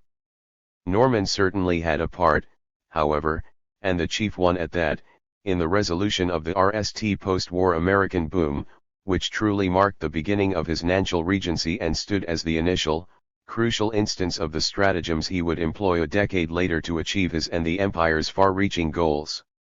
From Figure 4.1, which depicts the evolution of the cost of money in Britain and the United States, it can be seen that as soon as Norman was elected governor, the rate in London jumped from a high level of 6% to a heady 7%, 1 full point above New York. This was the gambit of a policy coordinated in tandem with the Federal Reserve in New York, which would be replicated in 1929. When Norman smothered Britain with a rate of 7%, sending unemployment above the 1 million mark, 34 strong followed suit, and the rates were kept at that level for an entire year, so that by the spring of 1921 both countries had come to live through one of their all-time severest depressions. In the 1920-21 biennium, unemployment in the United States increased by 6.5%, industrial production, agricultural production, and GNP decreased respectively by 19.3%, 6.1%, and 2.3%. 35 While a vertiginous drop in prices of 44% inscribed itself as the sharpest price decline in the entire history of the country. Norman justified his move by stating in his RST Obchale speech of July 15, 1920, "We are striving to return to the gold standard. A debtor nation cannot expect lower rates than those of a creditor nation, and our rates are now below those in America." 36 So, the swiftest means by which gold might be recaptured and preserved was to up a bank rate that was already high above the rate prevailing in the competing marketplace of New York. The unemployed, Norman would argue in general, were unemployable. 37 In Britain, under Norman, 1 out of 10 workers would remain idle throughout the interwar years. 38 Norman always affirmed quite rightly that joblessness was not his affair, but that of the government. His task was to attend to the financial welfare of the empire, and he did. With the collusion of Strong, he killed the stock market boom in Wall Street, shattered America's real estate prices and bankrupted her farmsteads, and all that, indeed, to check the dispersion of British money to Wall Street. The important question that remained was why would the American banking elite go along with this British policy of economic strangulation? When the two governors met in December, 1920, they were pleased to concur that the policy of making money dearer, though somewhat precipitate, had been wonderfully successful. 39 What they meant by successful can be seen in figure 4.2, which portrays the rate of exchange between sterling and dollar. It is clearly visible that since the accession of Norman, March 1920, Britain was attempting tenaciously to regain the gold standard at the old pre-war parity of $4.86 to the pound. Governor Strong at the Federal Reserve was not only looking forward to that event, but he was also satisfied to have terminated the abnormal growth of the U.S. money supply, which had been increasing since June 1919 and had been allowed in 1920 to reach unprecedented levels. 40 Many have wondered why the Federal Reserve, which had been incorporated at the end of 1913 with the avowed goal to dampen the wild fluctuations of the cycle and prevent a generalized state of insolvency of the domestic economy, failed so miserably its serious test as America's financial watchdog in the aftermath of the war. The 1920-21 recession appeared abrupt, brutal, inexplicable. Again, why had the rate been kept so high, so long? In 1920 as well as in 1929, and indeed throughout the interwar years, American monetary policy is incomprehensible if taken out of the context of European politics, and specifically of Britain's agenda. The truth was that after 1920, Strong, the American governor, consciously restricted credit at home to reduce significantly the volume of cheap credit to Europe. Indeed, the stewards at the Fed coordinated with London a rate increase to 7%, which allowed both countries to pile up gold. It was in fact between 1921 and 1924 that America underwent one of its great waves of gold accumulation, and of all European nations Britain was the only one that accumulated gold after 1920. 41 So then, why did the Federal Reserve decide to store up gold at this time? What was it anticipating? For years it had been a commonplace of monetary discussion in the United States that the gold which came in just after the war would return to Europe when it was again needed to support gold standard currencies in Europe. 42. The interest rate hike in the US was a clear indication that the time to invest in Germany and surrounding states had not yet arrived and had thus been postponed. Norman and Strong were preparing the terrain for the great German bailout, and the concurrent return to gold by Britain, which were going to take a few years to engineer. Figure 4.1 illustrates this pantomime chase of the rates, in which each governor feigned in public to saddle on the other the responsibility for the tightening. And whatever the bankers did, which the public never comprehended, these punctually justified their actions by blaming the fear of inanition, oracular nonsense that was seldom, if ever questioned. And so it went. Norman upped the rate in April 1920, Strong followed in May, and after a year of wonderful success in attracting gold to their respective sellers, Norman again took the lead in easing the markets by pulling the cost of money downwards, and New York followed. Thus far the experience of Norman had been to relieve one of the fundamental teachings of the old gold standard, namely, that Britain always had to strengthen herself to govern between India and the United States, 43 her two gold-hungry colonies, and that, when it came to protecting and adding to the gold treasure of the Bank of England, the most incisive impact might be achieved by causing money famine in India, deflation, and monetary abundance in the United States, in 44 that is, by forcing the riots to unload their gold, and encouraging a boom in America while keeping London's rate above New York's. When Germany was cleared of her war debt, This policy would be implemented to the full as London would succeed in staying above New York for a protracted period of time, that is, the duration of the VE-year bailout, see figure 4.1. Thus, between 1919 and 1920, the Bank of England managed to shield the sterling exchange rate and increase her gold stocks by £50 million, reaching a total GOR of £128 million, around 865 metric tons. 45. This amount was slightly less than what would become the statutory cover of the bank upon her return to gold in April 1925, £150 million, 8% of the 157. 158. Total world reserves. 46. In short, by late 1920 Britain's gold hoard had been reconstituted. Where were these additional ingots, presently in Norman's vaults, being shipped from? Stenographic sources mention South Africa, and Russia. 47. Were they then a chunk of Kalkak's treasure trove? From this time on, the markets expected the pound sterling to become convertible into gold. The anticipation is discernible in the ascending path of the sterling/dollar exchange, whose initial point, the first quarter of 1920, coincides with Norman's appointment to the governorship, figure 4.2.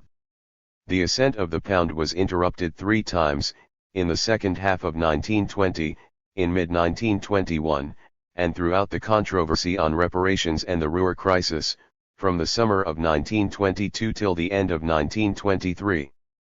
The war between Russia and Poland, and a sizable reparations payment remitted in dollars through London, accounted for the first 2 troughs in the curve.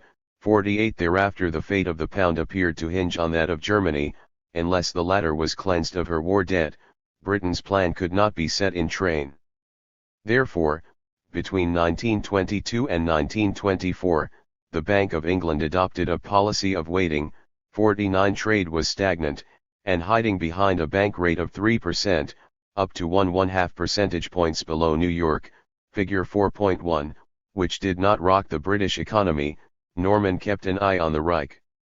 He let America swallow more gold, content that in time he would be able to lure the Americans into expanding credit, lowering their rates, and therefore relinquishing some of their copious gold. Because in these years, though Norman's grip on strong was potent, the latter, acting as the Anglophile mediator between Britain's imperatives and Wall Street, had been incapable of prodding U.S. bankers to launch another inflationary boom for the sake of international cooperation. 50. At this time the American financiers failed to see what they would stand to gain from pumping in new money to invest in Europe's uncertain environment. Germany, as Norman well knew, was the key with which he would unlock the stalemate. So, in the meantime, while in 1922 the American grid momentarily recoiled, Norman, the human spider, ventured in a peripheral experiment around the German unknown. Using all his persuasiveness on Dutch, Swiss, and American bankers, he secured a jumbo loan for Austria. Thanks to this, inflation was halted, the currency stabilized, and the economy of a former enemy country was restored with exemplary rapidity. The Chancellor of Austria dropped a remark, which reached his ears in due course: "I'd like to erect a statue of gold to the remarkable Mr. Norman." 51. Norman thus established a precedent that he would later apply to the piece de resistance of the plan, Germany.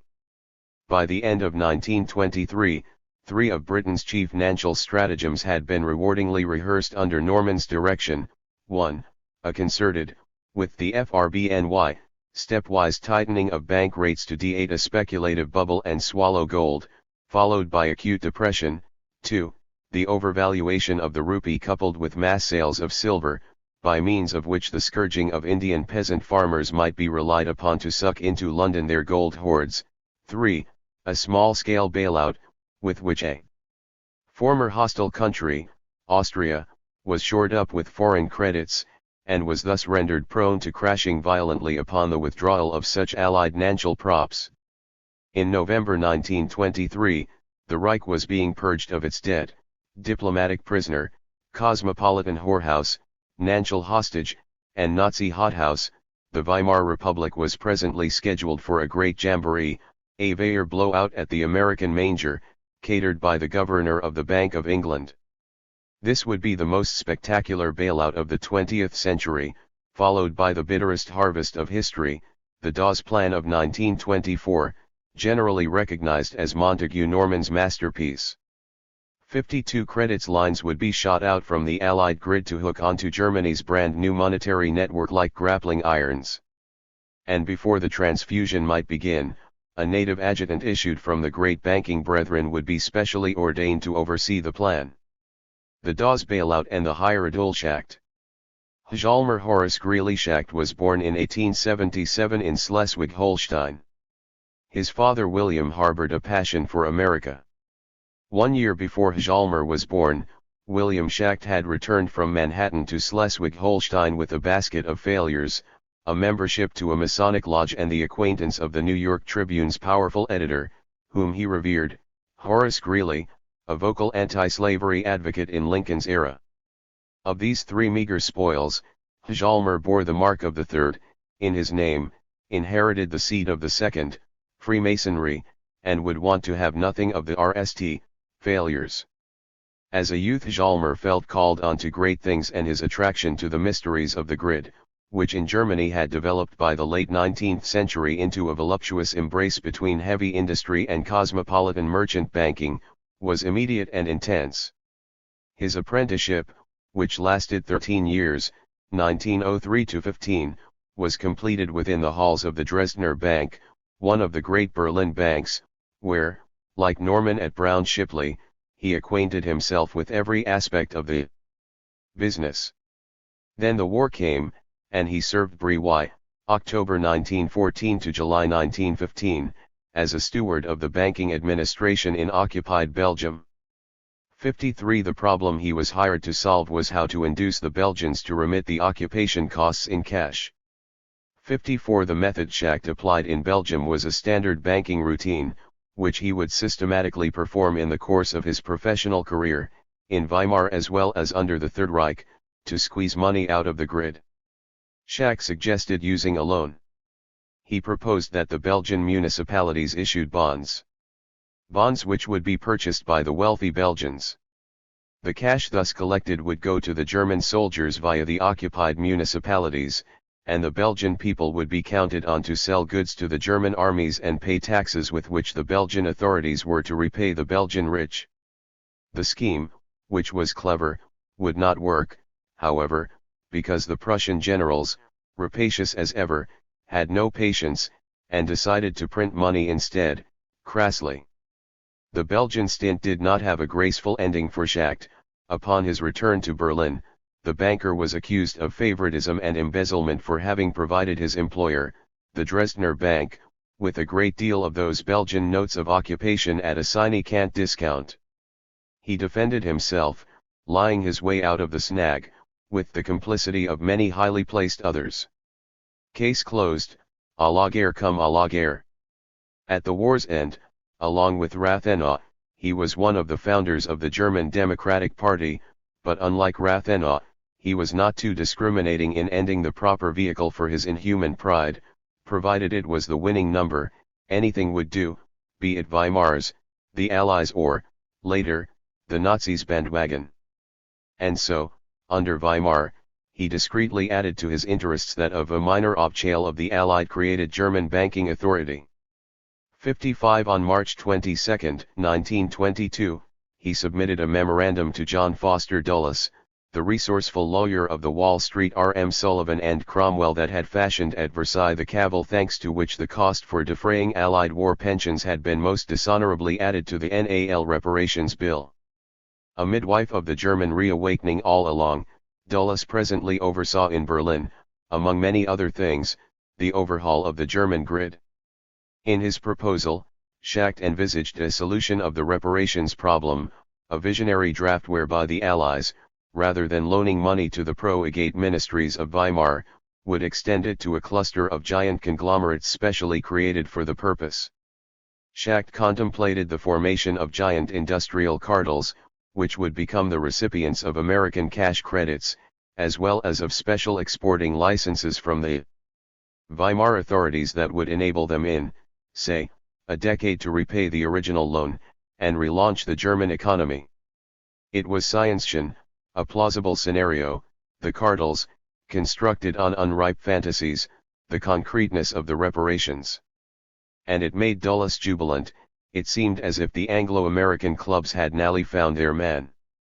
Dulles forwarded the memo instantly to Thomas Lamont, a top tertiary of J.P. Morgan & Co. with his plaudits. Dr. Schacht is one of the ablest and most progressive of the young German bankers, and it seems to me that his plan may contain some thoughts which may have some merit. And 2 weeks later Dulles responded enthusiastically to Schacht's proposal. If a period of political stability could be assured, I have no doubt that bonds issued by such monopolistic corporations as you mention would command the confidence of the investing public. 56 Now that Germany had blasted her currency, Schacht might be brought in to lead the reconstruction.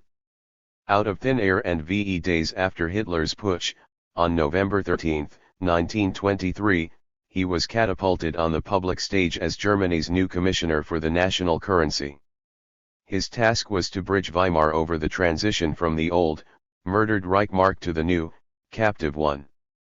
Sitting behind a bare desk with only a telephone, he called around his brethren of the grid day and night for a week. Finally, by refusing to grant credits to speculators in a provisional currency devised for the transition, he signed the death certificate of the old mark, seeing its NAL purchase price at 4.2 trillion for a dollar. Thus the mark came to be stabilized at that fateful gold peg, $1 equals 4.2 gold marks, with a net erasure of 12 zeros. The 20th of November, said Schacht, contributed a milestone in the history of the stabilization of the mark.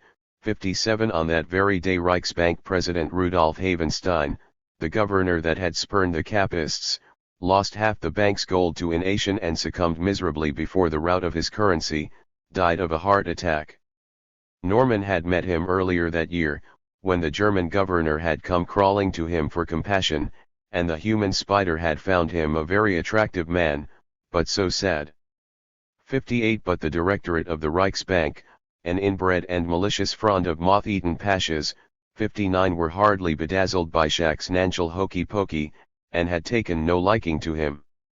They wanted good old Helfferich, the nationalist stalwart, former imperial vice-chancellor and finance minister, and chief Reichstag slanderer of Ertberger and Rathenau, a true, perdiously impenitent column of the old order.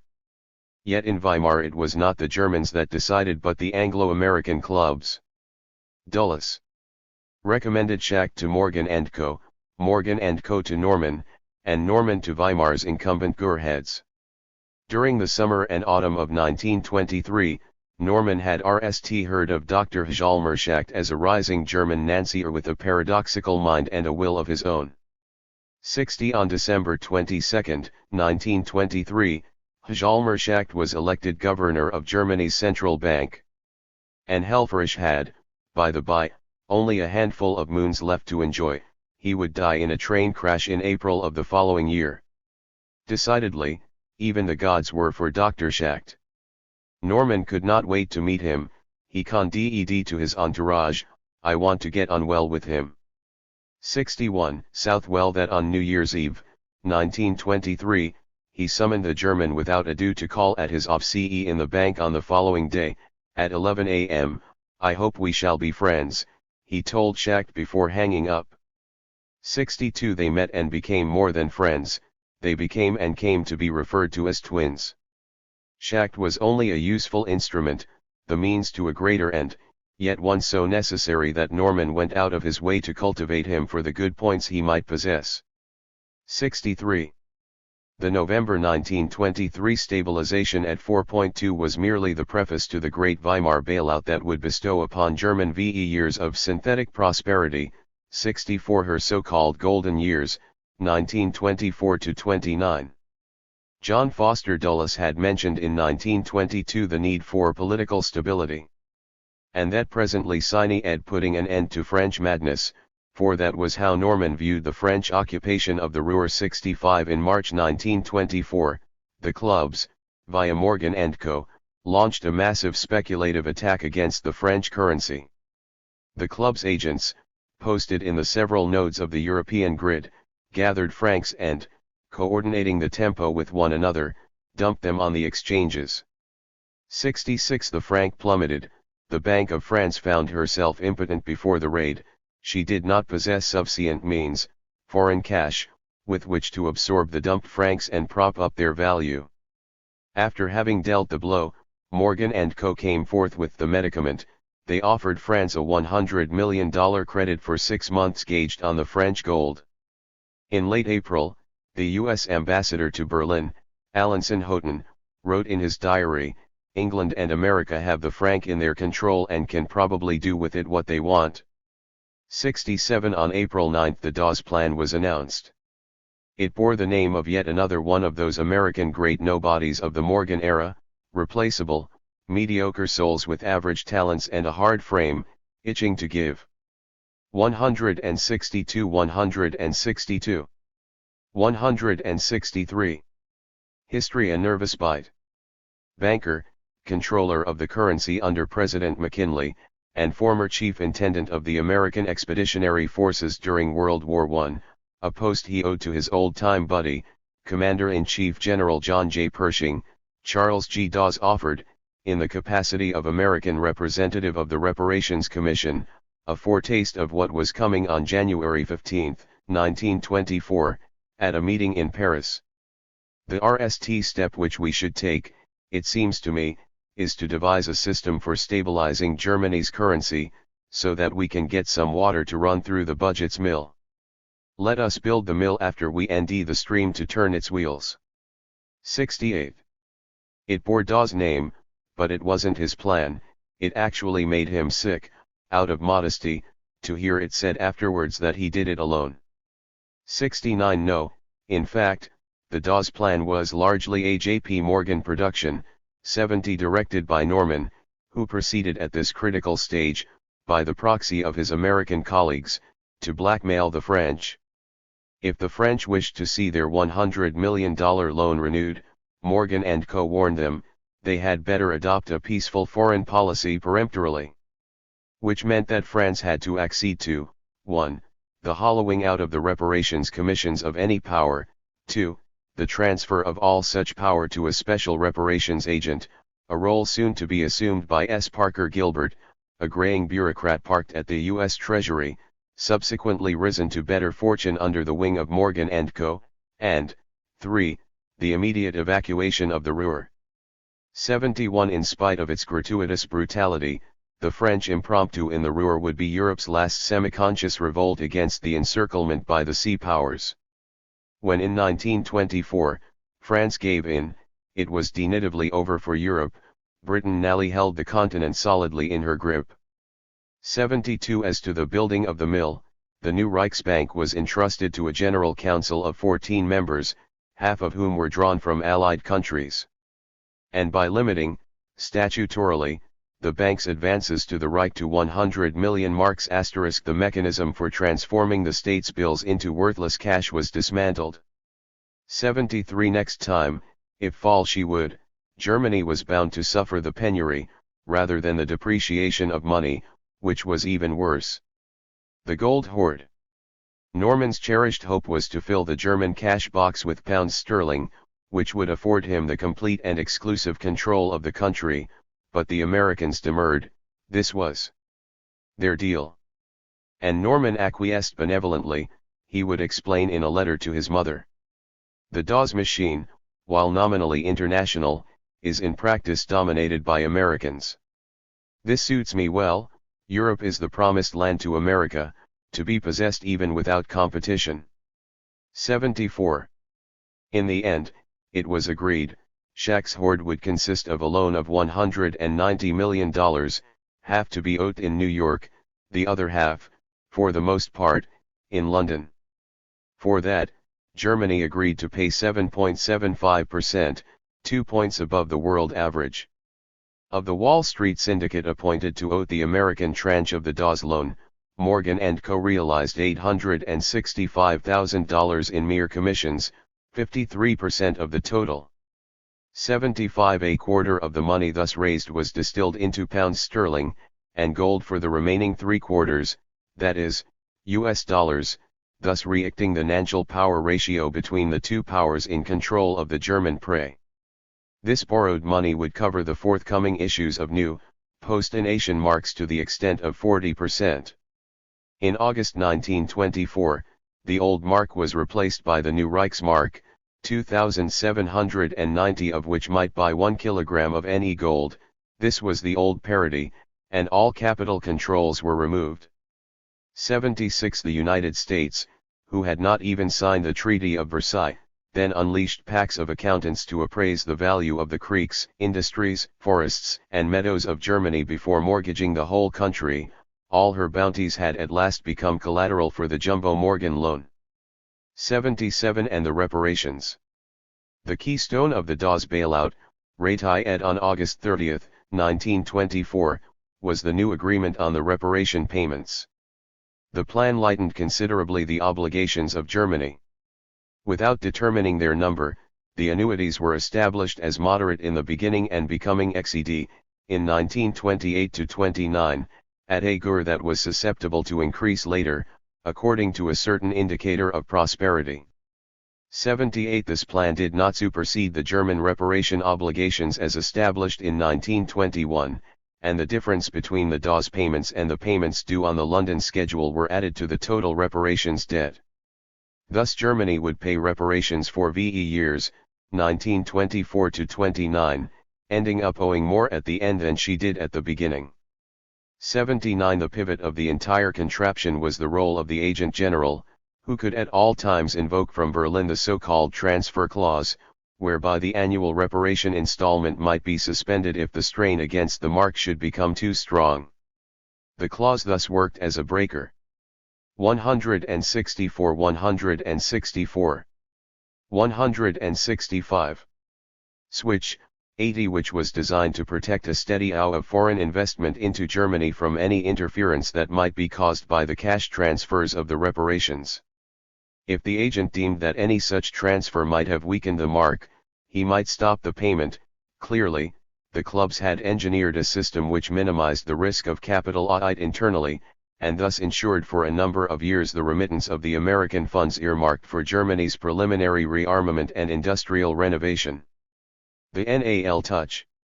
To crown it all, 25% of Germany's public employees were sacked in 1924, the number unemployed would reach 2 million in 1926, the absentees were invited with little success to repatriate their exported capitals, and the rest of the economy was inevitably subjected to a credit stop. The truth was that $190 million scarcely sufficed to jumpstart the German economy. 10 years earlier, in 1913, the gold reserves of the Reichsbank had amounted to $280 million. On April 7, 1924, not to endanger his hoard and the cover, Schacht had no choice but to turn off the taps.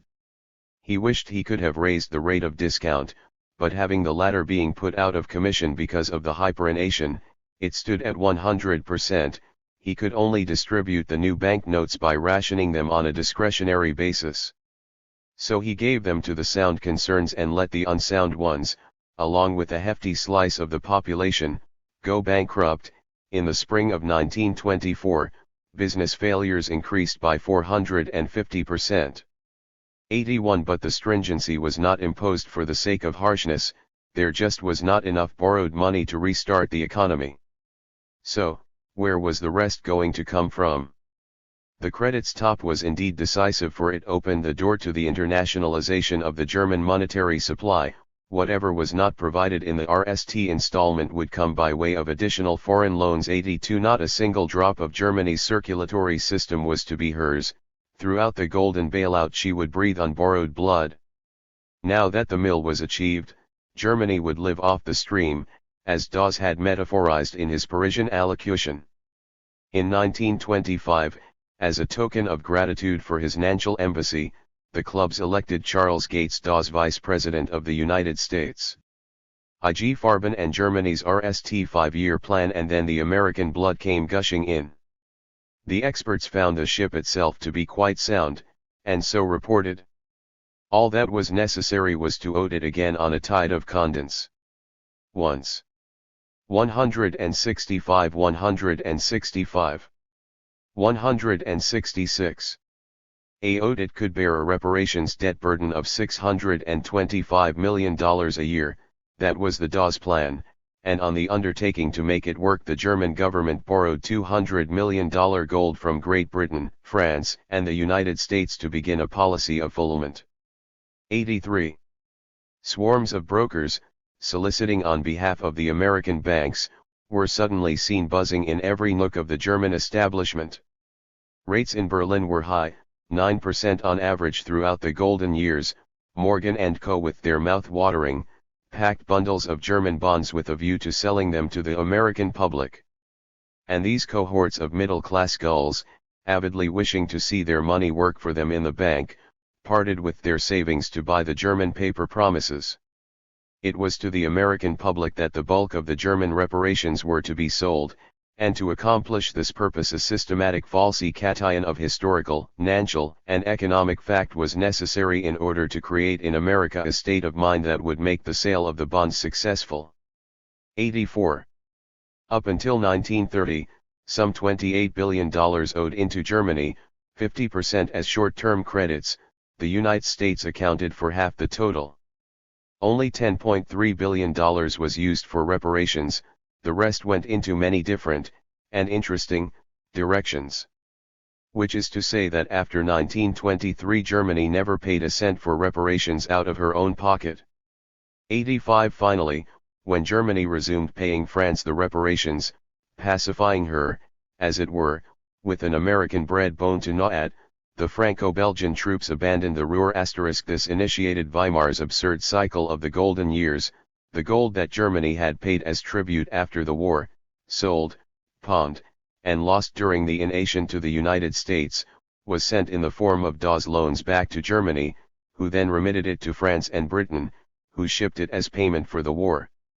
Debts to the United States, who channeled it once again, burdened with an additional layer of interest to Germany, and so on. 86. In Germany, everyone and everything borrowed. The Reich, banks, municipalities, counties, businesses, and households. The money was spent on housing, industrial machines, and public works.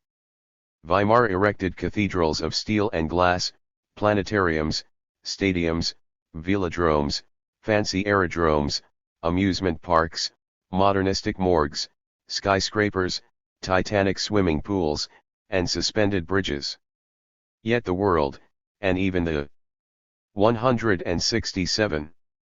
Lenders at home, inquired of their politicians, why is Germany being boosted thus? She is our ally against communism, they replied, and the Weimar clerks hastened to toe the party line.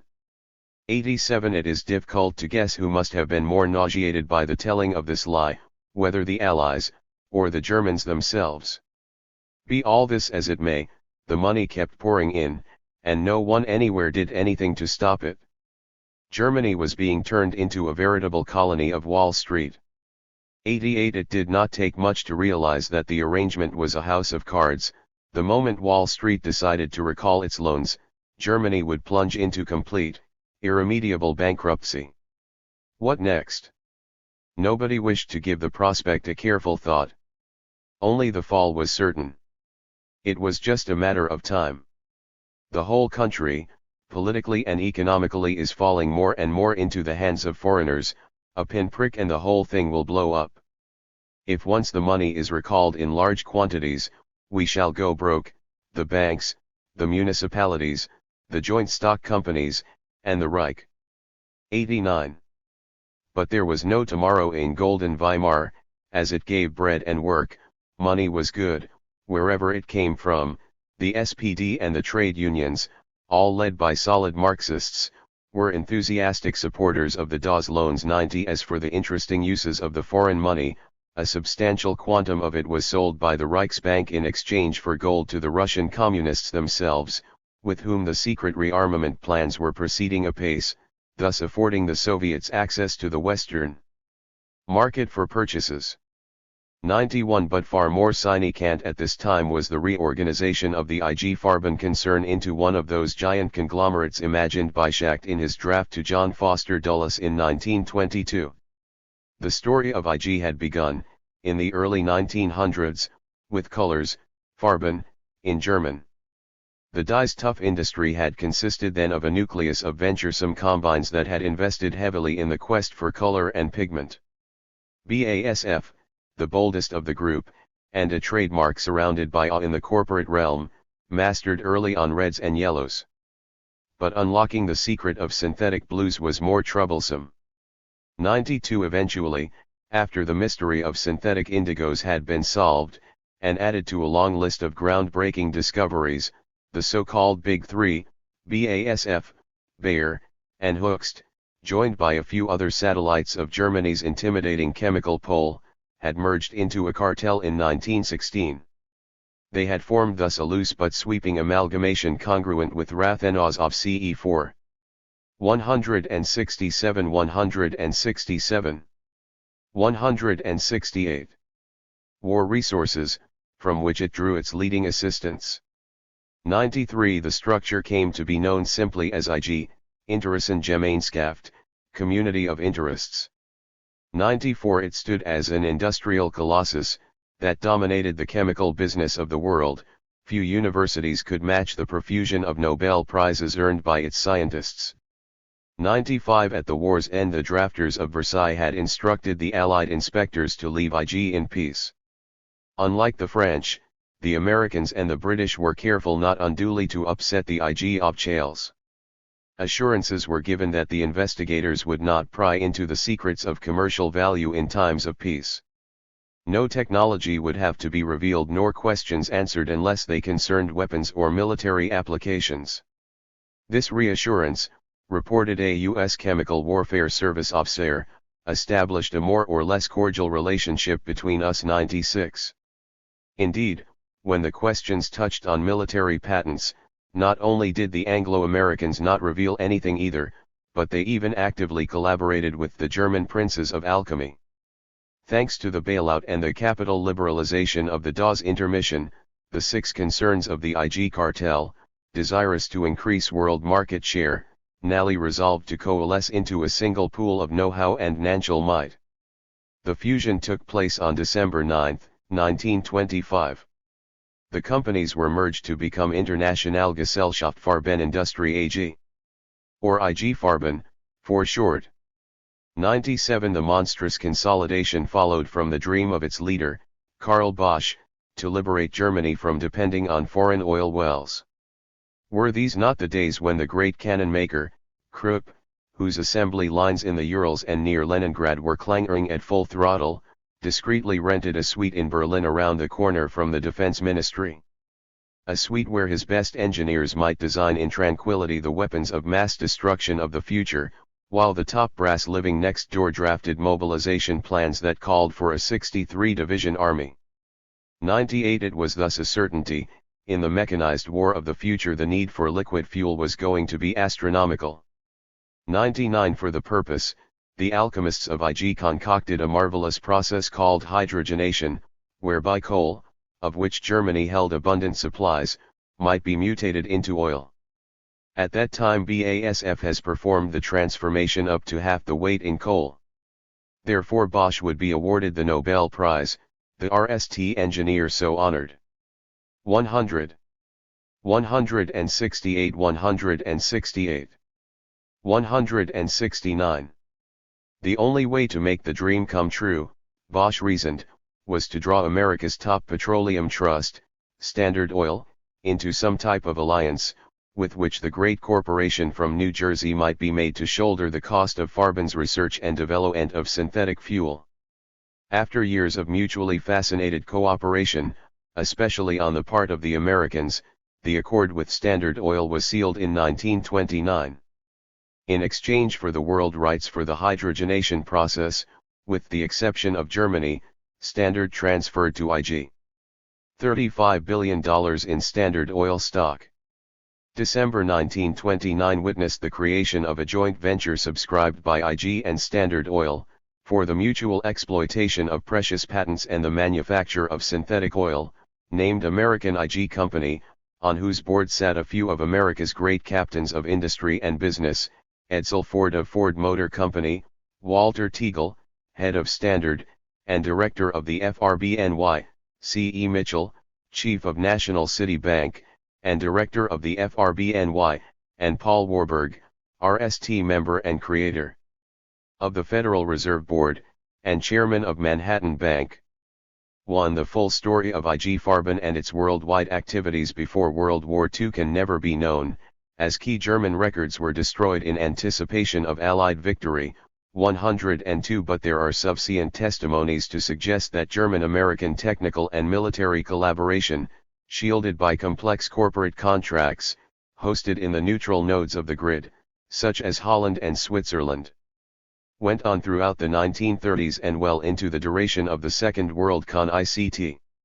Standard Oil will keep its cartel with IG Farben alive, war or no war, a Standard official said. Technology has to carry on. 103.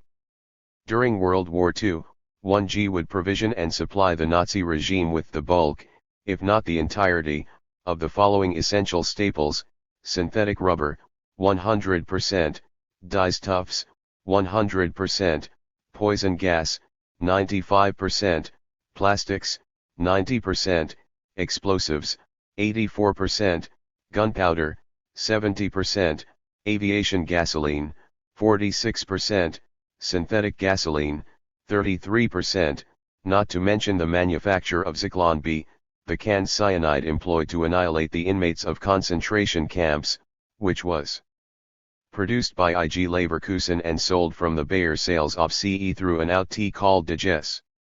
104 An American post-war committee, drawn from the Senate and chaired by Harley M. Kilgore, a Democrat from West Virginia. After gaining a fairly deep insight into the ramifications of American collusion with the enemy, and not without adulterating to the point of distortion the obscenities. 169 169. 170. Found therein, framed its conclusion according to what has since Versailles become the customary apologetic template of the Allies. The United States accidentally played an important role in the technical arming of Germany. Neither the military economists nor the corporations seem to have realized to the full extent what that meant. Germans were brought to Detroit to learn the techniques of specialized production of components. The techniques learned in Detroit were eventually used to construct the die-bombing Stukas. 105. Thus the meager evidence accessible suggests by itself that the American collaboration with the German military-industrial complex, through Weimar and the Nazi regime, was indeed intense and pervasive. The Dawes machine inaugurated this determining phase of the incubation, in 1924, when the dynasts of the American grid, egged on by Norman, set out to divide amongst themselves in a rational fashion the bond sales of Germany's giant industrial axes. Morgan & Co. and Rockefeller, via Chase National, promoted IG Farben and the German chemicals on Wall Street. Dillon and Reed placed $70 million worth of debentures on behalf of the coal and steel concerns, such as Alfred Thiessen's Vereinigung die Stahlwerke, which would serve as a Nazi slush fund * and one of the prime founts of pig iron and heavy plate for the Third Reich. V.A. Harriman & Co., which merged with Brown Brothers in 1931, sponsored the electrotechnical conglomerates. 106 As shall be seen, the revision of the Dawes Plan, the so-called Young Plan of 1929, would be named after a General Electric co-officer, Owen Young. Young would be appointed thereafter as one of AEG's foreign directors. AEG, Germany's General Electric, the great concern founded by Rathenau's father, received under the Dawes Plan at least $35 million worth of loans. By 1933, at which time there was irrefutable evidence that it financed Hitler, AEG was owned by its American counterpart GE to the tune of 30%. 107 No accident, Germany was being gradually, but steadily, rearmed, in keeping with the dictates of Versailles. Since 1924, the Anglo-Americans equipped what would become Hitler's war machine through well over 150 foreign long-term loans contracted in less than 7 years, 108 The more thorough and elaborate the thing, the more devastating the German army, the bloodier the war, the more resounding the foregone victory of the Allies, and the defeat of Germans, who were being set up, and the more sweeping. See below, p. 198. 170 170. 171. And permanent the Anglo-American conquest. There was neither greed nor treason behind the Dawes bailout, but solely the long-term objective of putting a prospective enemy with a view to bringing him down in a airy confrontation, a confrontation to be orchestrated at a later stage. With these American loans, Germany was able to rebuild her industrial system to make it the second best in the world by a wide margin, and to pay reparations without either a balanced budget or a favorable balance of trade. 109. The great German machine, having been raised on borrowed capital to be the most powerful and the most efficient in Europe, was running on borrowed gas. Why were the Germans putting their own gas out of Germany for safekeeping, in the banks of foreign countries? 110. The Dawes bailout was in fact Germany's RST 5-year plan, 1924-29, in view of the forthcoming World War. Throughout this critical quinquennium, Norman had been busily at work, to sustain at such a pace the ux of American money into Weimar had required of the Bank of England such financial acrobatics that only he, in the world, could have performed. For Norman brought the foreign money in, and, when it was time to alter the political physiognomy of Germany, he took it out. Britain's grand charade to crash the new gold standard. Much underwater paddling had gone into opening the gates of the American feeder to Germany, and most of it conceived, organized, and effected by Montague Norman. The succession of his maneuvers punctuated each salient date of the interwar period. He was the uncontested and unrivaled architect of Europe's downfall, the priest that expedited and turned to account the obscene degeneration of European civilization. With World War II, the Anglo-Americans came, saw, and conquered, but before they did all that, Montague Norman schemed, and his peculiar doings, unjustly misreckoned, remain so far the most astonishing feat of the great Anglo-American siege of the land mass, which had begun with World War I. As Germany underwent the Dawes transfusion, the path for the Allies was cleared, the mark was being made fully convertible into gold, and sterling might presently resume its ascent towards the old parity of $4.86.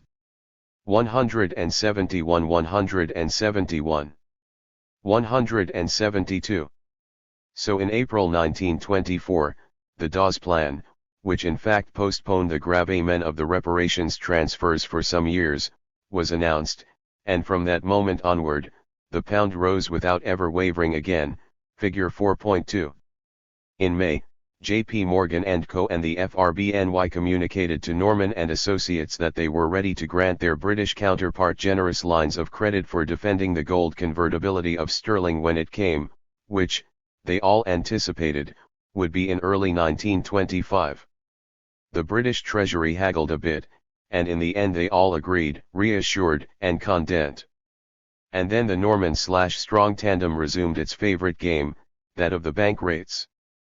In July 1923 Norman had raised his rate from 3 to 4%, thus sending the signal to New York that London was ready to pull gold, figure 4.1.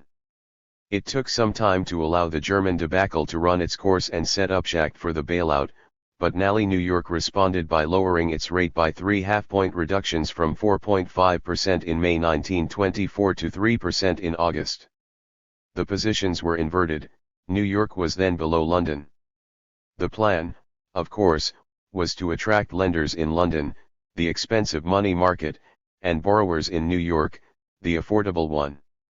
The switch was of decisive importance. New York initiated thereby a policy of easy money. She swallowed at once conspicuous amounts of private and public paper promises and injected cash into the economy, which was magnified by the lax credit routine of the commercial banks. 111 America was awash with cash, and London, the tighter market, pulled gold like a magnet. Thus America's phenomenal stock exchange mania of the Roaring Twenties was sparked.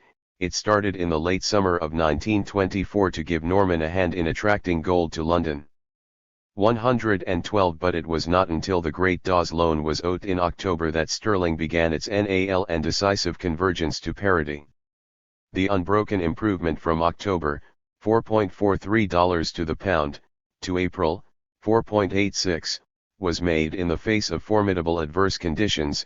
Buttressed by the American grid, the pound reached the yearned gold parity on April 28, 1925, even with a strongly negative merchandise balance. It was in fact the invisible balance, capital imports, that did all the work in lifting the pound to the gold plateau. 113 Norman had had his way. There were no rules of the game other than the particular ways of bending the grid. And so it was nally done. Britain returned to gold, at £1 equals $4.86. Over 30 countries followed her example. The City of London was once more the clearing centre of the world. Upon closer inspection, however, a few attentive scholars came to notice that Britain's new gold standard was rather peculiar. First of all, gold. 172 172. 173. Virtually disappeared from circulation. 114. The note holder could not under the terms of the new act convert his Bank of England note into gold at the bank. And the latter was obliged to sell gold only in amounts of 400 any ounces, that is, for, not less than $8,268 worth at a time. 115 Gold was quietly dropped out from the public traffic, and con-net to a special inner circuit accessible only to the big players. What was Norman after? By excluding the possibility for the economy to transact in gold, and, most importantly, hoard it in times of crisis, he was removing from the system a buffer, which could have rendered its actions and reactions much more sluggish. Norman was calibrating the system to play a fast game. Second, he leveraged this new gold circuit greatly by imposing upon all central banks presently tied to it to keep part of their reserves in pounds sterling, which was presently anchored to gold, and which London would proceed to invest on their behalf. 116 On the one hand, this device of the gold exchange diluted enormously the cover for the standard as a whole, and thus predisposed the world system to an unprecedented inflationary swelling, and on the other, it preset the game for a catastrophic chain reaction, which should have started as soon as either of the two gold currencies, the pound or the dollar, should have suffered a run for having been overextended. If, for instance, London were to lose much gold, the pound would collapse, and if the pound collapsed, as most satellites were forced to hold large amounts of sterling as cover, the entire circuit would disintegrate. Norman was playing for high stakes.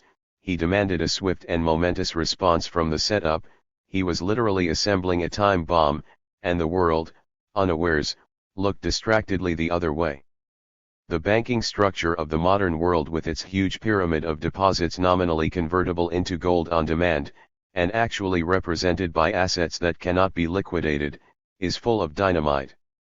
117. Third, the parity itself. No doubt, the pound at $4.86 was expensive. And Norman knew that well. Sterling at such a level was obviously not likely to pull British exports through, though it might certainly be counted on to strengthen Britain's vital produce imports and, far more important, her invisibles, overseas investment, shipping, freight, and financial services, all of which were denominated in sterling. Having conquered anew the position of world clearing centre, London, and the empire might confidently expect to derive a rich source of revenue from the forthcoming Magna ed. 173 173. 174. Ux of foreign monies in search of high interest, hence the importance of keeping the interest rate in London above that of New York. At last, in 1925, after a full decade in the temple, Norman was on top of his game. Most of the industrialized world was on gold now, and the great financial carousel, strapped with dynamite, might be spun in motion. Truly, Norman had impressed the world, building against all odds this new, formidable machine that seemed to have brought the chances for world prosperity and cooperation to levels hitherto unimaginable. And he was feared. His persona, as the events, corridor rumors, and legends had come by this time to incise it in the public fantasy, was a fair match to the enigma of his nature. Completely wedded to the empire and the adored bank, his sole mistress, as he said, 118 he led a veritable monastic life, without company and friends worthy of the name. He had some fundamental dislikes: the French, Roman Catholics, Jews. An innate ruler with a profound distaste for so-called democracy, 119. Norman was a strange man whose mental look was one of suppressed hysteria. When he rebuilt the Bank of England, he constructed it as a fortress prepared to defend itself against popular revolt, with the sacred gold reserves hidden in deep vaults below the level of underground waters which could be released to cover them by pressing a button on the governor's desk. For much of his life Norma rushed around the world in steamship, covering thousands of miles each year, traveling incognito, under the assumed name of Professor Skinner, 120. This was the individual that the French had to reckon with in 1926. Because he had laid eyes on them. Presently, the achievement of his plans had to pass through the French tangle. France was, in fact, the last of the big players, and was still not hooked onto the newly assembled gold standard. Like Germany, France after the war was shaken by a violent invasion and an extraordinary outflow of capital. In the early 1920s, because of the perennial uncertainty surrounding the German reparations, and the organized speculation against the franc at the time of the Ruhr invasion, the French absentees exported en masse a fabulous treasure, which they remitted for custody to New York, and especially London. Statistics measuring the magnitude of the outflow are as usual unavailable, but what seemed a certitude among bankers in the know, was that it was far more significant than the German export of capital had been a few years previously. 121 now. 174 174. 175. Realizing what fugitive wealth had done to Germany in 1923, a few experts, lucid enough to appraise the situation for what it was, took fright and found the time to re-warnings to the outside world. On September 10, 1926, one of such dispirited omen-mongers, Swiss banker Felix Someri, put two and two together in a public lecture hosted by the University of Vienna. We now end ourselves at a provisional state of rest. Yet this is the calm before the tempest. How can we Europeans cope with a power such as the United States, who wields a surplus both on her trade and capital account? The only way out is for America to keep on extending short-term credits. Never has an economic cycle initiated under such hazardous conditions as the bailouts of Austria and Germany. Beware, America is the strongest protectionist of the world. She will bolt her door when Europe will come knocking with her wares for export. And if today the United States must lend to keep the system afloat, this cheap money policy cannot but usher in a gargantuan stock exchange bubble. What if all the French refugee capital, which is now being invested from New York by its American custodians, is suddenly repatriated? That will set off the collapse. Therefore, only the immediate withdrawal of French funds from their foreign shelters and the peremptory abolition of the new gold standard can prevent a stock exchange boom from developing. For if both movements were to unravel during an upswing, or in the midst of an American crisis, the dimension of the catastrophe that would befall Europe would be unimaginable. 122. The great 1929 Wall Street crash was thus fully anticipated by a common practitioner of the grid in 1926. Which is to say that Norman could by no means have failed to envision the eventuality himself, especially in the light of the 1920 crunch, which he had wrought. As for the French expatriated capitals, timing, as Someri intuited, was of the essence. Norman, who was keenly alert to the potential of such funds, could scarcely afford to yield to France any form of control, albeit a tangential one, over the fate of Germany, which was now fed vital money from America. A mass recall of French gold from London and New York, on terms other than Norman's, might indeed have wrecked the new gold standard and swept the momentum from under the Wall Street lending bonanza. So the money had to be repatriated to France immediately, but through London, and in ways congruent with the governor's plans. At once, in the summer of 1926, the empire dispatched its human spiders to spin the web round France. 175 175 176 On July 29, 1926, at 11 a.m. sharp, Norman crept in the Banque de France to face his opposite, Émile Moreau. The Frenchman was somewhat uneasy. He had been told that Norman was traitor en affaires et tracereuse. Moreau knew he was coming face to face with the best governor in the world.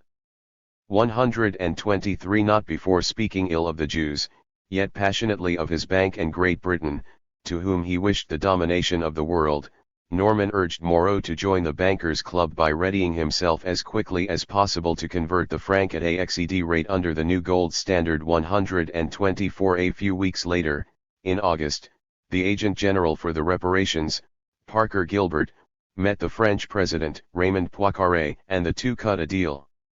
For the rest 3 years, the installments which France owed to America for the war credits would be subtracted from the larger DAS payments which Germany presently owed to France. Britain and America nodded. On the sly, the three parties had thus revised the DAS plan to link war debts and reparations. 125 Poincaré was triumphant. The accord would keep him in power. He had made France safe for the investors again. 126 The Banque de France was advised to prepare itself for a major absorption of francs from abroad. All of a sudden, in the second half of 1926, a wave of capital returned to the French motherland. The Banque de France swallowed these foreign monies and printed francs galore, in exchange. Its foreign reserves swelled to extraordinary heights. The franc left the doldrums behind, appreciated rapidly, and became the object of a frantic, international speculation, which was systematically organized from London. The latest rumor was that speculators from Berlin borrowed pounds in London, and sold the pounds in Paris for francs. Paris deposited these pounds in London, where they were lent anew, and so on. 127 But the truth was that the chief speculators on the franc were British financiers. 128 Which leads one to infer that Norman, the trusted commandant of the whole city, 129 was, in fact, allowing the London market to feed the French with oodles of sterling, feeding the French, until in May 1927, with their mouths full, and fearing a disruptive appreciation of their currency, they demanded to convert some of their enormous sterling reserves in gold. And that was exactly what Norman was waiting for. Though his biographers were always fond of recounting that there was calculation in the face. This character with 1,001 disguises, chose to wear, 130 The reader, however, is never told on which occasions Norman was supposed to have performed these extraordinary theatrical shows. There is reason to surmise that May 1927 was one such remarkable instance. 176 176 177 Feigning unspeakable distress at the French conversion of £1.5 million into gold on May 19, 1927, Norman rushed a week later to Paris with an adjutant to confront Moreau. The latter rehashed peevishly his argument against speculation, and D'Antley dug his heels in by telling Norman that France was playing by the book, and that such a conversion, of sterling into gold, was the least Britain should expect since her imperial return to gold 2 years ago. London, sentenced Moreau, should now raise its rate to defend its gold. Norman retorted that there would be a public outcry if he did that. 131 The British governor then proceeded to explain that London's monetary market was a high-precision mechanism, perfectly gauged to lubricate the British economy. Any abnormal tampering with this device would be insufferable. An unwarranted and disproportionate withdrawal of gold from London would topple the entire system. Moreover, Norman went on, it was impossible to spot the source of the speculation. Speculators were faceless. Paris had power over London, Norman declared. but London had none over third parties. Finally, with such high rates in Paris and the continual allurement of an appreciating franc, capital affiance to France was simply unstoppable. Paris, Norman concluded, should lower her rate.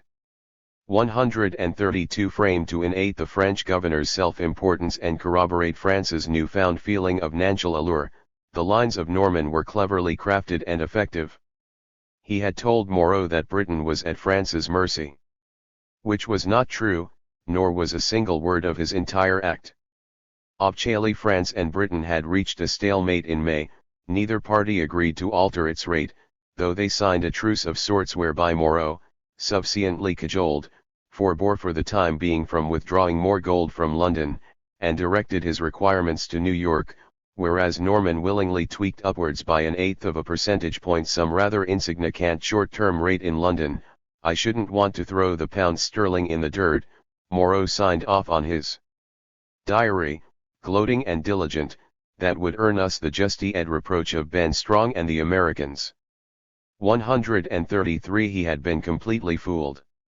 From the start, Norman operated deliberately with a very slender gold reserve, that is, with a cover rarely larger than 2 to 3% of the country's total money supply. 134 With a gold base spread so thin, any incoming monetary mass of substantial magnitude, such as the repatriation of French capitals, likely to be satisfied, at least in part, in gold might be assuredly counted on to rattle the system. Which was precisely the effect Norman sought from the sudden reversal of French money transiting in London. He was the one encouraging the speculation against the franc. Besides, he